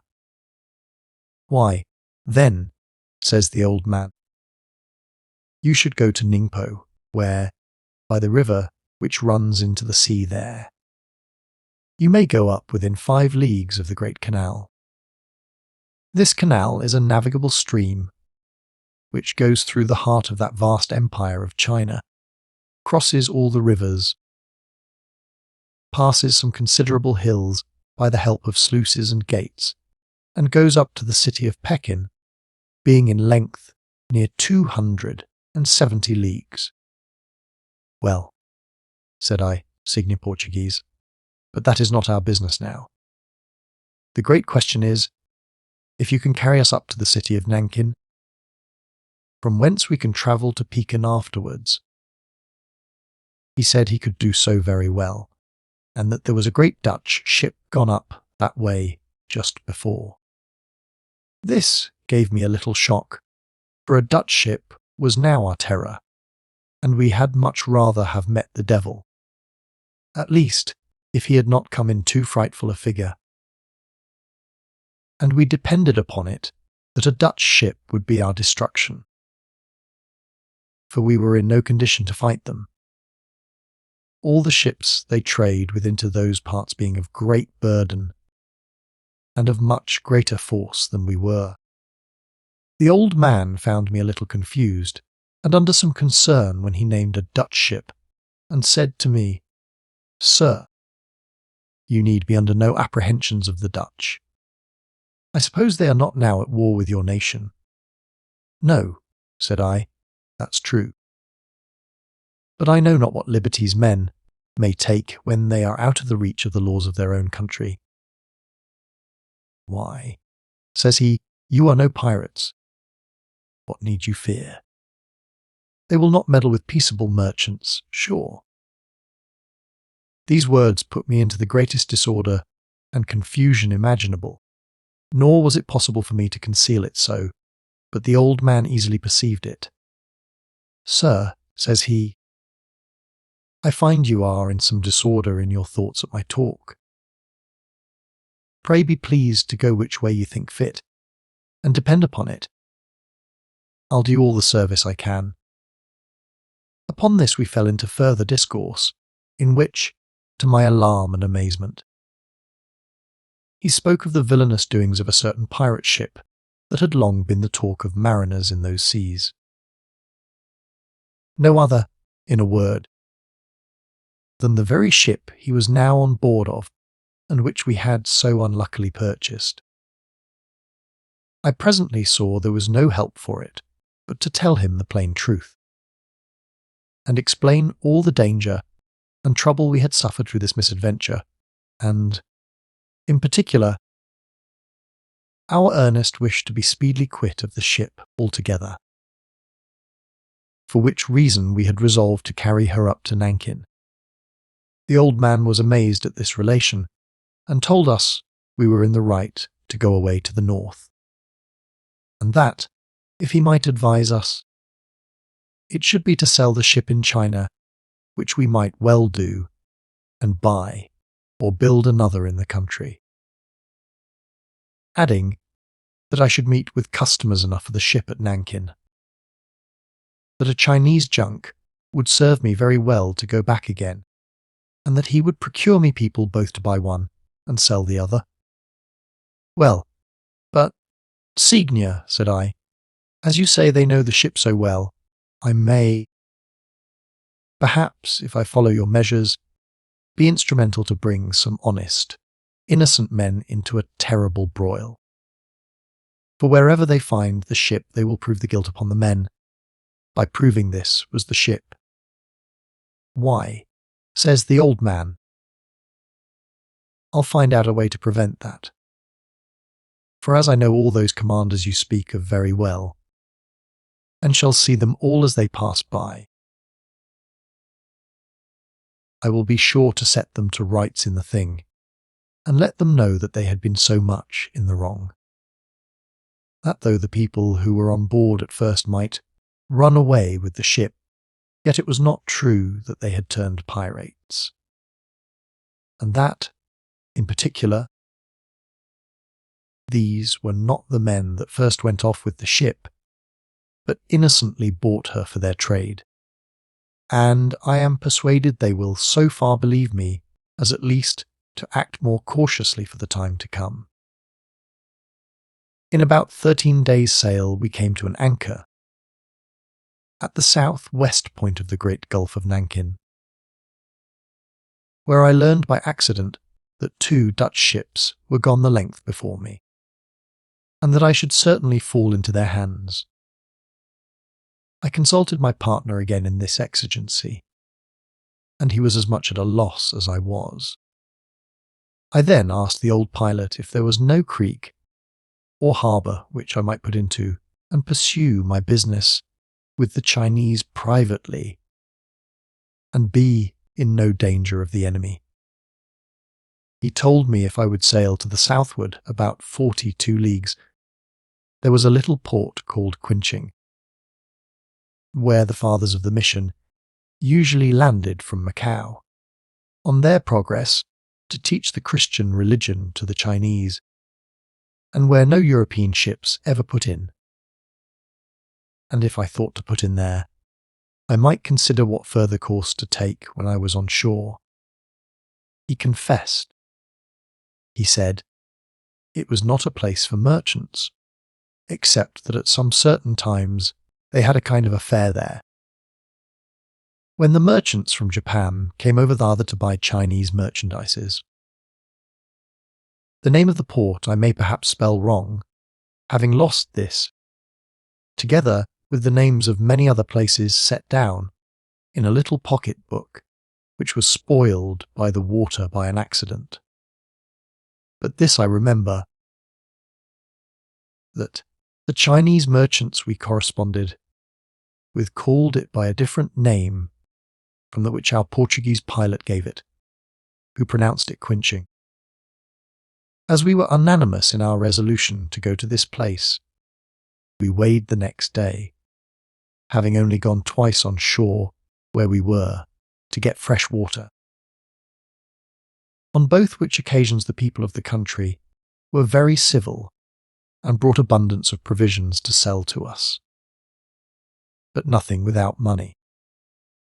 We did not come to the other port, the wind being contrary, for 5 days, but it was very much to our satisfaction, and I was thankful when I set my foot on shore, resolving, and my partner too, that it was possible to dispose of ourselves and effects any other way, though not profitably, we would never more set foot on board that unhappy vessel. Indeed, I must acknowledge that of all the circumstances of life that ever I had any experience of, Nothing makes mankind so completely miserable as that of being in constant fear.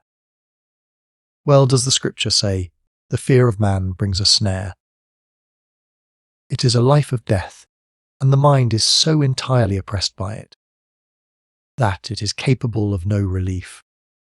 Nor did it fail of its usual operations upon the fancy by heightening every danger. Representing the English and Dutch captains to be men incapable of hearing reason or of distinguishing between honest men and rogues, or between a story calculated for our own turn, made out of nothing, on purpose to deceive, and a true, genuine account of our whole voyage, progress, and design. For we might many ways have convinced any reasonable creatures that we were not pirates. The goods we had on board, the course we steered, our frankly showing ourselves and entering into such and such ports, and even our very manner, the force we had, the number of men, the few arms, the little ammunition, short provisions. All these would have served to convince any men that we were no pirates. The opium and other goods we had on board would make it appear the ship had been at Bengal.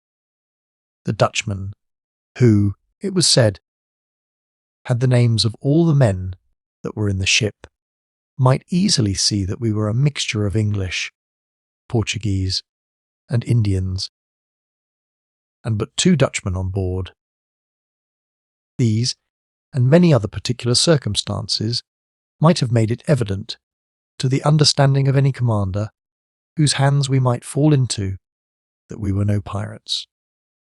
But fear, that blind, useless passion, worked another way, and threw us into the vapours. It bewildered our understandings, and set the imagination at work to form 1,000 terrible things that perhaps might never happen. We first supposed, as indeed everybody had related to us, that the seamen on board the English and Dutch ships, but especially the Dutch, were so enraged at the name of a pirate, and especially at our beating off their boats and escaping, that they would not give themselves leave to inquire whether we were pirates or no, but would execute us offhand, without giving us any room for a defence.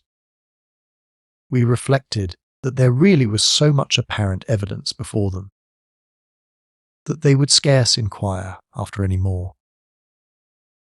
As first, that the ship was certainly the same, and that some of the seamen among them knew her, and had been on board her, and, secondly, that when we had intelligence at the river of Cambodia that they were coming down to examine us, we fought their boats and fled. Therefore we made no doubt, but they were as fully satisfied of our being pirates as we were satisfied of the contrary. And, as I often said, I know not but I should have been apt to have taken those circumstances for evidence, if the tables were turned, and my case was theirs, and have made no scruple of cutting all the crew to pieces, without believing, or perhaps considering, what they might have to offer in their defence. But let that be how it will, these were our apprehensions, and both my partner and I scarce slept a night without dreaming of halters and yard arms, of fighting and being taken, of killing and being killed. And one night I was in such a fury in my dream, fancying the Dutchman had boarded us, and I was knocking one of their seamen down, that I struck my doubled fist against the side of the cabin I lay, in with such a force as wounded my hand grievously, broke my knuckles, and cut and bruised the flesh, so that it awaked me out of my sleep. Another apprehension I had was, the cruel usage we might meet with from them if we fell into their hands. Then the story of Amboina came into my head, and how the Dutch might perhaps torture us, as they did our countrymen there, and make some of our men, by extremity of torture, confess to crimes they never were guilty of, or own themselves and all of us to be pirates. And so they would put us to death with a formal appearance of justice, and that they might be tempted to do this for the gain of our ship and cargo, worth altogether £4,000 or £5,000. We did not consider that the captains of ships have no authority to act thus. And if we had surrendered prisoners to them, they could not answer the destroying us or torturing us, but would be accountable for it when they came to their country. However, if they were to act thus with us, what advantage would it be to us that they should be called to an account for it? Or, if we were first to be murdered, what satisfaction would it be to us to have them punished when they came home? I cannot refrain taking notice here what reflections I now had upon the vast variety of my particular circumstances.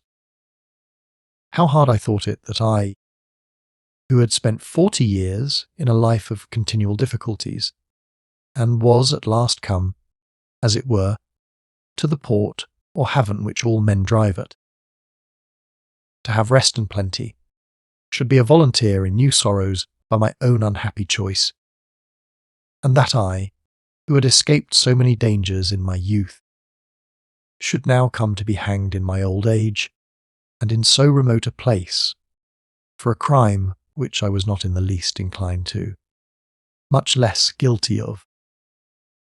After these thoughts something of religion would come in, and I would be considering that this seemed to me to be a disposition of immediate providence, and I ought to look upon it and submit to it as such. For, although I was innocent as to men, I was far from being innocent as to my Maker, and I ought to look in and examine what other crimes in my life were most obvious to me, and for which Providence might justly inflict this punishment as a retribution. And thus I ought to submit to this, just as I would to a shipwreck. If it had pleased God to have brought such a disaster upon me, in its turn natural courage would sometimes take its place, and then I would be talking myself up to vigorous resolutions, that I would not be taken to be barbarously used by a parcel of merciless wretches in cold blood, that it were much better to have fallen into the hands of the savages, though I was sure they would feast upon me when they had taken me, than those who would perhaps glut their rage upon me by inhuman tortures and barbarities. That in the case of the savages, I always resolved to die fighting to the last gasp, and why should I not do so now? Whenever these thoughts prevailed, I was sure to put myself into a kind of fever with the agitation of a supposed fight. My blood would boil, and my eyes sparkle, as if I was engaged, and I always resolved to take no quarter at their hands. But even at last, if I could resist no longer, I would blow up the ship, and all that was in her, and leave them but little booty to boast of. Chapter 13. Arrival in China. The greater weight, the anxieties and perplexities of these things were to our thoughts while we were at sea. The greater was our satisfaction when we saw ourselves on shore. And my parter told me he dreamed that he had a very heavy load upon his back, which he was to carry up a hill, and found that he was not able to stand longer under it, but that the Portuguese pilot came and took it off his back, and the hill disappeared, the ground before him appearing all smooth and plain. And truly it was so. They were all like men who had a load taken off their backs. For my part, I had a weight taken off from my heart that it was not able any longer to bear. and as I said above, we resolved to go no more to sea in that ship. When we came on shore, the old pilot, who was now our friend, got us a lodging, together with a warehouse for our goods. It was a little hut with a larger house adjoining to it, built and also palisadoed round with canes, to keep out pilferers, of which there were not a few in that country. However, the magistrates allowed us a little guard, and we had a soldier with a kind of half-pike, who stood sentinel at our door, to whom we allowed a pint of rice and a piece of money about the value of 3 pence per day, so that our goods were kept very safe. The fair or mart usually kept at this place had been over some time. However, we found that there were 3 or 4 junks in the river, and 2 ships from Japan, with goods which they had bought in China, and were not gone away, having some Japanese merchants on shore. The first thing our old Portuguese pilot did for us was to get us acquainted with 3 missionary Romish priests who were in the town, and who had been there some time converting the people to Christianity. But we thought they made but poor work of it, and made them but sorry Christians when they had done. One of these was a Frenchman, whom they called Father Simon. Another was a Portuguese, and a third a Genoese. Father Simon was courteous and very agreeable company, but the other 2 were more reserved, seemed rigid and austere, and applied seriously to the work they came about, to talk with and insinuate themselves among the inhabitants wherever they had opportunity. We often ate and drank with those men, and though I must confess the conversion, as they call it, of the Chinese to Christianity is so far from the true conversion required to bring heathen people to the faith of Christ, that it seems to amount to little more than letting them know the name of Christ, and say some prayers to the Virgin Mary and her Son, in a tongue which they understood not, and to cross themselves, and the like. Yet it must be confessed that the religionists, whom we call missionaries, have a firm belief that these people will be saved, and that they are the instruments of it. And on this account they undergo not only the fatigue of the voyage, and the hazards of living in such places, but oftentimes death itself, and the most violent tortures for the sake of this work.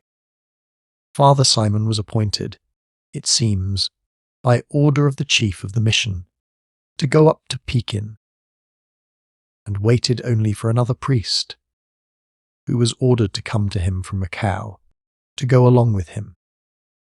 We scarce ever met together, but he was inviting me to go that journey, telling me how he would show me all the glorious things of that mighty empire, and, among the rest, Pekin, the greatest city in the world. A city, said he, that your London and our Paris put together cannot be equal to. But as I looked on those things with different eyes from other men, so I shall give my opinion of them in a few words. When I come in the course of my travels to speak more particularly of them, dining with Father Simon one day, and being very merry together, I showed some little inclination to go with him, and he pressed me and my partner very hard to consent. "Why, Father," says my partner, "should you desire our company so much? You know we are heretics, and you do not love us, nor cannot keep us company with any pleasure." "Oh," says he, "you may perhaps be good Catholics in time. My business here is to convert heathens, and who knows but I may convert you too." "Very well, Father," said I, "so you will preach to us all the way." "I will not be troublesome to you," says he. "Our religion does not divest us of good manners.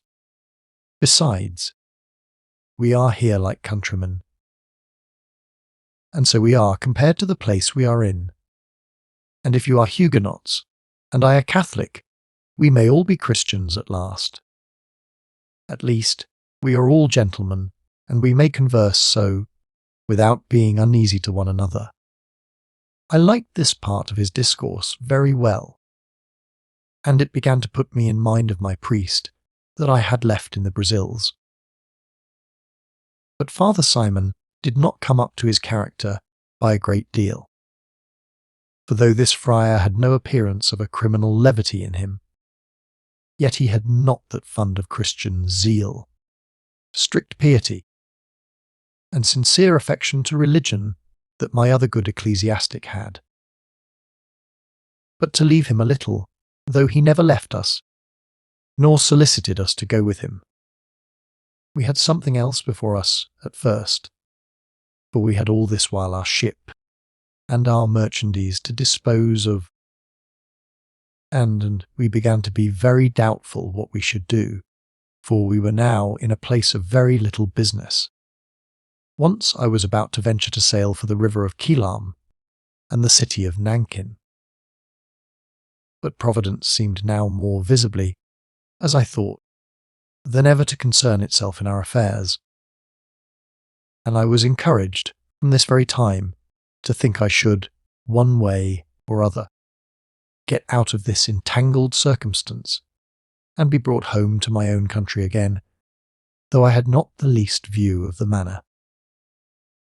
Providence, I say, began here to clear up our way a little, and the first thing that offered was that our old Portuguese pilot brought a Japan merchant to us, who inquired what goods we had. And, in the first place, he bought all our opium and gave us a very good price for it, paying us in gold by weight, some in small pieces of their own coin, and some in small wedges of about 10 or 12 ounces each.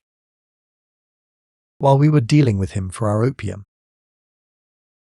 it came into my head that he might perhaps deal for the ship too, and I ordered the interpreter to propose it to him.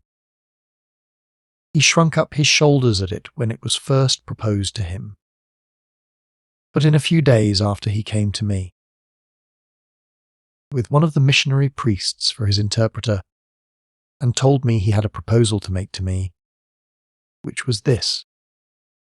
He had bought a great quantity of our goods when he had no thoughts of proposals made to him of buying the ship, and that, therefore, he had not money to pay for the ship.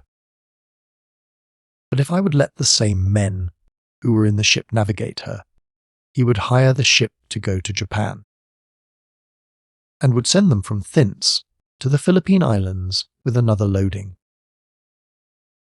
which he would pay the freight of before they went from Japan, and that at their return he would buy the ship.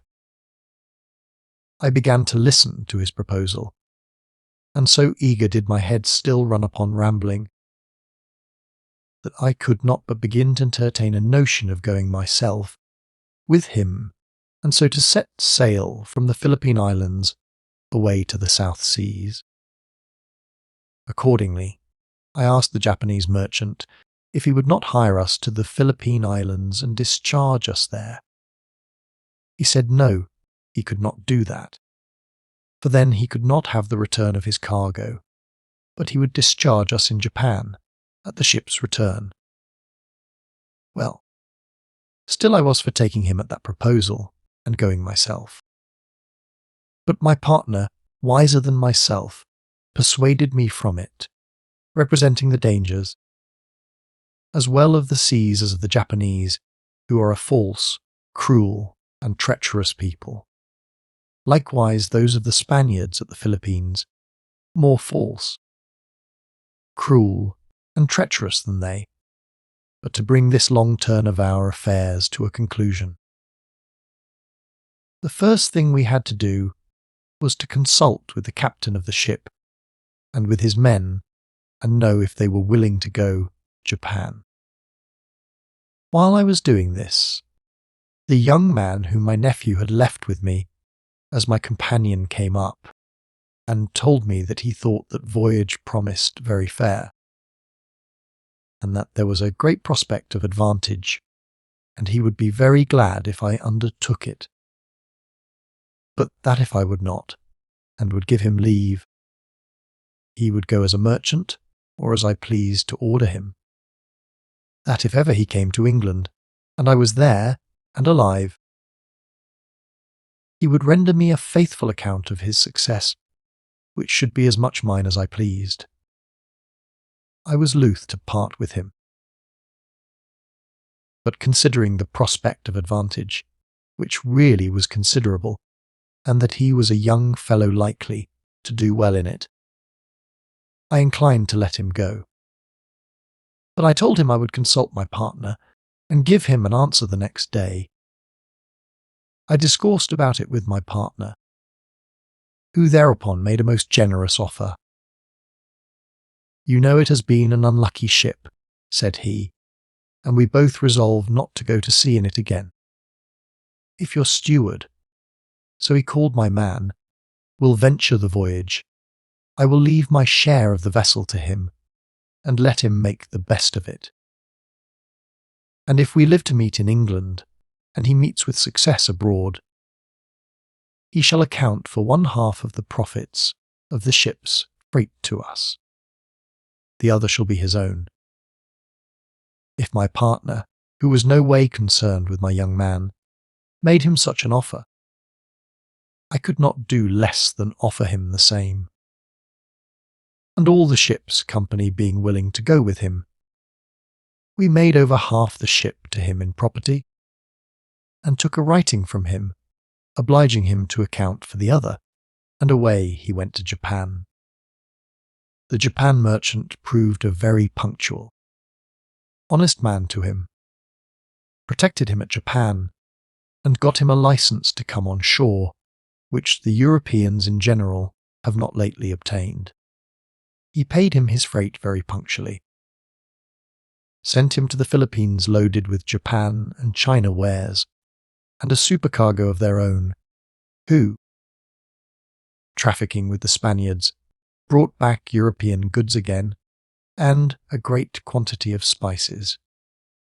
And there he was not only paid his freight very well, and at a very good price, but not being willing to sell the ship. Then the merchant furnished him goods on his own account, and with some money, and some spices of his own which he brought with him, he went back to the Manilas, where he sold his cargo very well.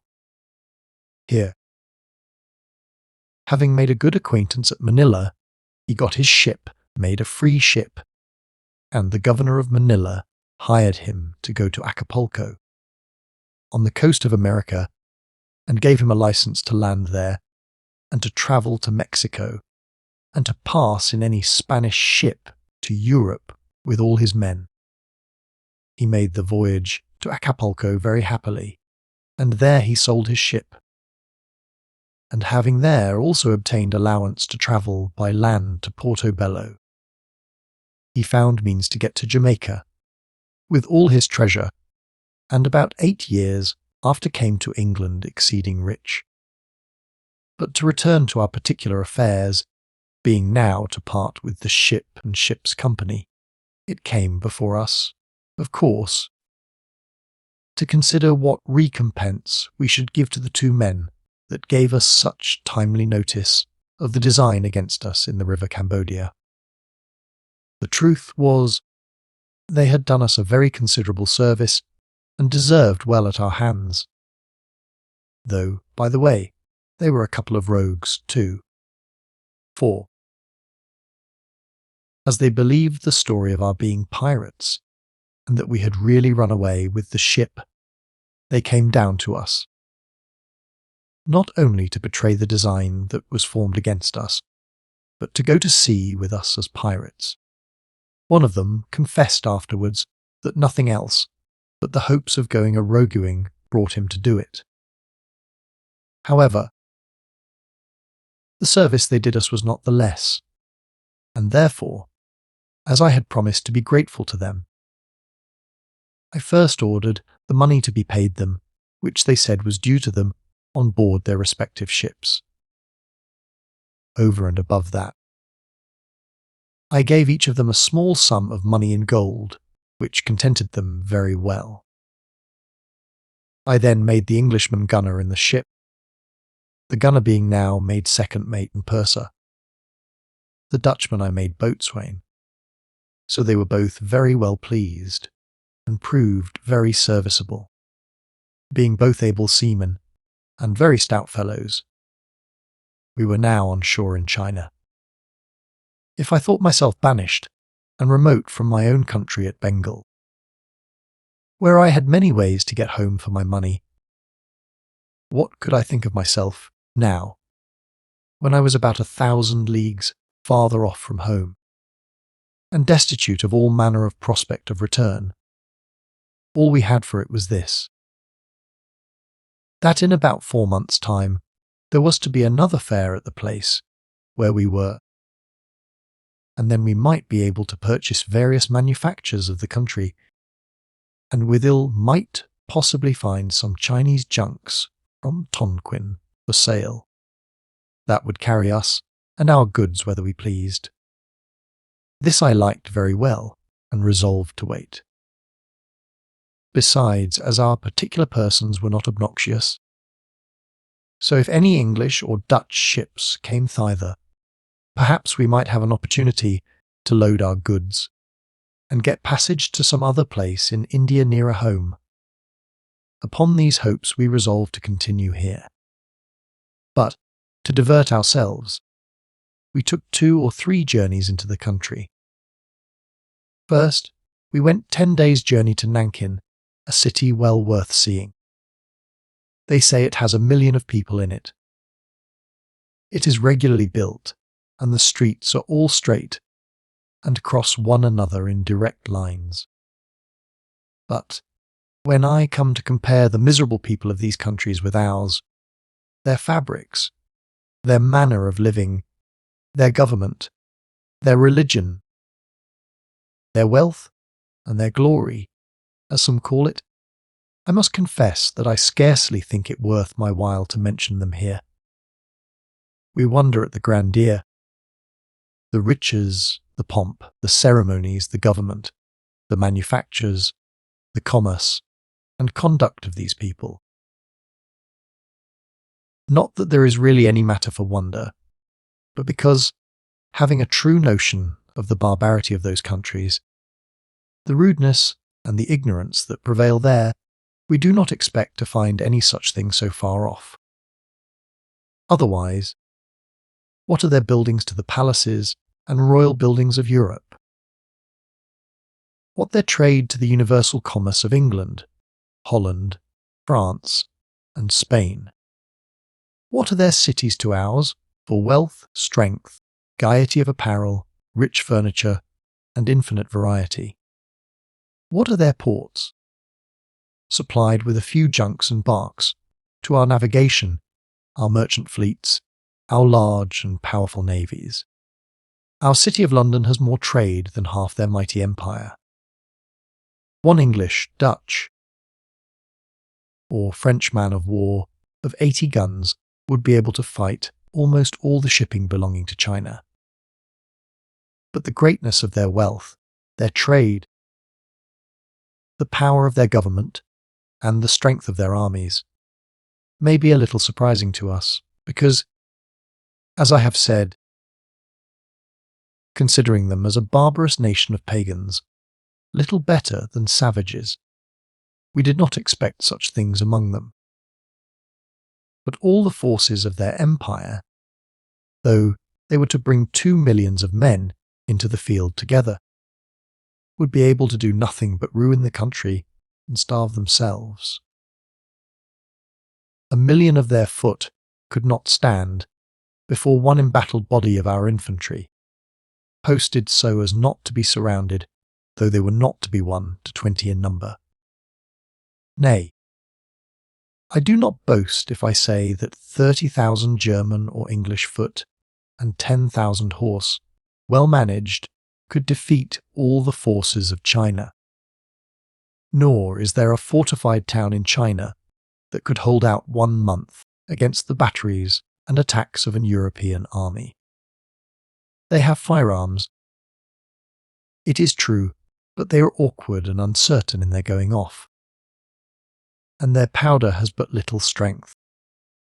Their armies are badly disciplined and want skill to attack or temper to retreat, and therefore, I must confess, it seemed strange to me when I came home and heard our people say such fine things of the power, glory, magnificence, and trade of the Chinese, because, as far as I saw, they appeared to be a contemptible herd or crowd of ignorant, sordid slaves, subjected to a government qualified only to rule such a people, and were not its distance inconceivably great from Muscovy, and that empire in a manner as rude, impotent, and ill-governed as they. The Khuzar of Muscovy might with ease drive them all out of their country and conquer them in one campaign. And had the Czar, who is now a growing prince, fallen this way, instead of attacking the warlike Swedes, and equally improved himself in the art of war, as they say he has done, and if none of the powers of Europe had envied or interrupted him, he might by this time have been Emperor of China, instead of being beaten by the King of Sweden at Narva, when the latter was not 1 to 6 in number, as their strength and their grandeur. So their navigation, commerce, and husbandry are very imperfect, compared to the same things in Europe.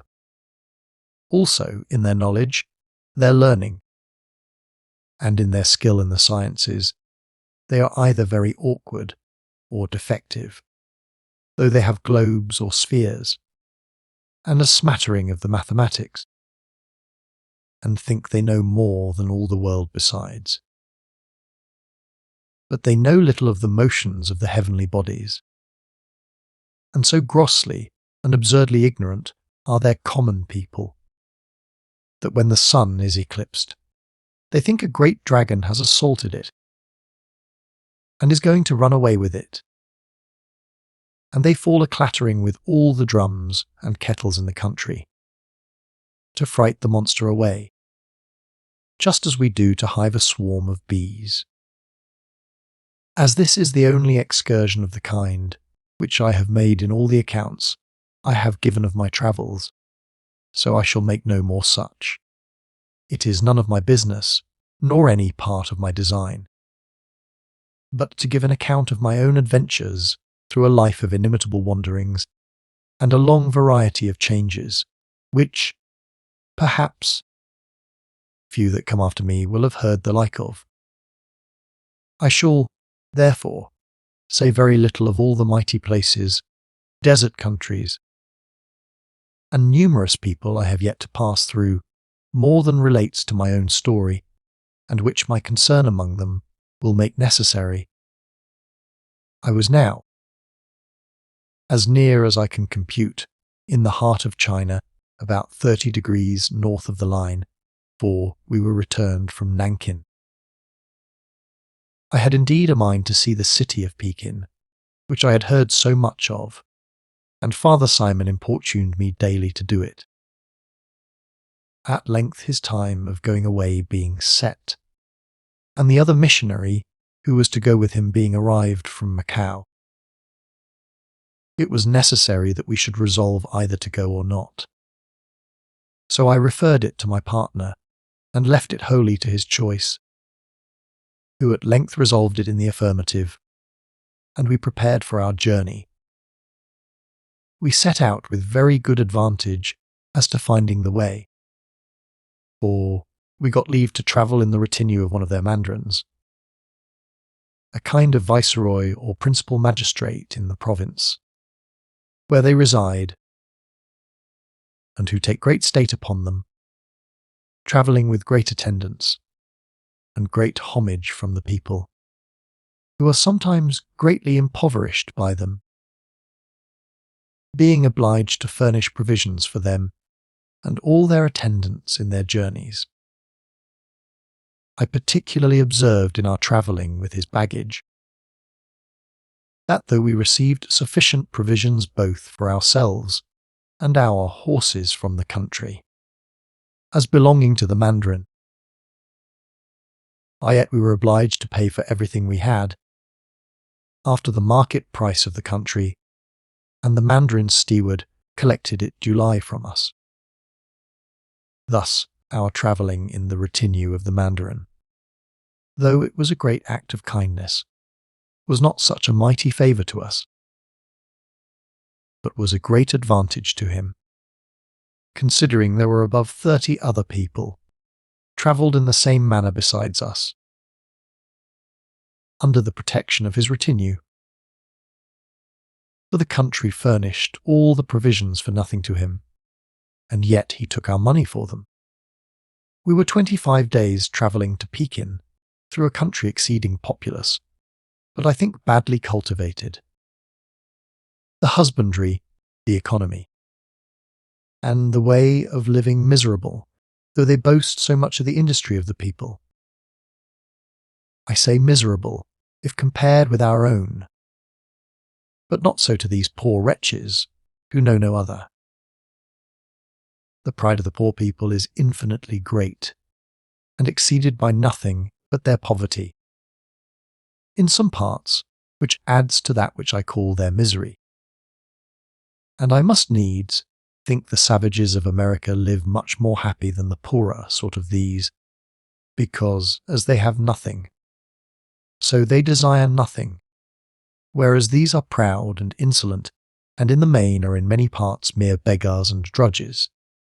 Their ostentation is inexpressible, and, if they can, they love to keep multitudes of servants or slaves, which is to the last degree ridiculous, as well as their contempt of all the world but themselves.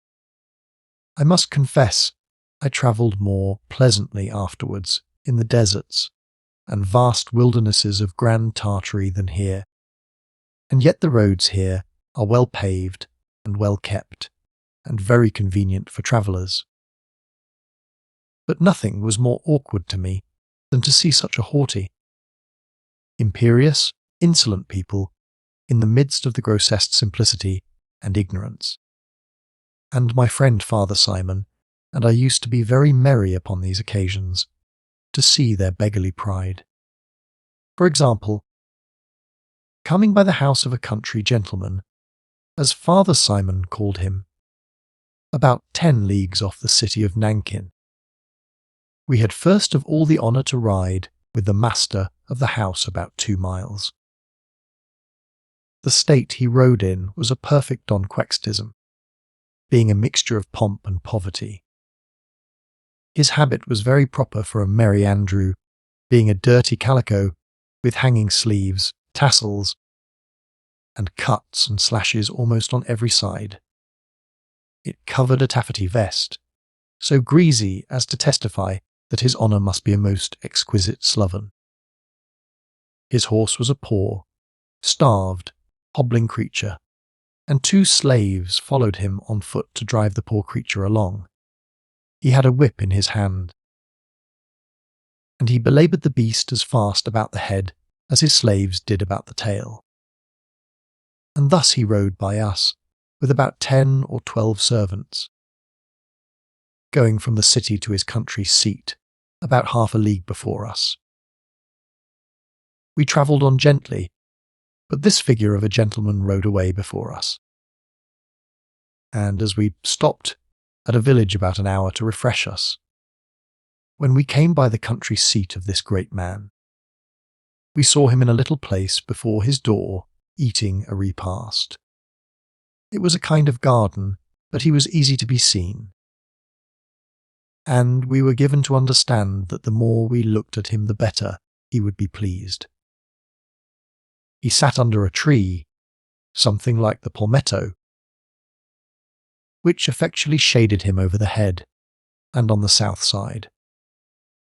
But under the tree was placed a large umbrella, which made that part look well enough.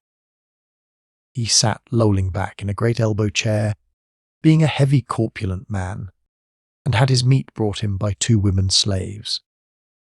He had 2 more, one of whom fed the squire with a spoon, and the other held the dish with one hand, and scraped off what he let fall upon his worship's beard and taffety vest, leaving the poor wretch to please himself with our looking at him. As if we admired his idle pomp, we pursued our journey.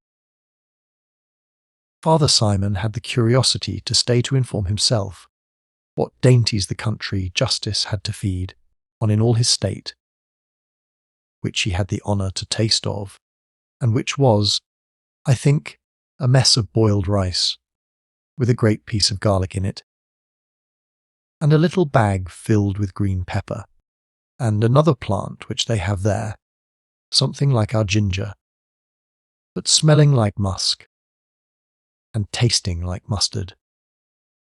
All this was put together, and a small piece of lean mutton boiled in it, and this was his worship's repast.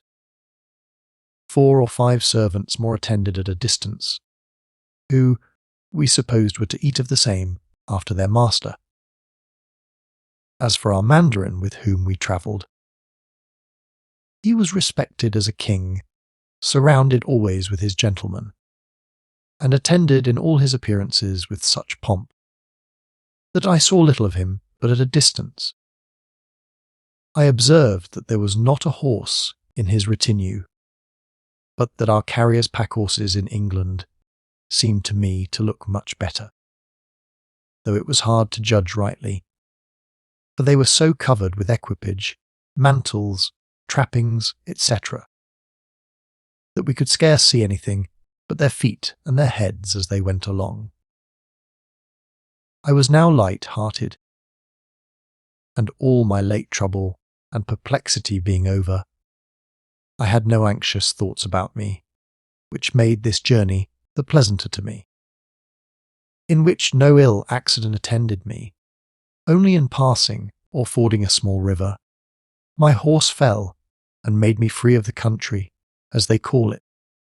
That is to say, threw me in. The place was not deep, but it wetted me all over. I mention it because it spoiled my pocket-book, wherein I had set down the names of several people and places which I had occasion to remember, and which, not taking due care of, the leaves rotted, and the words were never after to be read. At length we arrived at Pekin. I had nobody with me but the youth whom my nephew had given me to attend me as a servant, and who proved very trusty and diligent. And my partner had nobody with him but one servant, who was a kinsman. As for the Portuguese pilot, he being desirous to see the court, we bore his charges for his company, and for our use of him as an interpreter, for he understood the language of the country, and spoke good French and a little English. Indeed, this old man was most useful to us everywhere, for we had not been above a week at Pekin, when he came laughing. "Ah, Signor Inglese," says he, "I have something to tell will make your heart glad." "My heart glad," says I. "What can that be?" "I don't know anything in this country can either give me joy or grief to any great degree." "Yes, yes," said the old man, in broken English, "make you glad. Me sorry." "Why," said I, "will it make you sorry?" "Because," said he, "you have brought me here 25 days' journey, and will leave me to go back alone. And which way shall I get to my port afterwards, without a ship, without a horse, without pecune?" So he called money, being his broken Latin, of which he had abundance to make us merry with. In short, he told us there was a great caravan of Muscovite and Polish merchants in the city, preparing to set out on their journey by land to Muscovy within 4 or 5 weeks. And he was sure we would take the opportunity to go with them, and leave him behind to go back alone. I confess I was greatly surprised with this good news, and had scarce power to speak to him for some time. But at last I said to him, "How do you know this? Are you sure it is true?" "Yes," says he. "I met this morning in the street an old acquaintance of mine, an Armenian, who is among them. He came last from Astrakhan, and was designed to go to Tonquin, where I formerly knew him, but has altered his mind, and is now resolved to go with the caravan to Moscow, and so down the river Volga to Astrakhan."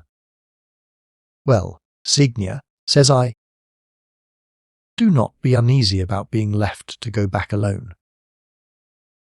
If this be a method for my return to England, it shall be your fault if you go back to Macau at all."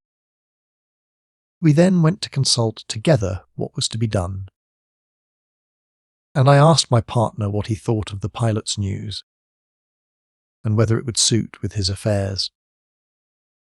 He told me he would do just as I would, for he had settled all his affairs so well at Bengal, and left his effects in such good hands, that as we had made a good voyage, if he could invest it in China silks, wrought and raw, he would be content to go to England, and then make a voyage back to Bengal by the company's ships. Having resolved upon this, we agreed that if our Portuguese pilot would go with us, we would bear his charges to Moscow or to England, if he pleased. Nor, indeed, were we to be esteemed over generous in that either, if we had not rewarded him further, the service he had done us being really worth more than that. For he had not only been a pilot to us at sea, but he had been like a broker for us on shore, and his procuring for us a Japan merchant was some hundreds of pounds in our pockets. So, being willing to gratify him, which was but doing him justice, and very willing also to have him with us besides, for he was a most necessary man on all occasions, we agreed to give him a quantity of coined gold, which, as I computed it, was worth £175 sterling between us, and to bear all his charges, both for himself and horse, except only a horse to carry his goods. Having settled this between ourselves, we called him to let him know what we had resolved. I told him he had complained of our being willing to let him go back alone, and I was now about to tell him we designed he should not go back at all. That as we had resolved to go to Europe with the caravan, we were very willing he should go with us, and that we called him to know his mind. He shook his head and said it was a long journey, and that he had no pecune to carry him thither, or to subsist himself when he came there. We told him we believed it was so, and therefore we had resolved to do something for him that should let him see how sensible we were of the service he had done us, and also how agreeable he was to us. And then I told him what we had resolved to give him here, which he might lay out as we would do our own, and that as for his charges, if he would go with us, we would set him safe on shore, life and casualties excepted, either in Muscovy or England, as he would choose, at our own charge, except only the carriage of his goods. He received the proposal like a man transported, and told us he would go with us over all the whole world. And so we all prepared for our journey. However, as it was with us, so it was with the other merchants. They had many things to do, and instead of being ready in 5 weeks, it was 4 months and some days before all things were got together. Chapter 14. Attacked by Tartars. It was the beginning of February, new style, when we set out from Pekin. My partner and the old pilot had gone express back to the port where we had first put in, to dispose of some goods which we had left there. And I, with a Chinese merchant whom I had some knowledge of at Nankin, and who came to Pekin on his own affairs, went to Nankin, where I bought 90 pieces of fine damasks, with about 200 pieces of other, very fine silk of several sorts, some mixed with gold, and had all these brought to Pekin against my partner's return.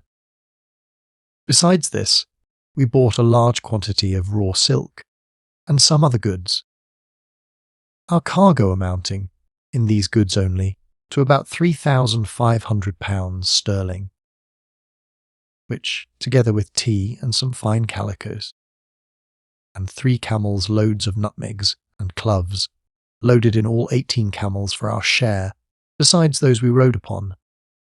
These, with 2 or 3 spare horses, and 2 horses loaded with provisions, made together 26 camels and horses in our retinue.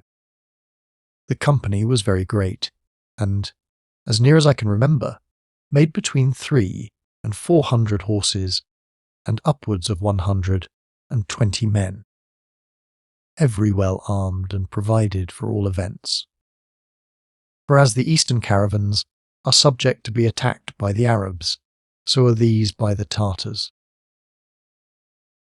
The company consisted of people of several nations, but there were above 60 of them merchants or inhabitants of Moscow, though of them some were Livonians, and to our particular satisfaction, 5 of them were Scots, who appeared also to be men of great experience in business and of very good substance.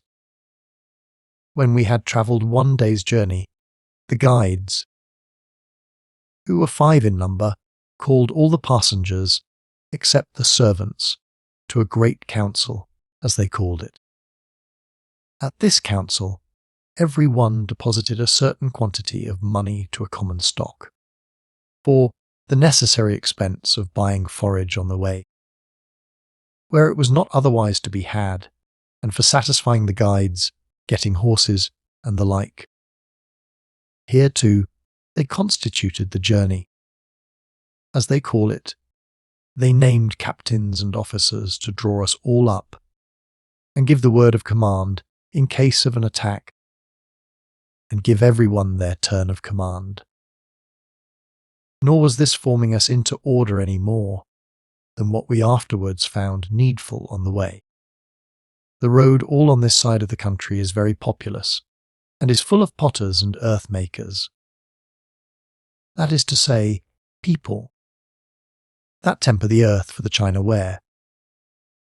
As I was coming along, our Portuguese pilot, who had always something or other to say to make us merry, told me he would show me the greatest rarity in all the country, and that I should have this to say of China, after all the ill-humoured things that I had said of it, that I had seen one thing which was not to be seen in all the world beside.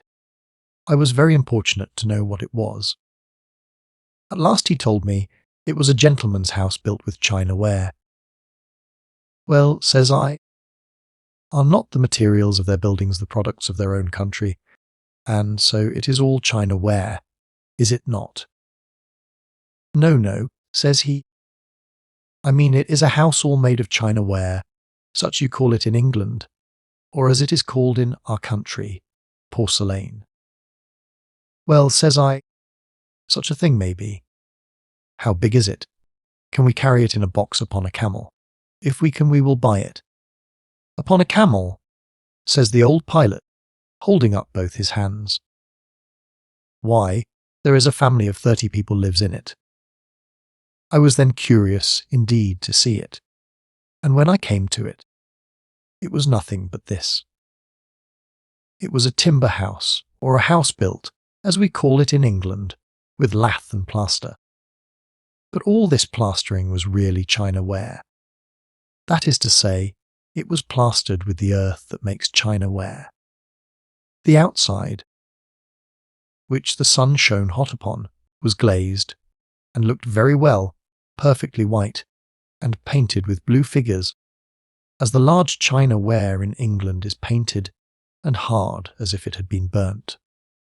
As to the inside, all the walls, instead of wainscot, were lined with hardened and painted tiles, like the little square tiles we call galley, tiles in England, all made of the finest china, and the figures exceeding fine indeed, with extraordinary variety of colours mixed with gold, many tiles making but one figure, but joined so artificially, the mortar being made of the same earth, that it was very hard to see where the tiles met.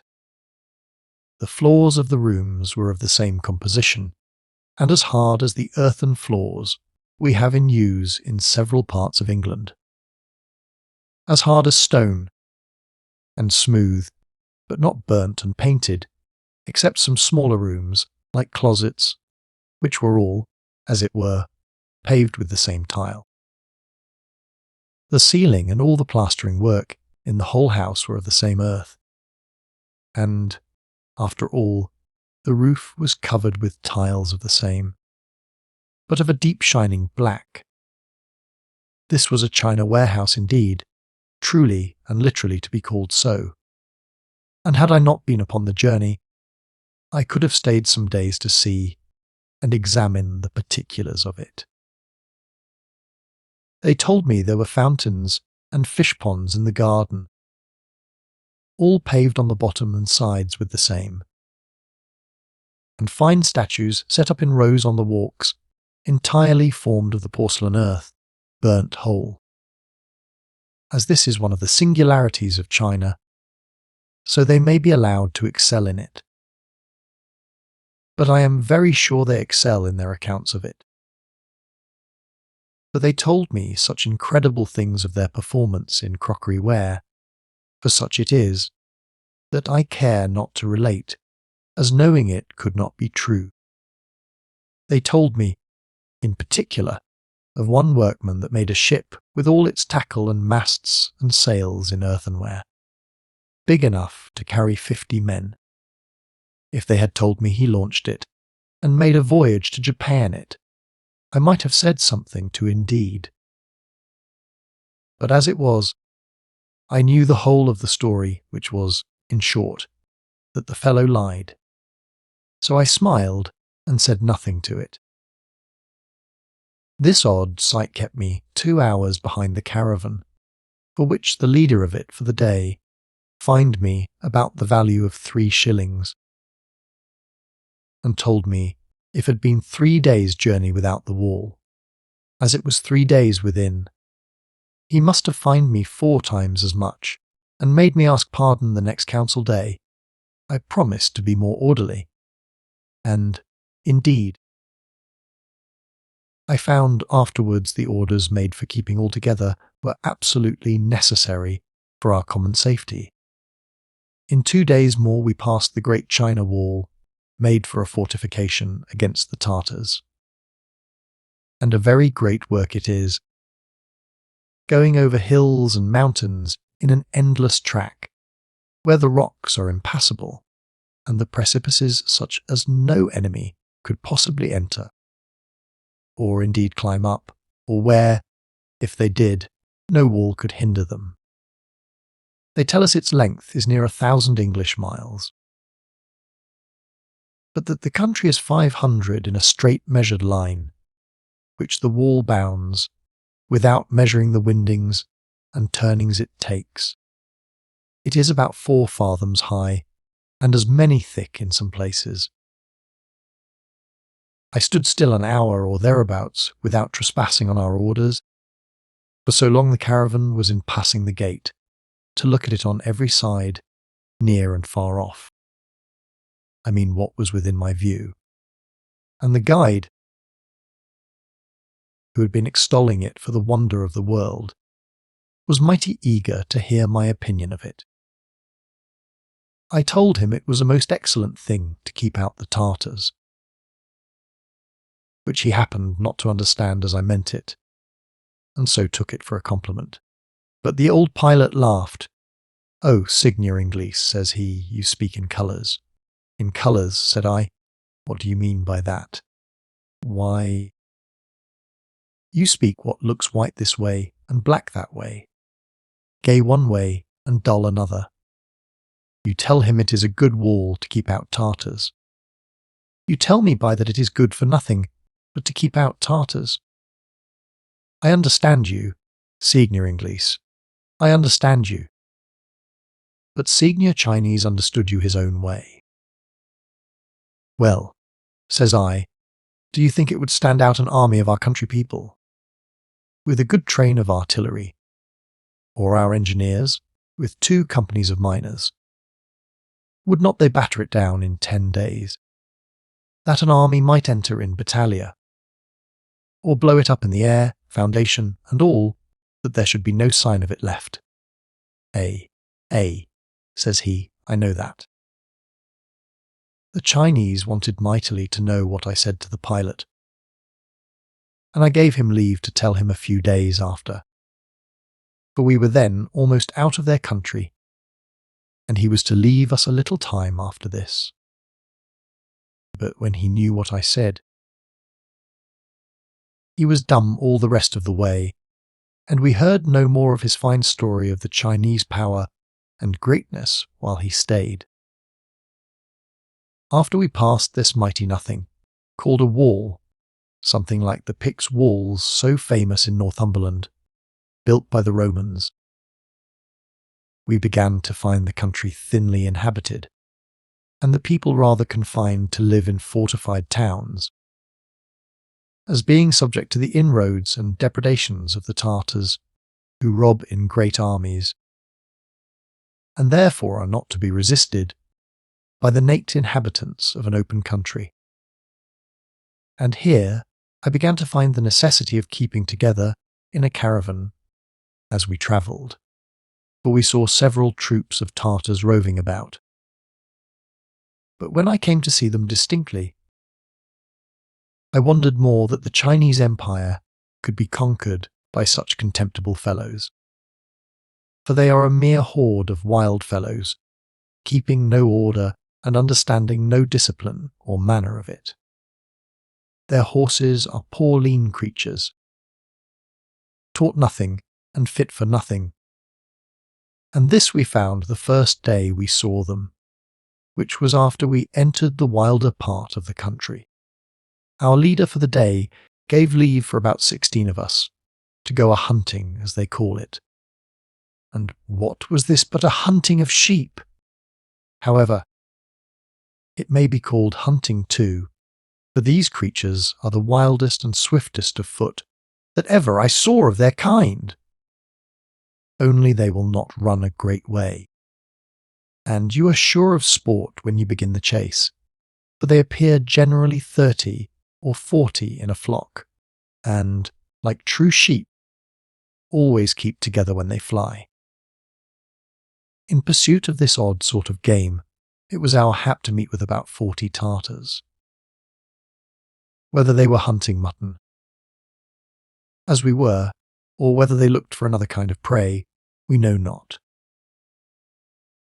But as soon as they saw us, one of them blew a hideous blast on a kind of horn. This was to call their friends about them, and in less than 10 minutes a troop of 40 or 50 more appeared, at about a mile distance.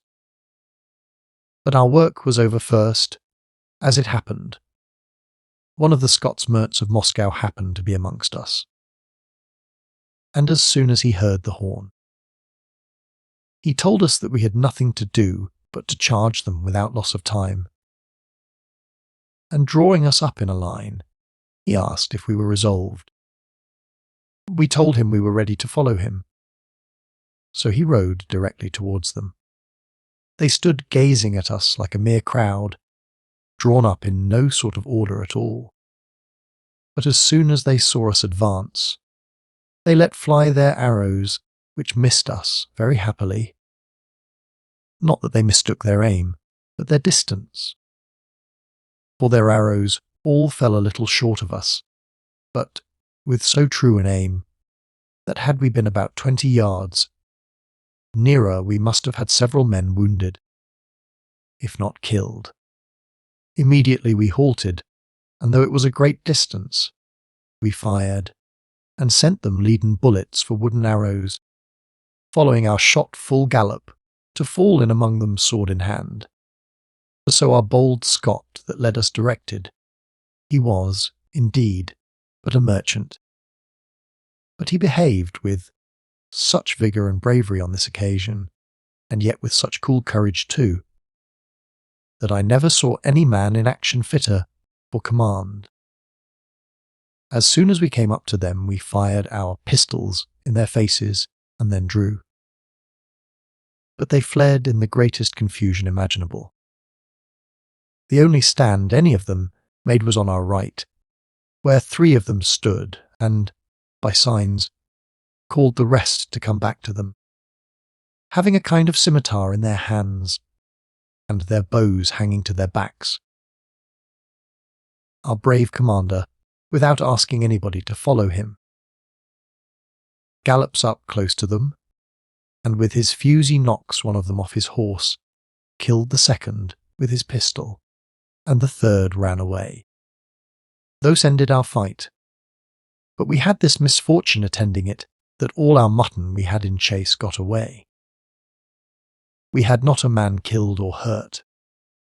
As for the Tartars, there were about 5 of them killed. How many were wounded we knew not. But this we knew, that the other party were so frightened with the noise of our guns that they fled, and never made any attempt upon us. We were all this while in the Chinese dominions, and therefore the Tartars were not so bold as afterwards. But in about 5 days we entered a vast wild desert, which held us 3 days and nights' march. And we were obliged to carry our water with us in great leathern bottles, and to encamp all night, just as I have heard they do in the desert of Arabia. I asked our guides whose dominion this was in, and they told me this was a kind of border that might be called No Man's Land, being a part of Great Karakathy or Grand Tartary. That, however, it was all reckoned as belonging to China. But that there was no care taken here to preserve it from the inroads of thieves, and therefore it was reckoned the worst desert in the whole march, though we were to go over some much larger. In passing this frightful wilderness we saw, 2 or 3 times, little parties of the Tartars, but they seemed to be upon their own affairs, and to have no design upon us.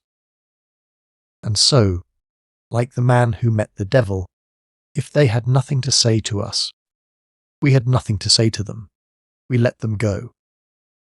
Once, however, a party of them came so near as to stand and gaze at us, whether it was to consider if they should attack us, or we knew not.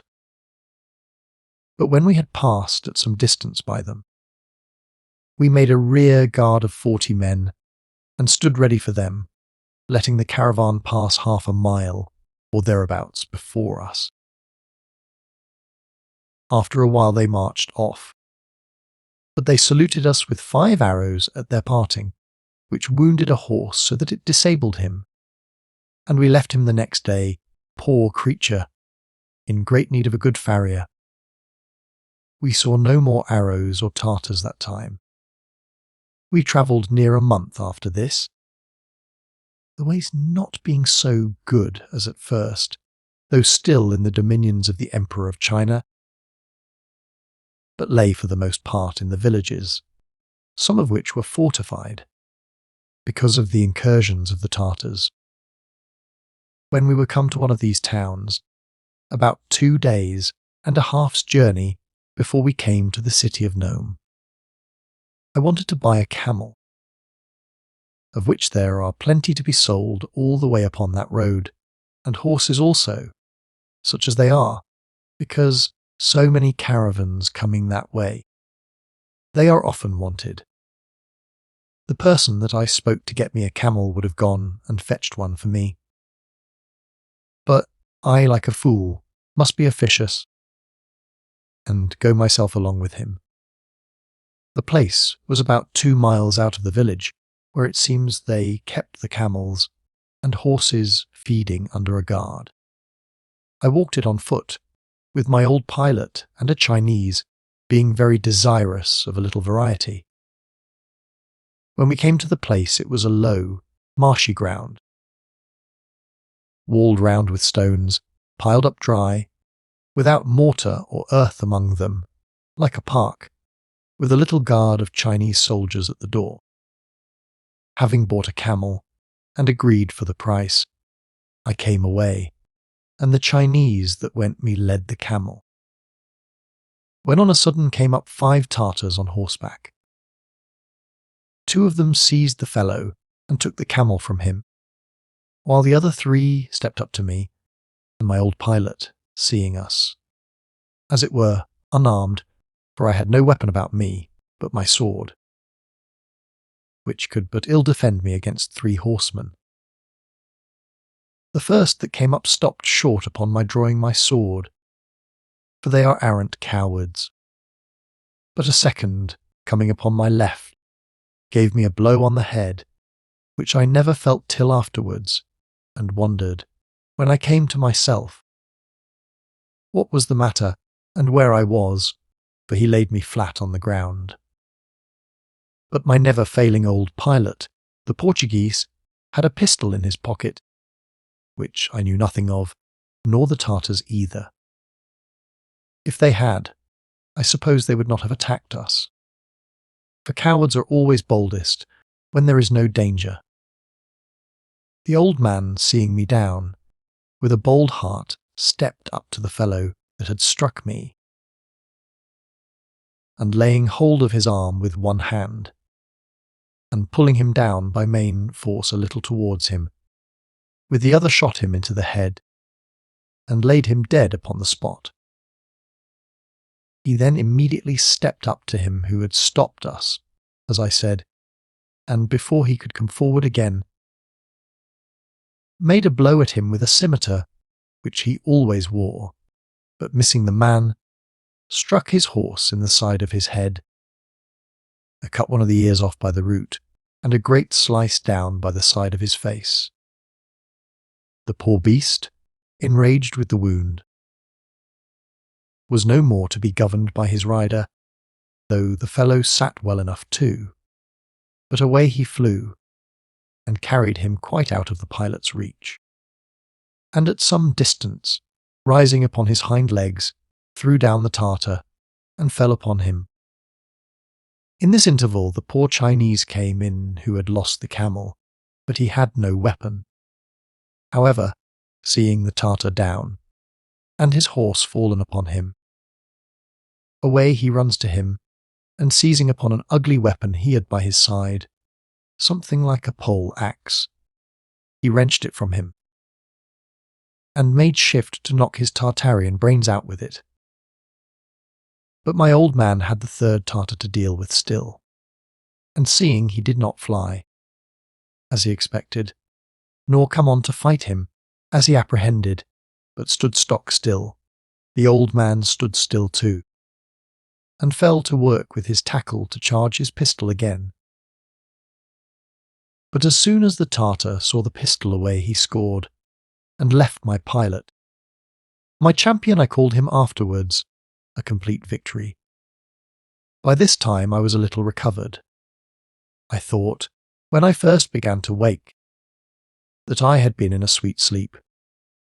But, as I said above, I wondered where I was, how I came upon the ground, and what was the matter. A few moments after, as sense returned, I felt pain, though I did not know where. So I clapped my hand to my head, and took it away bloody. Then I felt my head ache, and in a moment memory returned, and everything was present to me again.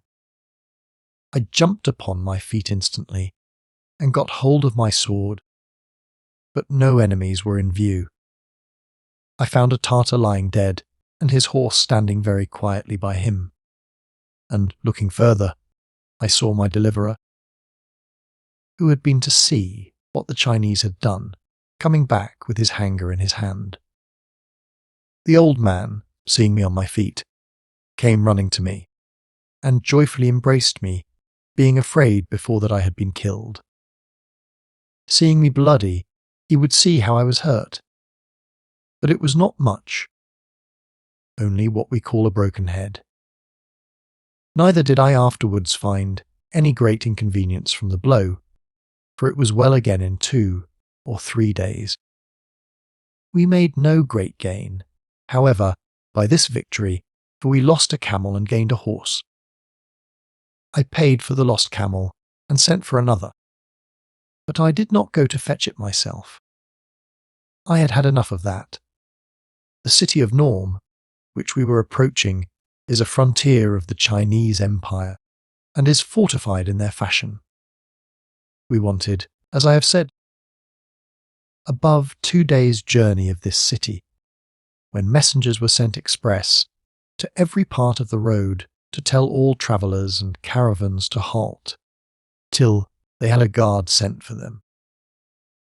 For that an unusual body of Tartars, making 10,000 in all, had appeared in the way, about 30 miles beyond the city. This was very bad news to travellers. However, it was carefully done of the governor, and we were very glad to hear we should have a guard. Accordingly, 2 days after, we had 200 soldiers sent us from a garrison of the Chinese on our left, and 300 more from the city of Norm, and with these we advanced boldly.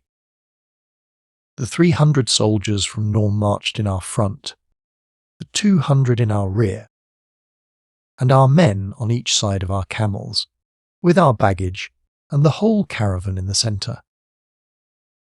In this order, and well prepared for battle, we thought ourselves a match for the whole 10,000 Mogul Tartars if they had appeared. But the next day, when they did appear, it was quite another thing. Chapter 15. Description of an idol which they destroy. Early in the morning, when marching from a little town called Chengdu, we had a river to pass which we were obliged to ferry, and, had the Tartars had any intelligence, then had been the time to have attack at us. When the caravan being over, the rear guard was behind, but they did not appear there.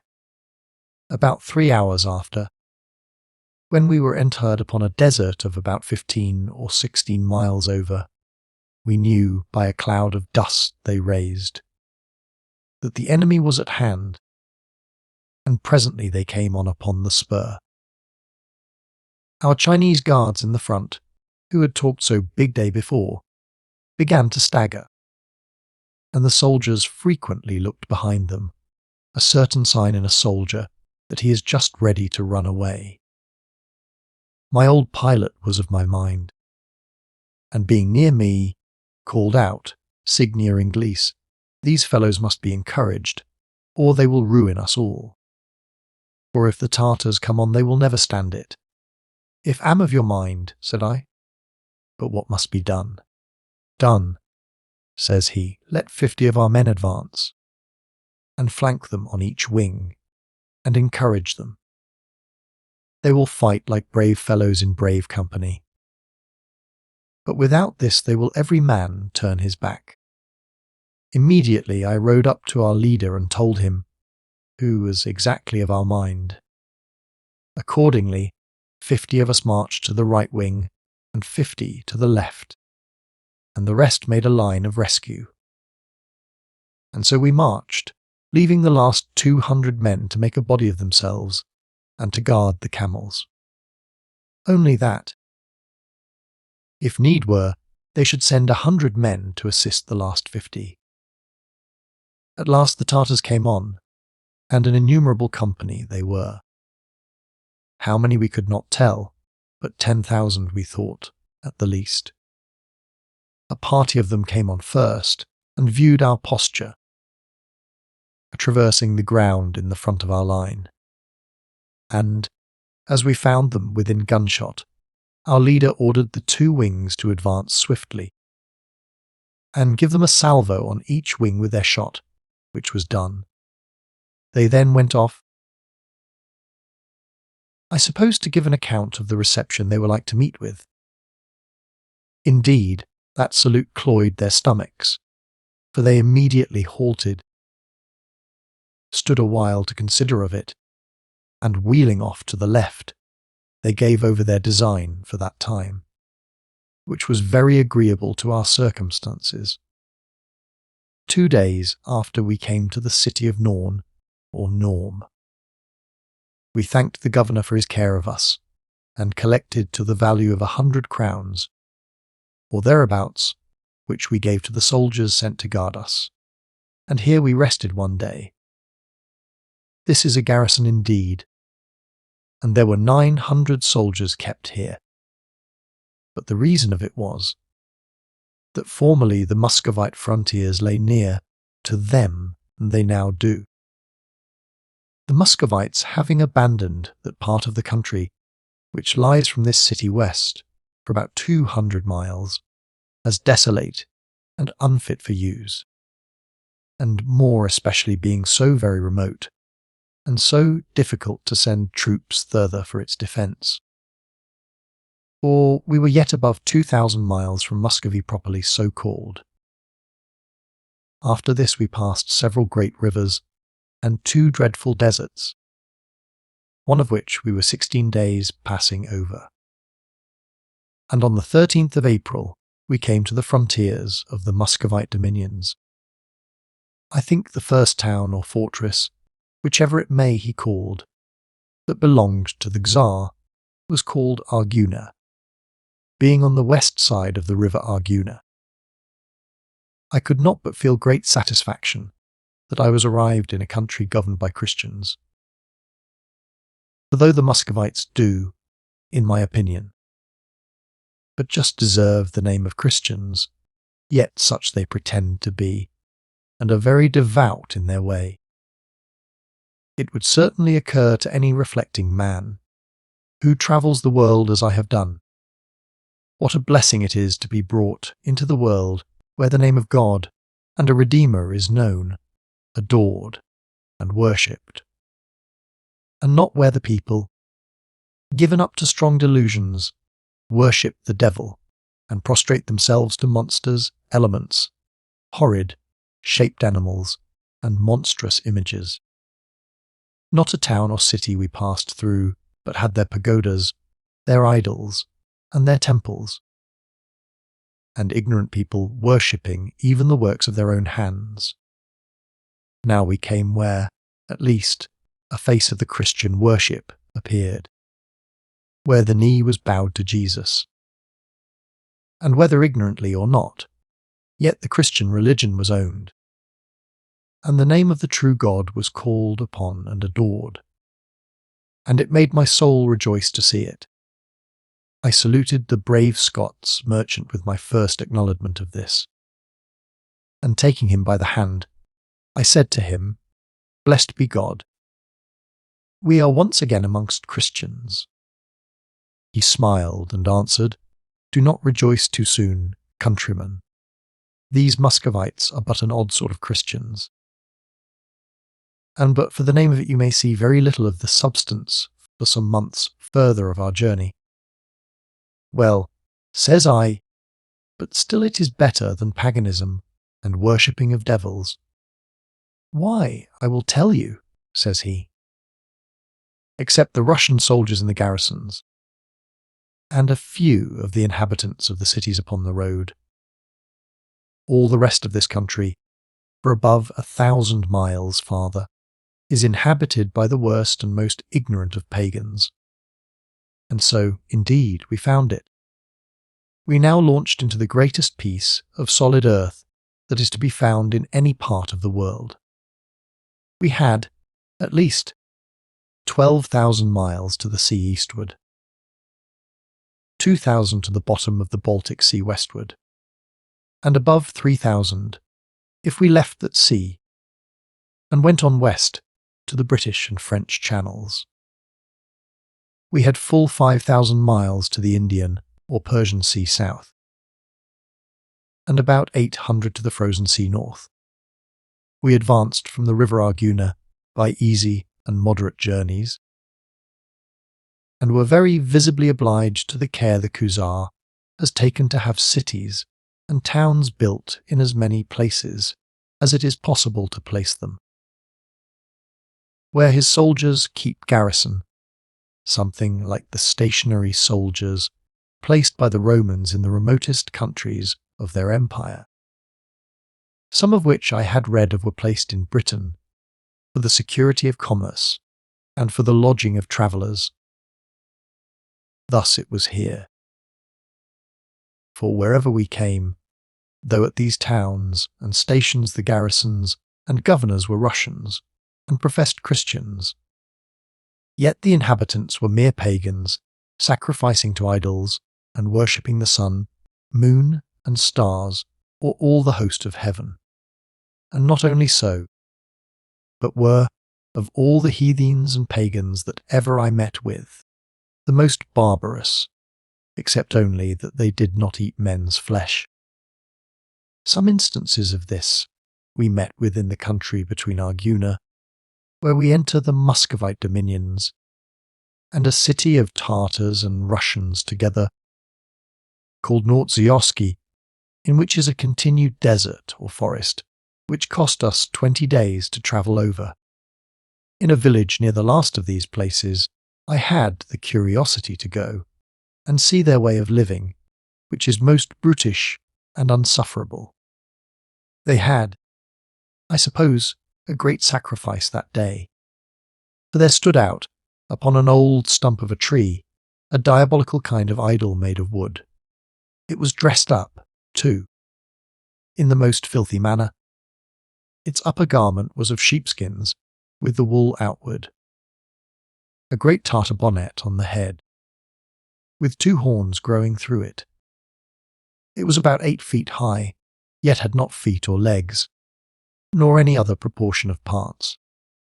This scarecrow was set up at the outer side of the village, and when I came near to it there were 16 or 17 creatures all lying flat upon the ground round this hideous block of wood. I saw no motion among them, any more than if they had been all logs, like the idol, and at first I really thought they had been so.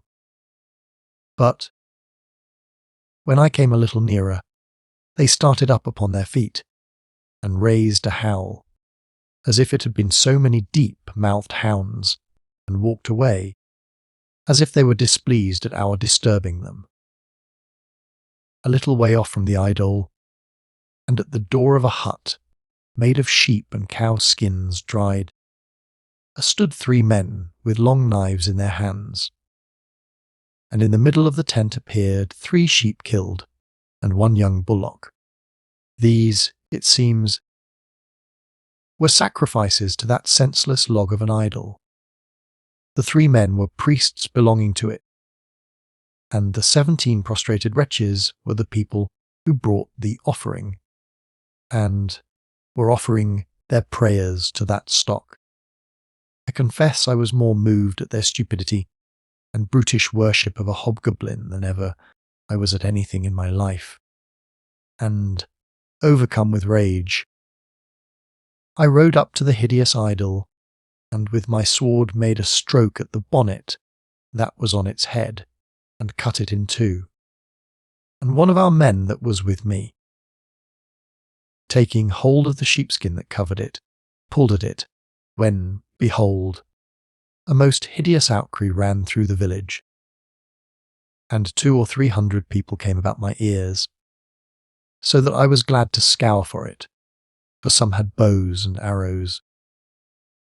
But I resolved from that moment to visit them again. Our caravan rested 3 nights at the town, which was about 4 miles off.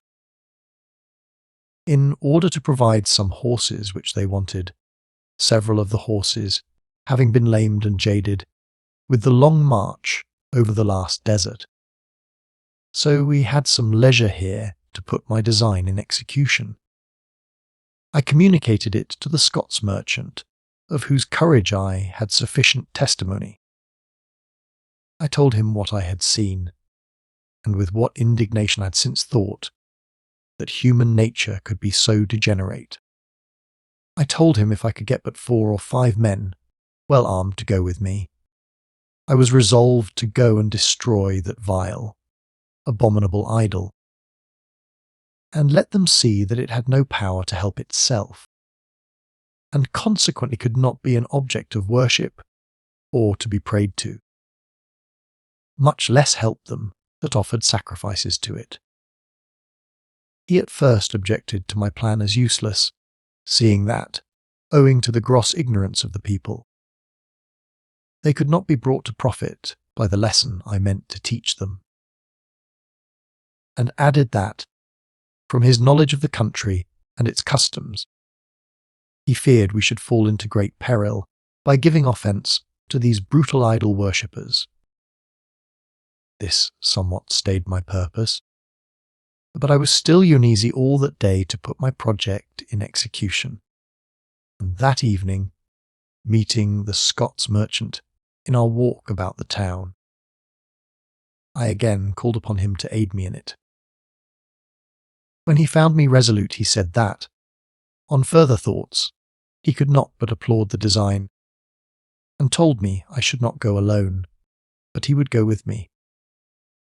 But he would go first and bring a stout fellow, one of his countrymen, to go also with us, and one, said he, as famous for his zeal as you can desire anyone to be against such devilish things as these. So we agreed to go, only we 3 and my man servant, and resolved to put it in execution the following night about midnight, with all possible secrecy. We thought it better to delay it till the next night, because the caravan being to set forward in the morning, we supposed the governor could not pretend to give them any satisfaction upon us when we were out of his power.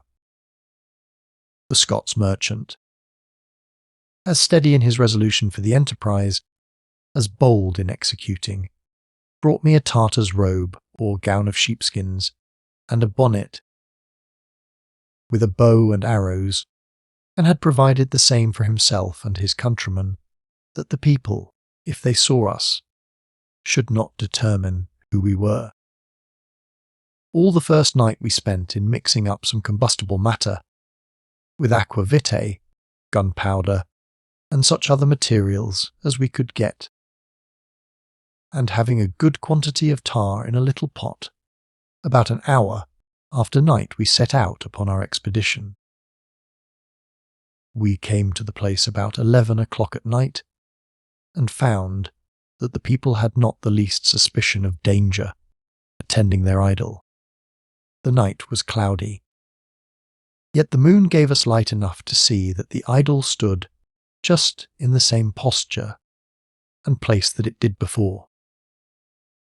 The people seemed to be all at their rest, only that in the great hut, where we saw the 3 priests, we saw a light, and going up close to the door.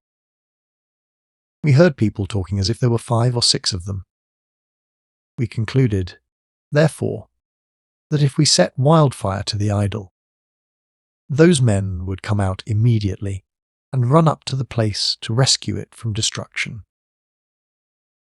And what to do with them we knew not. Once we thought of carrying it away and setting fire to it at a distance. But when we came to handle it, we found it too bulky for our carriage, so we were at a loss again. The second Scotsman was for setting fire to the hut, and knocking the creatures that were there on the head when they came out.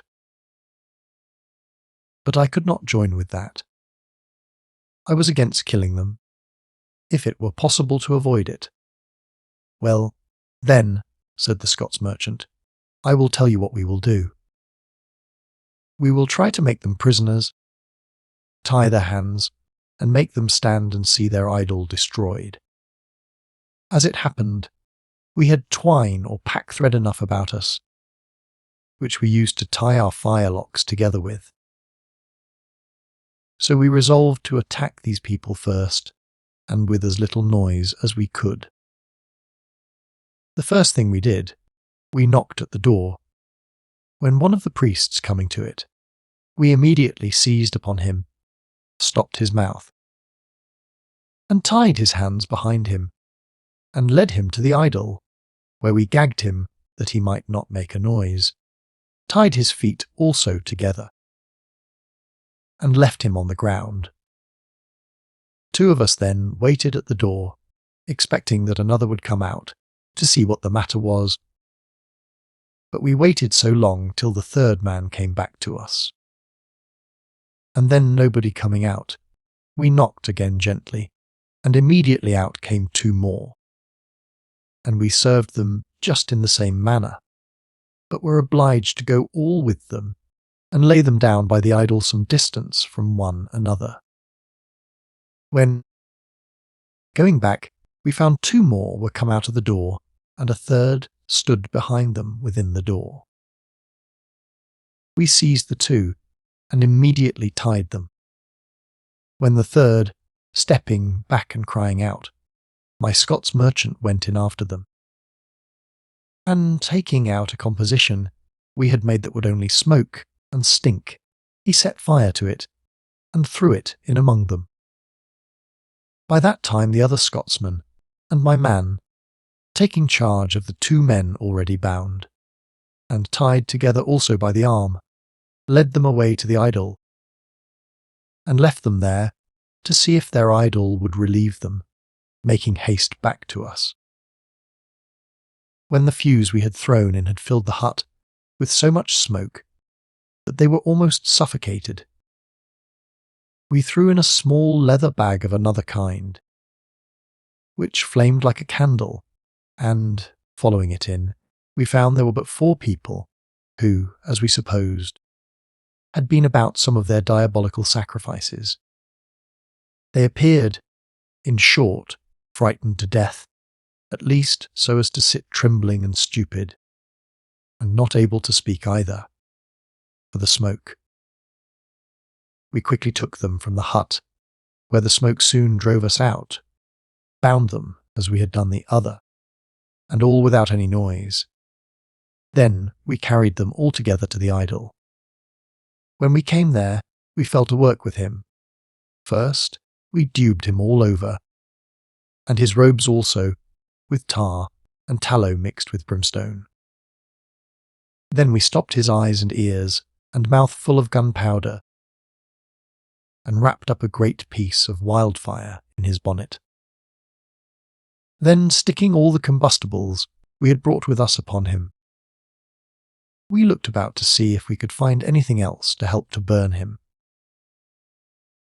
When my Scotsman remembered that by the hut, where the men were, there lay a heap of dry forage. Away he and the other Scotsman ran and fetched their arms full of that. When we had done this, we took all our prisoners and brought them, having untied their feet and ungagged their mouths, and made them stand up, and set them before their monstrous idol, and then set fire to the whole. We stayed by it 1/4 of an hour or thereabouts, till the powder in the eyes and mouth and ears of the idol blew up, and, as we could perceive, had split altogether, and in a word, till we saw it burned, so that it would soon be quite consumed. We then began to think of going away. But the Scotsman said, "No, we must not go, for these poor deluded wretches will all throw themselves into the fire, and burn themselves with the idol." So we resolved to stay till the forage has burned down too, and then came away and left them. After the feat was performed, we appeared in the morning among our fellow travellers, exceedingly busy in getting ready for our journey. Nor could any man suppose that we had been anywhere but in our beds. But the affair did not end so.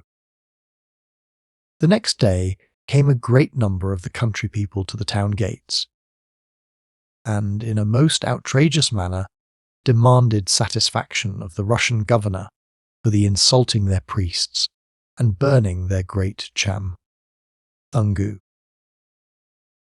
The people of Nertsinke were at first in a great consternation, for they said the Tartars were already no less than 30,000 strong. The Russian governor sent out messengers to appease them, assuring them that he knew nothing of it, and that there had not a soul in his garrison been abroad, so that it could not be from anybody there. But if they could let him know who did it, they should be exemplarily punished.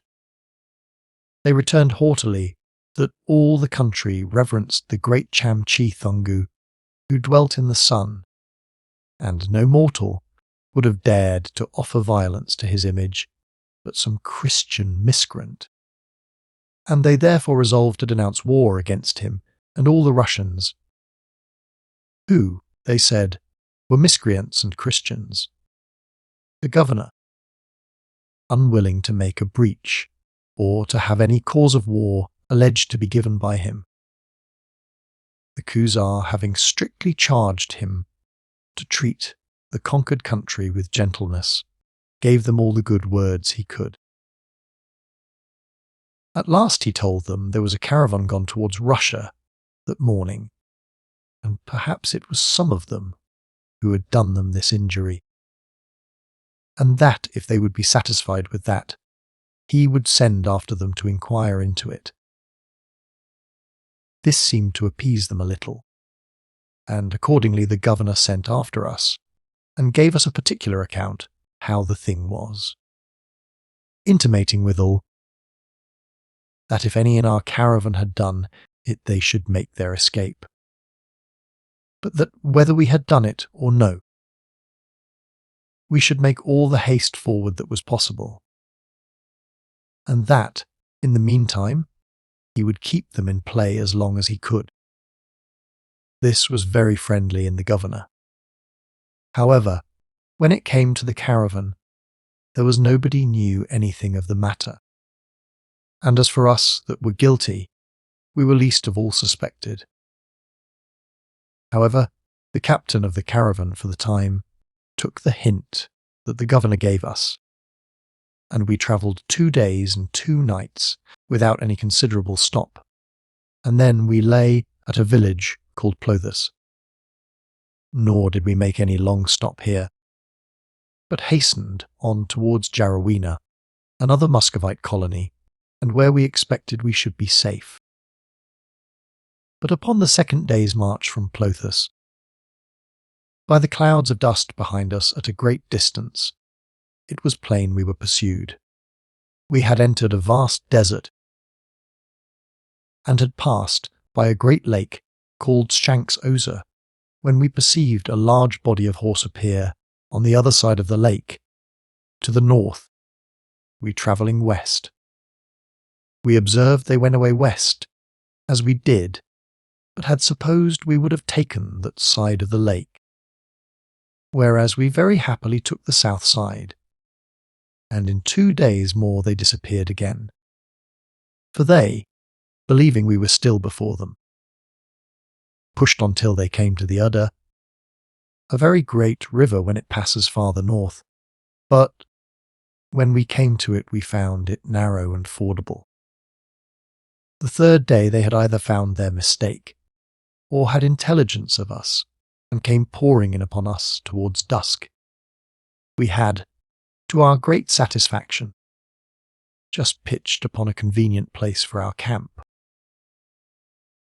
For as we had just entered upon a desert above 500 miles over, where we had no towns to lodge at, and indeed expected none but the city Jarawena, which we had yet 2 days' march to. The desert, however, had some few woods in it on this side, and little rivers which ran all into the great river under. It was in a narrow strait, between little but very thick woods, that we pitched our camp that night, expecting to be attacked before morning. as it was usual for the Mogul Tartars to go about in troops in that desert.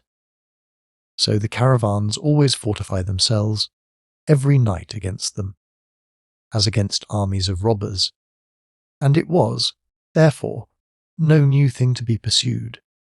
But we had this night a most advantageous camp. For as we lay between two woods, with a little rivulet running just before our front, we could not be surrounded, or attacked any way but in our front or rear.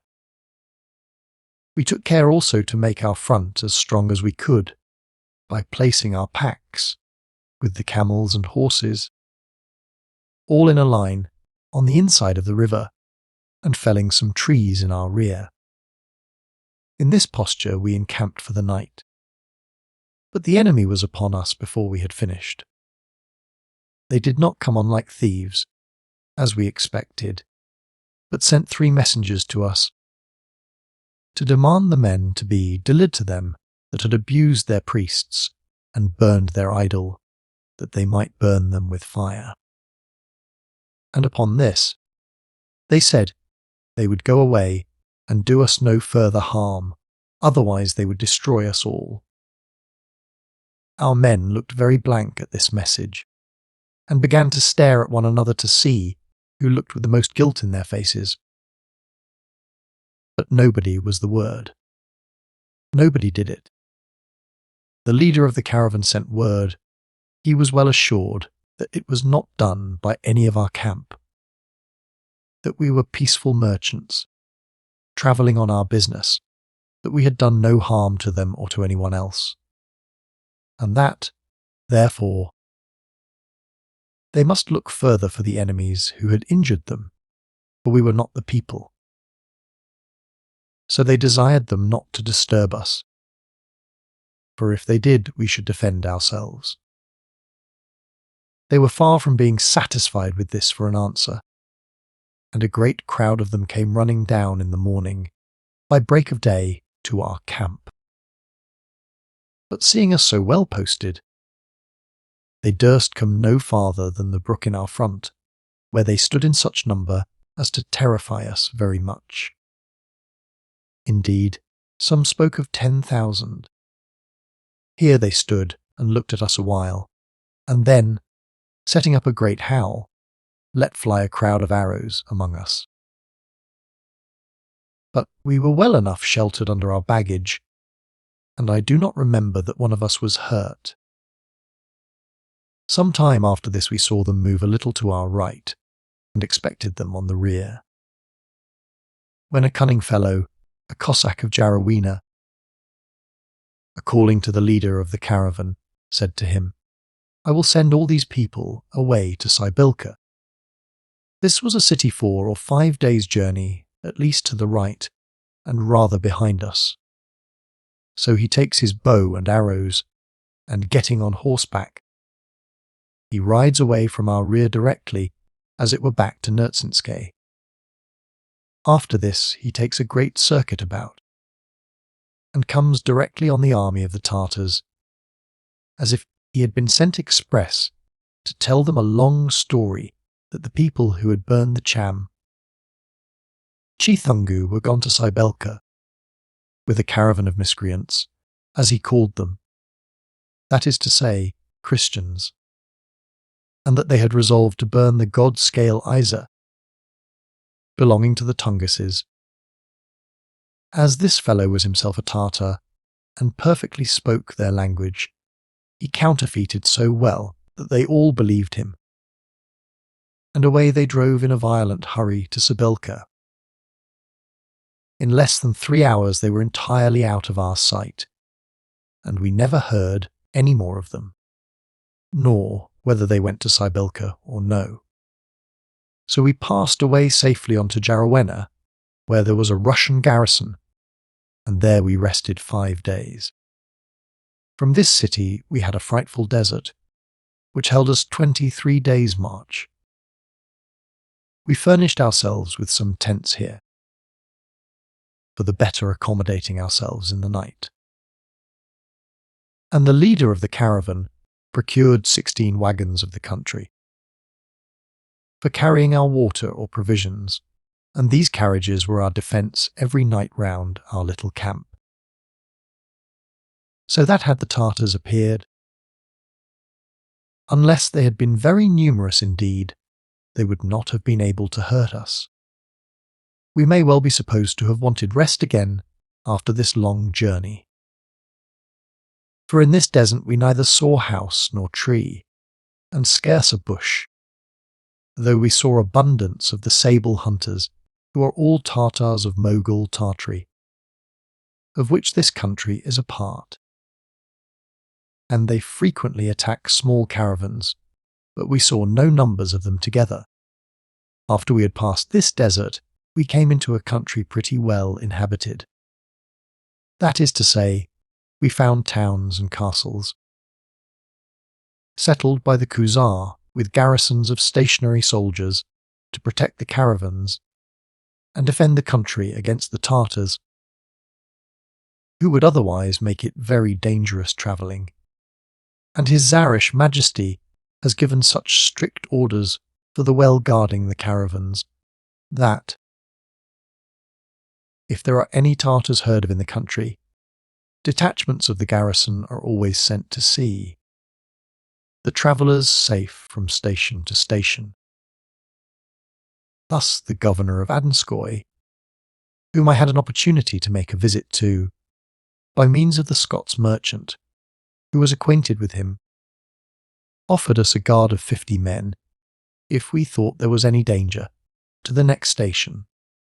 I thought, long before this, that as we came nearer to Europe, we should find the country better inhabited, and the people more civilized. But I found myself mistaken in both, for we had yet the nation of the Tongases to pass through, where we saw the same tokens of paganism and barbarity as before.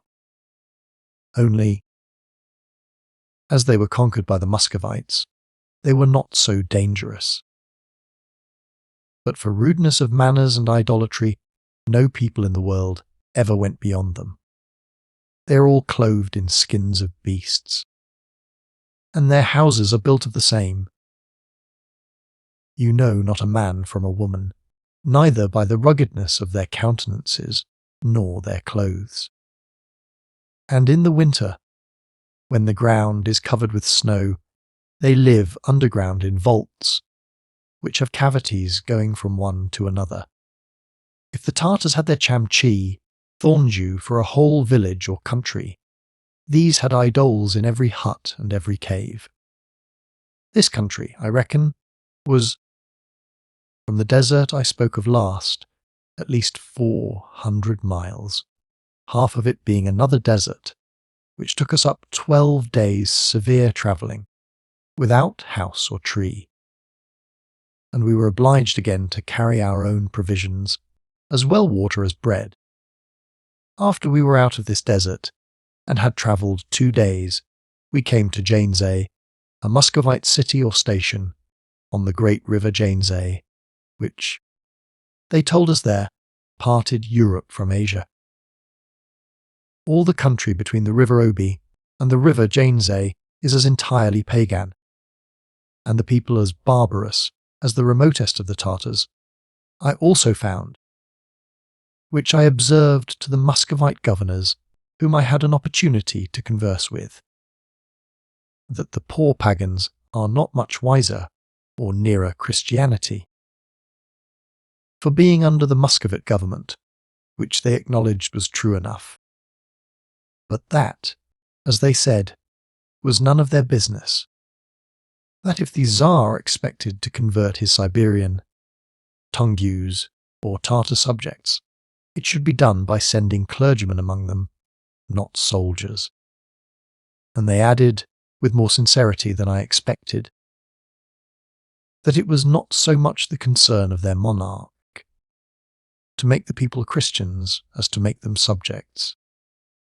From this river to the Obi we crossed a wild, uncultivated country, barren of people and good management. Otherwise it is in itself a pleasant, fruitful, and agreeable country. What inhabitants we found in it are all pagans, except such as are sent among them from Russia. For this is the country, I mean on both sides the River Oby, whether the Muscovite criminals that are not put to death are banished, and from whence it is next to impossible they should ever get away. I have nothing material to say of my particular affairs till I came to Tobolsky, the capital city of Siberia, where I continued some time on the following account. We had now been almost 7 months on our journey, and winter began to come on apace, whereupon my partner and I called a council about our particular affairs, in which we found it proper, as we were bound for England, to consider how to dispose of ourselves.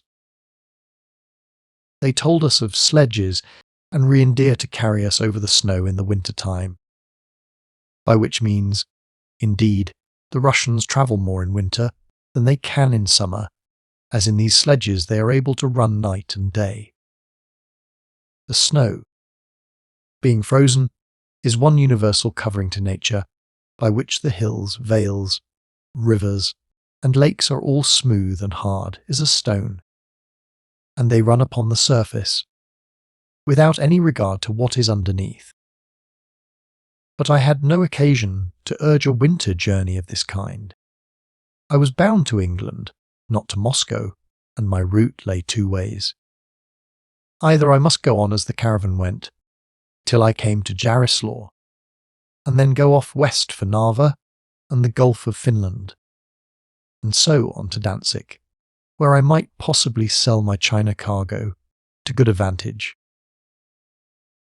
Or I must leave the caravan at a little town on the Dwina, from whence I had but 6 days by water to Archangel, and from thence might be sure of shipping either to England, Holland, or Hamburg. Now, to go any one of these journeys in the winter would have been preposterous. For as to Danzig, the Baltic would have been frozen up, and I could not get passage. And to go by land in those countries was far less safe than among the Mogul Tartars. Likewise, as to Archangel in October, all the ships would be gone from thence. And even the merchants who dwell there in summer retire south to Moscow in the winter, when the ships are gone, so that I could have nothing but extremity of cold to encounter, with a scarcity of provisions, and must lie in an empty town all the winter. Therefore, upon the whole, I thought it much my better way to let the caravan go, and make provision to winter where I was, at Tobolsky, in Siberia, in the latitude of about 60 degrees, where I was sure of 3 things to wear out a cold winter with: plenty of provisions, such as the country afforded, a warm house, with fuel enough, and excellent company. I was now in quite a different climate from my beloved island, where I never felt cold except when I had my ague. On the contrary, I had much to do to bear any clothes on my back, and never made any fire but without doors, which was necessary for dressing my food, etc. Now I had 3 good vests, with large robes or gowns over them, to hang down to the feet and button close to the wrists, and all these lined with furs, to make them sufficiently warm, as to a warm house. I must confess I greatly dislike our way in England of making fires in every room of the house in open chimneys, which, when the fire is out, always keeps the air in the room cold as the climate. So I took an apartment in a good house in the town, and ordered a chimney to be built like a furnace, in the centre of 6 several rooms, like a stove. The funnel to carry the smoke went up one way. The door to come at the fire went in another, and all the rooms were kept equally warm, but no fire seen, just as they heat baths in England. By this means we had always the same climate in all the rooms, and an equal heat was preserved, and yet we saw no fire, nor were ever incommoded with smoke.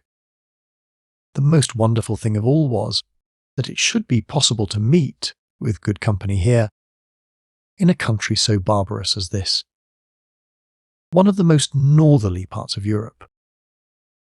But this being the country where the state criminals of Muscovy, as I observed before, are all banished, the city was full of Russian noblemen, gentlemen, soldiers, and courtiers.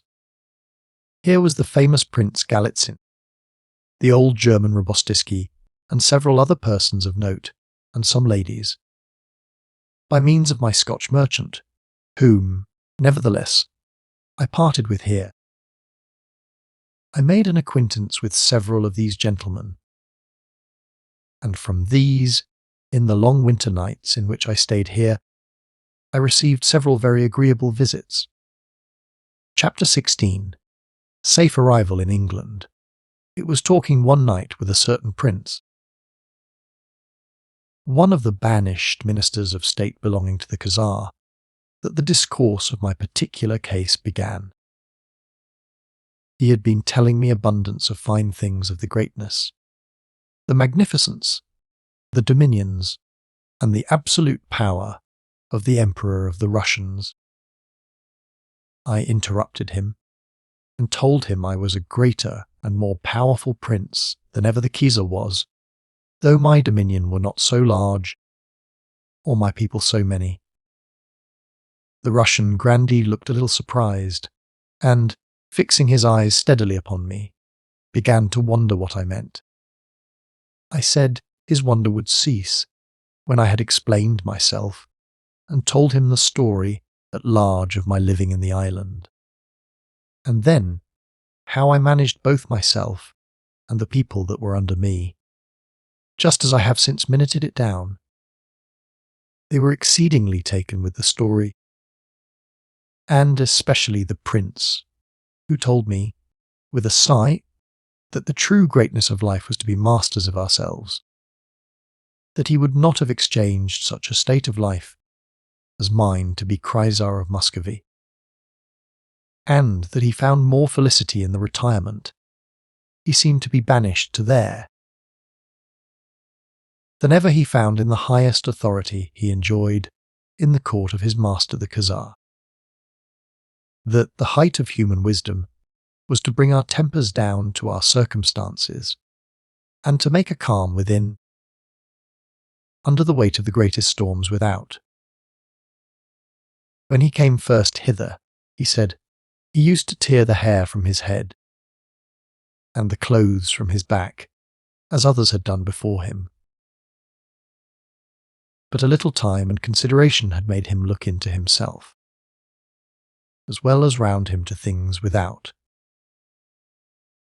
That he found the mind of man, if it was but once brought to reflect upon the state of universal life, and how little this world was concerned in its true felicity, was perfectly capable of making a felicity for itself, fully satisfying to itself, and suitable to its own best ends and desires, with but very little assistance from the world. That being now deprived of all the fancied felicity which he enjoyed in the full exercise of worldly pleasures, he said he was at leisure to look upon the dark side of them, where he found all manner of deformity, and was now convinced that virtue only makes a man truly wise, rich, and great, and preserves him in the way to a superior happiness in a future state. And in this, he said, they were more happy in their banishment than all their enemies were, who had the full possession of all the wealth and power they had left behind them. Nor, sir, says he, do I bring my mind to this politically, from the necessity of my circumstances, which some call miserable. But if I know anything of myself, I would not now go back, though the Khazar my master should call me, and reinstate me in all my former grandeur. He spoke this with so much warmth in his temper, so much earnestness and motion of his spirits, that it was evident it was the true sense of his soul. There was no room to doubt his sincerity. I told him I once thought myself a kind of monarch in my old station, of which I had given him an account, but that I thought he was not only a monarch, but a great conqueror. For he that had got a victory over his own exorbitant desires, and the absolute dominion over himself. He whose reason entirely governs his will is certainly greater than he that conquers a city. I had been here 8 months, and a dark, dreadful winter I thought it. The cold so intense that I could not so much as look abroad without being wrapped in furs, and a kind of mask of fur before my face, with only a hole for breath and 2 for sight. The little daylight we had was for 3 months, not above 5 hours a day, and 6 at most. Only that the snow lying on the ground continually, and the weather being clear, it was never quite dark. Our horses were kept, or rather starved, underground, and as for our servants, whom we hired here to look after ourselves and horses, we had, every now and then, their fingers and toes to thaw and take care of, lest they should mortify and fall off. It is true, within doors we were warm, the houses being close, the walls thick, the windows small, and the glass all double. Our food was chiefly the flesh of deer, dried and cured in the season. Bread good enough, but baked as biscuits. Dried fish of several sorts, and some flesh of mutton, and of buffaloes, which is pretty good meat. All the stores of provisions for the winter are laid up in the summer and well cured. Our drink was water, mixed with aqua vita instead of brandy, and for a treat, mead instead of wine, which, however, they are very good.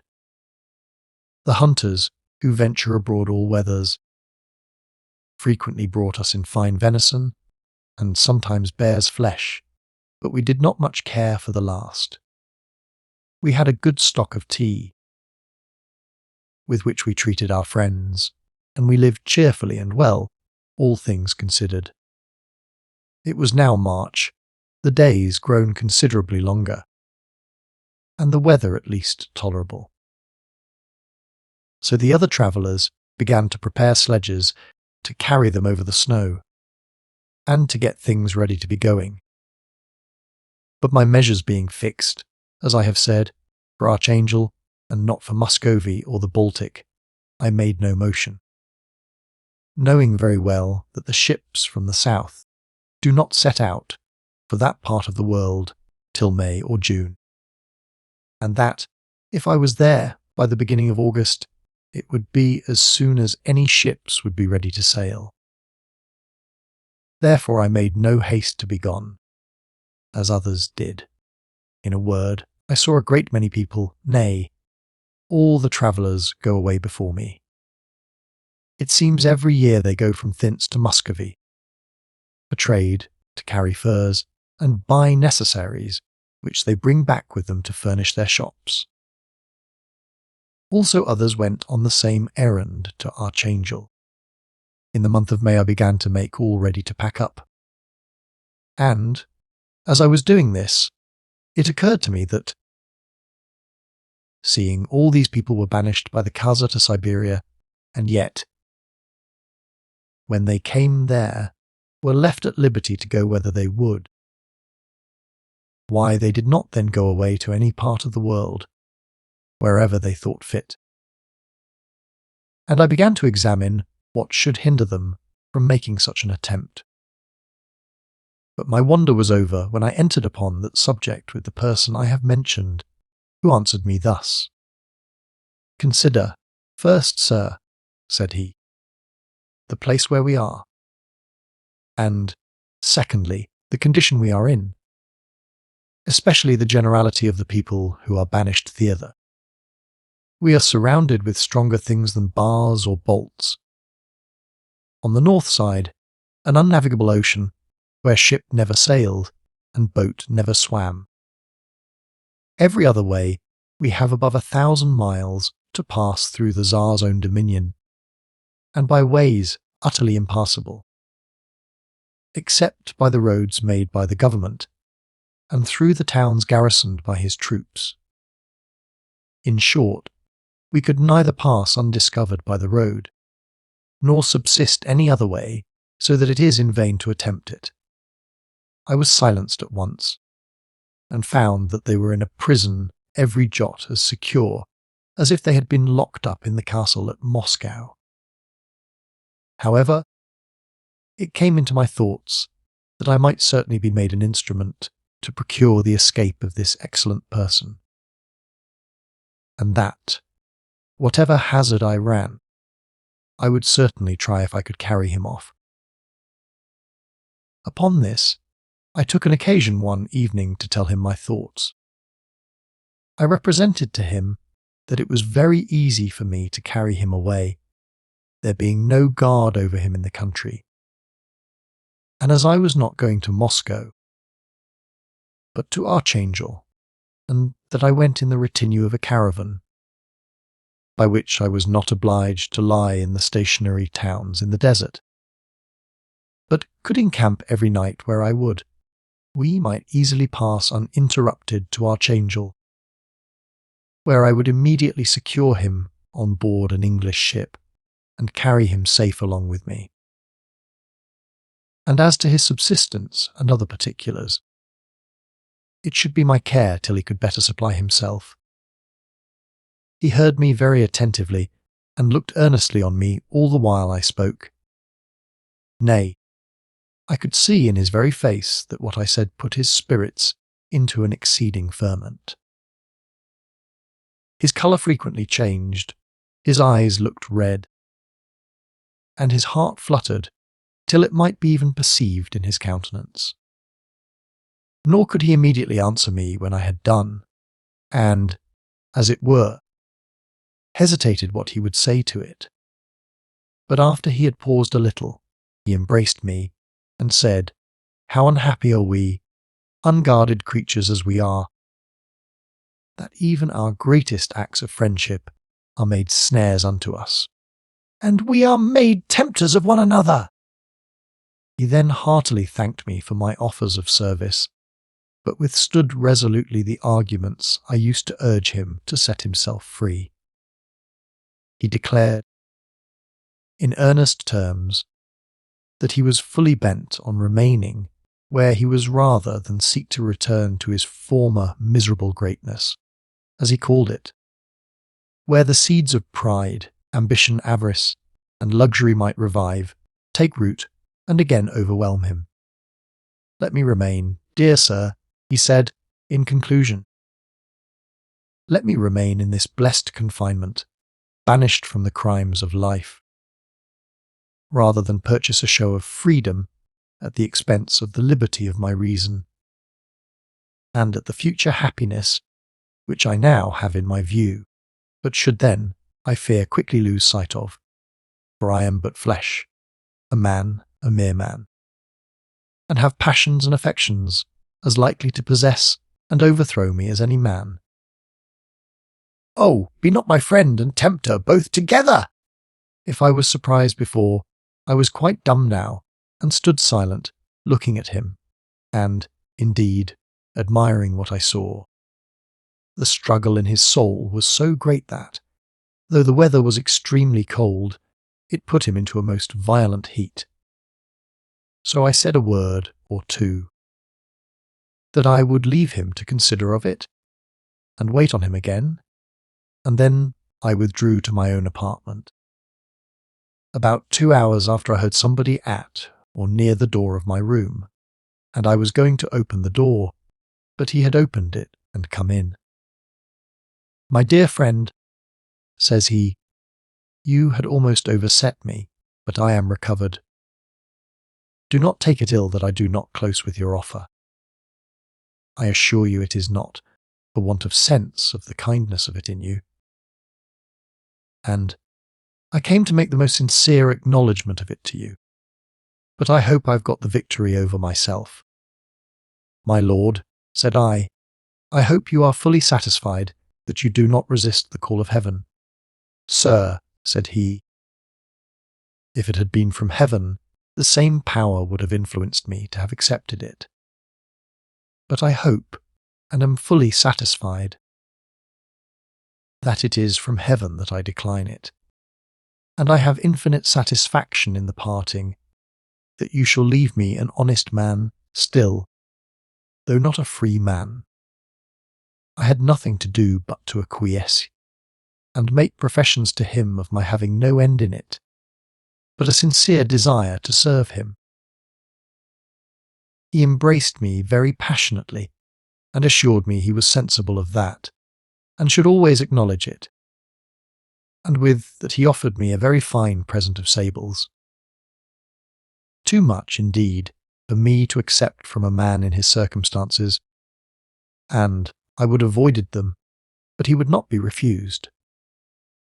The next morning I sent my servant to his lordship with a small present of tea, and 2 pieces of China damask, and 4 little wedges of Japan gold, which did not all weigh above 6 ounces or thereabouts, but were far short of the value of his sables, which, when I came to England, I found worth near £200.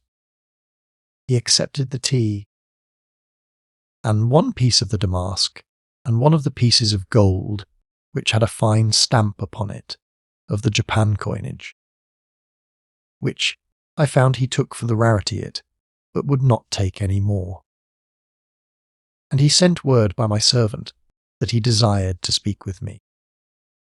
When I came to him, he told me I knew what had passed between us, and hoped I would not move him any more in that affair, but that, since I had made such a generous offer to him, he asked me if I had kindness enough to offer the same to another person that he would name to me, in whom he had a great share of concern.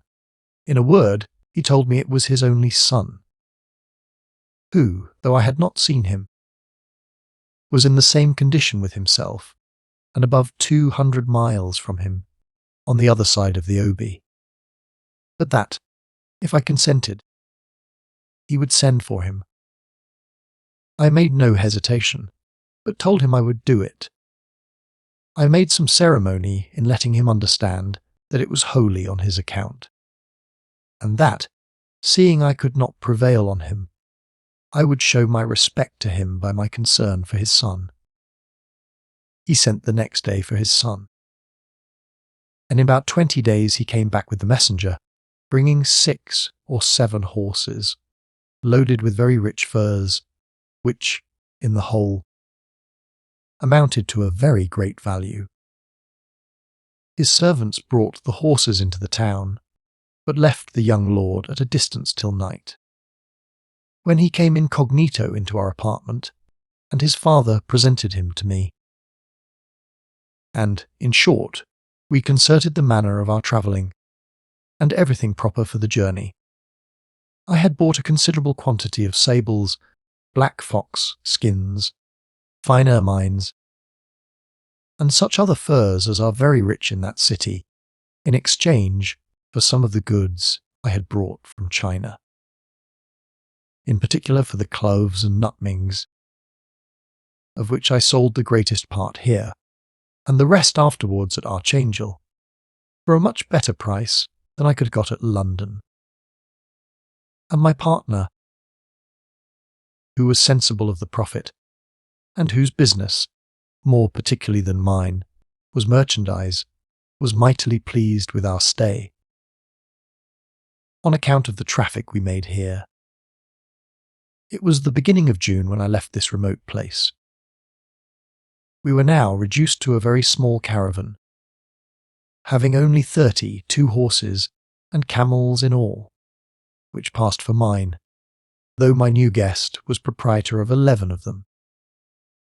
It was natural also that I should take more servants with me than I had before. And the young lord passed for my steward. What great man I passed for myself I know not, neither did it concern me to inquire. We had here the worst and the largest desert to pass over that we met with in our whole journey. I call it the worst, because the way was very deep in some places and very uneven in others. The best we had to say for it was that we thought we had no troops of Tartars or robbers to fear, as they never came on this side of the River Obi, or at least very seldom. But we found it otherwise. My young lord had a faithful Siberian servant who was perfectly acquainted with the country and led us by private roads, so that we avoided coming into the principal towns and cities upon the great road, such as Tumen, Soloi-Kamaskoy, and several others, because the Muscovite garrisons which are kept there are very curious and strict in their observation upon travellers, and searching lest any of the banished persons of note should there escape that way into Muscovy. But, by this means, as we were kept out of the cities, so our whole journey was a desert, and we were obliged to encamp and lie in our tents, when we might have had very good accommodation in the cities on the way. This the young lord was so sensible of, that he would not allow us to lie abroad when we came to several cities on the way, but lay abroad himself, with his servant, in the woods, and met us always at the appointed places. We had just entered Europe, having passed the river Kama, which in these parts is the boundary between Europe and Asia, and the first city on the European side was called Soloi-Kamaskoy, that is, the great city on the river Kama, and here we thought to see some evident alteration in the people. But we were mistaken, for as we had a vast desert to pass, which is near 700 miles long in some places, but not above 200 miles over where we passed it, so, till we came past that horrible place, we found very little difference between that country and Mogul Tartary. The people are mostly pagans, their houses and towns full of idols, and their way of living wholly barbarous, except in the cities and villages near them, where they are Christians, as they call themselves, of the Greek Church, but have their religion mingled with so many relics of superstition, that it is scarce to be known in some places from mere sorcery and witchcraft. In passing this forest, after all our dangers were, to our imagination, escaped, I thought, indeed, we must have been plundered and robbed, and perhaps murdered, by a troop of thieves. Of what country they were I am yet at a loss to know, but they were all on horseback, carried bows and arrows, and were at first about 45 in number. They came so near to us as to be within 2 musket shot, and, asking no questions, surrounded us with their horses, and looked very earnestly upon us twice. At length they placed themselves just in our way, upon which we drew up in a little line, before our camels, being not above 16 men in all. Thus drawn up, we halted, and sent out the Siberian servant, who attended his lord, to see who they were. His master was the more willing to let him go, because he was not a little apprehensive that they were a Siberian troop sent out after him. The man came up near them with a flag of truce, and called to them. But though he spoke several of their languages, or dialects of languages rather, he could not understand a word they said. However, after some signs to him not to come near them at his peril, the fellow came back no wiser than he went. Only that by their dress, he said, he believed them to be some Tartars of Kalmuck, or of the Circassian hordes, and that there must be more of them upon the great desert, though he never heard that any of them were seen so far north before. This was small comfort to us. However, we had no remedy. There was on our left hand, at about 1/4 of a mile distance, a little grove, and very near the road. I immediately resolved we should advance to those trees, and fortify ourselves as well as we could there. For, first, I considered that the trees would in a great measure cover us from their arrows, and, in the next place, they could not come to charge us in a body. It was, indeed, my old Portuguese pilot who proposed it, and who had this excellency attending him, that he was always readiest and most apt to direct and encourage us in cases of the most danger. We advanced immediately, with what speed we could, and gained that little wood. The Tartars, or thieves, for we knew not what to call them, keeping their stand and not attempting to hinder us. When we came thither, we found, to our great satisfaction, that it was a swampy piece of ground, and on the one side a very great spring of water, which, running out in a little brook, was a little farther joined by another of the like size, and was, in short, the source of a considerable river, called afterwards the Whimsical. The trees which grew about this spring were not above 200, but very large, and stood pretty thick, so that as soon as we got in, we saw ourselves perfectly safe from the enemy, unless they attacked us on foot. While we stayed here, waiting the motion of the enemy some hours, without perceiving that they made any movement, our Portuguese, with some help, cut several arms of trees half off, and laid them hanging across from one tree to another, and in a manner fenced us in. About 2 hours before night they came down directly upon us, and though we had not perceived it, we found they had been joined by some more, so that they were near 80 horse. Whereof, however, we fancied some were women. They came on till they were within half shot of our little wood,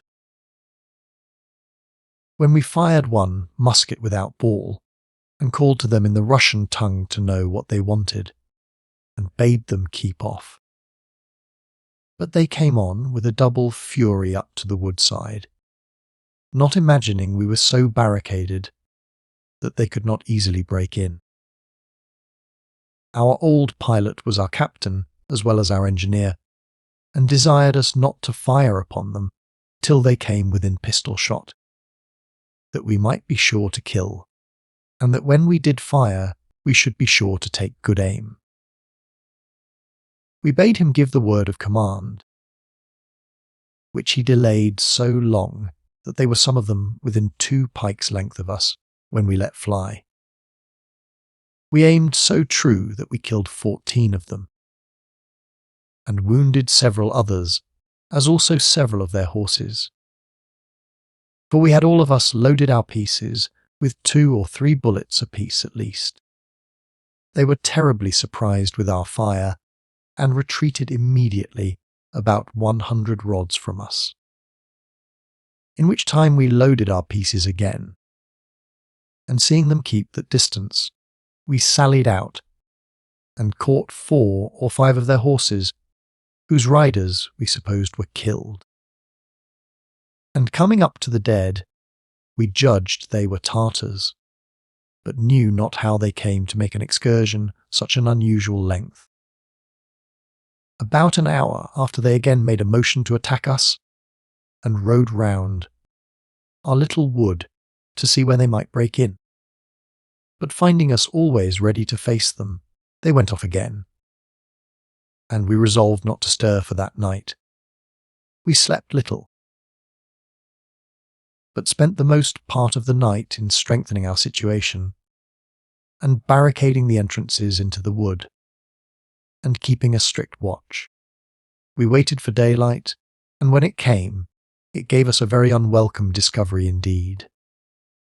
for the enemy, who we thought were discouraged with the reception they met with, were now greatly increased, and had set up 11 or 12 huts or tents, as if they were resolved to besiege us.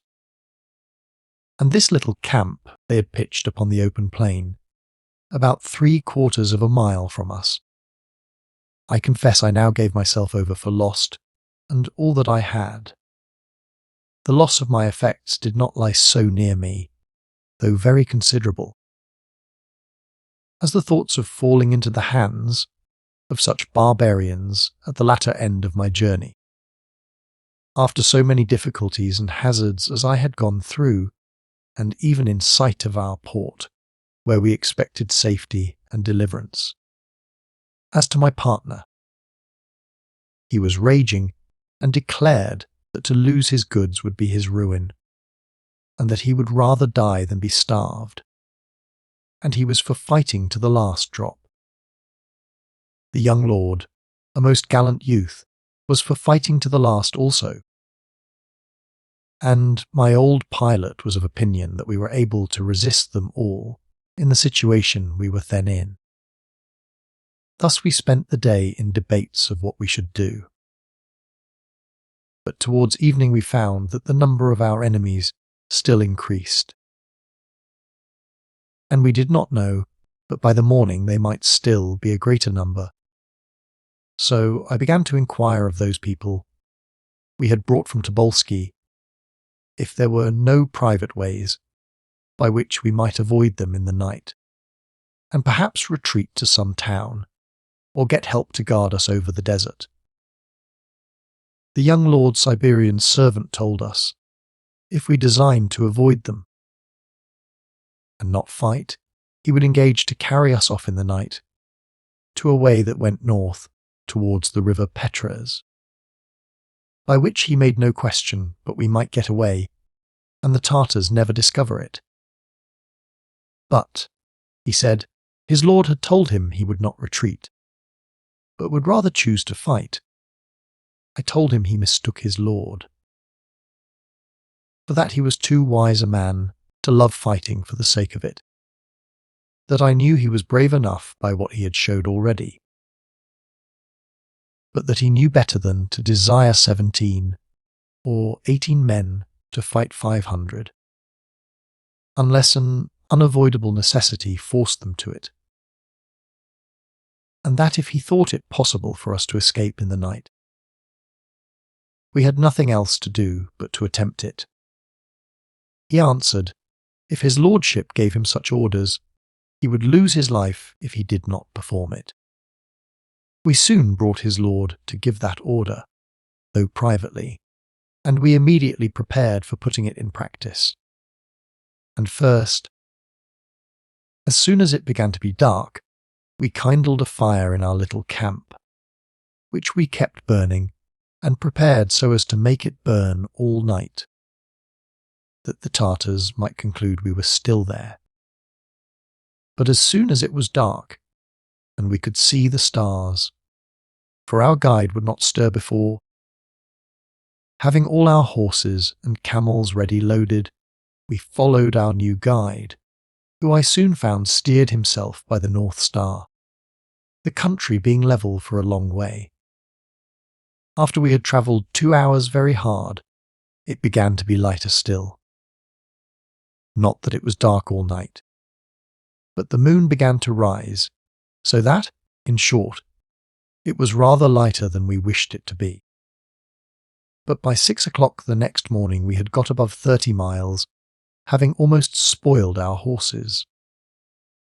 Here we found a Russian village, named Kermazinskoye, where we rested and heard nothing of the Kalmuck Tartars that day.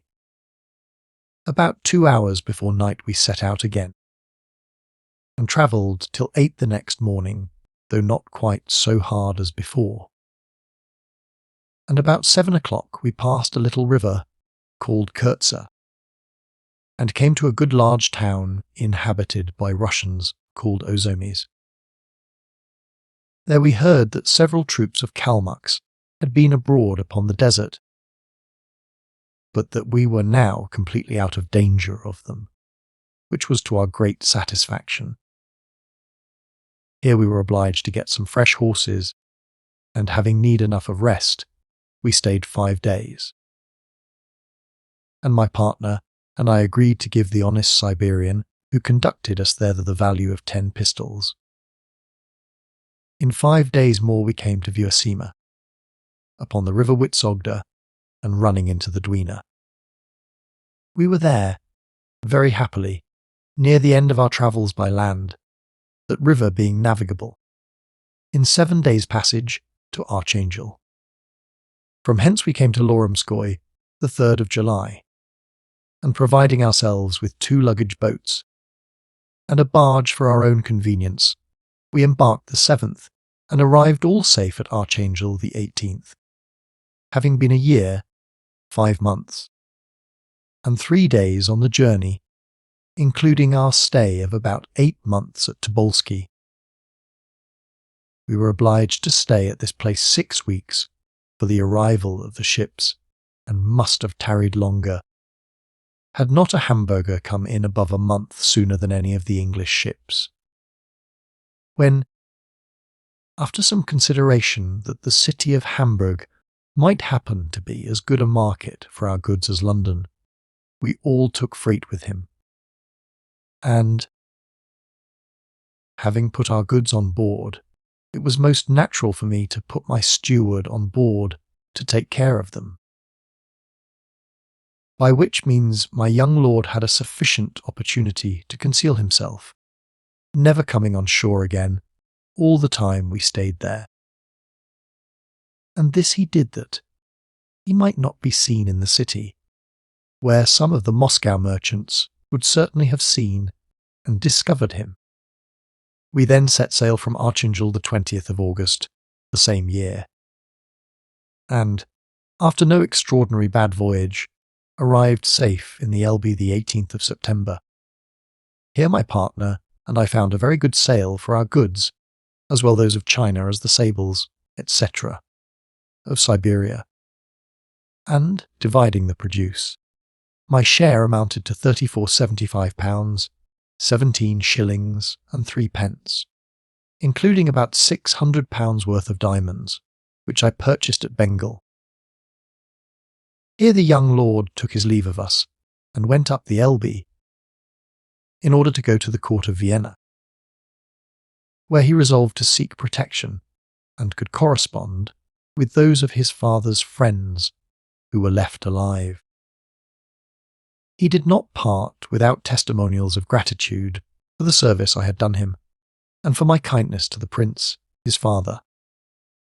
To conclude, having stayed near 4 months in Hamburg, I came from thence by land to The Hague, where I embarked in the packet, and arrived in London the 10th of January 1705, having been absent from England 10 years and 9 months. And here, resolving to harass myself no more, I am preparing for a longer journey than all these, having lived 70, 2 years a life of infinite variety, and learned sufficiently to know the value of retirement and the blessing of ending our days in peace. The end of this wonderful story. And so, our journey through this timeless fiction comes to an end. If you enjoyed this audiobook, please consider liking the video and subscribing to our channel. For more golden tales like this one, feel free to explore the playlists on our channel.